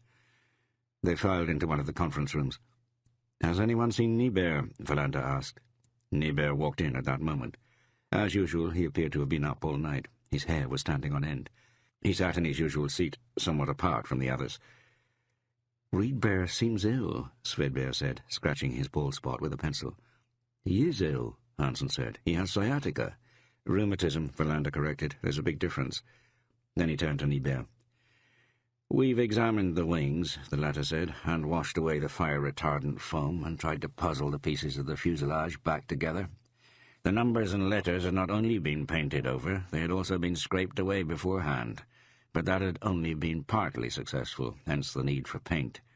The people on board definitely did not want to be traced. "I imagine there's a number on the engine," Verlander said, "and of course not as many planes are manufactured as cars." "We're getting in touch with the Piper factory in the United States," Martinson said. "There are some other questions that need to be answered," Verlander went on. "How far can a plane like this fly on one tank of fuel? How common are additional fuel tanks? What is the limit to the amount of petrol a plane of this type can carry?" Martinson wrote this down. "I'll get the answers," he said. The door opened and Riedberg came in. "I've been to the hospital," he said curtly, "and things always take a long time there." Verlander could see that he was in pain, but said nothing. Instead, he presented the idea of trying to find others who might have heard the engine noise. He felt a little guilty that he did not give Blomel credit for this insight. "This will be like in wartime," Riedberg commented, "when everyone in Skåne walked around and listened for planes." "It's possible it won't yield anything," Verlander said, "but there's no harm in checking with our colleagues in nearby districts. Personally, I have trouble believing it could have been anything other than a drug transport, an arranged drop somewhere." "We should talk to Malmö," Riedberg said.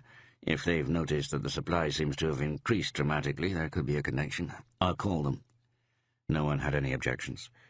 Verlander brought the meeting to a close shortly after 9 o'clock. He spent the rest of the morning concluding work on the assault case in Skurup and presenting the findings to Per Åkesson. At lunchtime he went downtown, had the hot dog special, and bought some toilet paper. He even took the opportunity to drop by the state-run off-license and buy a bottle of whiskey and 2 bottles of wine. Just as he was leaving, he bumped into Sten Widén on his way in. He reeked of alcohol and looked worn out. Sten Widén was one of Verlander's oldest friends. They had met many years ago, united by their interest in opera. Widén worked for his father in Stensund, where they'd raised racehorses. They had seen each other less often the past few years. Verlander had started to keep his distance when he realized that Widén's drinking was getting out of control. "It's been a while," Widén said. Verlander winced at his breath, which seemed to testify to many drinking bouts. "You know how it is," Verlander says. "These things go in waves." Then they exchanged some neutral words. Both wanted to end the conversation as soon as possible, in order to meet under different, prearranged circumstances. Verlander promised to call. "I'm training a new horse," Widén said. "She had such a bad name, I managed to get it changed." "What is she now?" "La Trottiata." Widén smiled. Verlander nodded. Then they went their separate ways. Verlander walked back to Maria Gothan with his bags. He was back at the station at 2:15. Everything still seemed deserted. Verlander continued to work through his pile of paper. After the assault in Skurup came a burglary in central Ystad on Pilgrimsgatan. Someone had broken a window in the middle of the day and emptied the house of various valuables. Verlander shook his head as he read through Svedberg's report. It was unbelievable that none of the neighbors had seen anything. Is this fear starting to spread even in Sweden, he wondered, the fear of assisting the police with the most elementary observations? If this is the case, then the situation is far worse than I have wanted to believe. Verlander struggled on with the material and made notes on who should be questioned and which searches should be made in the files. But he had no illusion that they would be able to solve the burglary case without a large dose of luck or reliable witnesses' accounts. Martinson walked into his office shortly before 5. Verlander saw that he was starting to grow a moustache, but he said nothing. "Fjöbo actually did have something to say," Martinson began. "A man had been out looking for a lost bull calf all night. God only knows how he thought he was going to find anything in the dark. But he called the police in Fjöbo that morning and said he had seen strange lights and heard an engine noise shortly after 5. Strange lights? What did he mean by that? I asked the Fjöbo colleagues to interview the man in more detail. Friedel was his name. Verlander nodded. Lights and engine noise? That could confirm our hypothesis about a scheduled drop. Martinson spread out a map on Verlander's desk. He pointed. Verlander saw that it was in the area that Blomel had circled. Good work, Verlander said. We'll have to see if it leads us anywhere. Martinson folded up the map. It's terrible if it's true, he said. If this really is the case, then we're unprotected. If any old plane can come in across the border and drop off drugs without being sighted. We have to get used to it, Verlander said. But of course I agree with you. Martinson left. Verlander left the station a little later. When he got home, he cooked a real dinner for once. At 7:30, he sat down with a cup of coffee to watch the news. The phone rang as the top stories were being announced.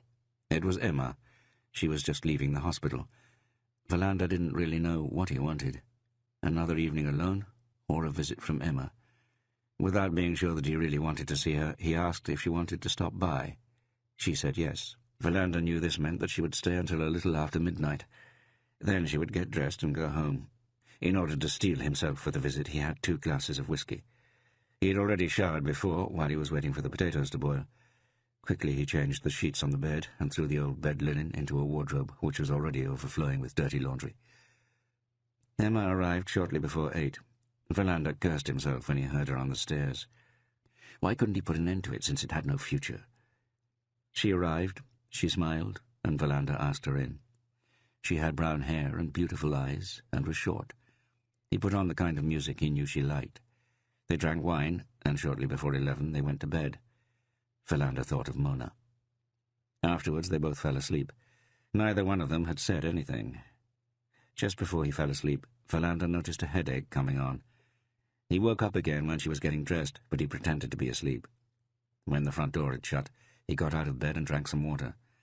Then he returned to bed, thought about Mona for a bit longer, and fell back asleep. The telephone started to ring deep inside his dreams.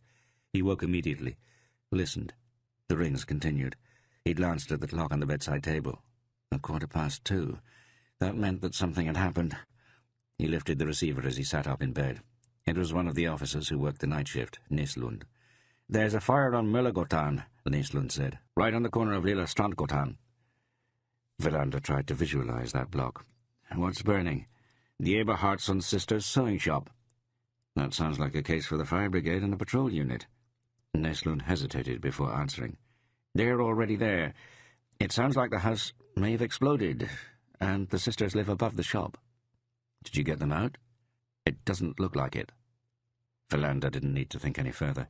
He knew there was only one thing to do. "I'm coming," he said. "Who else have you called?" "Riedberg. You could have let him sleep. Get Svedberg and Hansen." Verlander hung up. Checked the time again. 17 minutes past 2. While he put his clothes on, he thought about what Nislund had said. A sewing shop had been blown up. That sounded implausible, and it was serious if the 2 owners had not managed to escape. Verlander walked out onto the street and realized he had left his car keys. He cursed, then ran back up the stairs, noticing how out of breath he became. "I should start playing badminton with Svedberg again," he thought. "I can't manage 4 flights without losing my breath." Verlander pulled up on Hamngotan at 2:30. The whole area had been blocked off. The smell of fire was perceptible before he even opened the door. Flames and smoke were rising into the sky. The fire brigade had all their engines on the scene. Verlander ran into Peter Edler for the second time that day.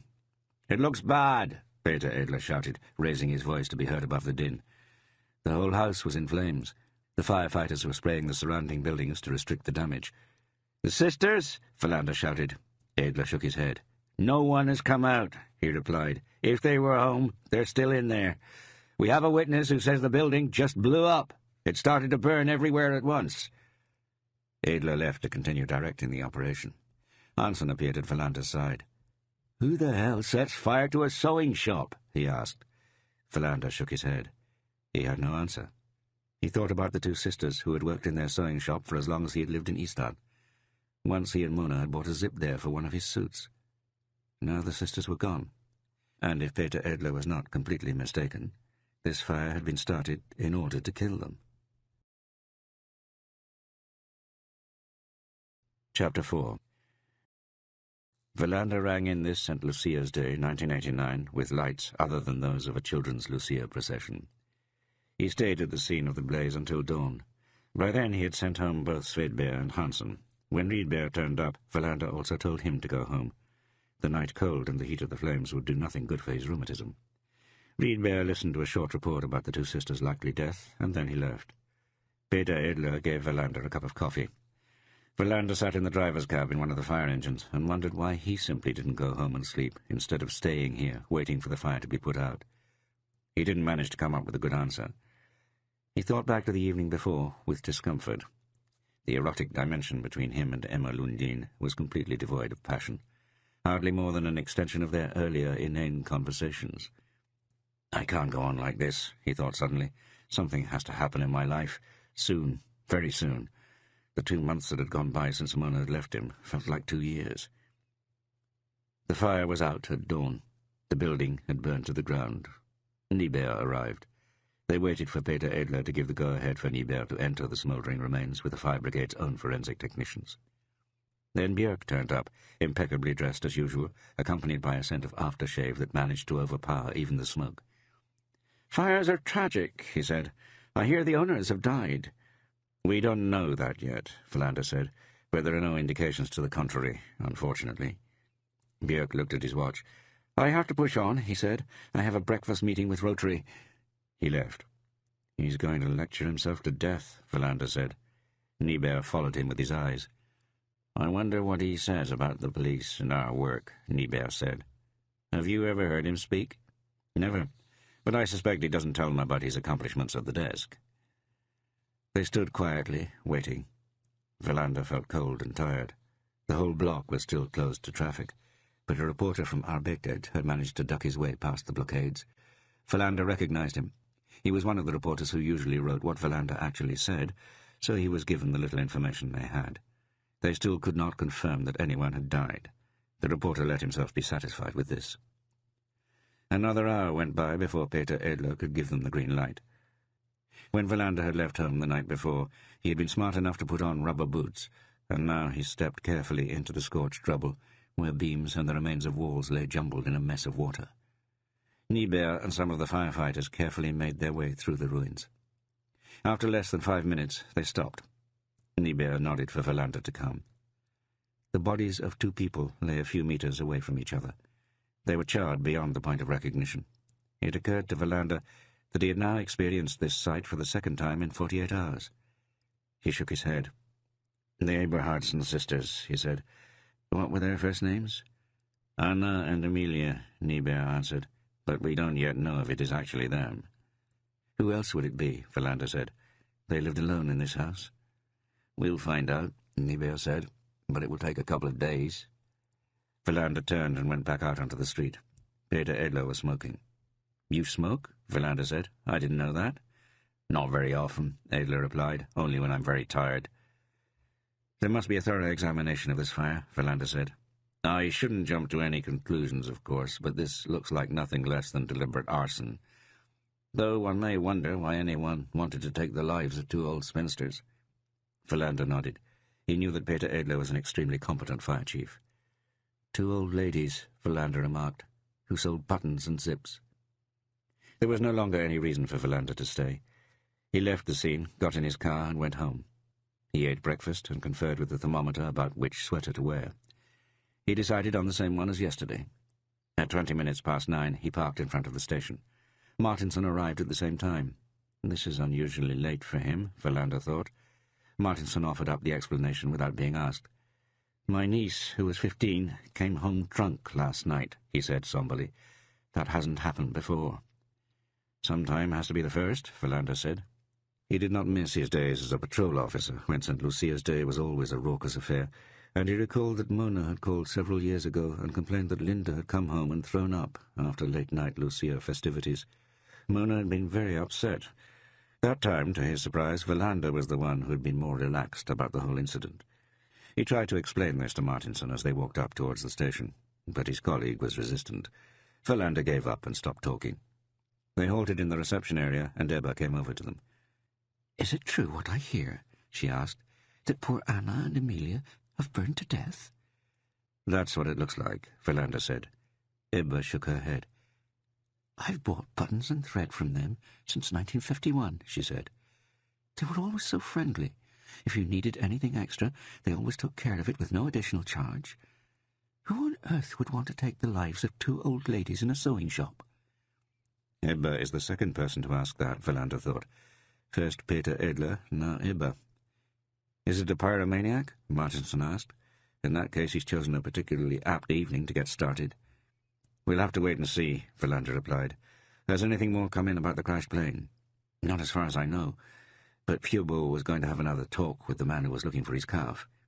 Call the other districts, just to be sure, Philander reminded him. It could turn out that they received calls about an engine noise too. There can hardly be that many aeroplanes flying around at night.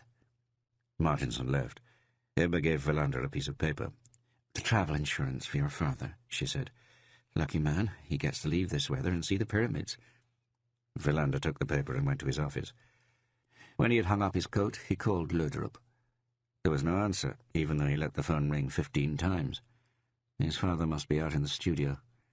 Philander put down the phone. I wonder if he remembers that he's supposed to travel tomorrow, he thought, and that I'm picking him up at 7 o'clock. But Philander was looking forward to spending a couple of hours with Linda. That always put him in a good mood. He pulled over a pile of papers, this one about the burglary on Pilgrimsgatan. But he ended up lost in thought about other things. What if they had a pyromaniac on their hands? They had been spared that for the past couple of years. He forced himself to return to the burglary, but Niebuhr called at 10:30. I think you should come down here, he said, to the scene of the fire. Philander knew Niebuhr would not have called unless it was important. It would be a waste of time to start asking questions over the phone. I'm on my way, he said, and hung up. He took his coat and left the station. It took him only a couple of minutes by car to get downtown. The cordoned-off area was smaller, but some traffic was still being redirected around Hamnkotan.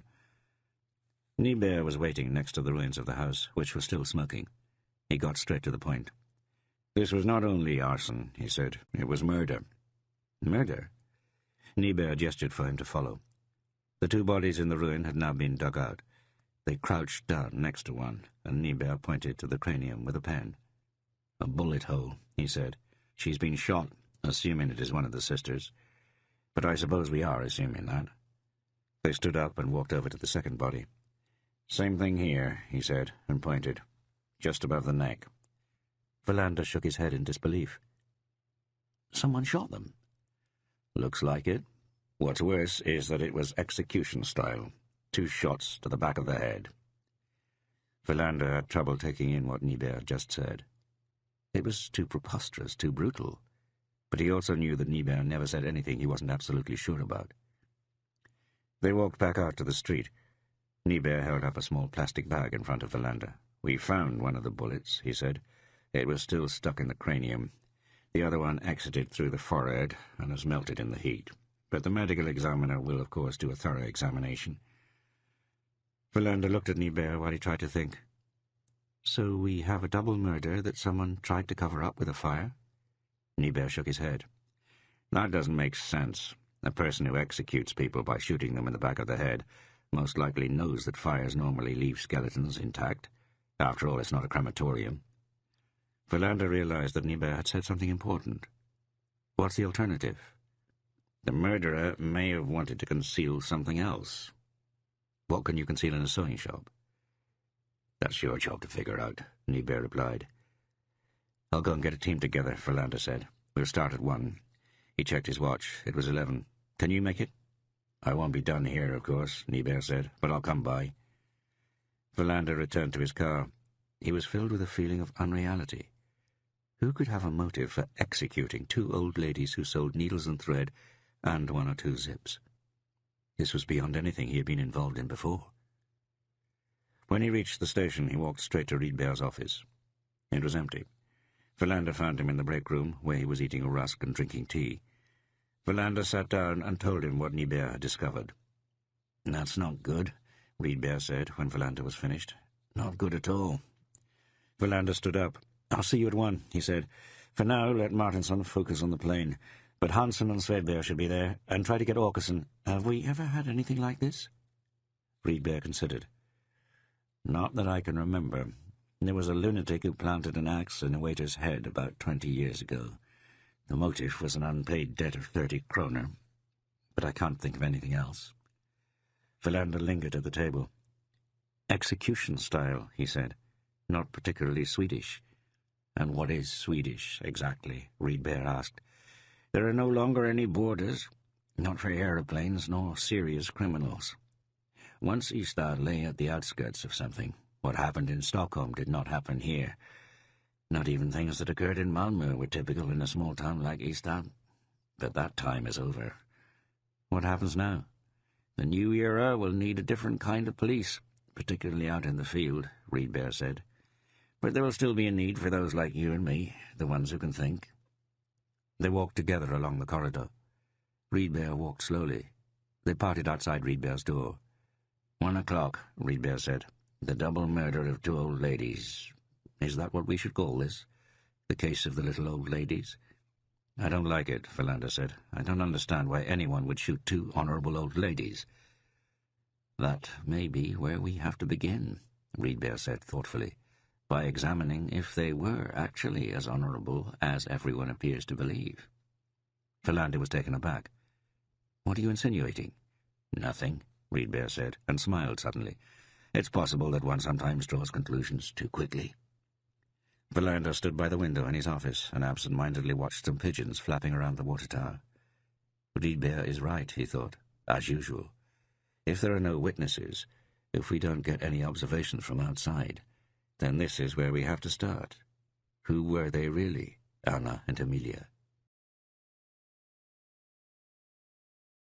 End of CD 10. CD 11. They were all assembled in the conference room at 1 o'clock. Hansen had tried to get hold of Björk without success, but Per Åkesson was there. Philander gave an account of the discovery that the 2 women had been shot. A sombre mood spread through the room. Evidently everyone had been to the sewing shop at least once. Then Philander turned to Nyberg. We're still digging around in the rubble, Nyberg said, but so far we haven't found anything of interest. The cause of the fire? Philander asked. It's too early to tell, he replied, but according to the neighbours there was a loud blast. Someone described it as a muted explosion. And then, within the span of a minute, the whole building was on fire. Philander looked around the table. Since there is no immediately apparent motive, we have to begin by finding out what we can about these sisters. Is it true, as I believe, that they didn't have any relatives? Both were single. Had they ever been married? How old were they? I thought of them as old ladies already when I moved here. Svedberg answered that he was sure that Anna and Emilia had never been married and that they had no children, but he would find out more in greater detail. Bank accounts, said Reedbear, who had not said anything until then. Did they have money? Either stuffed under the mattress at home or at the bank. There are rumours about such things. Can that have been the reason for the murder? That doesn't explain the execution-style method, Philander said. But we need to find out about this. We need to know. They divvied up the usual tasks among themselves. They were the same methodical and time-consuming tasks that had to be performed at the beginning of every investigation. When it was 2:15, Philander had only one more thing to say. We need to speak to the media, he said. This will interest them. Björk should be present, of course, but I would be happy to get out of it. To everyone's surprise, Reedbear offered to speak to the reporters. Normally he was as reticent as Philander on such occasions. They broke up. Nyberg returned to the fire scene. Philander and Reedbear stayed behind for a moment. I think we have to place some hope in the public, Reedbear said, more than usual. It's clear that there must have been a motive for killing these sisters, and I have trouble thinking it could have been anything other than money. We've encountered this before, Philander said. People who don't own a penny, but who get attacked because there are rumours of wealth. I have some contacts, Reedbear said. I'll do a little investigating on the side. They left the room. Why did you take on the press conference? Philander asked. So that you wouldn't have to do it for once, Reedbear said, and went to his office. Philander managed to reach Björk, who was at home with a migraine. We're planning a press conference at 5 o'clock today, Philander said. We're all hoping you can be there. I'll be there, Björk said, migraine or not. The investigative machine had been set in motion, slow but thorough.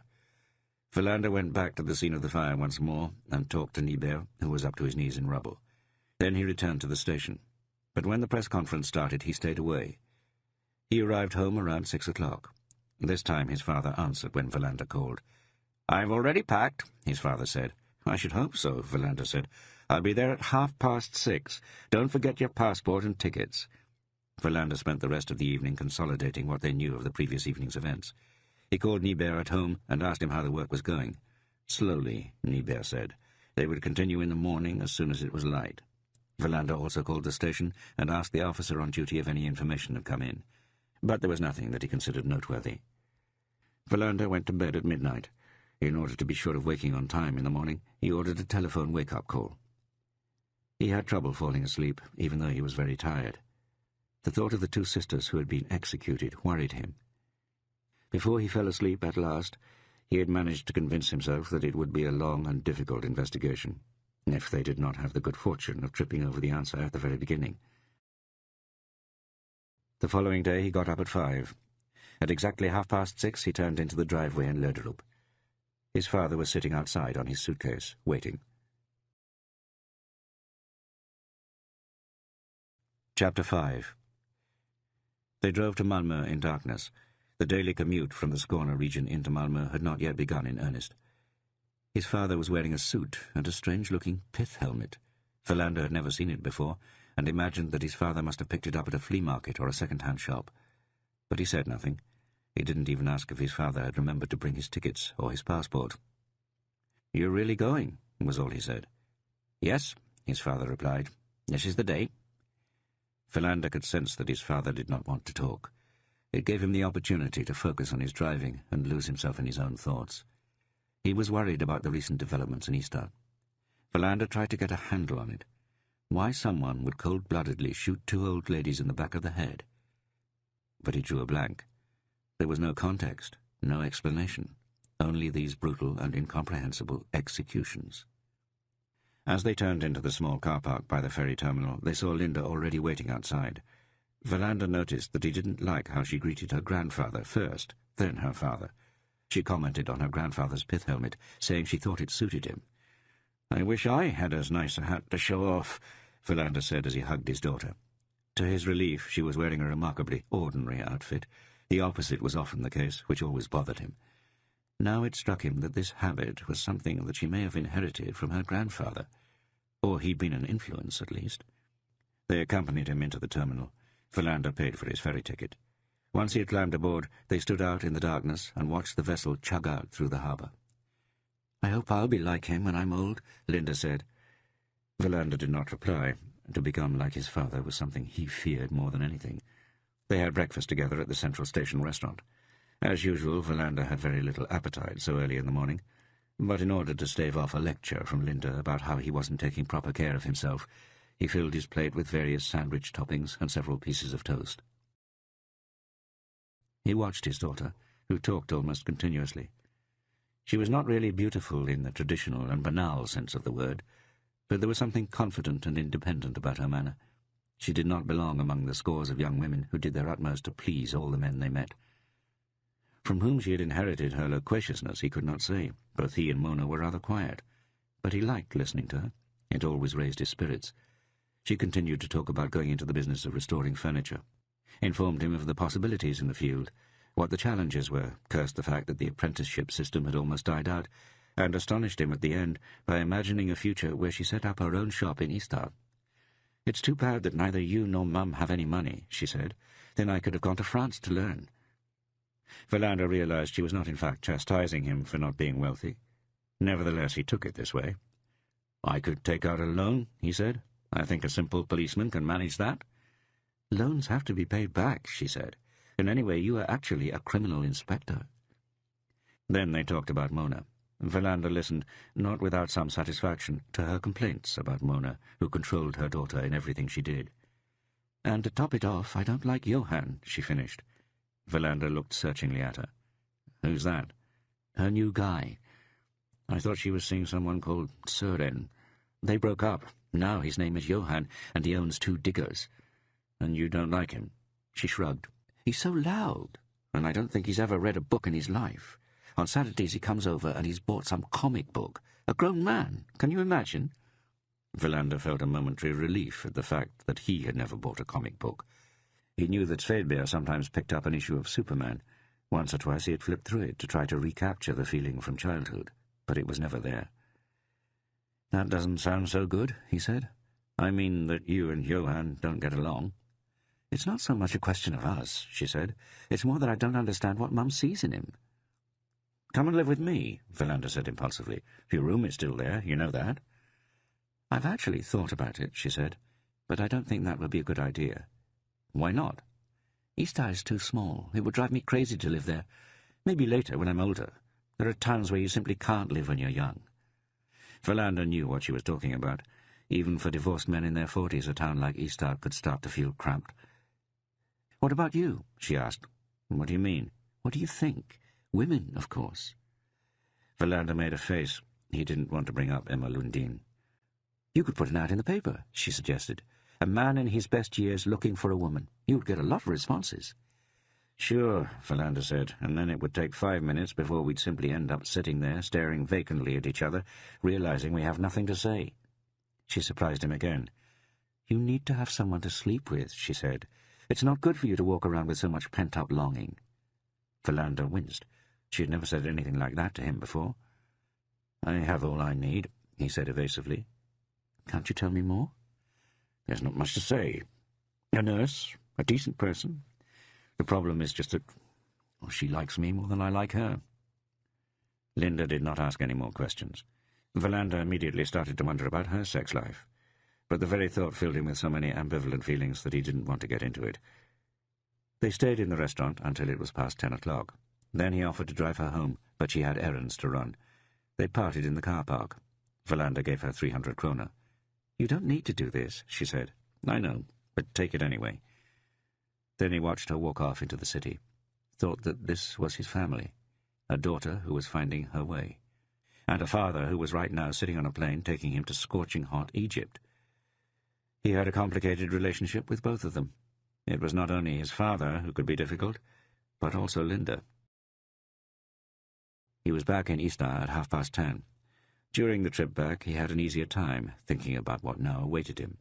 The meeting with Linda had given him new energy. The broadest possible approach, he said to himself. That's the way we have to proceed.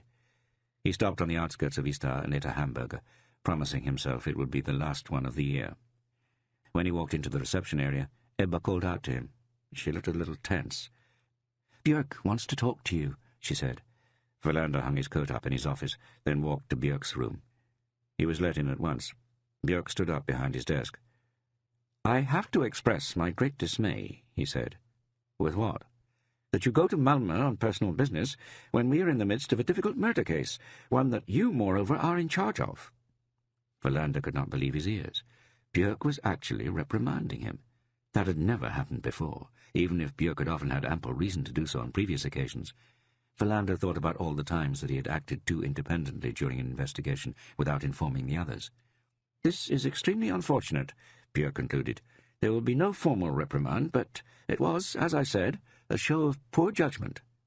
Philander stared at Björk. Then he made an about face and left without saying a word.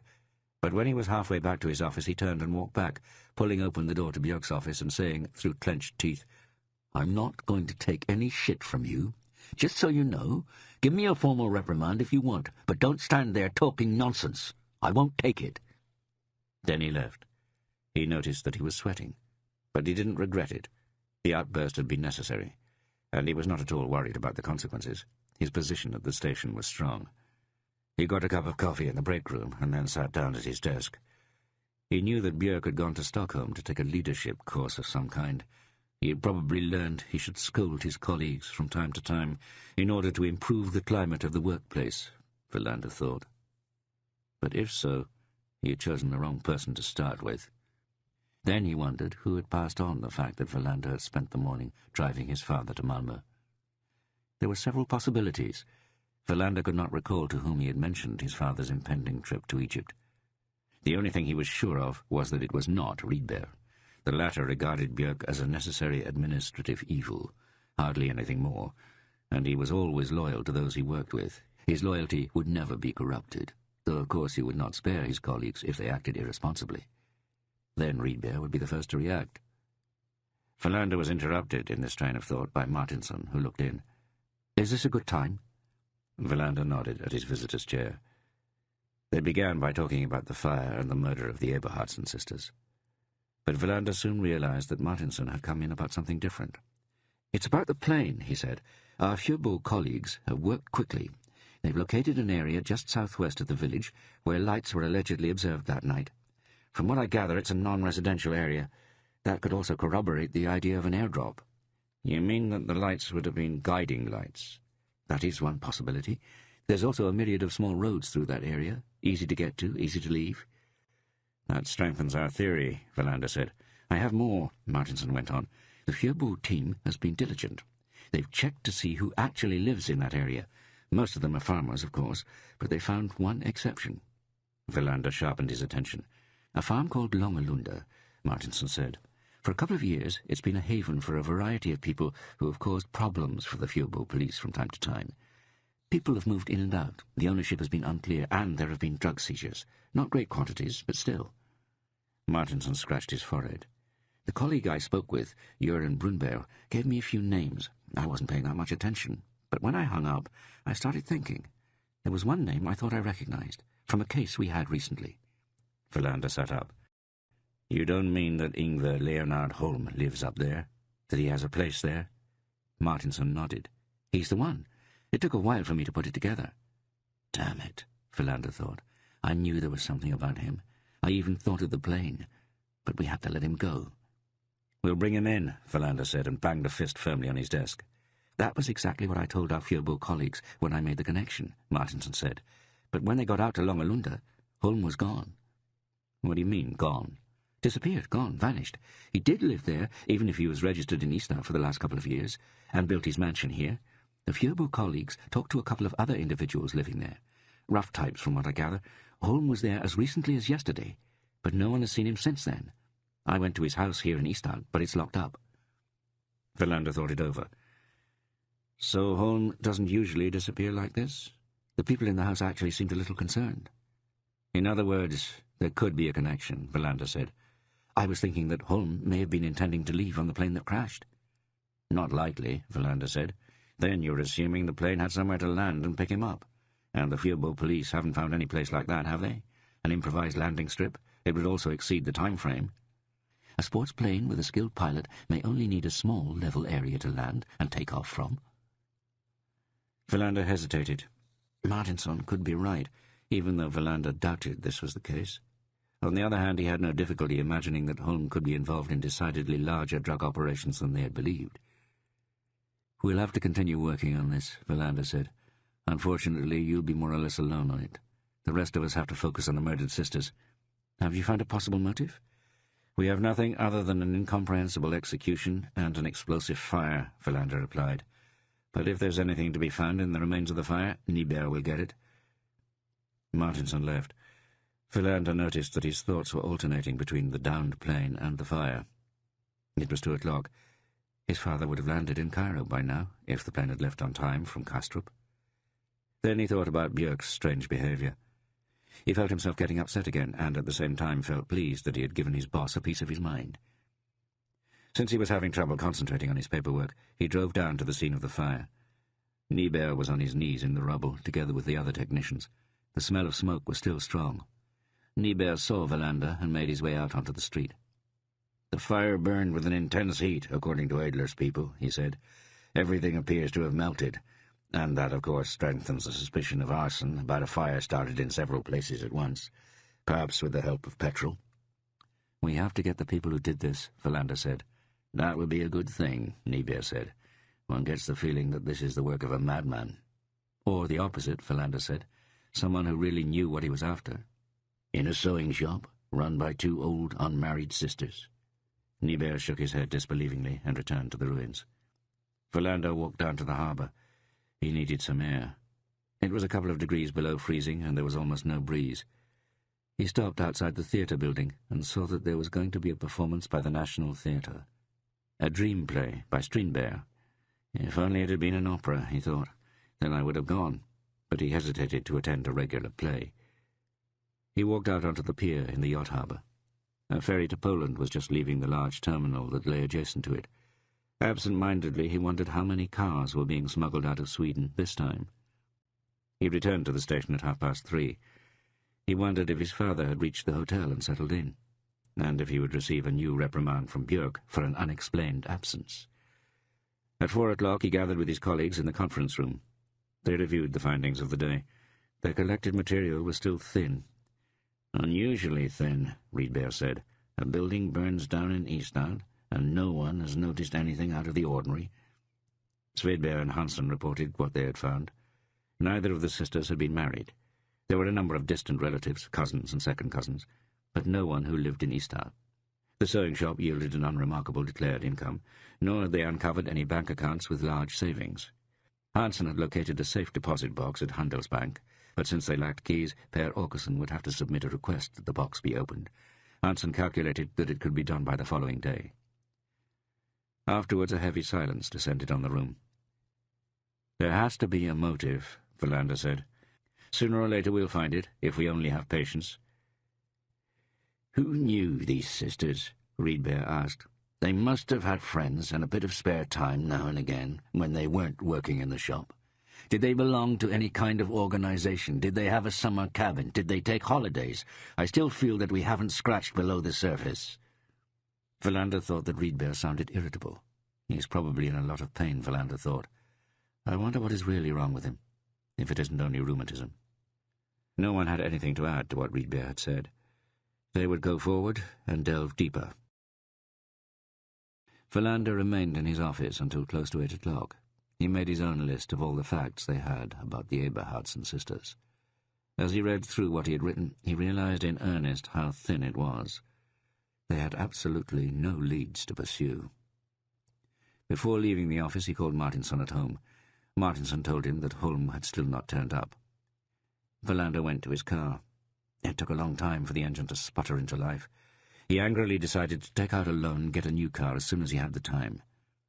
When he came home, he booked a time for the laundry room and then opened a can of luncheon meat. Just as he was about to sit down in front of the TV with his plate perched on his lap, the phone rang. It was Emma. She asked if she could come by. "Not tonight," Verlander said. "You've probably read about the fire and the two sisters. We're working round the clock right now." She understood. After Verlander hung up, he wondered why he couldn't tell her the truth, that he didn't want to be with her any more. But of course it was inexcusable cowardice to say this over the phone. Therefore he had to steel himself to go over to her place some evening. He promised himself he would as soon as he had time. He started to eat his food, which had already grown cold. It was 9 o'clock. The telephone rang again. Annoyed, Verlander put the plate down and answered. It was Niebuhr, who was still at the scene of the fire, calling from a patrol car. "Now I think we've found something," he said. "A safe, the expensive kind that can withstand extreme heat." "Why didn't you find it earlier?" "Good question," Niebuhr asked, without taking offense.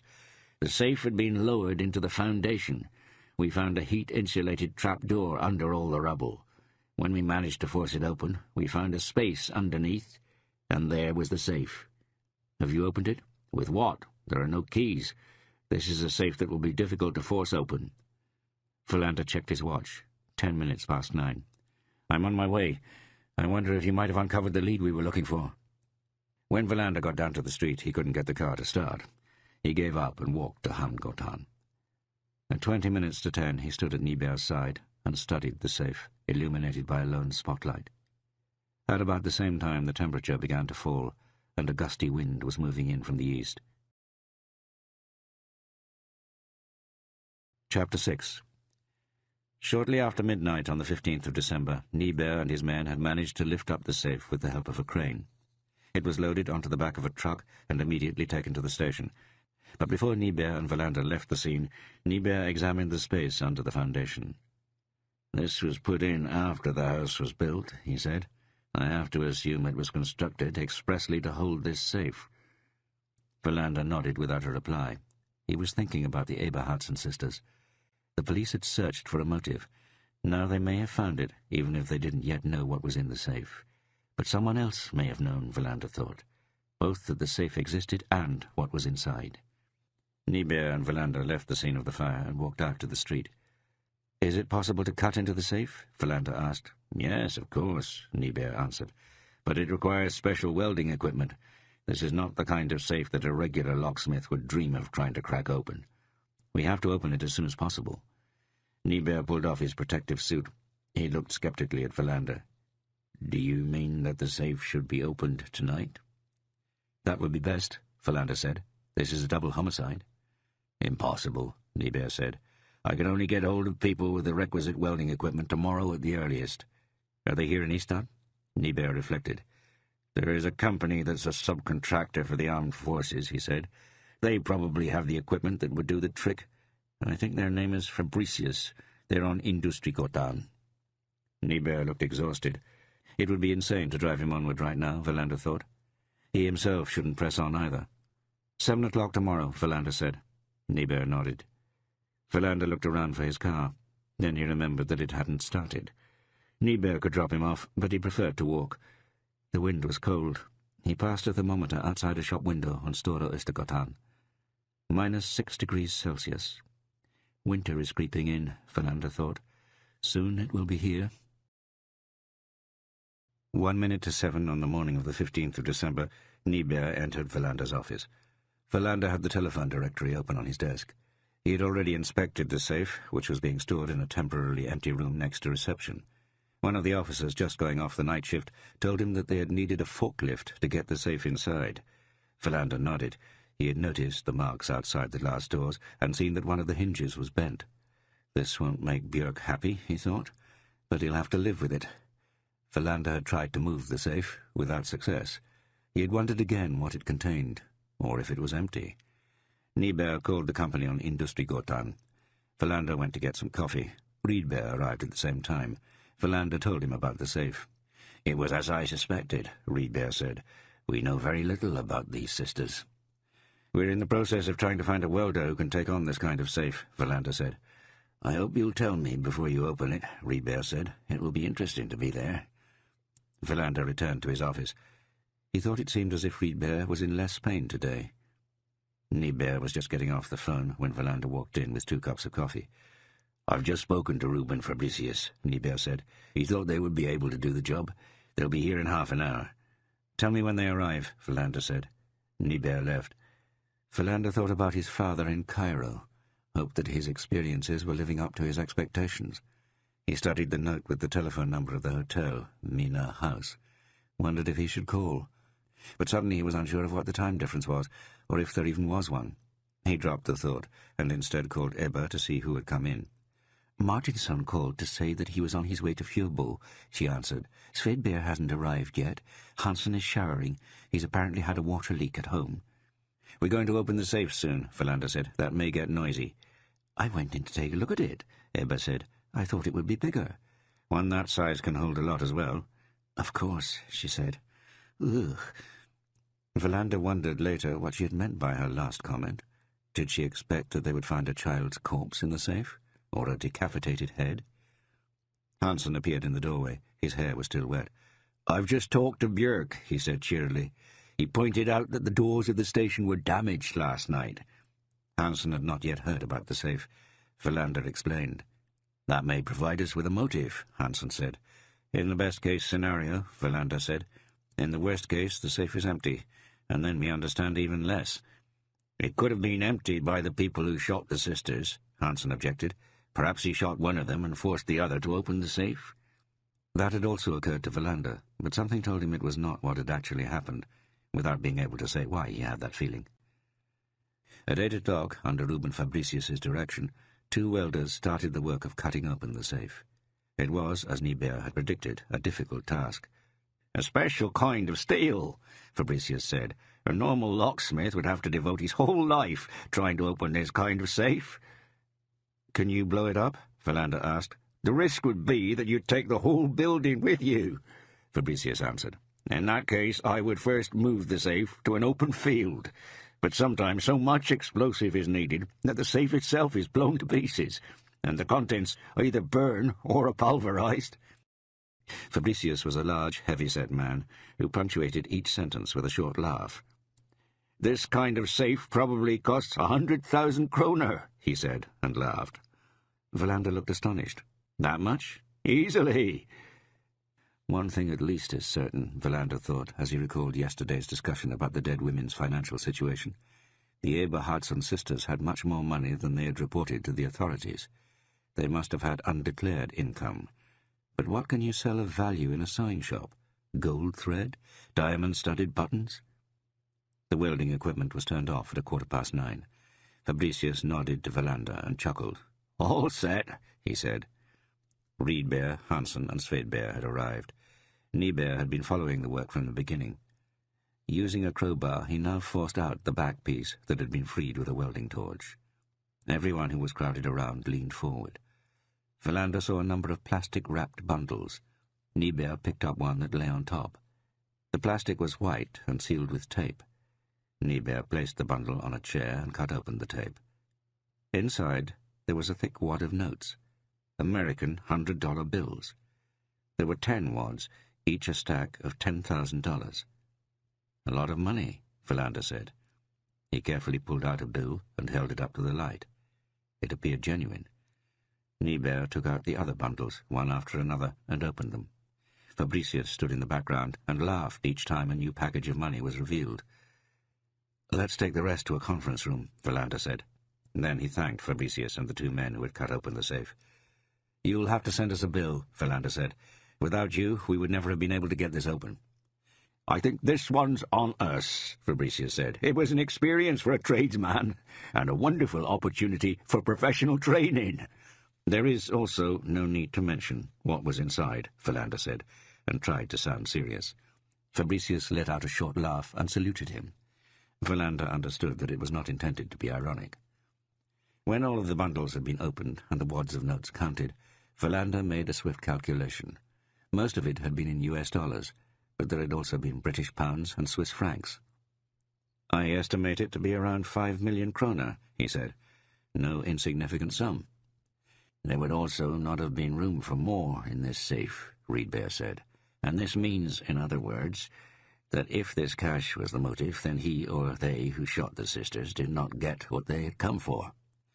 "We nonetheless have some kind of motive," Verlander said. "This safe had been concealed. According to Niebeer, it appeared to have been there for a number of years. At some point, the sisters must therefore have found it necessary to buy it because they needed to store and hide large sums of money. These were almost entirely new and unused dollar bills. Therefore, it must be possible to trace them. Did they arrive in Sweden legally or not?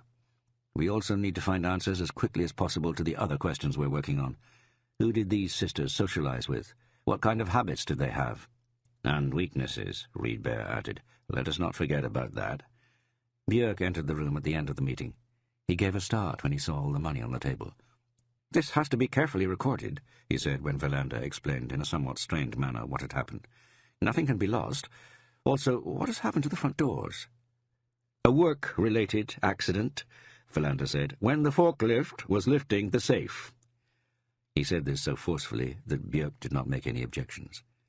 They broke up the meeting. Verlander hurried out of the room in order not to be left alone with Björk.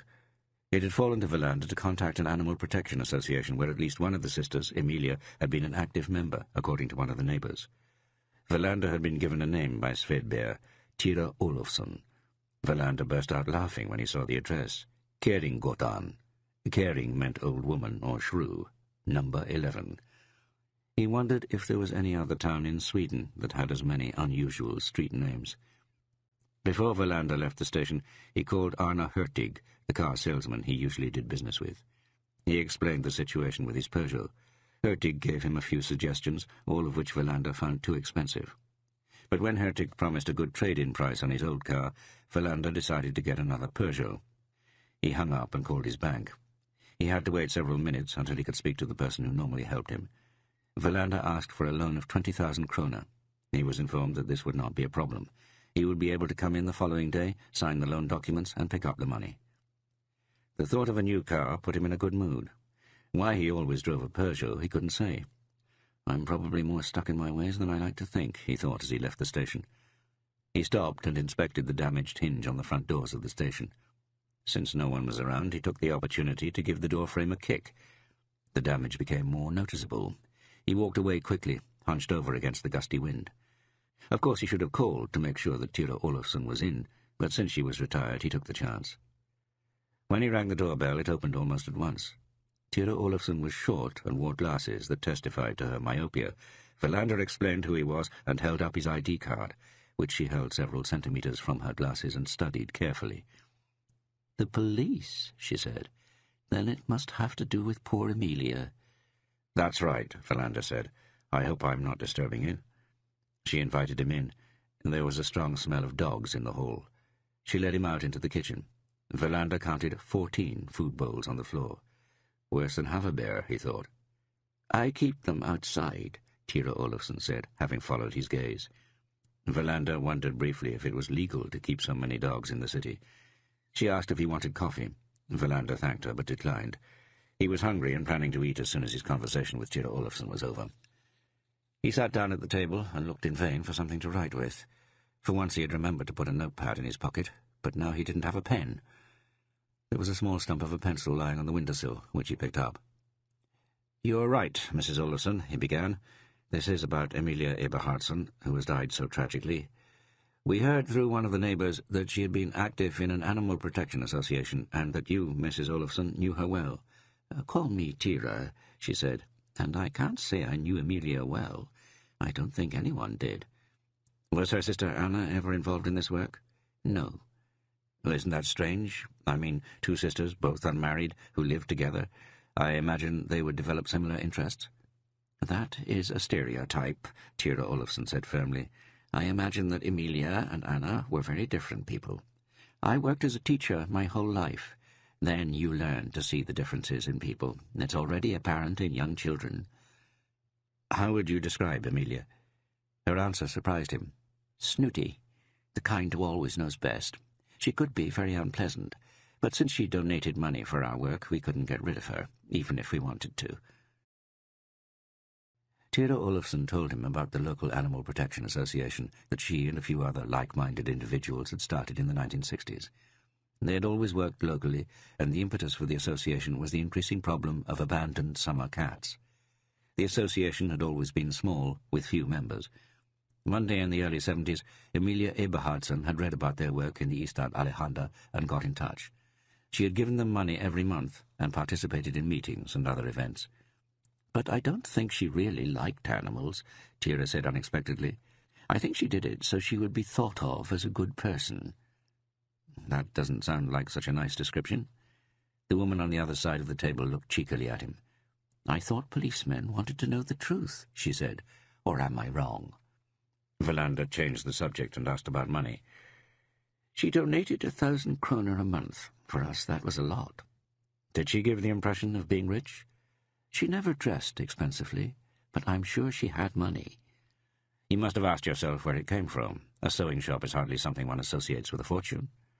"Not 1,000 kroner a month, either," she answered. "I'm not particularly curious. Perhaps it's because I see so badly. But where the money came from, or how well their shop did, I know nothing about." Verlander hesitated for a moment, and then he told her the truth. "It has been reported in the papers that the sisters burned to death," he said, "but it has not been reported that they were shot. They were already dead when the fire started." She sat up. "Who would have wanted to shoot two old ladies? That's as likely as someone wanting to kill me." "That is exactly what we are trying to understand," Verlander said. "That's why I'm here. Did Emilia ever say anything about having enemies? Did she appear frightened?" Tira Olofsson did not have to reflect. "She was always very sure of herself," she said. "She never said a word about her and her sister's life. And when they were away, she never sent a postcard. Not once, even with all the wonderful postcards with animal motifs that you can get these days." Verlander raised his eyebrows. "You mean they travelled a lot?" 2 months out of every year, November and March, sometimes in the summer." "Where did they go?" "I heard it was Spain." "Who took care of their shop?" "They always took turns. Perhaps they needed time apart." "Spain? What else do the rumours say? And where do these rumours come from?" "I can't remember. I don't listen to rumours. Perhaps they went to Marbella, but I'm not sure." Verlander wondered if Tira Olofsson was really as uninterested in rumours and gossip as she seemed. He had only one remaining question. "Who do you think knew Emilia best?" I would think it was her sister. Verlander thanked her and walked back to the station. The wind was even stronger. He thought about what Theodore Olafsson had said. There had been no meanness in her voice. She had been very matter-of-fact. But her description of Amelia Eberhardsen had not been flattering. When Verlander reached the station, Eber told him that Riedberg had been looking for him. Verlander went straight to his office. "The picture is becoming clearer," Riedberg said. "I think we should get the others and have a short meeting. I know they're around." "What's happened?" Riedberg waved a bunch of papers. "VPC," he said, "and there's a great deal of interest in these papers." It took Verlander a moment to remember that VPC stood for the Swedish Securities Register Centre, which, among other things, recorded stock ownership. "For my part, I've managed to establish that at least one of the sisters was a genuinely unpleasant person," Verlander said. "Doesn't surprise me in the least," Riedberg chuckled. "The rich often are." "Rich?" Verlander asked. But Riedberg did not answer until they were all assembled in the conference room. Then he explained himself in detail. "According to the Swedish Securities Register Centre, the Eberhardsen sisters had stocks and bonds totaling close to 10 million kroner. How they managed to keep this from being subject to the wealth tax is a mystery. Nor do they appear to have paid income tax on their dividends, but I've alerted the tax authorities. It actually appears that Anna Eberhardsen was registered as a resident of Spain, but I'm not clear on the details of this yet. In any case, they had a large portfolio of investments, both in Sweden and abroad. The Swedish Securities Register Centre's ability to check international investments is, of course, minimal. This is not their job. But the sisters invested heavily in the British weapons and aviation industries, and in this they appear to have shown great skill and daring." Riedberg put down the documents. "We can thus not exclude the possibility that what we see here is only the tip of the proverbial iceberg. 5 million in a safe and 10 million in stocks and bonds. This is what we have uncovered in the space of a few hours. What happens after we've been working for a week? Perhaps the amount will increase to 100 million. Verlander reported on his meeting with Theodore Olafsson. "The description of Anna isn't flattering either," Svedberg said when Verlander had finished. "I talked to the man who sold the sisters the house 5 years ago. That was when the market was getting soft. Until then, they had always rented. Apparently it was Anna who negotiated. Emilia was never present, and the estate agent said Anna was the most difficult customer he ever had. Apparently she had managed to find out that his company happened to be in crisis at that time with regard to both solidity and liquidity. He said that she had been completely ice-cold and more or less blackmailed him." Svedberg shook his head. "This isn't exactly how I would have imagined two old ladies who sold buttons," he said, and the room fell silent. Verlander was the one who broke the silence. "In a way, this has been our breakthrough," he started. "We still have no leads on who killed them, but we have a plausible motive, and it is the most common of all motives: money. In addition, we know that the women committed tax fraud and concealed great sums of money from the authorities. We know that they were rich. It won't surprise me if we turn up a house in Spain, and perhaps other assets in other parts of the world." Verlander poured himself a glass of mineral water before continuing. "Everything we know now can be summed up in 2 points, 2 questions. Where did they get the money, and who knew that they were rich?" Verlander was about to lift the glass to his lips when he saw Riedberg flinch as if he had been given a shock. Then his upper body slumped over the table, as if he was dead. End of CD 11. CD 12. Chapter 7. Later, Verlander would remember that for a few seconds he had been entirely convinced that Riedberg had died. Everyone who was in the room when Riedberg collapsed thought the same thing, that Riedberg's heart had suddenly stopped. It was Svedberg who reacted first. He had been sitting next to Riedberg and could tell that his colleague was still alive. He grabbed the telephone and called for an ambulance. Verlander and Hansen lowered Riedberg onto the floor and unbuttoned his shirt. Verlander listened to his heart and heard it beating very quickly.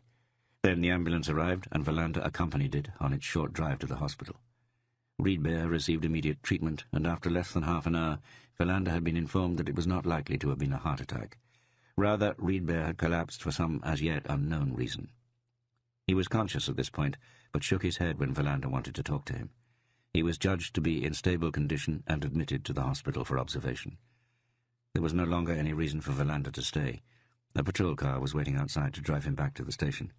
His colleagues had remained in the conference room. Even Björk was present. Verlander could inform them that the situation was under control. "We work too hard," he said, and looked at Björk. "We have more and more to do, but our numbers have not increased. Sooner or later, what happened to Riedberg can happen to all of us." "It is a troubling situation," Björk admitted, "but we have limited resources." For the next half an hour, the investigation was set aside. Everyone was shaken and talked about the working conditions. After Björk left the room, the words became sharper, about impossible planning, strange priorities, and a continual lack of information. At around 2 o'clock, Verlander felt they had to move on. Not least for his own sake. When he saw what had happened to Riedberg, he had thought about what could happen to himself. How long would his own heart put up with the strain? All the unhealthy food, the frequently recurring bouts of broken and lost sleep, and, above all, his grief after the divorce. "Riedberg would not approve of this," he said, "that we're wasting time talking about our situation. We'll have to do that later. Right now we have a double murderer to catch, as soon as we possibly can." They ended the meeting. Verlander went to his office and called the hospital. He was told that Riedberg was sleeping. It was still premature to expect an explanation for what had happened. Verlander hung up the phone, and Martinson walked in. "What happened?" he asked. "I've been in Fjöbo. Ebba was all shaken up out there." Verlander told him. Martinson sat down heavily in the visitor's chair. "We work ourselves to death," he said, "and who appreciates it?" Verlander became impatient. He didn't want to think about Riedberg anymore, at least not right now. "Fjöbo," he said, "what do you have for me?" "I've been out in a variety of muddy fields," Martinson replied. "We've been able to pinpoint the location of those lights quite well, but there were no traces anywhere of either spotlights or marks from a plane landing or taking off. On the other hand, some information has turned up that probably explains why this airplane couldn't be identified." "And what is it?" "It simply doesn't exist." "What do you mean?" Martinson took a while to search through the papers he had taken out of his briefcase. "According to the records of the Piper factory, this plane crashed in Vientiane in 1986. The owner back then was a Laotian consortium that used it to transport its managers to various agricultural centers around the country. The official cause of the crash was listed as a lack of fuel. No one was injured or killed. But the plane was wrecked and removed from all active registers and from the insurance company, which apparently was a kind of daughter company to Lloyd's. That is what we know after looking up the engine registration number. But that turned out not to be correct. The Piper factory is naturally very interested in what has happened. It's not good for their reputation if a plane that no longer exists suddenly starts to fly again. This could be a case of insurance fraud and other things that we have no idea about. And the men in the plane. We're still waiting for them to be identified. I have a couple of good contacts in Interpol. They've promised to expedite the matter." "The plane must have come from somewhere," Verlander said. Martinson nodded. "That gives us yet another problem. If you refurbish a plane with extra fuel tanks, it's able to fly long distances. Niebuhr thinks he may have identified the remains of something that could have been a spare fuel tank, but we don't know yet. If this is the case, the plane could have come from virtually anywhere, at least Britain and continental Europe." "But it must have been observed by someone," Verlander insisted. "You can't cross borders with complete impunity." "I agree," Martinson said. "Therefore, Germany would be an educated guess, because you fly over open water until you reach the Swedish border." "What do the German aviation authorities say?" "It takes time," Martinson said, "but I'm working on it." Verlander reflected for a moment. "We actually need you on this double homicide," he said. "Can you delegate this work to someone else, at least while we wait on a positive identification of the pilots and whether the plane came from Germany?" "I was about to suggest the same thing," Martinson said. Verlander checked the time.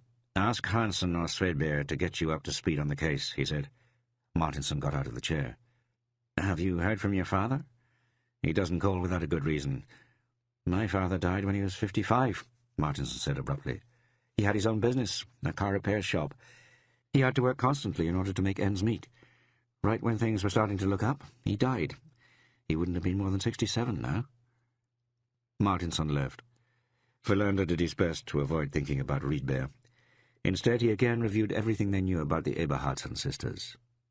They had a likely motive, money, but no trace of the killer. Verlander jotted a few words on his notepad. "The double life of the Eberhardsen sisters? ? Then he pushed the pad away. When Reedbear was out, they lacked their best instrument. If an investigative team is like an orchestra, Philander thought, we've lost our first violinist, and then the orchestra doesn't sound as good. At that moment he made up his mind to have his own talk with the neighbour who had provided the information about Anna Eberhardsen. Svedberg was often too impatient when he talked to people about what they might have seen or heard. It's also a matter of finding out what people think, Philander said to himself. He found the name of the neighbour, Linnea Gunner. Only women in this case, he thought. He dialed her phone number and heard her pick up. Linnea Gunner was at home and happy to receive him. She gave him the code to the front door of her building, and he made a note of it. He left the station shortly after 3 o'clock and kicked the damaged hinge again. The dent was getting worse. When he reached the scene of the fire, he saw that the ruins of the building were already in the process of being razed. There were still many curious onlookers gathered around the site. Linnea Gunner lived on Millergatan. Philander entered the door code and took the stairs to the first floor. The house dated back to the turn of the century and had beautiful designs on the walls of its stairwell. On the door to Gunner's apartment was posted a large sign about residents not wishing to receive any advertisements. Philander rang the bell. The woman who opened the door was the opposite of Tyra Olofsson in almost every way. She was tall, with a sharp gaze and a firm voice. She invited him into her apartment, which was filled with objects from all over the world. In the living room there was even a ship's figurehead. Philander looked at it for a long time. "This belonged to the bark Felicia, which sank in the Irish Sea," Linnea Gunner said. "I bought it once for an insignificant sum in Middlesbrough." "Then you've been at sea?" he asked. "My whole life, first as a chef, then as a steward." She did not speak with a Skåne dialect. Philander thought she sounded more as if she came from Småland or Östergötland. "Where are you from?" he asked. "Skåninge in Östergötland, about as far from the sea as one can get." "And now you live in Ystad?" "I inherited this apartment from an aunt, and I have a view of the sea." She put out coffee. Philander thought it was probably the last thing his stomach needed, but he still said yes. He had immediately felt he could trust Linnea Gunner. He had read in Svedberg's notes that she was 66 years old, but she appeared younger. "My colleague Svedberg was here," Philander started. She burst into laughter. "I've never seen someone scratch his forehead so often as that man." Philander nodded. "We all have our ways. For example, I always think there are more questions to be asked than one may initially think." I only told him about my impressions of Anna. And Emilia? They were different. Anna spoke in quick, choppy bursts. Emilia was quieter, but they were equally disagreeable, equally introverted. "How well did you know them?" "I didn't. Sometimes we bumped into each other in the street. Then we would exchange a few words, but never more than was necessary. Since I liked to embroider, I often went to their shop. I always got what I needed. If something had to be ordered, it arrived quickly. But they were not pleasant." "Sometimes one needs time," Philander said. "Time to allow one's memory to catch things one thought one had forgotten." "What would that be?" "I don't know. An unexpected event, something that went against their habits." She thought about it. Philander studied an impressive brass-inlaid compass on a bureau.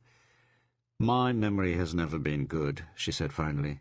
"But now that you mention it, I do remember something that happened last year. In the spring, I think it was. But I can't say if it's important." "Anything could be important," Philander said. "It was one afternoon. I needed some thread, blue thread, as I recall. I walked down to the shop. Both Emilia and Anna were behind the counter. Just as I was about to pay for the thread, a man entered the shop. I remembered that he started as if he hadn't been expecting anyone else to be in the shop, and Anna became angry. She gave Emilia a look that could kill. Then the man left. He had a bag in his hand. I paid for my thread, and then I left." "Could you describe him?" "He was not what you would call Swedish-looking. Swarthy on the short side. A black moustache." "How was he dressed?" "A suit. I think it was of good quality." "And the bag?" "An ordinary black briefcase." "Nothing else?" She thought back. "Nothing that I can recall." "You only saw him that one time?" "Yes." Philander knew that what he had just heard was important. He could not yet determine what it meant, but it strengthened his impression that the sisters had led a double existence. He was slowly penetrating below the surface. Philander thanked her for the coffee. "What was it that happened?" she asked when they were standing in the hall. "I woke up with my room on fire. The light from the flames was so bright that I thought my own apartment was burning. Anna and Amelia were murdered, Philander answered. They were dead when the fire started. Who would have wanted to do something like that? I would hardly be here if I knew the answer, Philander said, and took his leave. When he came back out onto the street, he stopped for a while next to the scene of the fire and watched absently as a backhoe filled a truck with rubble. He tried to visualize the case clearly. Do what Riedberg had taught him. To enter a room where death had wreaked havoc and try to write the drama backwards. But here there is not even a room, Philander thought. There is nothing. He started walking back in the direction of Hamngotang. In the building next to Linnea Gunner's there was a travel agency. He stopped when he noticed a poster in the window that depicted the pyramids. His father would be home again in 4 days. Philander felt he had been unfair. Why couldn't he be happy that his father was realizing one of his oldest dreams? Philander looked at the other posters in the window. Mallorca, Crete, Spain. Suddenly something occurred to him. He opened the door and walked in. Both of the sales agents were busy. Philander sat down to wait. When the first of them, a young woman, hardly older than 20, became free, he got up and sat down at her desk. He had to wait a couple of minutes longer as she answered the phone. He saw from a nameplate on the desk that her name was Annette Bengtsson. She put down the receiver and smiled. "Do you want to get away?" she asked. "There are still spaces left around Christmas and New Year." "My errand is of a different nature," Philander said, and held up his ID card. "You have, of course, heard that 2 old ladies burned to death across the street from here." "Yes, it's terrible." "Did you know them?" He received the answer he had been hoping for. "They booked their trips through us. It's so awful that they're gone. Amelia was planning to travel in January, and Anna in April." Philander nodded slowly. "Where were they going?" he asked. "To the same place as always, Spain." "More precisely?" "To Marbella. They had a house there." What she said next surprised Philander even more. "I've seen it," she said. "I went to Marbella last year. We have ongoing professional training. There's stiff competition between travel agencies these days. One day when I had time, I drove out and looked at their house. I knew the address." "Was it large?" "It was palatial, with a huge garden, high walls all around, and guards." "I would appreciate it if you could write down the address for me," Philander said, unable to conceal his eagerness. She looked through her folders and then wrote it down. "You said that Emilia was planning to travel in January?" She entered something into her computer. "The 7th of January," she said, "from Castrop at 9:05 a.m. via Madrid." Philander helped himself to a pencil from her desk and made a note. "So she didn't take charter trips?" "Neither of them did. They travelled first class." That's right, Philander thought. These ladies were loaded. She told him which airline Amelia had booked her flight with.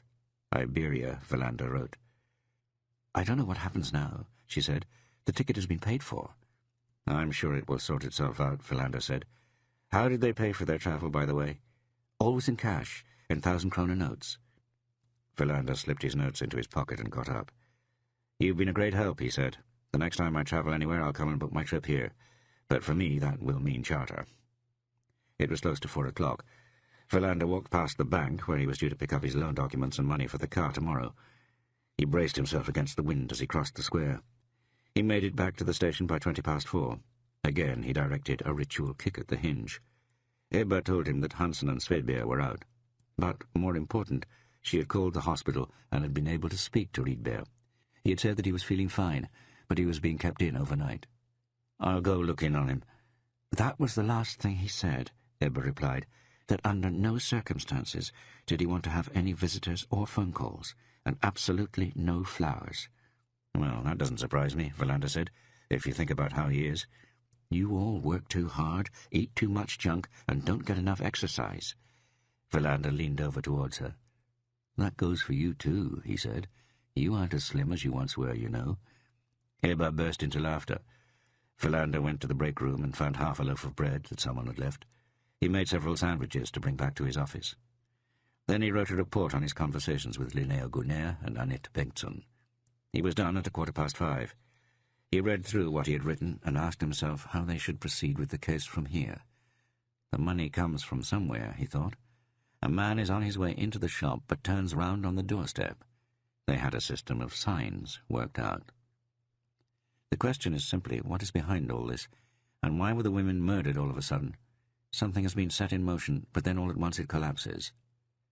At 6 o'clock he tried once more to get in touch with the others. The only one he managed to reach was Martinson. They decided to hold a meeting at 8 o'clock the next morning.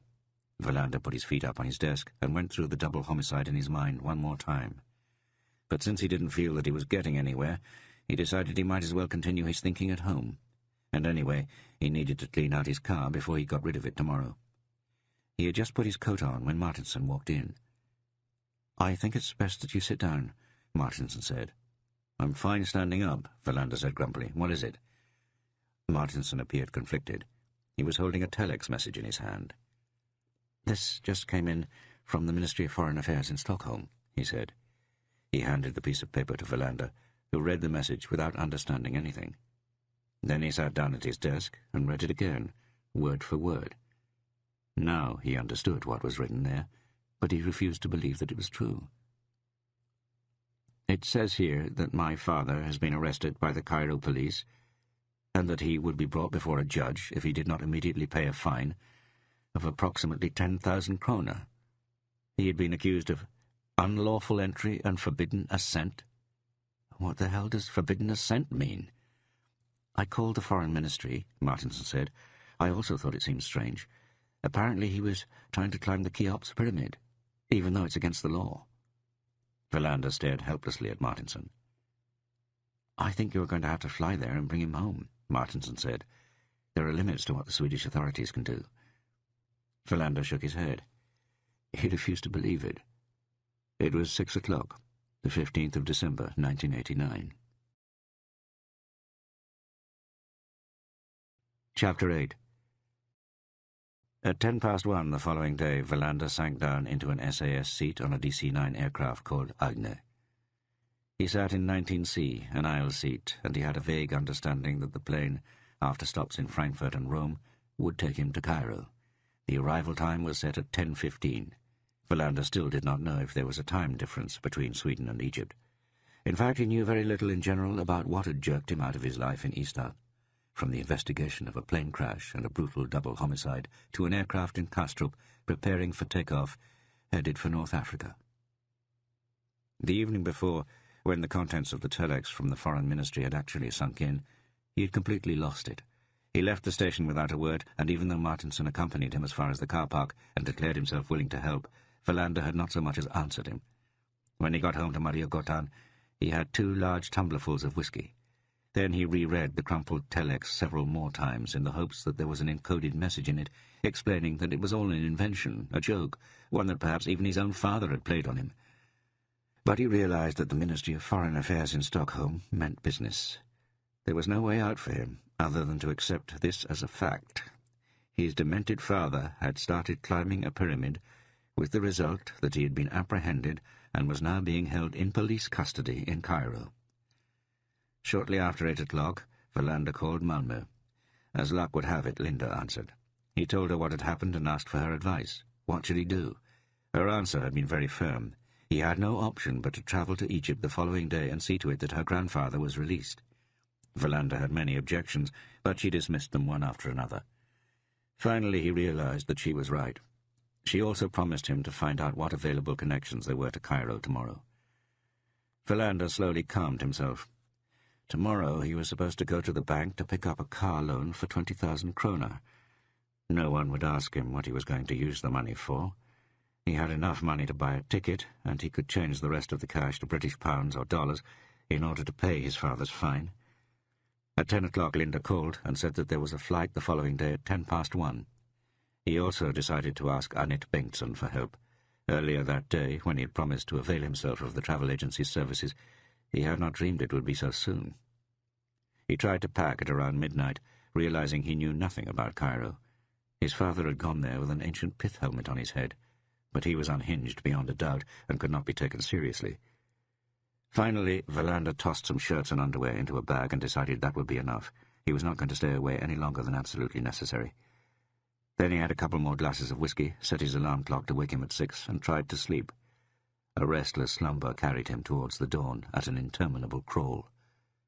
When the bank opened the following day, he was the first customer to step through the doors. It took him 20 minutes to sign the loan documents, get his money, and exchange half of it for British pounds. He hoped that no one would ask why half of the payment for the car was to be paid in pounds. From the bank, he went straight to the travel agency. Annette Bengtson couldn't believe her eyes when he walked in through the door, but she was immediately willing to help him book the ticket. The return had to remain open for now. He was astonished to hear the price, but he simply pulled out his 1,000-kroner notes, took his tickets, and left the agency. Then he took a taxi to Malmö. He had taken a taxi to Ystad from Malmö before, in a state of inebriation, but never in the opposite direction and never sober. He would never be able to afford a new car now. Perhaps he should consider getting a moped, or a bike. Linda met him by the ferry terminal. They only had a few minutes together, but she convinced him he was doing the right thing, and she asked if he had remembered his passport. "You'll need a visa," she said, "but you can buy that at the airport in Cairo." Now he was sitting in 19C, and felt how the aeroplane gathered speed and tilted up towards the clouds and the invisible air corridors, headed south. He still felt as if he was standing in his office at the station, with Martinson in the doorway, the telex in his hand, looking miserable. Frankfurt Airport became a memory of an endless series of corridors and stairs. He took his aisle seat again, and when they came to Rome, in order to make the last connection, he took off his coat, as it had suddenly become very warm. The plane thudded down at the airport outside Cairo, delayed by half an hour. In order to lessen his worry, his fear of flying, and his nervousness about what awaited him, Verlander had had far too much to drink during the flight. He was not drunk when he stepped out into the stifling Egyptian darkness, but he was not sober either. Most of the money was in a cloth bag squeezed in under his shirt. A tired passport controller directed him to a bank where he could buy a tourist visa. He ended up with a large number of dirty notes in his hand and was suddenly through both passport control and customs. Many taxi drivers then crowded round, prepared to drive him to any place in the world. But Verlander had the presence of mind to look around for a van heading to Mina House, which he imagined to be quite large. His plan went this far, to stay at the same hotel as his father. In a small bus, sandwiched between some loud American women, he then went through the city towards the hotel. He felt the warm night air on his face, discovered suddenly that they were crossing a river that might be the Nile. And then they were there. When he stepped out of the bus, he was sober again. From here on, he did not know what to do. A Swedish policeman in Egypt could feel very insignificant, he thought gloomily, as he stepped into the magnificent foyer of the hotel. He walked up to the reception desk, where a pleasant young man who spoke perfect English asked if he could be of service. Verlander explained his situation and said he had not reserved a room. The helpful young man looked concerned for a moment and shook his head. But then he managed to find a room. "I think you already have a guest by the name of Verlander." The man searched in his electronic database and then nodded. "That's my father," Verlander said, and groaned inwardly over his poor English pronunciation. "Unfortunately, I cannot give you a room close to his," the young man said. "We only have simple rooms left, without a view of the pyramids." "That suits me fine," Verlander said. He didn't want to be reminded of the pyramids any more than was necessary. He registered, was given a key and a small map, and then made his way through the labyrinthine hotel. He gathered that it had been expanded many times over the years. He found his room and sat down on the bed. The air conditioning was cool. He took off his shirt, which was drenched in sweat. He looked at his face in the bathroom mirror. "Now I am here," he said out loud to himself. "It's late at night. I need to eat something, and sleep, above all sleep. But I can't, since my crazy father is being held at a police station somewhere in this city." He put on a clean shirt, brushed his teeth, and returned to the reception desk downstairs. The young man who had recently helped him was nowhere to be seen, or else Verlander did not recognize him. He approached an older receptionist who was standing motionless and appeared to be surveying everything that happened in the lobby. He smiled when Verlander turned up in front of him. "I have come here because my father has found himself in difficulty," he said. "His name is Verlander, and he is an elderly man who arrived here several days ago." "What type of difficulty?" the receptionist asked. "Has he become ill?" "He appears to have tried to climb one of the pyramids," Verlander answered. "If I am right, he chose the highest one." The receptionist nodded slowly. "I have heard about it," he replied. "It was very unfortunate. The police and the Ministry of Tourism did not approve." He retreated behind a door and returned shortly with another man, also older. They spoke rapidly for a short while. Then they turned to Verlander. "Are you the old man's son?" one of them asked. Verlander nodded. "Not only that," Valander said. "I am also a policeman." He displayed his identification, which clearly stated the word police. But the two men did not appear to understand. "You mean you are not his son? You are a police?" "I am both," Valander said. "Both his son and police." They pondered what he had said for a while. A couple of other receptionists, who didn't have anything to do for the moment, joined the group. The incomprehensible conversation resumed. Valander noticed that he was drenched in sweat again. Then they asked him to wait. They pointed to a group of sofas in the lobby. Valander sat down. A veiled woman walked past. Scheherazade, Valander thought. She could have helped me. Or Aladdin. I could have used someone in that league. He waited. An hour went by. He got up and started to walk back to the reception desk, but immediately someone pointed to the sofas again. He felt very thirsty. The clock had struck 12 a long time ago. There were still many people in the lobby. The American women from the bus left with a guide who was apparently going to take them out into the Egyptian night. Valander closed his eyes. He jumped when someone touched his shoulder. When he opened his eyes, the receptionist was there, together with a number of police officers in impressive uniforms. Valander got up from the sofa. A clock on the wall read 2:30. One of the police officers, who appeared to be about his own age and was also wearing the most stripes on his uniform, saluted him. "I hear you have been sent here by the Swedish police," he said. "No," Valander said. "I am a police officer, but above all I am Mr. Valander's son." The policeman who had saluted him immediately exploded into an incomprehensible torrent of words directed at the receptionists. Valander thought that the best thing he could do would be to sit down again. After about a quarter of an hour, the policeman brightened. "I am Hassani Radwan," he said. "I now have a clear picture. It is a delight to meet a Swedish colleague. Come with me." They left the hotel. Valander felt like a criminal surrounded by officers who were all carrying weapons. It was a very warm night. He sat down beside Radwan in the back of a police car that immediately revved into action and turned on its sirens. Just as they were driving away from the hotel grounds, Valander saw the pyramids. They were illuminated by large spotlights. It happened so fast he could not believe his eyes. But they were actually the pyramids that he had seen depicted so many times. And then he thought with dread about the fact that his father had tried to climb one. They drove east, the same way he had come from the airport. "How is my father doing?" "He is a very determined man," Radwan answered, "but his English is unfortunately difficult to understand." "He doesn't speak any English at all," Valander thought helplessly. They drove through the city at high speed. Valander caught sight of some heavily loaded camels moving with slow dignity. The bag inside Valander's shirt was rubbing against his skin. Sweat streamed down his face. They crossed the river. "The Nile?" Valander asked. Radwan nodded. He took out a packet of cigarettes, but Valander shook his head. "Your father smokes," Radwan remarked. No, he doesn't, Valander thought. With increasing trepidation, he now started to question if they were, in fact, on their way to see his father, who had never smoked in all his life. Could there be more than one old man who had tried to climb the pyramids? The police car slowed down. Valander had seen that the name of the street was Sadeh Barani. They were outside a large police station, where armed guards stood in small sentry boxes outside the tall doors. Valander followed Radwan. They came to a room where garish neon tubes glowed in the ceiling. Radwan pointed to a chair.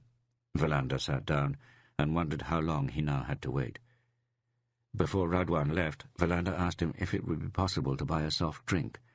Radwan called over a young policeman. "He will help you," Radwan said, and then left. Valander, who was extremely unsure of the value of his notes, gave the policeman a small wad of them. "Coca-Cola," he said.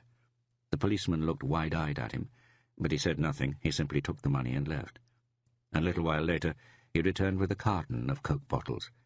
Valander counted 14 in all. He opened 2 of them with his penknife and gave the rest to the policeman, who shared them with his colleagues. It was 4:30. Valander watched a fly that was sitting still on one of the empty bottles. The sound of a radio came from somewhere. Then he realized there was actually something that this police station and the one in Easter had in common. The same nighttime peace, the waiting for something to happen, or not. The policeman who had sunk down into his newspaper could have been Hansen poring over his horse races. Radwan came back. He gave Valander a sign to follow him. They walked down an endless succession of winding corridors. up and down stairs, and at last stopped outside a door where a policeman was standing guard. Radwan nodded, and the door opened. Then he signalled for Valander to step inside. "I'll be back in half an hour," he said, and left. Valander stepped inside. Inside the room, which was illuminated by the ubiquitous neon tubes, were a table and 2 chairs. His father was sitting on one of them, dressed in a shirt and trousers, but barefoot. His hair was sticking up. Valander suddenly felt pity for him. "Hello, old man," he said. "How are you?" His father looked at him without the slightest trace of surprise. "I intend to protest," he said. "Protest what?" "That they prevent people from climbing the pyramids." "I think we should wait on that protest," Valander said. "The most important thing right now is for me to get you out of here." "I am not paying any fines," his father replied angrily. "I want to wait out my punishment instead. 2 years, they said. That will go by quickly." Valander quickly considered getting angry, but that could simply egg his father on. "Egyptian prisons are probably not particularly comfortable," he said carefully. "No prisons are. I also doubt they would allow you to paint in your cell." His father stared back at him in silence. Apparently he had not considered this possibility. He nodded and stood up. "Let's go then," he said. "Do you have the money to pay the fine?" "Sit down," Valander said. "I don't think it's quite that simple, that you can just stand up and leave." "Why not? I haven't done anything wrong." "According to what I understand, you tried to climb the Cheops pyramid." "That was why I came here. Ordinary tourists can stand among the camels and look. I wanted to stand on the top." "That's not allowed. It's also very dangerous. And what would happen if everyone started to climb all over the pyramids?" "I'm not talking about everyone else. I'm talking about me." Valander realized it was futile to try to reason with his father.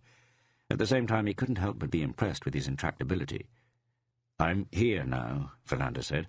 "I'll try to get you out tomorrow, or later today. I'll pay the fine, and then it's over. We'll leave this place, go to the hotel, and get your suitcase.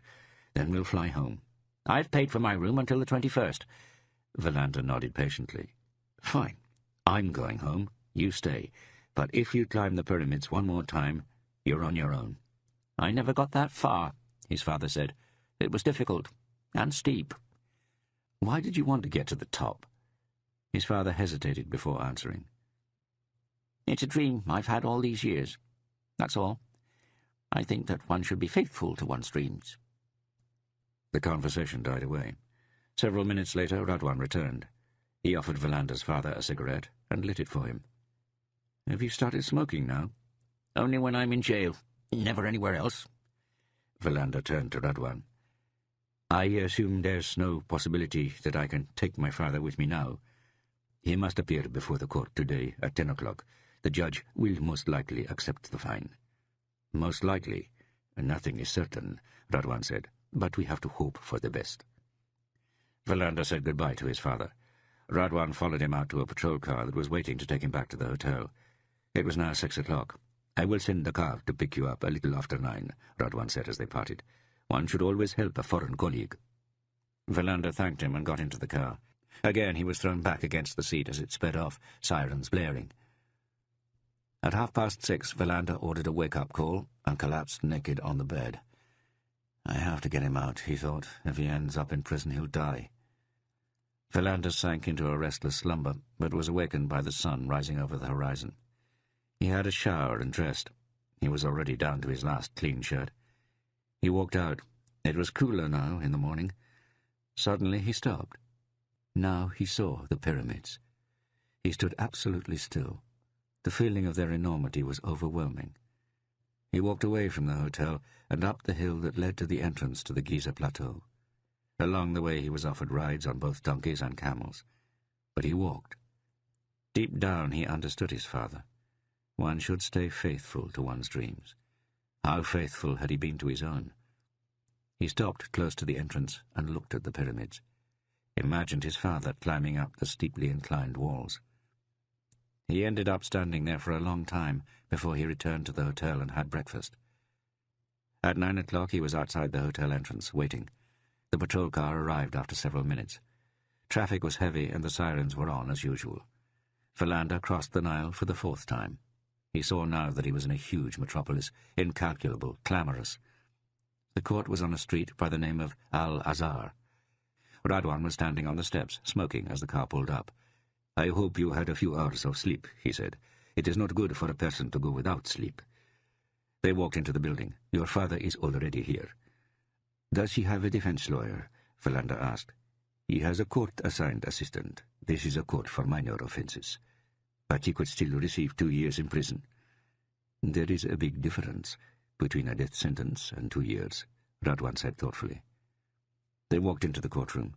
Some cleaners were walking around, dusting. "Your father's case is the first of the day," Radwan said.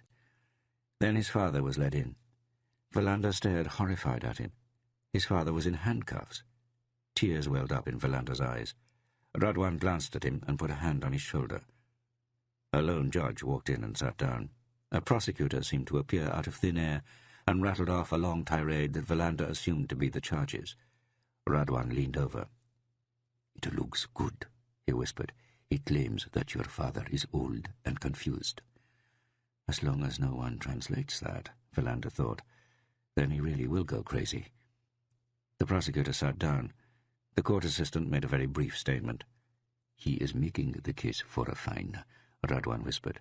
"I have informed the court that you are here, that you are his son, and that you are a policeman." The assistant sat down.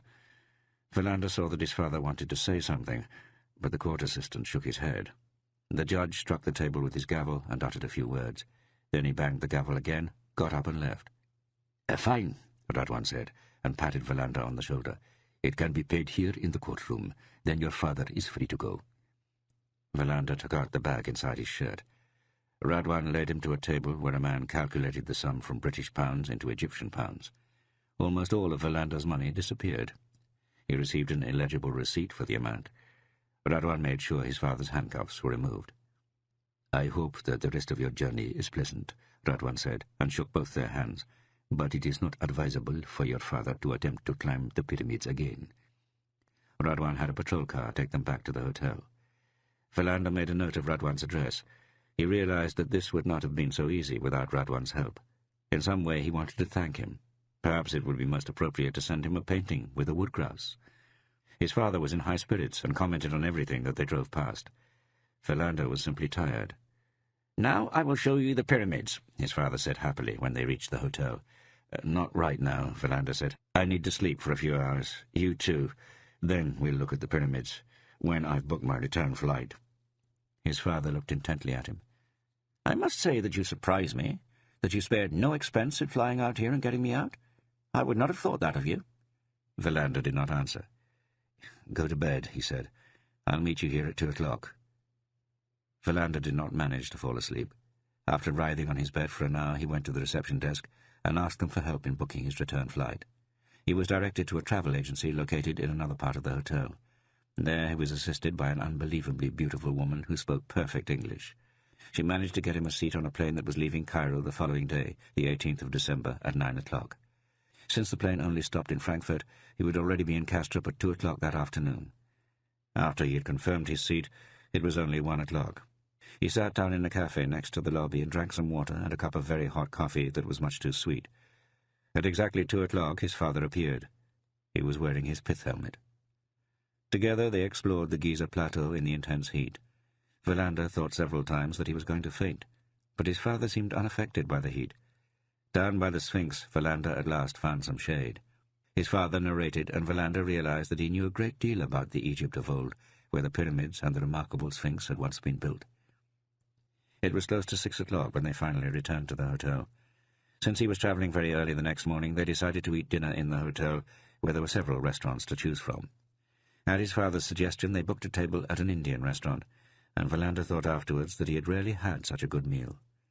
His father had been pleasant the entire time, and Philander understood that he had now dismissed all thoughts of climbing the pyramids. They parted at 11. Philander would be leaving the hotel at 6. "Of course I'll get up and see you off," his father said. "I'd rather you didn't," Philander said. "Neither of us likes goodbyes." "Thank you for coming here," his father said. "You're probably right about it being hard to spend 2 years in prison without being able to paint." "Come home on the 21st, and everything will be forgotten," Philander answered. "The next time we'll go to Italy," his father said, and walked away towards his room. That night Philander slept heavily. At 6 o'clock he sat in the taxi and crossed the Nile for the sixth and hopefully final time. The plane left at the assigned time, and he landed in Kastrup on time. He took a taxi to the ferries and was in Malmö at 3:45.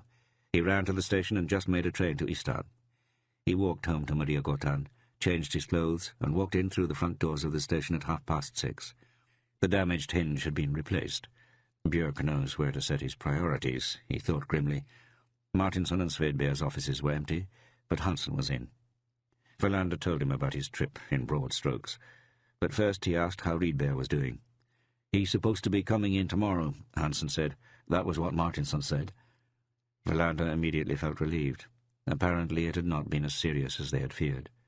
"And here?" he asked. "The investigation?" "There has been another important development," Hansen said, "but that has to do with the plane that crashed." "What is it?"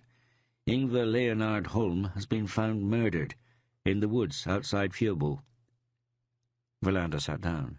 "But that isn't all," Hansen said. "He hasn't only been murdered, he was shot in the back of the head, just like the Eberhardson sisters." Verlander held his breath. He had not expected this. That a connection would suddenly appear between the crashed plane and the two murdered women who had been found in the remains of a devastating fire. He looked at Hansen. What does it mean, he thought.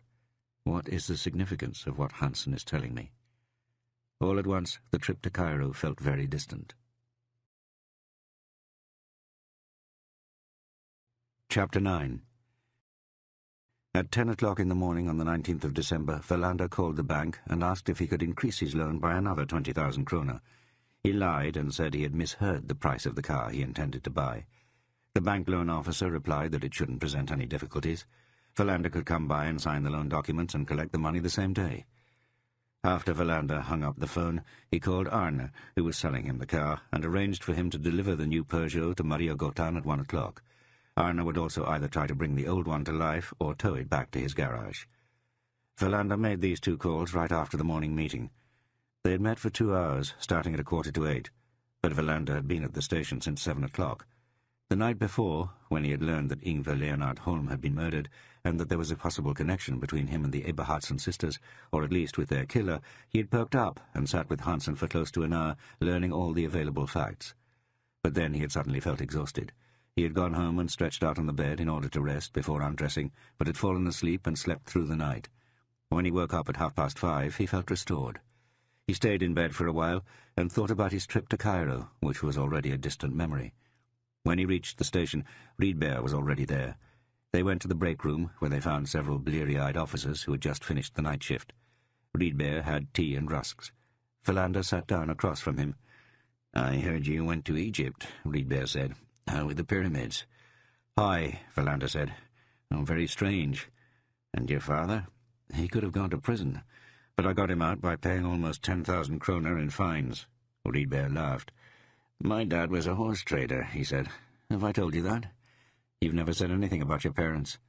"He sold horses, travelled around to markets, checking the teeth, and was apparently a devil at inflating the price. That old stereotype about the horse trader's wallet is actually true. My dad had one of those, filled with 1,000-kroner notes. But I wonder if he even knew that the pyramids were in Egypt. It's even less likely that he knew the capital was Cairo. He was completely uneducated. There was only one thing he knew, and that was horses, and possibly women. All his dalliances drove my mother crazy." "One has the parents one has," Verlander said.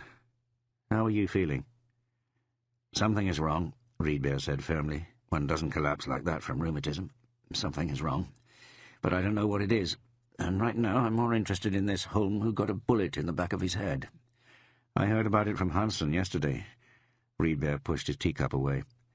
"It is, of course, an incredibly compelling thought that the Eberhardson sisters might turn out to have been involved in drug trafficking. Something like that would strike at the very foundations of the Swedish sewing supplies industry. Out with the embroidery, in with the heroin." "The thought has crossed my mind," Verlander said. "I'll see you in a while." As he walked to his office, he thought that Rydberg would never have been as open about his health if he wasn't convinced that something was wrong. Verlander felt himself starting to worry. Until 7:45, he went through some reports that had piled up on his desk during his absence. He had spoken to Linda the day before, just after he had got home and put his bag down. She had promised to go to Kastrup and meet her grandfather and make sure he made it home to Lörderup. Verlander had not dared to hope that he would really be approved for a new loan and therefore be able to get a new car and pick up his father in Malmö. He found a message that Sten Widén had called, and his sister. He saved these messages. His colleague, Gösta Boman, in Kristianstad, had tried to reach him. Boman was a police officer he got together with from time to time after they had met at one of the countless National Police Commission seminars. He also put this message aside. The rest of them he swept into the bin. The investigative meeting started with Verlander briefly describing his adventures in Cairo and the helpful police officer Radwan. Then a discussion broke out about when exactly the death penalty had been abolished in Sweden. There were many guesses. Svedberg claimed that convicts had been executed by firing squad as late as the 1930s, which was firmly dismissed by Martinsson, who maintained that no executions had taken place in Sweden since Anna Månsdotter had her head cut off at the Kristianstad prison sometime in the 1890s. It ended with Hansson calling a crime reporter in Stockholm who shared his interest in horse racing. "Abolished in 1910, he said when he got off the phone. It was the first and last time the guillotine was used in Sweden, on a man by the name of Ander." "Didn't he fly in a balloon to the North Pole?" Martinsson said. "That was André," Verlander said. "And now let's move on." Rydberg had sat quietly throughout. Verlander had the feeling that he was in some way absent from the proceedings. Then they discussed Holm. Administratively, he was on the borderline. The body had been found within the Fjellbo police district, but just a couple of 100 meters from the dirt road where Ystad's police district began. "Our Fjellbo colleagues are happy to give him to us," Martinsson said. "We can symbolically carry the corpse across the dirt road, and then it is ours, especially considering that we have already had dealings with Holm." Verlander asked for a timetable of events, which Martinsson was able to supply. Holm had gone missing shortly after he was brought in for questioning on the day that the aeroplane crashed. While Verlander was in Cairo, a man out walking in the woods had discovered the body. It had been lying at the end of a forest road. There were car tracks. But Holm still had his wallet, so it had not been a case of robbery-homicide. No observations of any interest had been called in to the police. The area was deserted. Martinsson had just finished when the door to the conference room was opened. An officer popped his head in and said that a communication had arrived from Interpol. Martinsson went to get it. While he was gone, Svedberg told Verlander about the violent energy with which Björk had gone about getting the front doors repaired. Martinsson returned. "One of the pilots has been identified," he said. "Pedro Espinosa, 33 years old, born in Madrid. He'd been imprisoned in Spain for embezzlement and in France for smuggling." "Smuggling," Verlander said. "That fits perfectly." "There's another thing that's interesting," Martinsson said. "His last known address is in Marbella. That's where the Eberhardsen sisters' big villa is." The room fell silent. Verlander was clear on the point that it could still be a coincidence. The house in Marbella and a dead pilot who happened to have lived in the same place. But deep down he knew that they were in the process of uncovering a baffling connection. He did not yet know what it would mean, but now they could begin to focus their work in a particular direction. "The other pilot is still unidentified," Martinsson went on, "but they're working on it." Verlander looked around the table. "We need more help from the Spanish police," he said. "If they're as helpful as Radwan in Cairo, they should be able to search the Eberhardsen sisters' villa very soon. They should look for a safe, and they should look for drugs. Who did the sisters know down there? This is what we need to find out, and we need to find out soon." "Should one of us go down there?" Hansson asked. "Not yet," Verlander said. "Your sunbathing will have to wait until next summer." They reviewed the material one more time and assigned the tasks to be performed. Above all, they were going to focus on Yngve Leonard Holm. Verlander noticed that the pace in the team had picked up. They ended the meeting at 9:45. Hansson reminded Verlander about the traditional Christmas buffet that would be celebrated at the Hotel Continental on the 21st of December. Verlander tried to think of a good excuse for missing it, without success. After Verlander had made his telephone calls, he put down the receiver and closed the door. Slowly he went back through the material they had uncovered so far regarding the plane that had crashed, Yngve Leonard Holm and the two Eberhardsen sisters. He drew a triangle on his notepad. Each of the three components marked a corner. 5 dead people, he thought. 2 pilots, one of whom came from Spain, in an aeroplane that was literally a Flying Dutchman, since it had supposedly been scrapped after an accident in Laos. An aeroplane that flew in across the Swedish border at night, turned round just south of Fjellbo, and crashed next to Mosby Strand.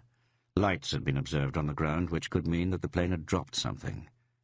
This is the first point of the triangle. The second point is the two sisters, who ran their sewing shop in Ystad. They are killed with shots to the head, and their building is burned down.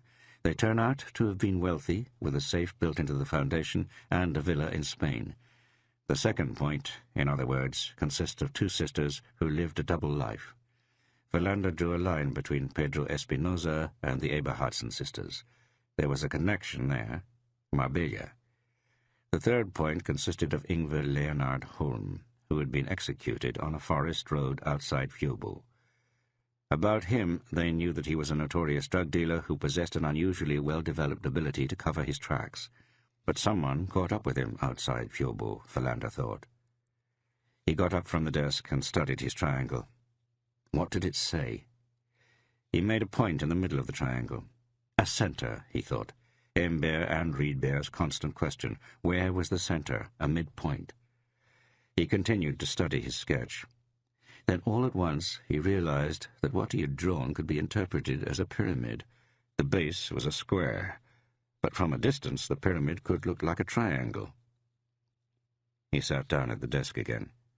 Everything that I have in front of me tells me one thing, that something has happened that has disturbed a pattern. The most likely thing is that the plane crash is the beginning. It has set a chain reaction in motion that has resulted in 3 murders, 3 executions. He started over from the beginning. He couldn't drop the thought of a pyramid. Could it be that a kind of strange power play had been enacted, where the triangle points consisted of the Eberhardsen sisters, Ingvar Leonard Holm, and the down plane, but where there was still an unknown center? Slowly and methodically he proceeded through all the known facts. Now and again he wrote down a question. Without him noticing the time pass, it was suddenly 12 o'clock. He dropped the pen, took his coat, and walked down to the bank. It was a couple of degrees above zero and drizzling. He signed his loan documents and received another 20,000 kroner. Right now he did not want to think about all the money that had disappeared in Egypt. The fine was one thing. What gnawed at him and ate away at his parsimonious inner recesses was the price of the plane ticket. He held out no hopes that his sister would agree to help defray the costs. At exactly 1 o'clock the car salesman arrived with his new Peugeot. The old one refused to start. Verlander did not wait for the tow truck. Instead he took a drive in the new dark blue car. It was worn and reeked of smoke, but Verlander noticed that the engine was good. That was the most important thing. He drove towards Hedeskilge and was about to turn when he decided to continue. He was on the road to Fjöbo. Martinson had explained in detail where Holm's body had been found. He wanted to see the place with his own eyes, and perhaps even stop by the house where Holm had lived. The place where Holm had been found was still cordoned off, but there were no police. Verlander stepped out of the car. There was silence all around. He stepped over the police tape and looked about. If someone wanted to kill a person, this was an excellent location. He tried to imagine what had happened. Holm had arrived here with someone. According to Martinson, there were only tracks from one car. A confrontation, Verlander thought. Certain goods are handed over, a payment is to be made. Then something happens. Holm is shot in the back of the head. He is dead before he falls to the ground. The person who has committed the murder vanishes without a trace. A man, Verlander thought, or more than one, the same person or people who killed the Eberhardsen sisters a few days earlier. Suddenly he felt close to something. There was yet another connection here that he would be able to see if only he made an effort. That it had to do with drugs appeared obvious, even if it was still hard to accept that 2 sisters who owned a sewing shop would have been mixed up in something like that. But Rydberg had been right. His first comment, what did they really know about the 2 sisters, had been justified. End of CD 12. CD 13. Verlander left the forest and drove on. He could see Martinson's map clearly in his head. He had to turn right at the large roundabout south of Fjöbo. Then another road, a gravel road, to the left, to the last house on the right, a red barn next to the road. A blue mailbox that was about to fall to the ground. 2 junked cars and a rusty tractor on a field next to the barn. A barking dog of indeterminate breed in a dog run. He had no trouble finding it. He heard the dog before he even got out of the car. He stepped out and walked into the yard. The paint on the main house was peeling. The gutters hung in pieces at the corners. The dog barked desperately and scratched at the fence. Philander wondered what would happen if the fence gave way and the dog was let loose. He walked over to the door and rang a bell. Then he saw that the wiring was loose. He knocked and waited. Finally he banged on the door so hard that it opened. He called out to see if anyone was home. Still no answer. I shouldn't go in, he thought. I will break many rules that pertain not only to the police but to all citizens. Then he pushed the door open further and went in. Peeling wallpaper, stale air, a mess. Broken couches, mattresses on the floor. There was a large-screen television and a relatively new video recorder. A CD player with large speakers. He called out again and listened. No answer. There was indescribable chaos in the kitchen, dishes piled up in the sink, paper bags, plastic bags, empty pizza cartons on the floor to which various lines of ants led. A mouse scuttled past in a corner. The place smelled musty. Philander walked on, stopped outside a door that had been spray-painted with the words Ingvar's Church. He pushed open the door. There was a real bed inside, but only a bottom sheet and a blanket on it. A chest of drawers, 2 chairs, a radio in the window, a clock that had stopped at 10 minutes to 7. Ingvar Leonard Holm had lived here, while he was having a large house built in Ystad. On the floor there was a tracksuit top. He had been wearing it when Philander questioned him. Philander sat down gingerly on the edge of the bed, afraid that it would give way, and looked around. A person lived here, he thought.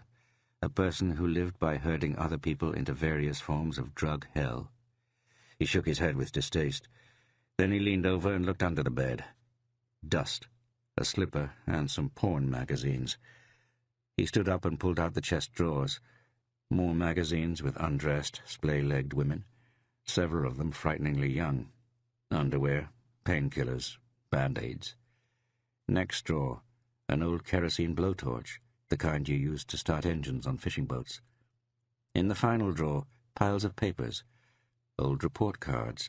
Philander saw that Holm had been proficient only in what was also his own favourite subject, geography. Otherwise his marks were forgettable. Some photographs. Holm at a bar somewhere with a glass of beer in each hand. Drunk, red-eyed. Another photograph. Holm naked on a beach, grinning straight at the camera. Then an old black-and-white photograph of a man and a woman on a road. Philander turned it over. Båstad, 1937. It could be Holm's parents. He continued to search among the papers. Stopped at an old airplane ticket. Took it over to the window. Copenhagen to Marbella, return, the 12th of August, 1989. The return dated the 17th. 5 days in Spain and not on a charter ticket. He was unable to determine if the code was tourist or business class. He tucked it into his pocket and closed the drawer after a few more minutes of searching. There was nothing of interest in the wardrobe, more clutter and chaos. Philander sat back down on the bed, wondered where the other people who lived in the house were. He walked into the living room. There was a telephone on the table.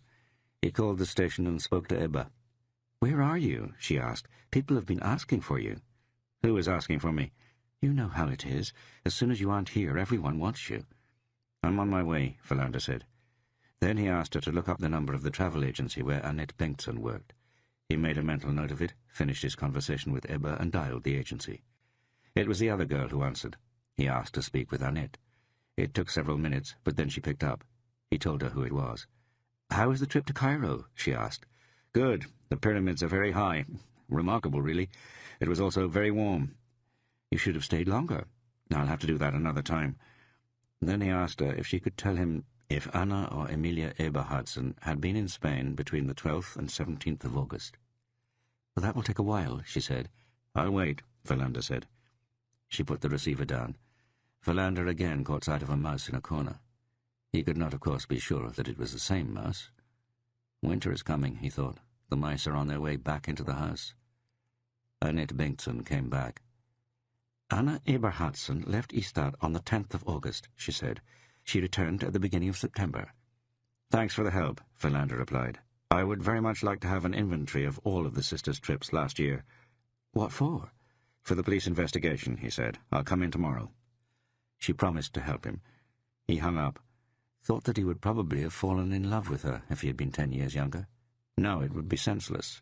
She would look on advances from him with distaste. He left the house and thought alternately of Holm and Emma Lundin. Then his thoughts returned to Annette Bengtsson. He couldn't be completely sure that she would be offended, but she probably already had a boyfriend, although he could not recall seeing a ring on her left hand. The dog barked like crazy. Philander walked up to the dog run and screamed at it, and then it went quiet. As soon as he turned round and left, it started to bark again. I should be grateful, he thought, that Linda doesn't live in a house like this. How many people in Sweden, how many normal, unthinking citizens are familiar with these environments, where people live in constant mists, misery, despair? He got into the car and drove away. But first he checked the mailbox. There was a letter in it, addressed to Holm. He opened it. It was the final notice of a bill from a car hire agency. Philander put the letter in his pocket. He was back at the station at 4 o'clock. A note from Martinson was on his desk. Philander went to Martinson's office. He was on the phone. When Philander turned up in the doorway, he said he'd call back. Philander assumed he had been talking with his wife. Martinson hung up. "The Spanish police are searching the villa in Marbella right now," he said. "I've been in touch with a colleague by the name of Fernando Lopez.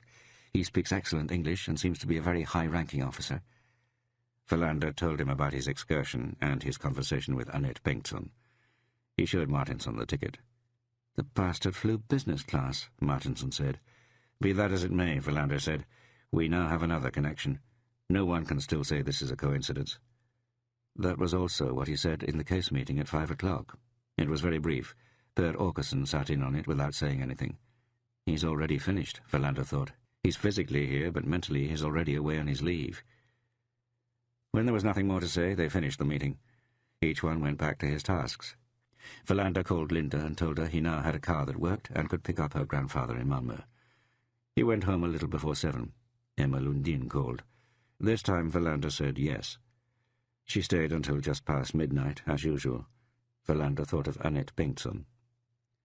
The following day he stopped by the travel agency and picked up the information he had requested. There were many customers looking for seats for Christmas. Philander would have liked to stay for a while and talk to Annette Bengtsson, but she didn't have the time. He also stopped outside the old sewing shop. The rubble had now been cleared. He walked into town.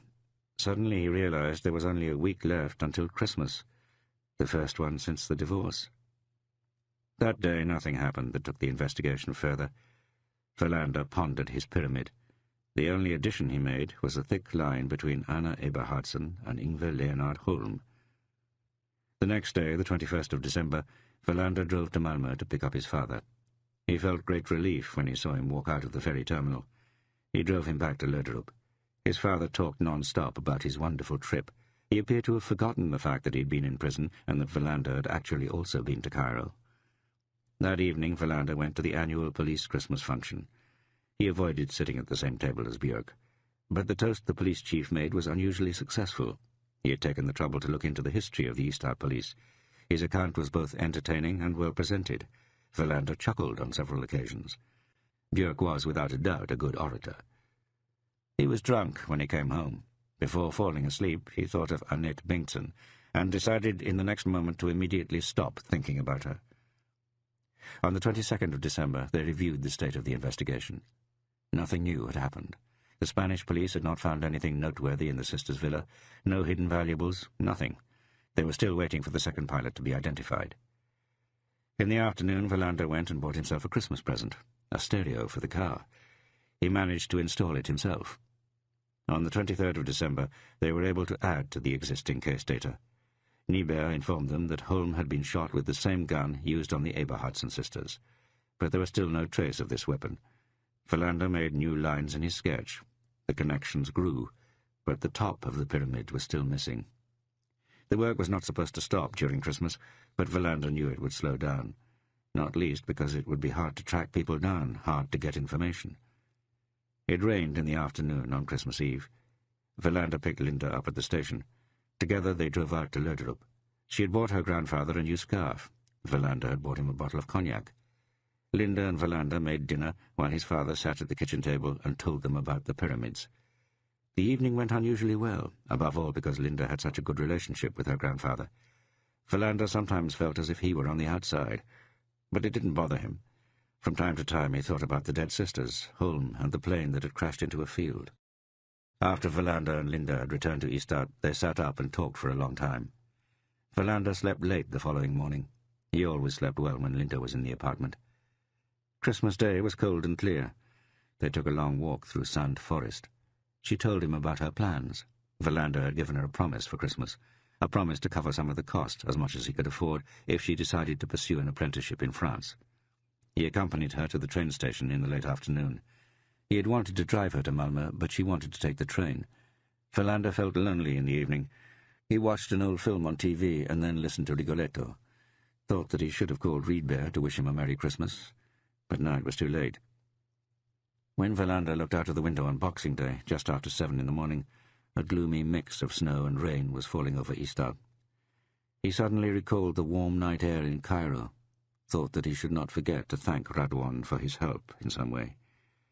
He wrote it down on the pad of paper in the kitchen table.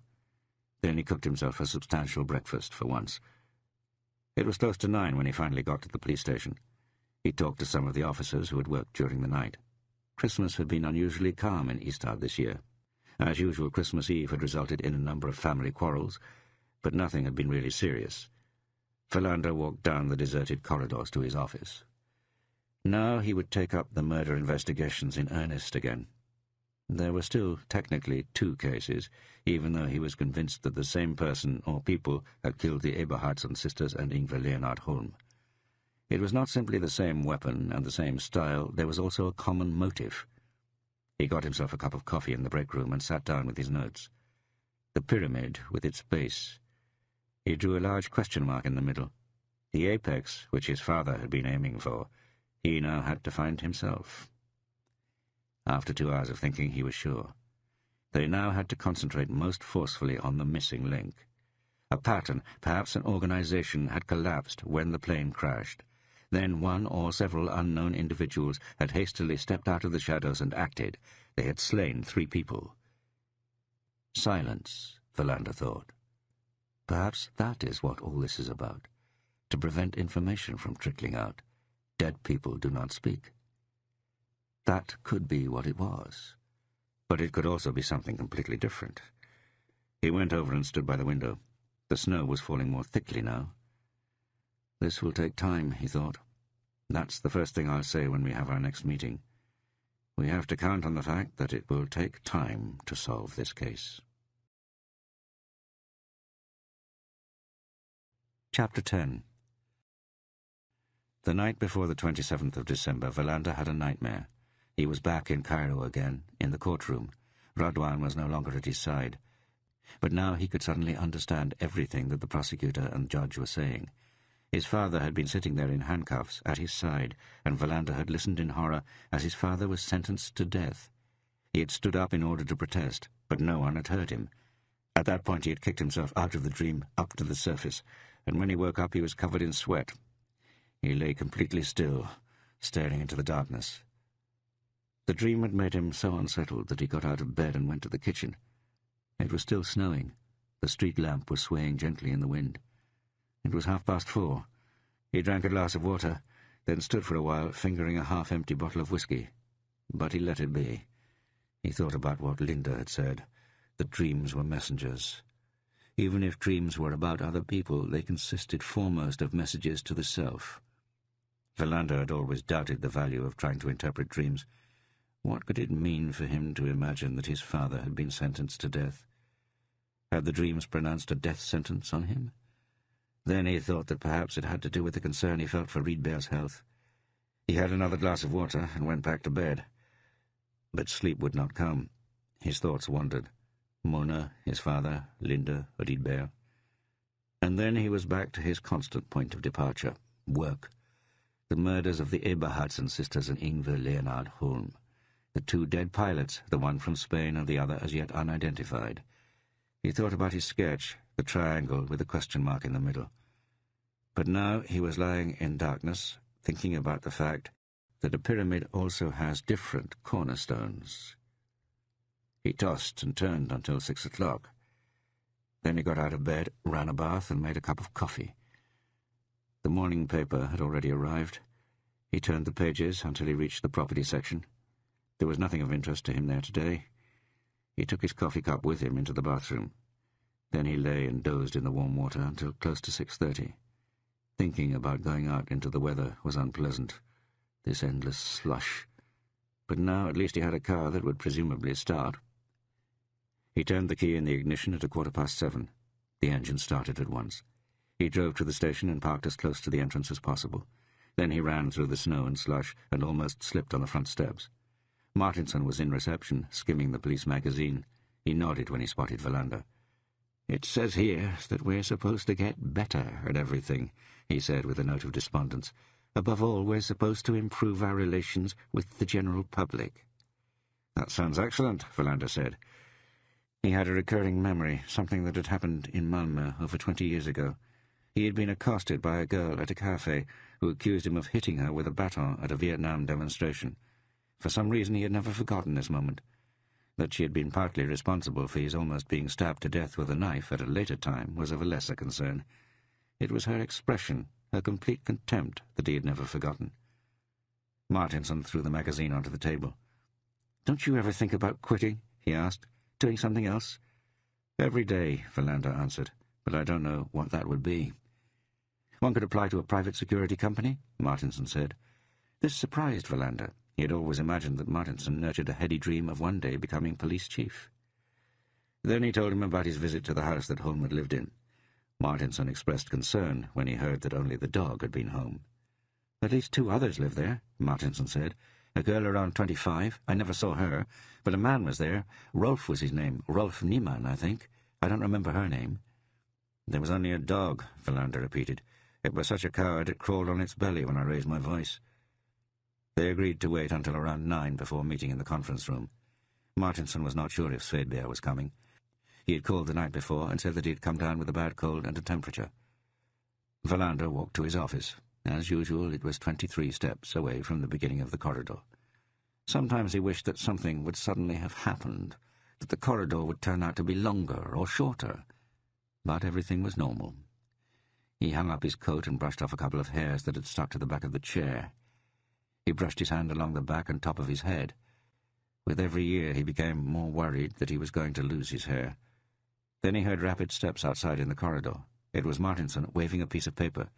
"The second pilot has been identified," he said. "This came just now from Interpol." Verlander immediately stopped thinking about his hair growth. "Ayrton McKenna," Martinson read, "born 1945 in southern Rhodesia, a helicopter pilot since 1964 in the then Southern Rhodesian military, decorated many times during the 1960s. For what, one might ask? For bombing a lot of black Africans?" Verlander only had a very vague sense of what had transpired in the former British colonies in Africa. "What is Southern Rhodesia called today?" he asked. "Zambia?" "That was Northern Rhodesia. Southern Rhodesia is Zimbabwe today." "My knowledge of Africa isn't what it should be. What else does it say?" Martinson continued to read. "At some point after 1980, Ayrton McKenna moved to England. Between 1983 and 1985, he was in prison in Birmingham for drug smuggling. From 1985 on, there are no records until he suddenly turns up in Hong Kong in 1987. There he is suspected of smuggling people from the People's Republic. He escapes from a prison in Hong Kong after shooting 2 guards to death and has been a wanted man ever since. But the identification is definitive. He was the one who crashed with Espinosa outside Mosby." Verlander mulled this over. "What do we have?" he said. 2 pilots with criminal histories, both with smuggling on their records, in an aeroplane that does not exist. They cross illegally over the Swedish border for a few short minutes. They're probably on their way out again when the plane crashes. That leaves us with 2 possibilities. They were either leaving or collecting something. Since there are no indications that the plane landed, this seems to indicate that something was tossed out. What is dropped from a plane, besides bombs? Drugs?" Verlander nodded. Then he leaned over the table. "Has the Accident Commission begun its work yet?" "Things have proceeded very slowly, but nothing indicates that the plane was shot down, if that's what you're getting at." "No," Verlander said. "I'm only interested in 2 things. Did the plane have extra fuel tanks? That is, from how far away could it have come? And was it an accident?" "If it wasn't shot down, it could hardly have been anything other than an accident." "There is a possibility that it was sabotage, but perhaps that's remote." "It was an old plane," Martinson said. "We know that. It probably ran into the hillside outside Vientiane, and then was put back together again. It could, in other words, have been in bad shape." "When is this accident commission going to get started for real?" "The 28th, tomorrow. The plane's been transported to a hangar in Sturrup." "You should probably be there," Philander said. "This matter of the extra fuel tanks is an important one." "I think it would need a great deal to be able to fly here from Spain, without landing somewhere in between," Martinson said hesitantly. "I don't believe that, either. But I want to know if the flight could have originated from the other side of the sea, Germany, or one of the Baltic states." Martinson left. Philander made some notes. Next to the name Espinosa, he now wrote McKenna, unsure of the exact spelling. The investigators met at 8:30. The group was down to the bare bones. Svedberg did, in fact, turn out to have a cold. Niebuhr had gone to Esquieu to visit his 96-year-old mother. He would have been back this morning, but his car had broken down somewhere south of Véxieux. Riedberg looked tired and harried. Philander thought he caught a whiff of alcohol. Probably Riedberg had spent the holidays alone, drinking. Not to the point of drunkenness, since he rarely did, but a steady, quiet drinking. Hansen complained that he had eaten too much. Neither Björk nor Per Åkesson showed up. Philander studied the three men around the table. You don't see this on TV very often, he thought. There they have young, fresh and enthusiastic policemen in action. Martinson could possibly fit such a context. Apart from him, this squad is not such an edifying sight. "There was a stabbing incident last night," Hansen said. "Two brothers who ended up in a fight with their father. Drunk, of course. One of the brothers and the father are in the hospital. Apparently they attacked each other with various tools." "What kind of tools?" Philander asked. "A hammer? A crowbar? Screwdriver, maybe? At least the father has stab wounds."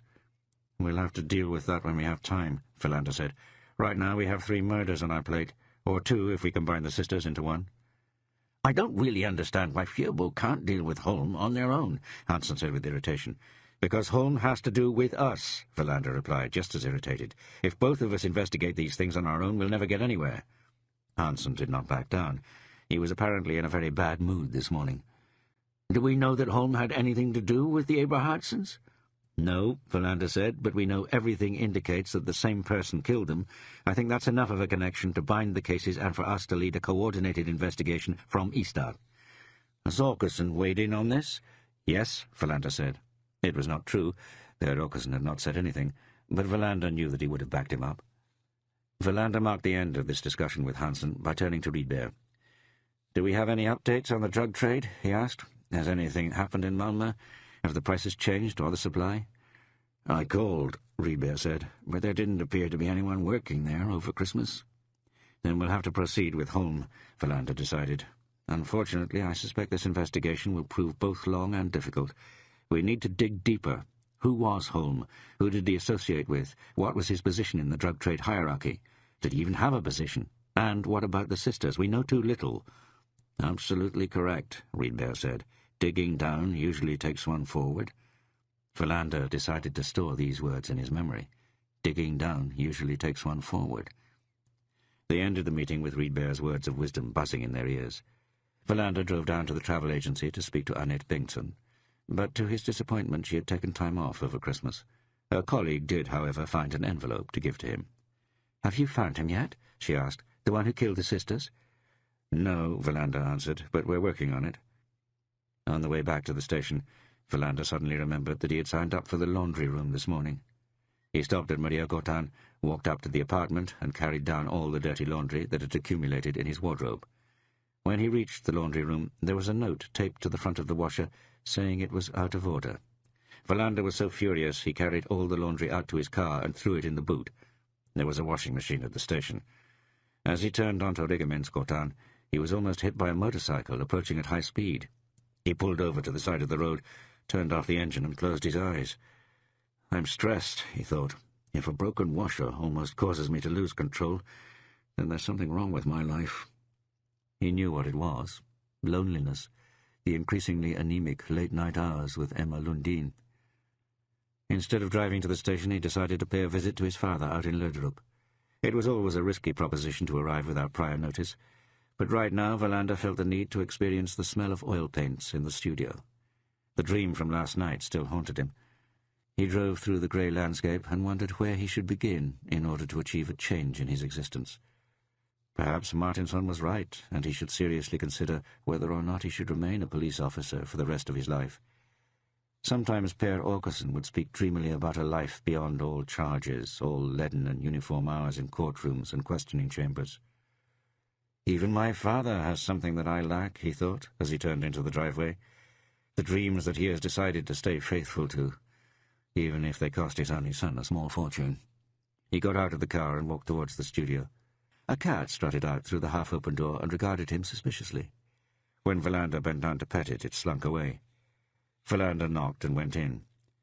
His father was leaning forward in front of his easel. "You here?" he said. "That's unexpected."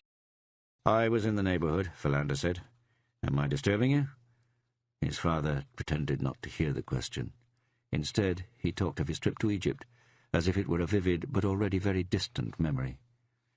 Verlander sat down on an old sledge and listened. "Now only Italy remains," his father concluded. "Then I can lie down to die." "I think we'll wait with that trip," Verlander said. "At least a couple of months." His father painted. Verlander sat quietly. Now and again they exchanged a few words. Then more silence. Verlander noticed that he was more relaxed. His head felt lighter. After about half an hour he stood up to leave.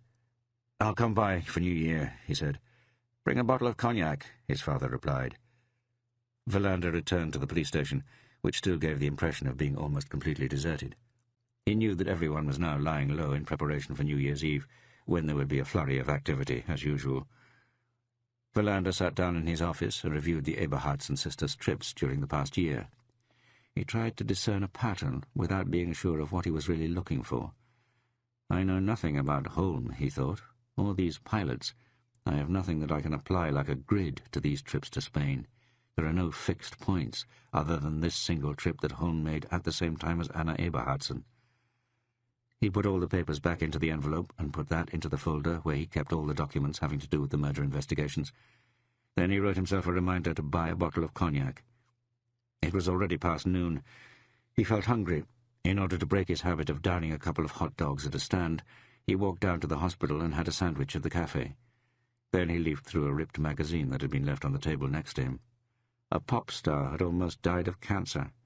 An actor had fainted during a performance. Photographs from the parties of the rich. He tossed the magazine aside and started walking back to the station. He felt like an elephant lumbering around in a ring bounded by the city of Ystad. Something has to happen soon, he thought. Who has executed 3 people, and why? Riedberg was sitting in the reception area, waiting for him. Verlander sat down on a sofa next to him. As usual, Riedberg got right to the point. "Heroin is flowing into Malmö," he said. "In Lund, Eslöv, Landskrona, Helsingborg. I talked to a colleague in Malmö. He said that there were clear signs that the market had received a boost in supply. It could, in other words, coincide with a drug drop from the plane. In this case, there is only one important question." Verlander understood. Who was there to receive it? "In this, we can play with several different scenarios," Riedberg went on. "No one counted on the fact that the plane would crash. A wreck of a plane from Asia that should have been junked a long time ago. Something must then have happened on land. Either the wrong person picked up the package that was dropped in the night, or else there was more than one predator stalking his prey." Verlander nodded. He had also thought this far. "Something went wrong," Riedberg said, "and this led to the execution-style slayings of the Eberhardsen sisters, and subsequently Holm, with the same weapon and by the same hand, or hands." "But I still resist this thought," Verlander said. "We know by now that Anna and Emilia were not nice old ladies, and yet from there the step of saying they were involved in illegal narcotics transactions feels too great." "I actually think so too," Riedberg said, "but nothing surprises me any longer. Greed knows no bounds when it sinks its claws into people.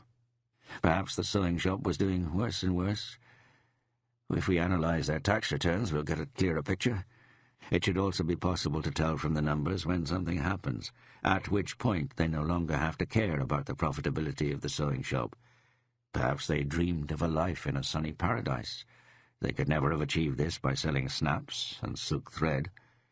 Suddenly something happens, and they are caught in the web. You can also look at it from the reverse perspective, Philander said. A better cover than two older women in a sewing shop can hardly be imagined. They were the personification of innocence. Reed Bear nodded. Who was there that night to receive the package? He repeated. And one more question. Who was behind all this? More precisely, who is behind it? We're still searching for a midpoint, Philander said. The apex of the pyramid. Reed Bear yawned and got up from the sofa with some effort. We'll figure it out sooner or later, he said. Has Niebuhr returned yet? Philander asked. According to Martinson, he's still in Tingsried. Philander returned to his office. Everyone seemed to be waiting for something to happen. Niebuhr called at 4 o'clock and said that his car had finally been fixed. They had a meeting at 5. No one really had anything new to bring to the table. That night, Philander slept heavily, without dreaming. The next day it was sunny and 5 degrees above 0 Celsius. He left the car at home and walked to the station. But when he was halfway there, he changed his mind.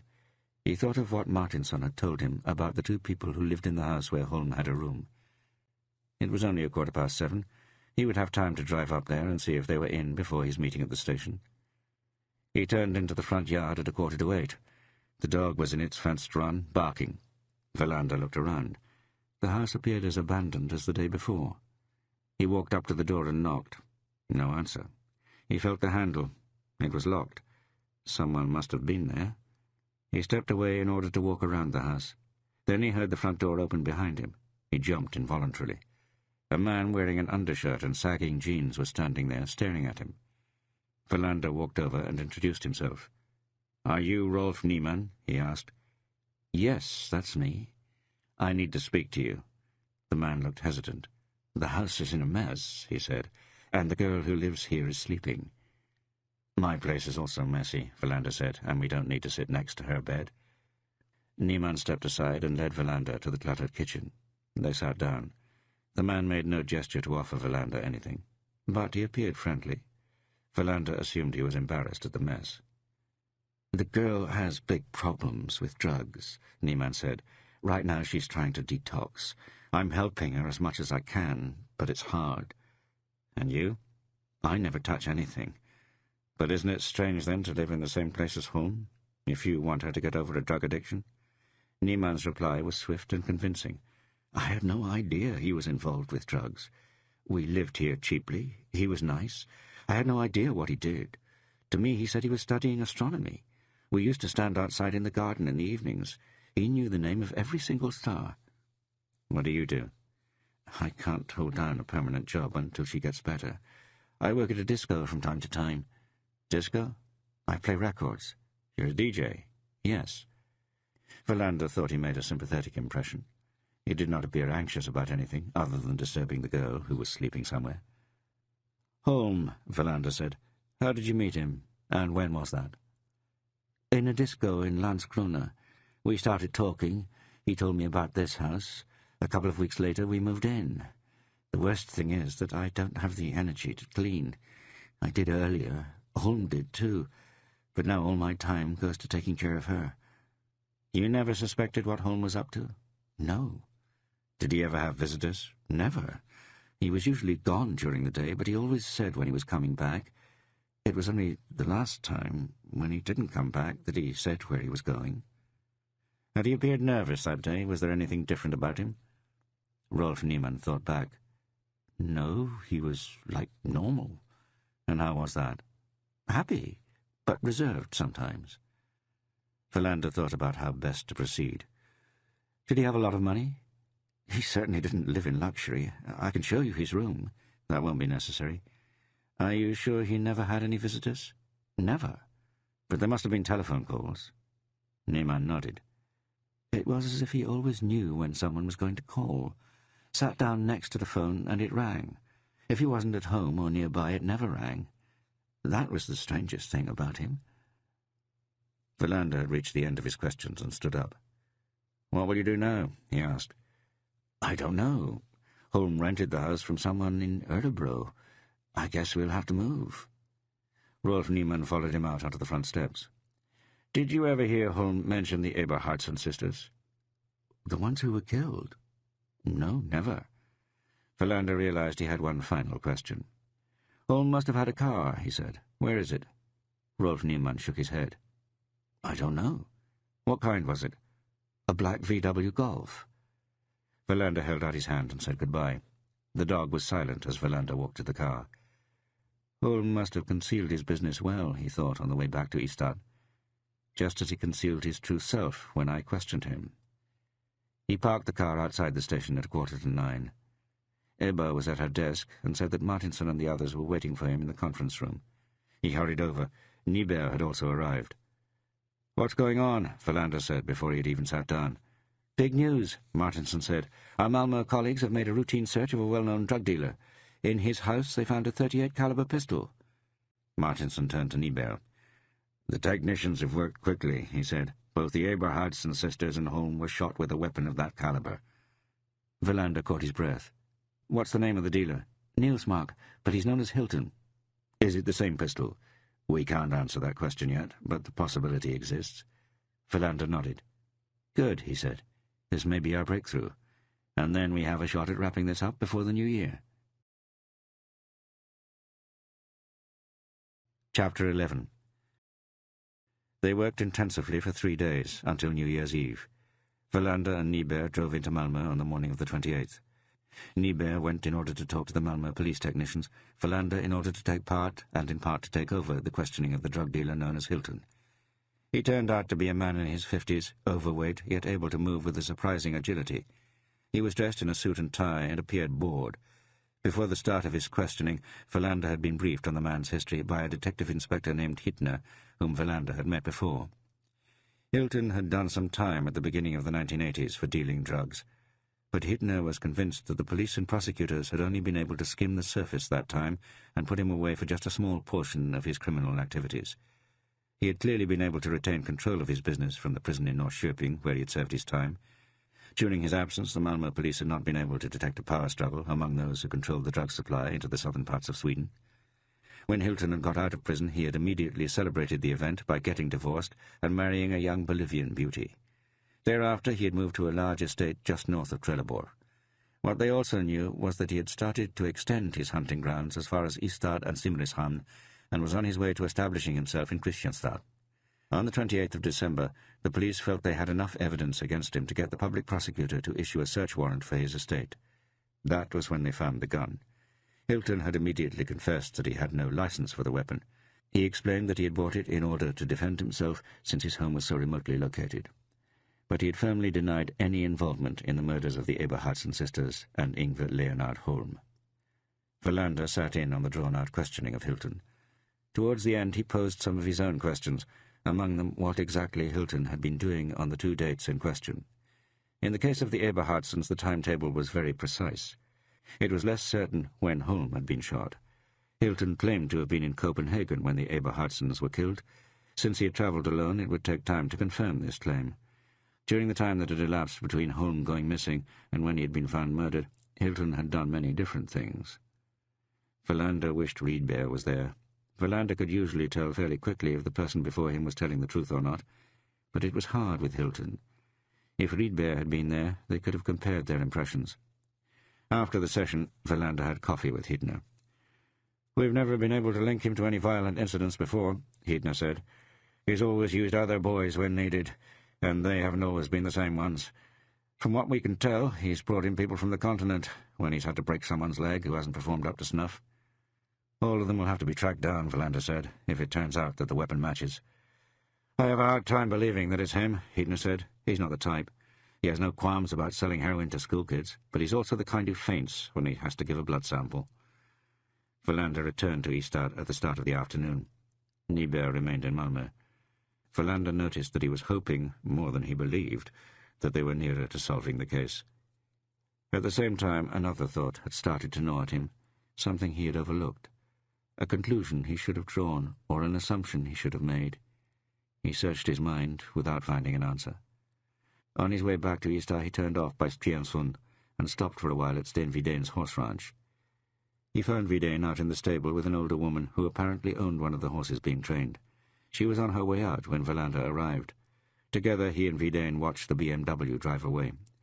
"She's nice," Steenvie then said, "but the horses that she has swindled into buying don't make anybody happy.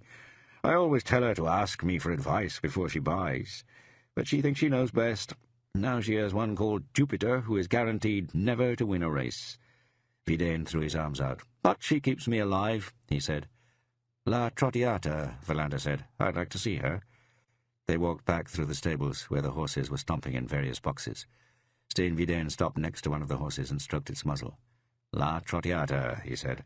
"Not particularly wanton, I have to say. She's mostly just afraid of the stallions.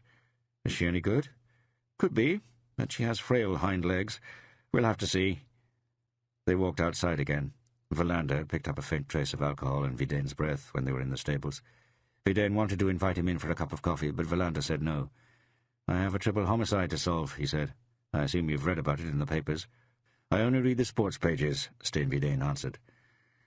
Verlander left Stjensund. He wondered if he and Steen would ever find their way back to the ease of understanding that had once existed between them. When Verlander came back to the station, he bumped into Björk in the reception area. "I hear you've solved those murders," he said. "No," Verlander said firmly. "Nothing has been solved." "Then we'll have to continue to hope," Björk said. Björk left through the front doors. "It's as if our confrontation had never taken place," Verlander thought. "Or else he's more afraid of conflict than I am. Or nurses a grudge longer." Verlander gathered the squad together and reviewed the developments in Malmö. "Do you think it's him?" Riedberg asked when Verlander was finished. "I don't know," Verlander answered. "That means, in other words, that you don't think it's him." Verlander did not answer. He only shrugged somewhat despondently. As they ended the meeting, Martinson asked if Verlander would consider switching New Year's Eve duty with him. Martinson was on duty and would rather get out of it if he could. Verlander thought it over. Perhaps it would be best to work and keep his hands busy instead of thinking of Mona the whole time. But he had promised his father he would spend the evening in Lederup. That carried the most weight. "I've promised to be with my father," he said. "You'll have to try someone else." Verlander stayed behind in the conference room after Martinson had left. He searched for the thought that had started nagging at him on the way back from Malmö. He went over to the window and stared absent-mindedly out across the car park to the water tower. Slowly he reviewed all of the events in his mind, tried to catch something he had missed. But it was in vain. The rest of the day nothing significant occurred. Everyone was waiting. Niebuhr returned from Malmö. The forensic ballistics specialists were working at full speed on the weapon. Martinson managed to switch his New Year's Eve with Näslund, who was on bad terms with his wife and wanted to avoid being home. Verlander walked to and fro in the corridor. He kept searching for the thought that was just out of reach. It continued to gnaw on his subconscious. He knew enough to realize it was only a detail that had flashed by. Perhaps a single word that he should have caught and examined more closely. It was 6 o'clock. Riedberg left without saying anything. Together, Verlander and Martinson reviewed everything they knew about Ingvar Leonhard Holm. He was born in Brissarp, and as far as they could tell, had never held down a real job in his life. Small-time stealing in his youth had led to increasingly serious crimes. But no violence. In this he reminded them of Nilsmark. Martinson excused himself and left. Hansen was absorbed in his racing tables, which he quickly stuffed into a drawer if anyone came into his office. In the break room, Verlander talked with a couple of officers who were going to run a drunk driving campaign over New Year. They were going to focus on the smaller roads, the alcohol routes that were used by drivers with good local knowledge who were over the legal limit but still planned to drive themselves home. At 7 o'clock, Verlander called Malmö and spoke to Hittner. Nothing had happened there either. But the heroin was now flowing as far north as Varberg. There, the drug trade controlled from Gothenburg took over. Verlander went home. The washing machine had still not been repaired, and the dirty laundry was still in his car. He angrily returned to the station and stuffed the washer full. Then he sat doodling in his notebook. Thought about Radwan and the mighty pyramids. By the time his laundry was dry, it was past 9 o'clock. He went home, opened a can of hash, and ate in front of the TV while he watched an old Swedish film. He vaguely remembered it from his youth. He had seen it with a girl who had not allowed him to place a hand on her thigh. Before he went to bed, he called Linda. This time it was Mona who answered. He could immediately tell from her voice that he had called at the wrong time. Linda was out. Verlander simply asked Mona to give Linda his greetings. The conversation was over before it had even begun. He had just crawled into bed when Emma Lundin called. Verlander pretended to have been woken up. She apologized for disturbing him. Then she asked him about New Year's Eve. Verlander told her he was planning to spend it with his father. They arranged to get together on New Year's Day. Verlander regretted this even before he replaced the receiver. The following day, the 29th of December, nothing happened other than that Björk was in a minor traffic accident. It was a smirking Martinson who delivered the news. Björk had seen a car too late as he was making a left turn. It had been slick, and the cars had skidded into each other and received some superficial damage. Niebuhr was still waiting for the forensic ballistics report. Verlander spent the day trying to work through his piles of paper. In the afternoon, Per Åkesson came into his office and asked for an update on the latest developments. Verlander told him the truth, that they were just hoping they were on the right track. But there was still a great deal of groundwork to be done. It was Åkesson's last day of work before his leave of absence. "My replacement is a woman," he said, "but I've already told you that, haven't I? Her name is Annette Brolin, and she's coming down from Stockholm. You should be happy. She's much more attractive than I am." "We'll see," Verlander said, "but I expect we'll miss you." "Not Hansen," Per Åkesson said. "He's never liked me. Why, I don't know. The same goes for Svedberg." "I'll try to find out why that is while you're gone." They wished each other a happy new year and promised to stay in touch. That evening, Verlander talked to Linda for a long time on the phone. She was planning to celebrate New Year's Eve with friends in Lund. Verlander was disappointed. He had thought, or at least hoped, that she would join them in Löderup. "Two old men," she said kindly. "I can think of a more exciting way to spend the evening." After the call, Verlander realized that he had forgotten to buy the bottle of cognac his father had asked for. He should also buy a bottle of champagne. He wrote 2 notes. He put one on the kitchen table and one in his shoe. That night he sat up for a long time listening to an old recording of Turandot with Maria Callas. For some strange reason, his thoughts wandered to the horses in Stenviden's stables. Only when the time was close to 3 did he fall asleep. On the morning of the 30th there was a heavy snowfall over Ystad. It could be a chaotic New Year's Eve if the weather did not improve. But already at 10 o'clock the skies cleared and the snow started to melt away. Verlander wondered why the ballistics team was taking such an inordinate amount of time to decide whether it was the same weapon.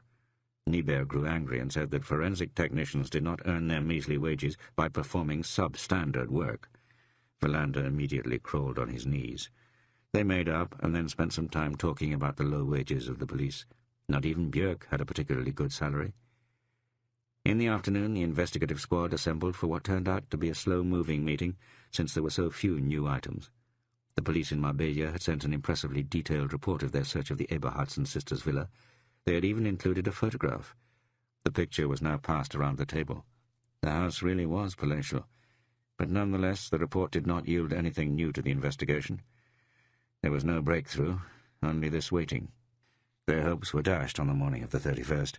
The forensic ballistic specialists were able to determine that the weapon that had been found in Nilsmark's home had not been the one used to kill either the Eberhardsen sisters or Holm. For a moment, the investigative squad was deflated. Only Rydberg and Verlander had suspected that the message would most likely be in the negative. The Malmö police had also been able to confirm Nilsmark's trip to Copenhagen. He could not have been in Ystad when the sisters were slain. Heitner also believed that Nilsmark would be able to produce an alibi for the time period of Holm's death. "That puts us back at square one," Verlander said.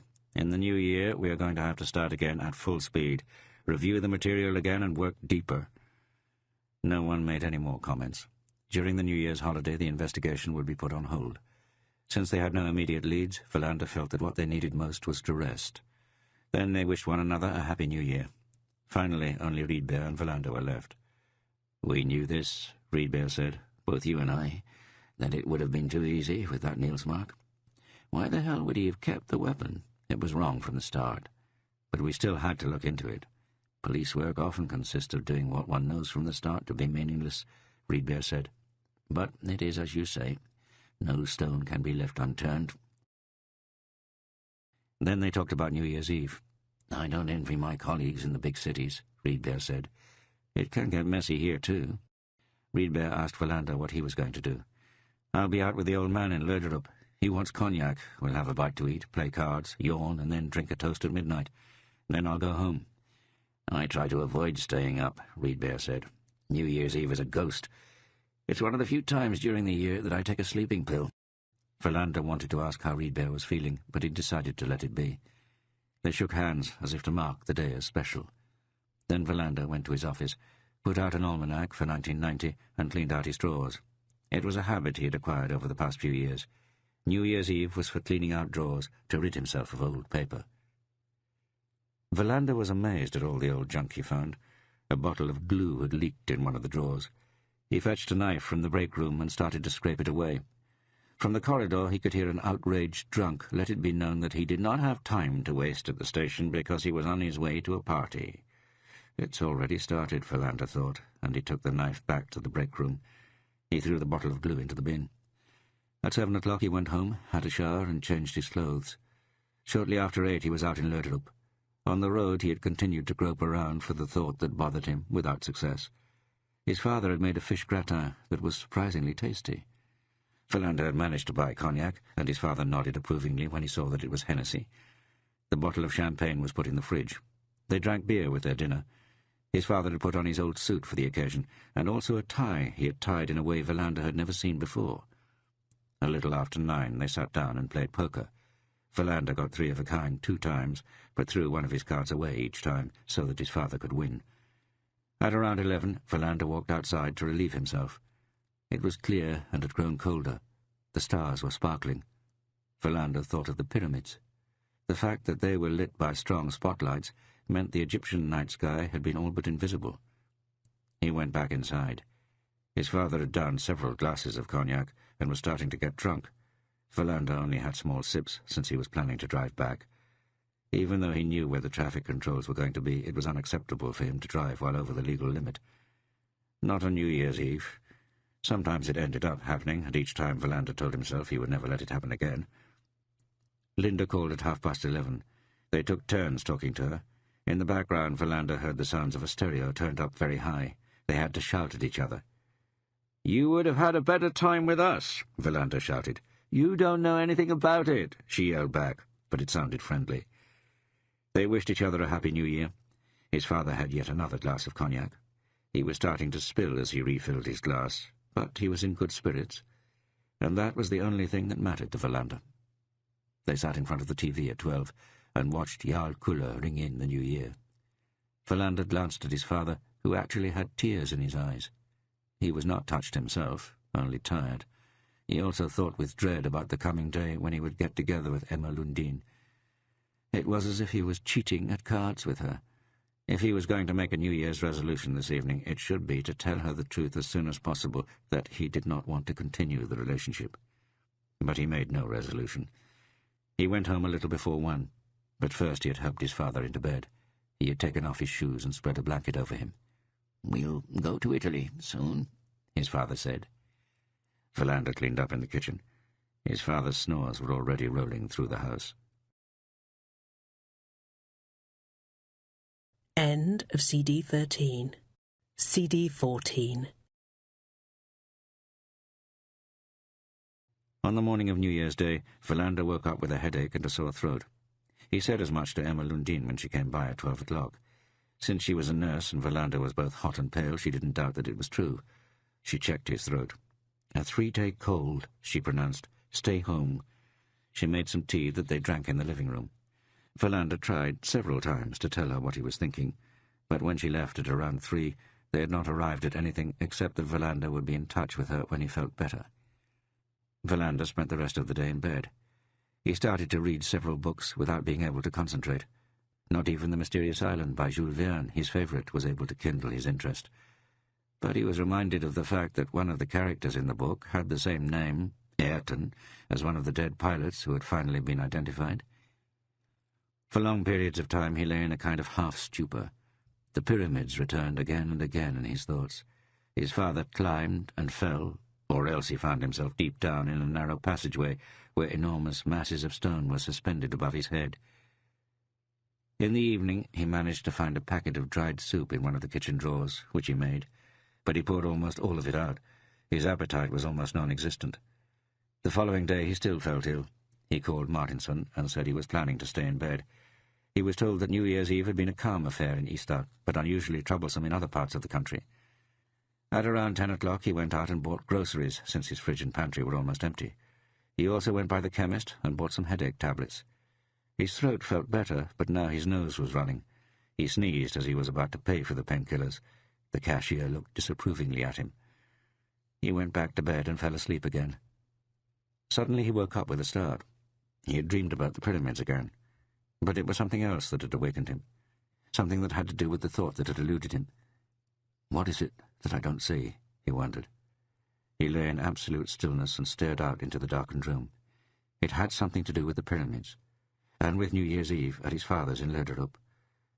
When he had been standing out in the garden, staring up at the sky, he had seen the stars. Since it was dark all around him, the pyramids outside Cairo had been illuminated by strong lights. They had detracted from the light of the stars. He finally grasped the thought that had nagged at him. The plane that had sneaked in over the Swedish coast had dropped something. Lights had been observed beyond the woods. An area had been marked out in order for the plane to find it. Spotlights had been set up in the fields and then taken down again. It was the spotlights that had nagged at him. Who had access to strong lights of this kind? The idea was a long shot. Nonetheless, he trusted his intuition. He thought about it for a while, sitting up in bed. Then he made up his mind, got up, put on his old dressing gown and called the police station. He wanted to talk to Martinson. It took a couple of minutes for him to get to the phone. "Do me a favour," Verlander said. "Call Rolf Niemann, the guy who shared that house with Holm outside Fjöbo. Call and make it sound like a routine inquiry. Some facts that need to be filled in. Niemann told me he worked as a DJ at various discos. Ask him in passing for the names of all the places where he's worked." "Why is this important?" "I don't know," Verlander said, "but please do me this favour." Martinson promised to get back to him.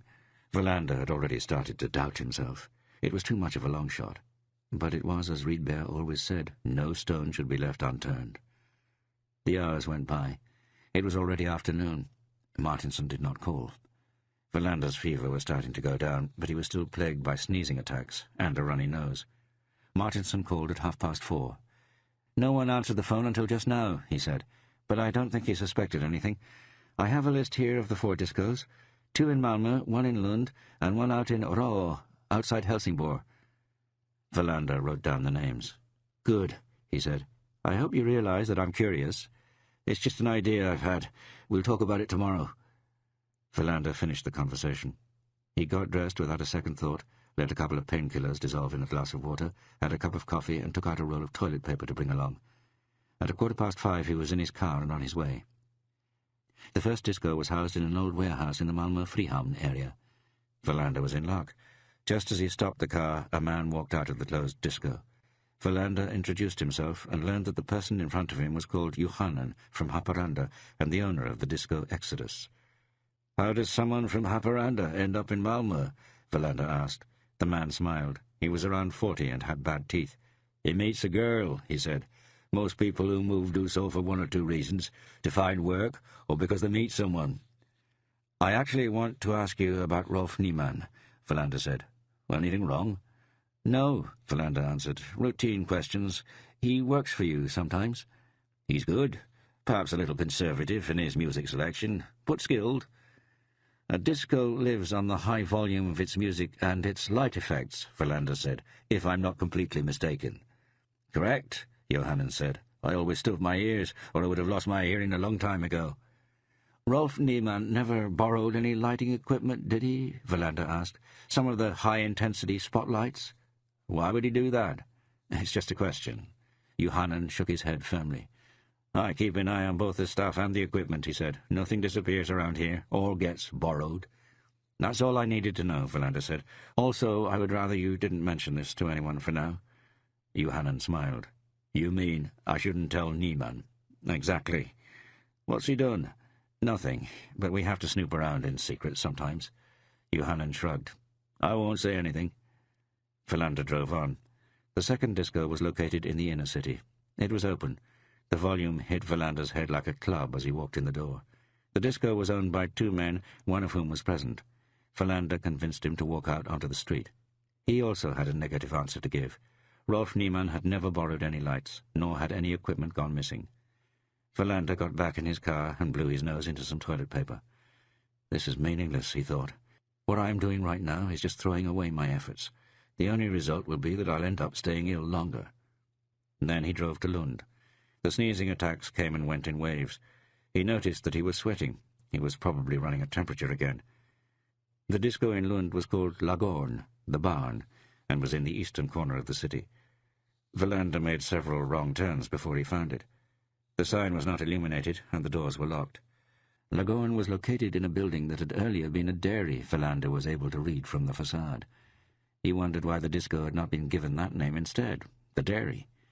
Verlander looked around. There was some small industry on either side of the disco. A little further away there was a house with a garden. Verlander walked over, opened the gate, and rang the doorbell. A man around his own age opened it. Verlander heard opera music in the background. Verlander showed him his police ID. The man let Verlander into the hall. "If I'm not mistaken, it's Puccini," Verlander said.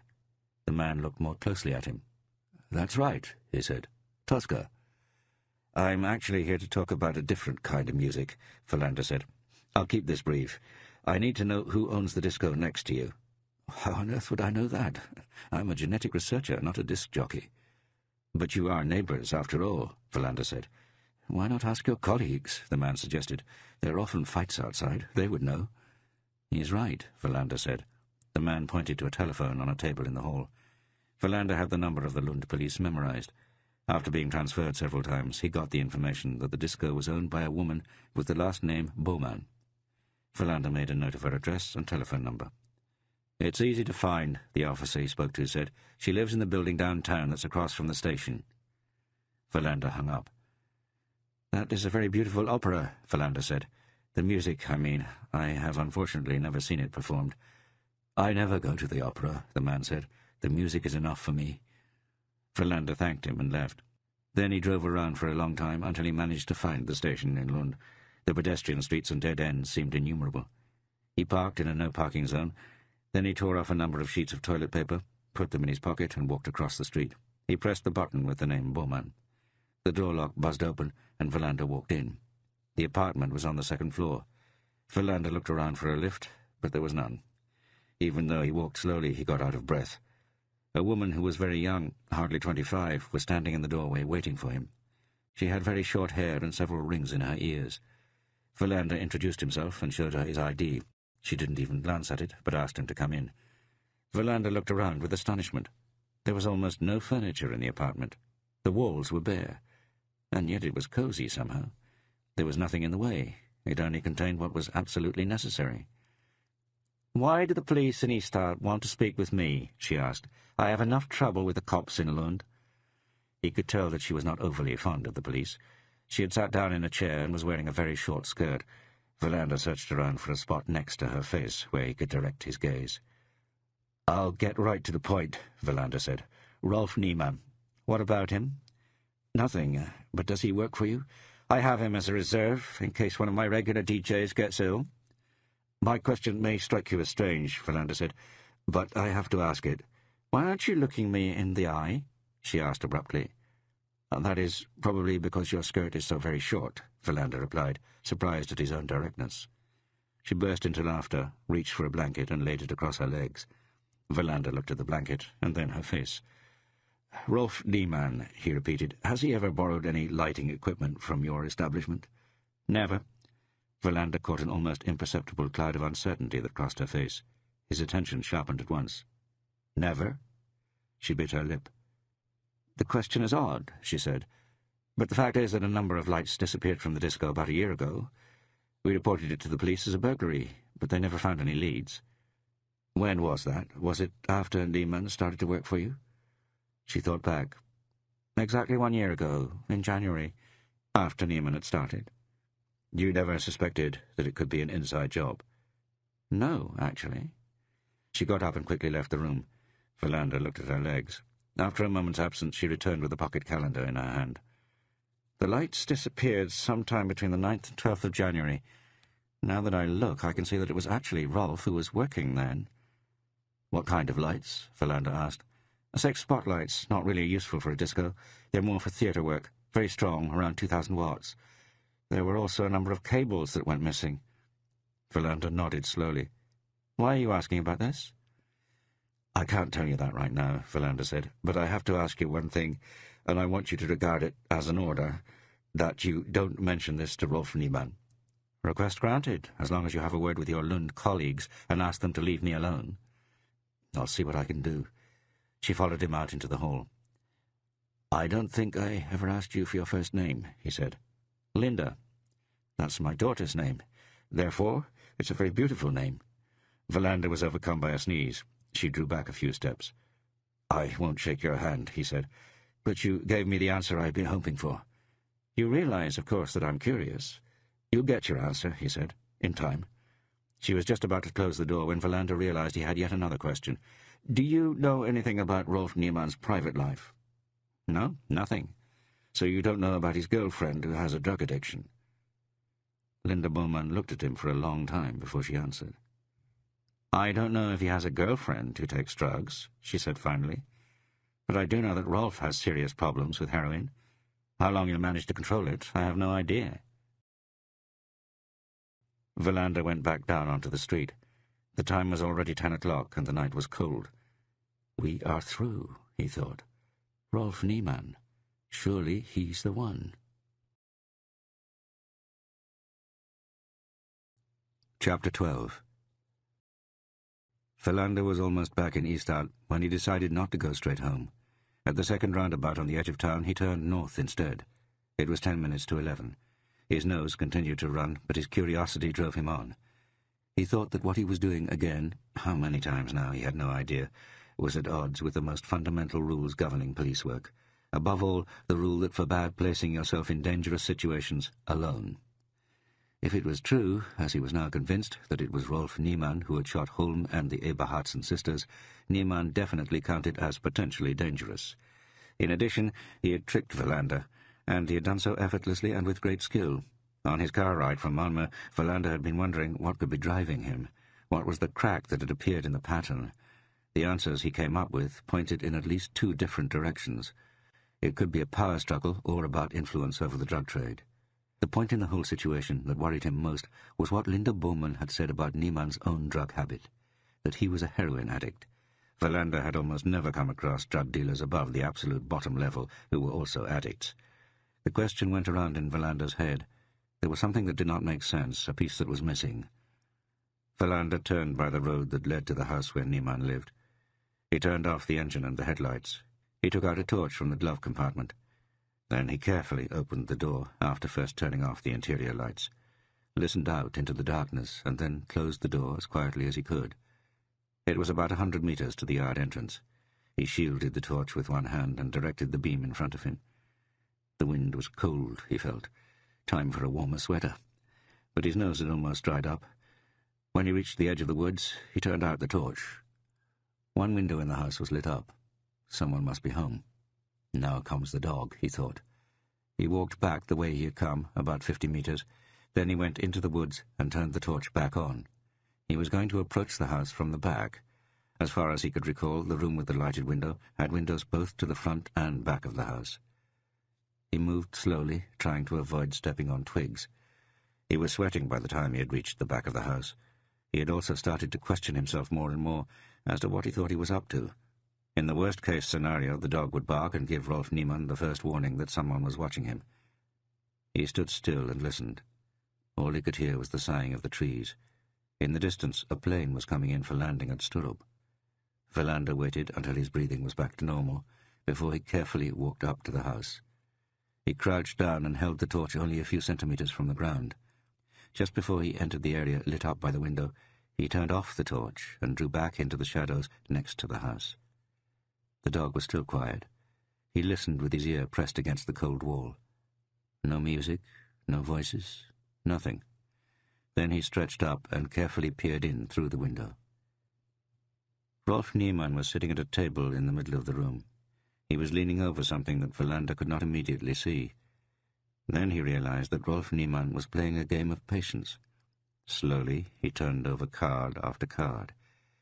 Verlander asked himself what he had been expecting. A man who was measuring out tiny bags of white powder on some scales? Or someone with a rubber tube around his upper arm injecting himself? I'm wrong, he thought. This is a mistake from beginning to end. But he was still convinced. The man sitting at the table playing a game of patience had recently killed 3 people, brutally executed them. Philander was just about to pull away from the house wall when the dog in front of the house started to bark. Rolf Niemann jumped. He looked straight at Philander. For 1 second, Philander thought he'd been discovered. Then Niemann quickly stood up and walked to the front door, at which point Philander was already on his way back into the woods. If he lets the dog loose, I'm in trouble, he thought. He directed the torch at the ground he was stumbling over. He slipped and felt a branch cut his cheek.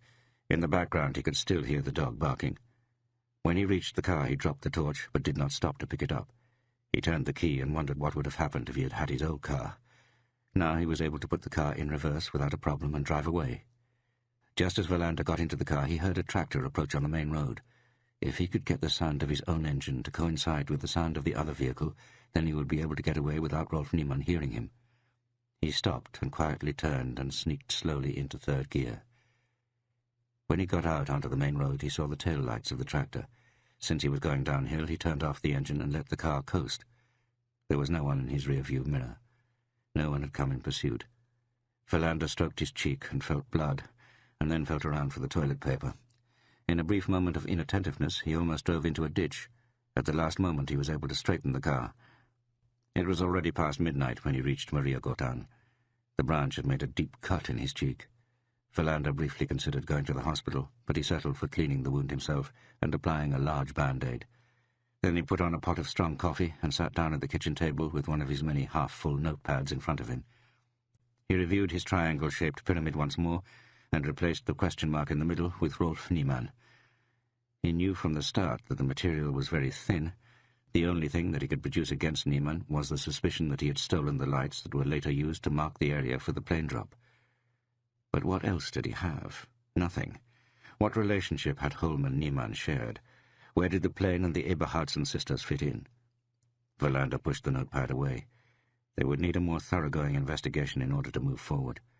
He was also wondering how he could convince his colleagues that despite how it looked, he really had found the lead that they should concentrate on. How far could he go by simply citing his intuition again? Riedberg would understand, perhaps even Martinson, but both Svedberg and Hansen would dismiss it. It was 2 o'clock before he turned out the light and went to bed. His cheek ached. In the morning, the 3rd of January, it was cold and clear in Skåne. Philander got up early, changed the band-aid on his cheek, and arrived at the station shortly before 7. Today he was in before even Martinson. In reception he was told about a serious traffic accident that had happened an hour earlier, just outside Ystad, involving several deaths, including a young child, which always evoked a particularly somber mood among his colleagues. Philander went to his office and was grateful for the fact that he no longer found himself called out to the scene of traffic accidents. He poured himself some coffee, and then sat down and thought back to the events of the evening before. But his doubts from the day before remained.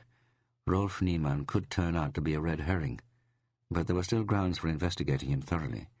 Philander also decided that they should put his house under discreet surveillance, not least in order to find out when Niemann would be out. Technically, this fell to the Fjöbo police, but Philander had already decided simply to keep them informed. The Ystad police would insist on undertaking this work themselves. They needed to get into the house, but there was an additional complication. Rolf Niemann was not alone. There was also a woman whom no one had seen and who had been sleeping when Philander stopped by. Philander suddenly wondered if the woman even existed.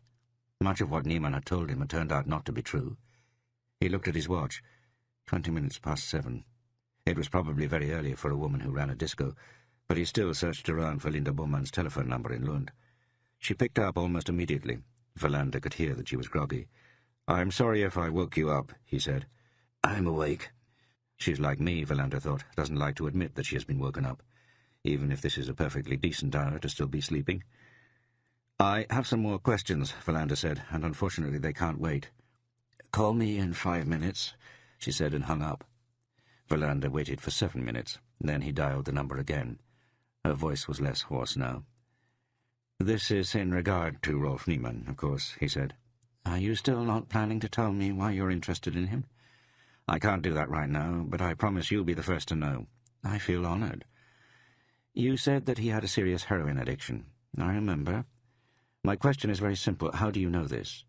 "He told me. It took me by surprise. He didn't try to hide it, and that made an impression on me." "He told you?" "Yes." "Does this mean that you never noticed that he had a problem?" "He always did his job." "He never appeared high?" "Not that I could tell." "And he never appeared nervous or anxious?" "No more so than anyone else." I can also be nervous and anxious, especially when the police in Lund bother me in the disco." Verlander sat quietly for a moment and wondered if he should ask his Lund colleagues about Linda Bormann. She waited.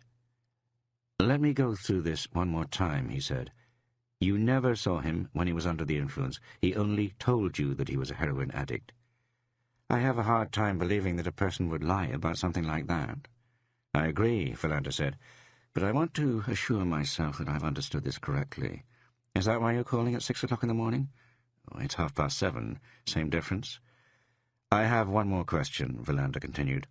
"You said that you never heard about a girlfriend." "No, I didn't." "You never saw him with one?" "No, never." "So if we assume that he said he had a girlfriend, you couldn't verify if this were true or not?"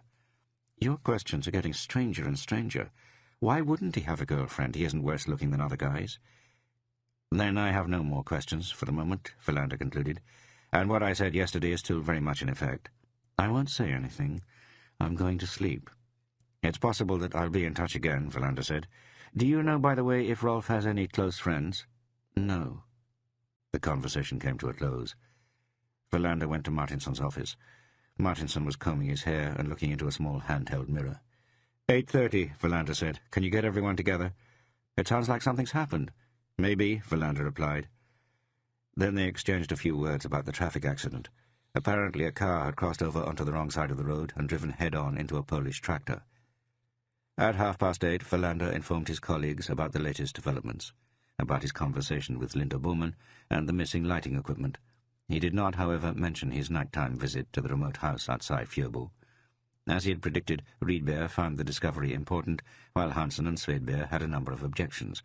Martinson said nothing. "I know it's thin," Verlander said after listening to the discussion, "but I'm still of the opinion that we should concentrate on Niemann right now, though not discontinue the investigations we're already pursuing." "What does the public prosecutor have to say about this?" Martinson asked. "Who is the public prosecutor right now, anyway?" "Her name is Annette Brolin, and she's in Stockholm," Verlander said. "She'll be coming down next week, but I had been planning to talk to Åkesson, even if he no longer has formal responsibility in charge of the pre-investigation." They went on. Verlander argued that they needed to get into the house outside Fjöbo, but without Niemann's knowledge, which was immediately greeted with new protests. "We can't do that," Svedberg said. "That's illegal." "We have a triple homicide on our hands," Verlander said. "If I'm correct, Rolf Niemann is very cunning. If we're going to find something, we have to observe him without his knowledge. When does he leave the house? What does he do? How long has he gone? But above all, we have to find out if there really is a girlfriend." "Maybe I'll dress up as a chimney sweep," Martinson suggested. "You'll see through it," Verlander said, ignoring his ironic tone of voice. "I had been thinking we would proceed more indirectly, with the help of the country postman, find out who handles Niemann's post. There is not one rural postman in this country who doesn't know what goes on in the houses in their district. Even if they never set foot in a house, they know who lives there." Svedberg was stubborn. "Maybe that girl never receives any post." "It's not only about that," Verlander replied. "Postmen just know. That's how it is." Rydberg nodded in agreement. Verlander felt his support. It spurred him on. Hansen promised to contact the post office. Martinson grudgingly agreed to organize surveillance of the house. Verlander said he would speak to Åkesson. "Find out everything you can about Niemann," Verlander said in closing, "but be discreet. If he is the bear I think he is, we don't want to wake him." Verlander signaled to Rydberg that he wanted to speak to him in his office. "Are you convinced," Rydberg asked, "that it's Niemann?" "Yes," Verlander said, "but I'm aware that I could be wrong, that I could be steering this investigation in the wrong direction." "The theft of the lighting equipment is a strong indicator," Rydberg said. "For me, that is the deciding factor. What made you think of it, by the way?" "The pyramids," Verlander answered. "They're illuminated by spotlights, except for one day a month, when the moon is full." "How do you know that?" "My old man told me." Rydberg nodded thoughtfully. "It's unlikely that drug shipments follow the lunar calendar," Rydberg said, "and they may not have as many clouds in Egypt as we have in Skåne." "The Sphinx was actually the most interesting," Verlander said. "Half man, half animal, holding guard to make sure the sun returns every morning, from the same direction." "I think I've heard of an American security firm that uses the Sphinx as a symbol," Rydberg said. "That fits," Verlander said. "The Sphinx keeps watch, and we keep watch, whether or not we're police officers or night guards." Rydberg burst into laughter. "If you told new recruits about this kind of thing, they would make fun of us." "I know," Verlander said, "but perhaps we should tell them anyway." Riedberg left. Verlander called Per Åkesson at home. He promised to inform Annette Brolin. "How does it feel," Verlander asked, "not to have any criminal cases pending?" "Good," Åkesson said. "Better than I could have imagined." The investigative squad met 2 more times that day. Martinson arranged the surveillance of the house. Hansen left in order to meet up with the rural postman. During this time, the others continued with the task of establishing the facts of Rolf Niemann's life. He did not have a police record, something that made the process more difficult. He was born in 1957 in Tranås and moved to Skåne with his parents in the mid-1960s. They had initially lived in Hör and later in Trelleborg. His father had been employed by a power plant as a systems operator, his mother stayed at home, and Rolf was an only child. His father had died in 1986, and the mother had then moved back to Tranås, where she had died the following year. Verlander had a growing feeling that Rolf Niemann had lived an invisible life, as if he had deliberately swept up any traces of himself. With the help of their Malmö colleagues, they learned that he had never been mentioned in the circles that worked on illegal drug activity. He is too invisible, Verlander thought several times during the afternoon. All people leave traces. Everyone except Rolf Niemann. Hansen returned, having spoken to the postal worker, whose name was Elfrida Wirmark. She had been very firm in stating that there were 2 people in the house, Holm and Niemann, which meant there was only one person there these days, as Holm was in the mortuary, waiting to be buried. They met in the conference room at 7 that evening. According to the reports that Martinson had received, Niemann had not left the house during the day other than to feed the dog. No one had come by to see him. Verlander asked if the officers who were keeping Niemann under surveillance had been able to tell if he was on his guard, but no such reports had been issued. Then they discussed the postal worker's statement for a while. In the end, they were able to reach a consensus that Rolf Niemann had most likely invented his girlfriend. Verlander made the final case review of the day. "There are no indications that he is a heroin addict," he started. "That is his first lie. The second is that he has a girlfriend. He's alone in that house. If we want to get in there, we have 2 choices. Either we wait until he leaves, which he has to do sooner or later if for no other reason than to buy groceries, if he doesn't have extensive provisions. But why would he have something like that? Or else we find a way to lure him out of the house." They decided to wait him out, at least for a few days. If nothing happened, they would revisit the situation. They waited on the 4th, and they waited on the 5th. Niemann came out of the house twice in order to feed the dog. There were no indications that he had grown more watchful than before. During that time they continued to work on mapping his life. It was as if he had lived in a strange vacuum. Via the tax authorities they could see that he had a low annual income from his work as a DJ. He never claimed any exemptions, which seemed unusual. He applied for a passport in 1986. He received his driver's license in 1976. There did not appear to be any friends. On the morning of the 5th of January, Verlander sat down with Riedberg and closed the door. Riedberg said that they should probably continue for a couple more days, but Verlander presented an idea that would make it possible to lure Niemann out of the house. They decided to present this idea to the others that same afternoon. Verlander called Linda Boman in Lund. The following evening the disco was going to be open, and a Danish DJ was scheduled that night. Verlander explained his idea. Linda Bormann asked who would cover the extra cost, since the DJ from Copenhagen had a contract with Linda's disco. Verlander told her she could send the bill to the Ystad police if need be. He promised to get back to her within a couple of hours. At 4 o'clock in the afternoon on the 5th of January, a bitingly cold wind had started to blow in over Skåne. A snow front was passing from the east and could possibly nudge the southern tip of Skåne. At the same time, Verlander gathered his team in the conference room. As succinctly as possible, he explained the idea that he had discussed earlier with Riedberg. "We have to smoke out Rolf Niemann," he said. "Apparently he doesn't go anywhere unnecessarily. At the same time, it seems that he doesn't suspect anything." "Maybe the whole thing is too far-fetched," Hansen interjected. "Maybe because he has nothing to do with the murders?" "That possibility does exist," Verlander admitted, "but right now we're assuming the opposite, and that means we need to get into the house without him finding out. The first thing that we have to do is to find a way to get him out, but not for a reason that will arouse any suspicion." Then he laid out the plan. Linda Boman was going to call Niemann and tell him that the scheduled DJ had cancelled. Could Rolf cover for him? If he said yes, the house would be empty all evening. They could post someone at the disco who could keep in contact with the couple inside the house. When Rolf Niemann returned to Fjöbo in the early morning, the house would be empty. No one except the dog would know they had been there. "What happens if he calls his DJ colleague in Copenhagen?" Svedberg asked. "We've thought of that. Linda Bowman is going to tell the Dane not to answer the phone. The police will cover his regular fee, but we're happy to take that on." Verlander had expected more objections, but none came. He realized it was because of a growing impatience among the team. They weren't getting anywhere. They had to do something. Verlander looked around the table. No one had anything more to add. "Then we're agreed. The plan is to do this soon, tomorrow night." Verlander reached for the telephone on the table and called Linda Bowman. "Let's do it," he said when she answered. "Call me in an hour." Verlander hung up, checked his watch, and turned to Martinson. "Who's on surveillance right now?" "Naslund and Peters. Call them on the radio and tell them to be particularly observant at 5:20. That's when Linda Bowman is going to call Niemann." "What do you think might happen?" "I don't know. I just want increased attentiveness." Then they talked through the program. Linda Bowman was going to ask Niemann to come into Lund early, at 8, in order to look over a number of new records. That meant he should leave Fyrbo around 7. The disco would then stay open until 3 in the morning. And as soon as the person posted at the disco confirmed that Niemann had entered, the others would go into the house. Verlander had asked Rydberg to come along, but Rydberg had in turn suggested Martinson. So Martinson it was. "Martinson and I will go into the house. Svedberg comes along and keeps watch. Hansen takes the disco in Lund. The rest remain here at the station, in case something happens." "What are we looking for?" Martinson asked. Verlander was about to speak when Rydberg raised his hand. "We don't know," he said. "We're trying to find what we don't know that we're looking for. But by extension, there will be a yes or a no. Was Niemann the one who killed Holm and the 2 sisters?"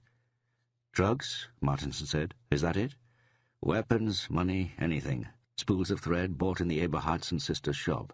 Copies of plane tickets. We don't know." They sat around the table for a little longer.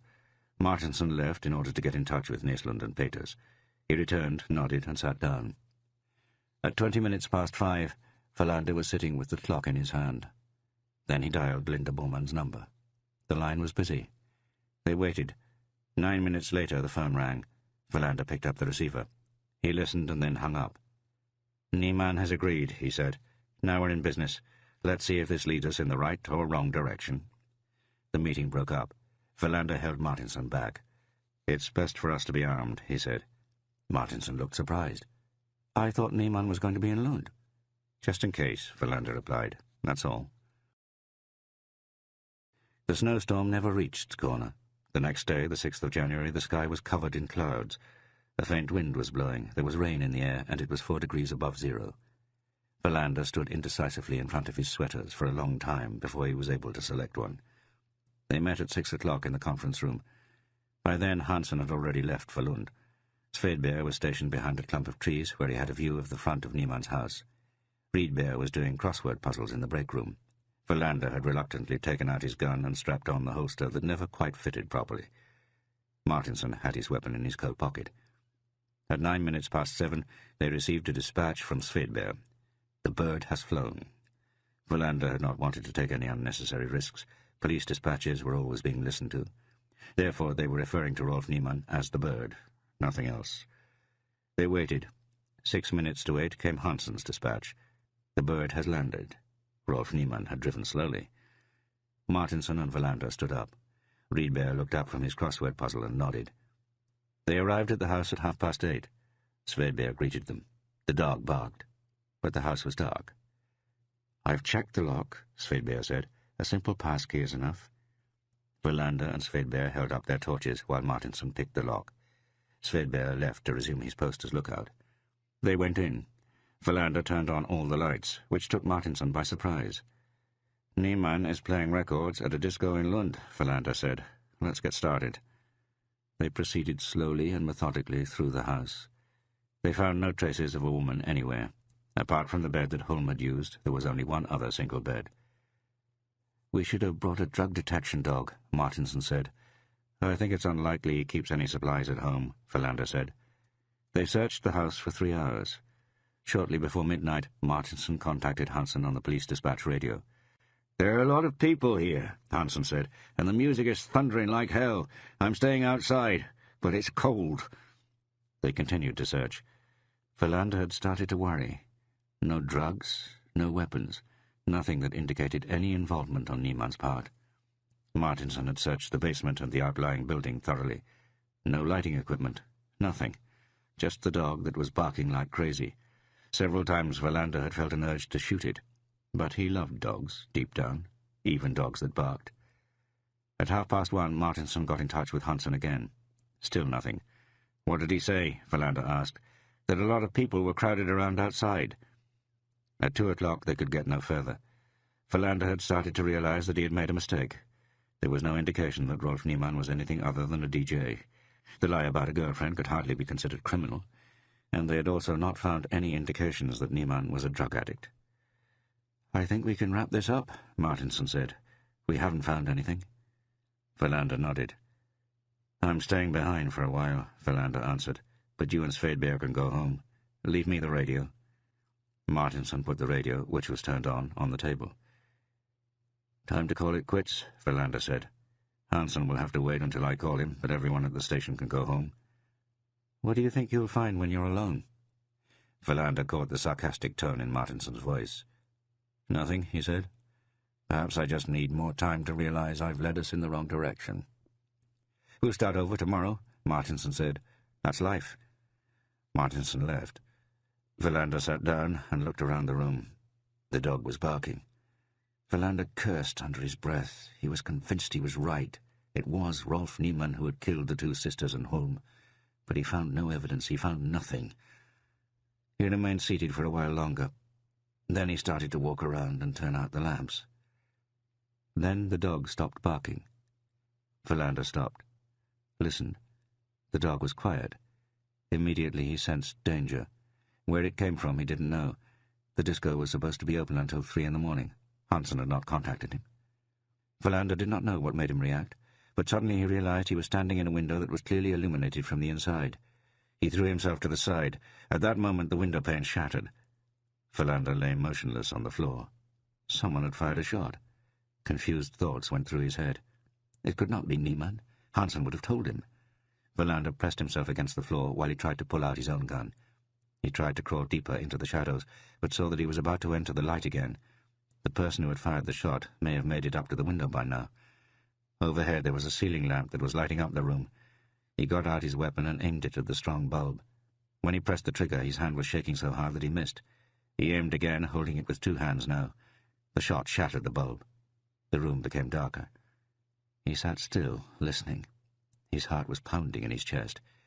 What he needed most of all was the police dispatch radio, but it was on the table several meters away, and the table was in a pool of light.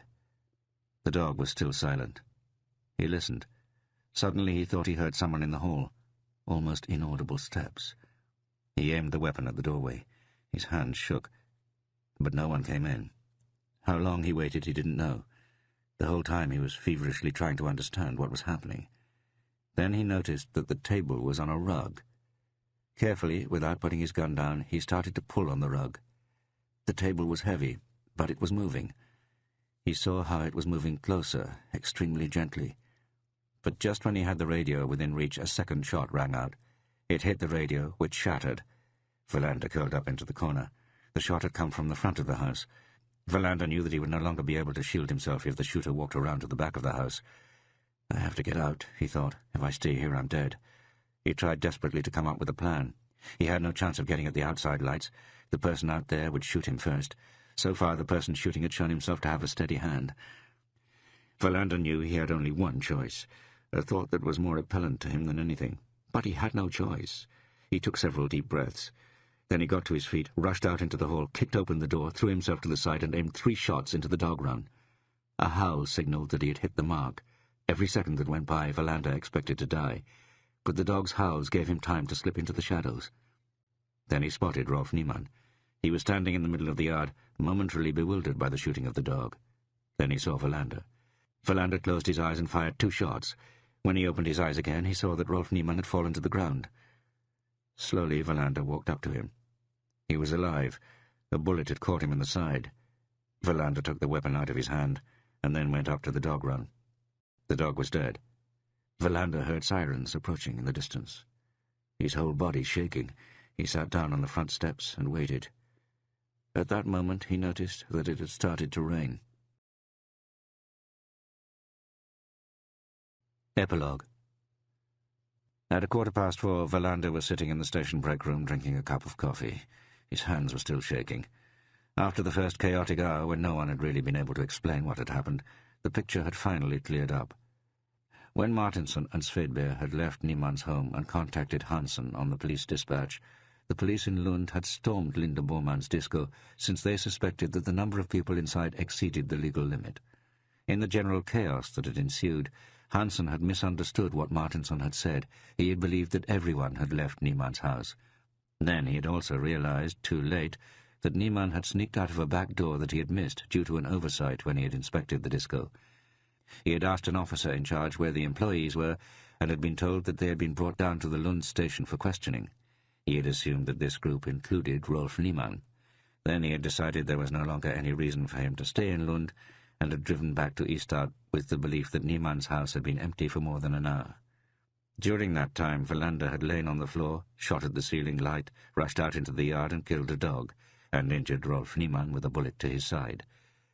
Wallander had thought several times since returning to Ystad that he should be furious, but he could decide for himself who he should blame.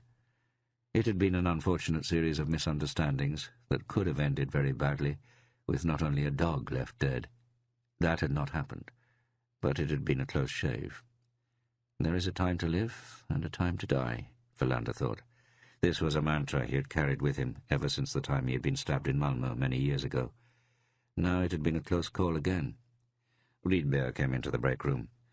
"Rolf Niemann is going to be fine," he said. "You hit him in a good spot. He will suffer no permanent damage. The doctors seem to think we could talk to him as early as tomorrow." "I could easily have missed," Wallander said, "or hit him right between the eyes. I'm a terrible shot." "Most policemen are," Rydberg said. Wallander slurped more of the hot coffee. "I talked to Nieberg," Rydberg went on. "He said that the weapon looked like a probable match with the one that was used to kill the Eberhardsen sisters and Holm. They've also found Holm's car. It was parked on a street in Fjöbo. Niemann probably drove it there." "So something has been solved," Wallander said. "But we still have no idea what's really behind all this." Rydberg had no answer to that. It would take several weeks for the whole picture to emerge, but when Niemann began to speak, the police were able to uncover a skillfully constructed organization that managed the importation of large quantities of heavy drugs into Sweden. The Eberhardsen sisters had been Niemann's ingenious camouflage. They organized the supply links in Spain, where the drugs, which had their origin in distant producers in both Central America and Asia, arrived on fishing boats. Holm had been Niemann's henchman. But then, at a moment that they were unable to pinpoint, Holm and the Eberhardsen sisters had joined forces in their greed and decided to oust Niemann. When he had realized what was happening, he had struck back. The plane crash had occurred during this time. Drugs were being transported from Marbella to northern Germany. The nighttime air trips to Sweden had taken off from a private airstrip outside Kiel. The plane had always returned there, except this last time when it had gone down.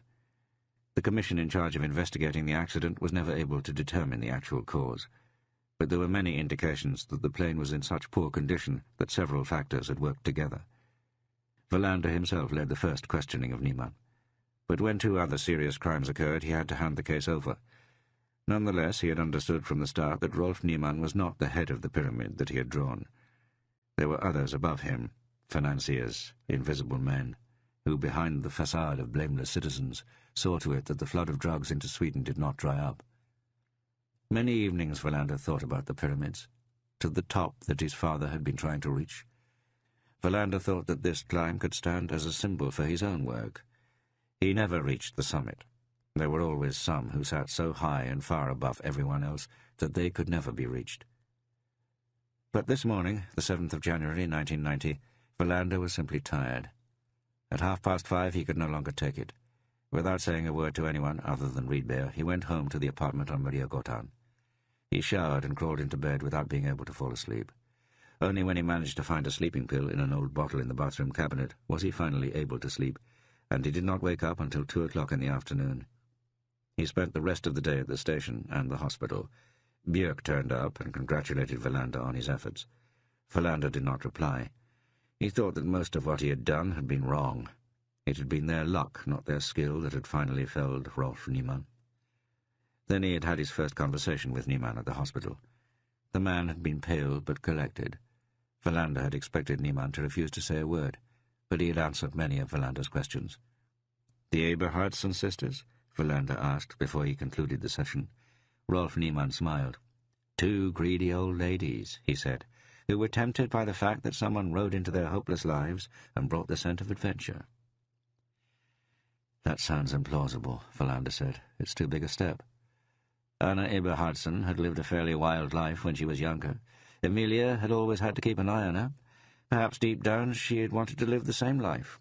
What do we know about people, other than that they have their weaknesses? And those are the things you need to know. How did you meet them? The answer came as a surprise. I bought a zip. It was a time in my life when I mended my own clothes. I saw those old ladies and had a crazy idea that they could be useful as a cover. And then I started dropping by, bought some thread, talked about my travels around the world, how easy it was to make money, and that life is short, but that nothing was ever too late. I saw that they listened. And then? Rolf Niemann shrugged. One day I made them an offer. How does that go again? An offer they couldn't refuse.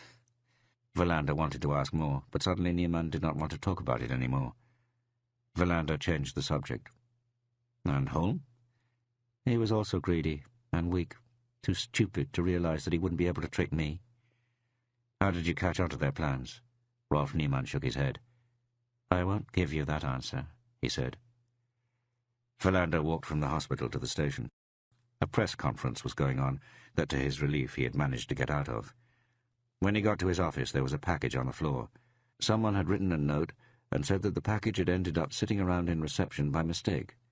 Verlander saw that it had come from Sofia in Bulgaria. Immediately he knew what it was. Several months earlier he had participated in an international police conference in Copenhagen. While there he had become good friends with a Bulgarian detective who shared his interest in opera. Verlander opened it. It contained a recording of La Traviata with Maria Callas. Verlander wrote up a report on his first conversation with Rolf Niemann. Then he went home, cooked some food, slept a few hours. Thought of calling Linda, but didn't. In the evening he listened to the record from Bulgaria.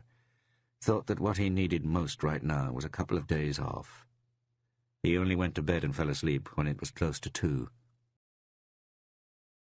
The incoming call was registered by the Istad police dispatcher at 5:13 a.m. the 8th of January.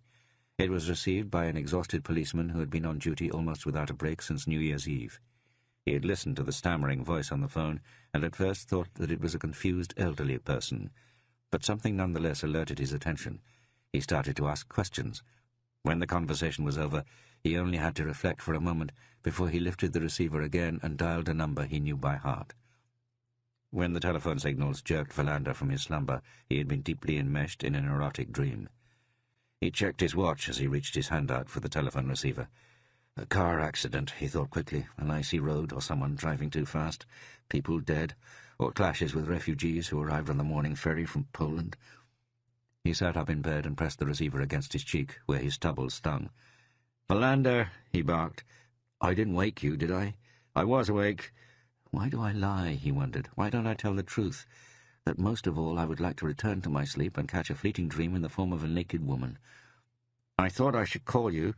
An old farmer called in, said his name was Nystrom, and that he lived in Lenarp. He claimed that a neighbouring woman was tied up on the floor and that someone was dead." Verlander swiftly located Lenarp in his mind. Not so far from Marsvinsholm, in an unusually hilly area for Skåne. "It sounds serious. I thought it was best to call you directly." "Who is available right now?" "Peters and Noreen are out looking for someone who broke a window at the Continental. Should I call them in?" "Tell them to drive to the intersection of Kaddisfjord and Katslöse and wait until I get there. Give them the address. When did you receive this call?" "A couple of minutes ago." "You sure it's not some drunk?" "It didn't sound like it." Verlander got out of bed and got dressed. The rest that he needed so much was not to be granted him. He drove out of the city, passing the newly built furniture warehouse by the main road into town, and sensed the dark sea beyond it. The sky was covered in clouds. The snowstorms are coming, he thought. Sooner or later they will be on top of us. Then he tried to concentrate on whatever sight it was that he would encounter. The patrol car was waiting for him by the road to Kaddisfjord. It was still dark. That is the end of The Pyramid. It was written by Henning Mankell and read by Sean Barrett. This has been an ISIS Audiobooks presentation. Other titles by this author include Depths, The Eye of the Leopard, and Kennedy's Brain. For further details of our extensive catalogue of audiobooks on cassette and CD, please call our free phone number, 0800 731 5637.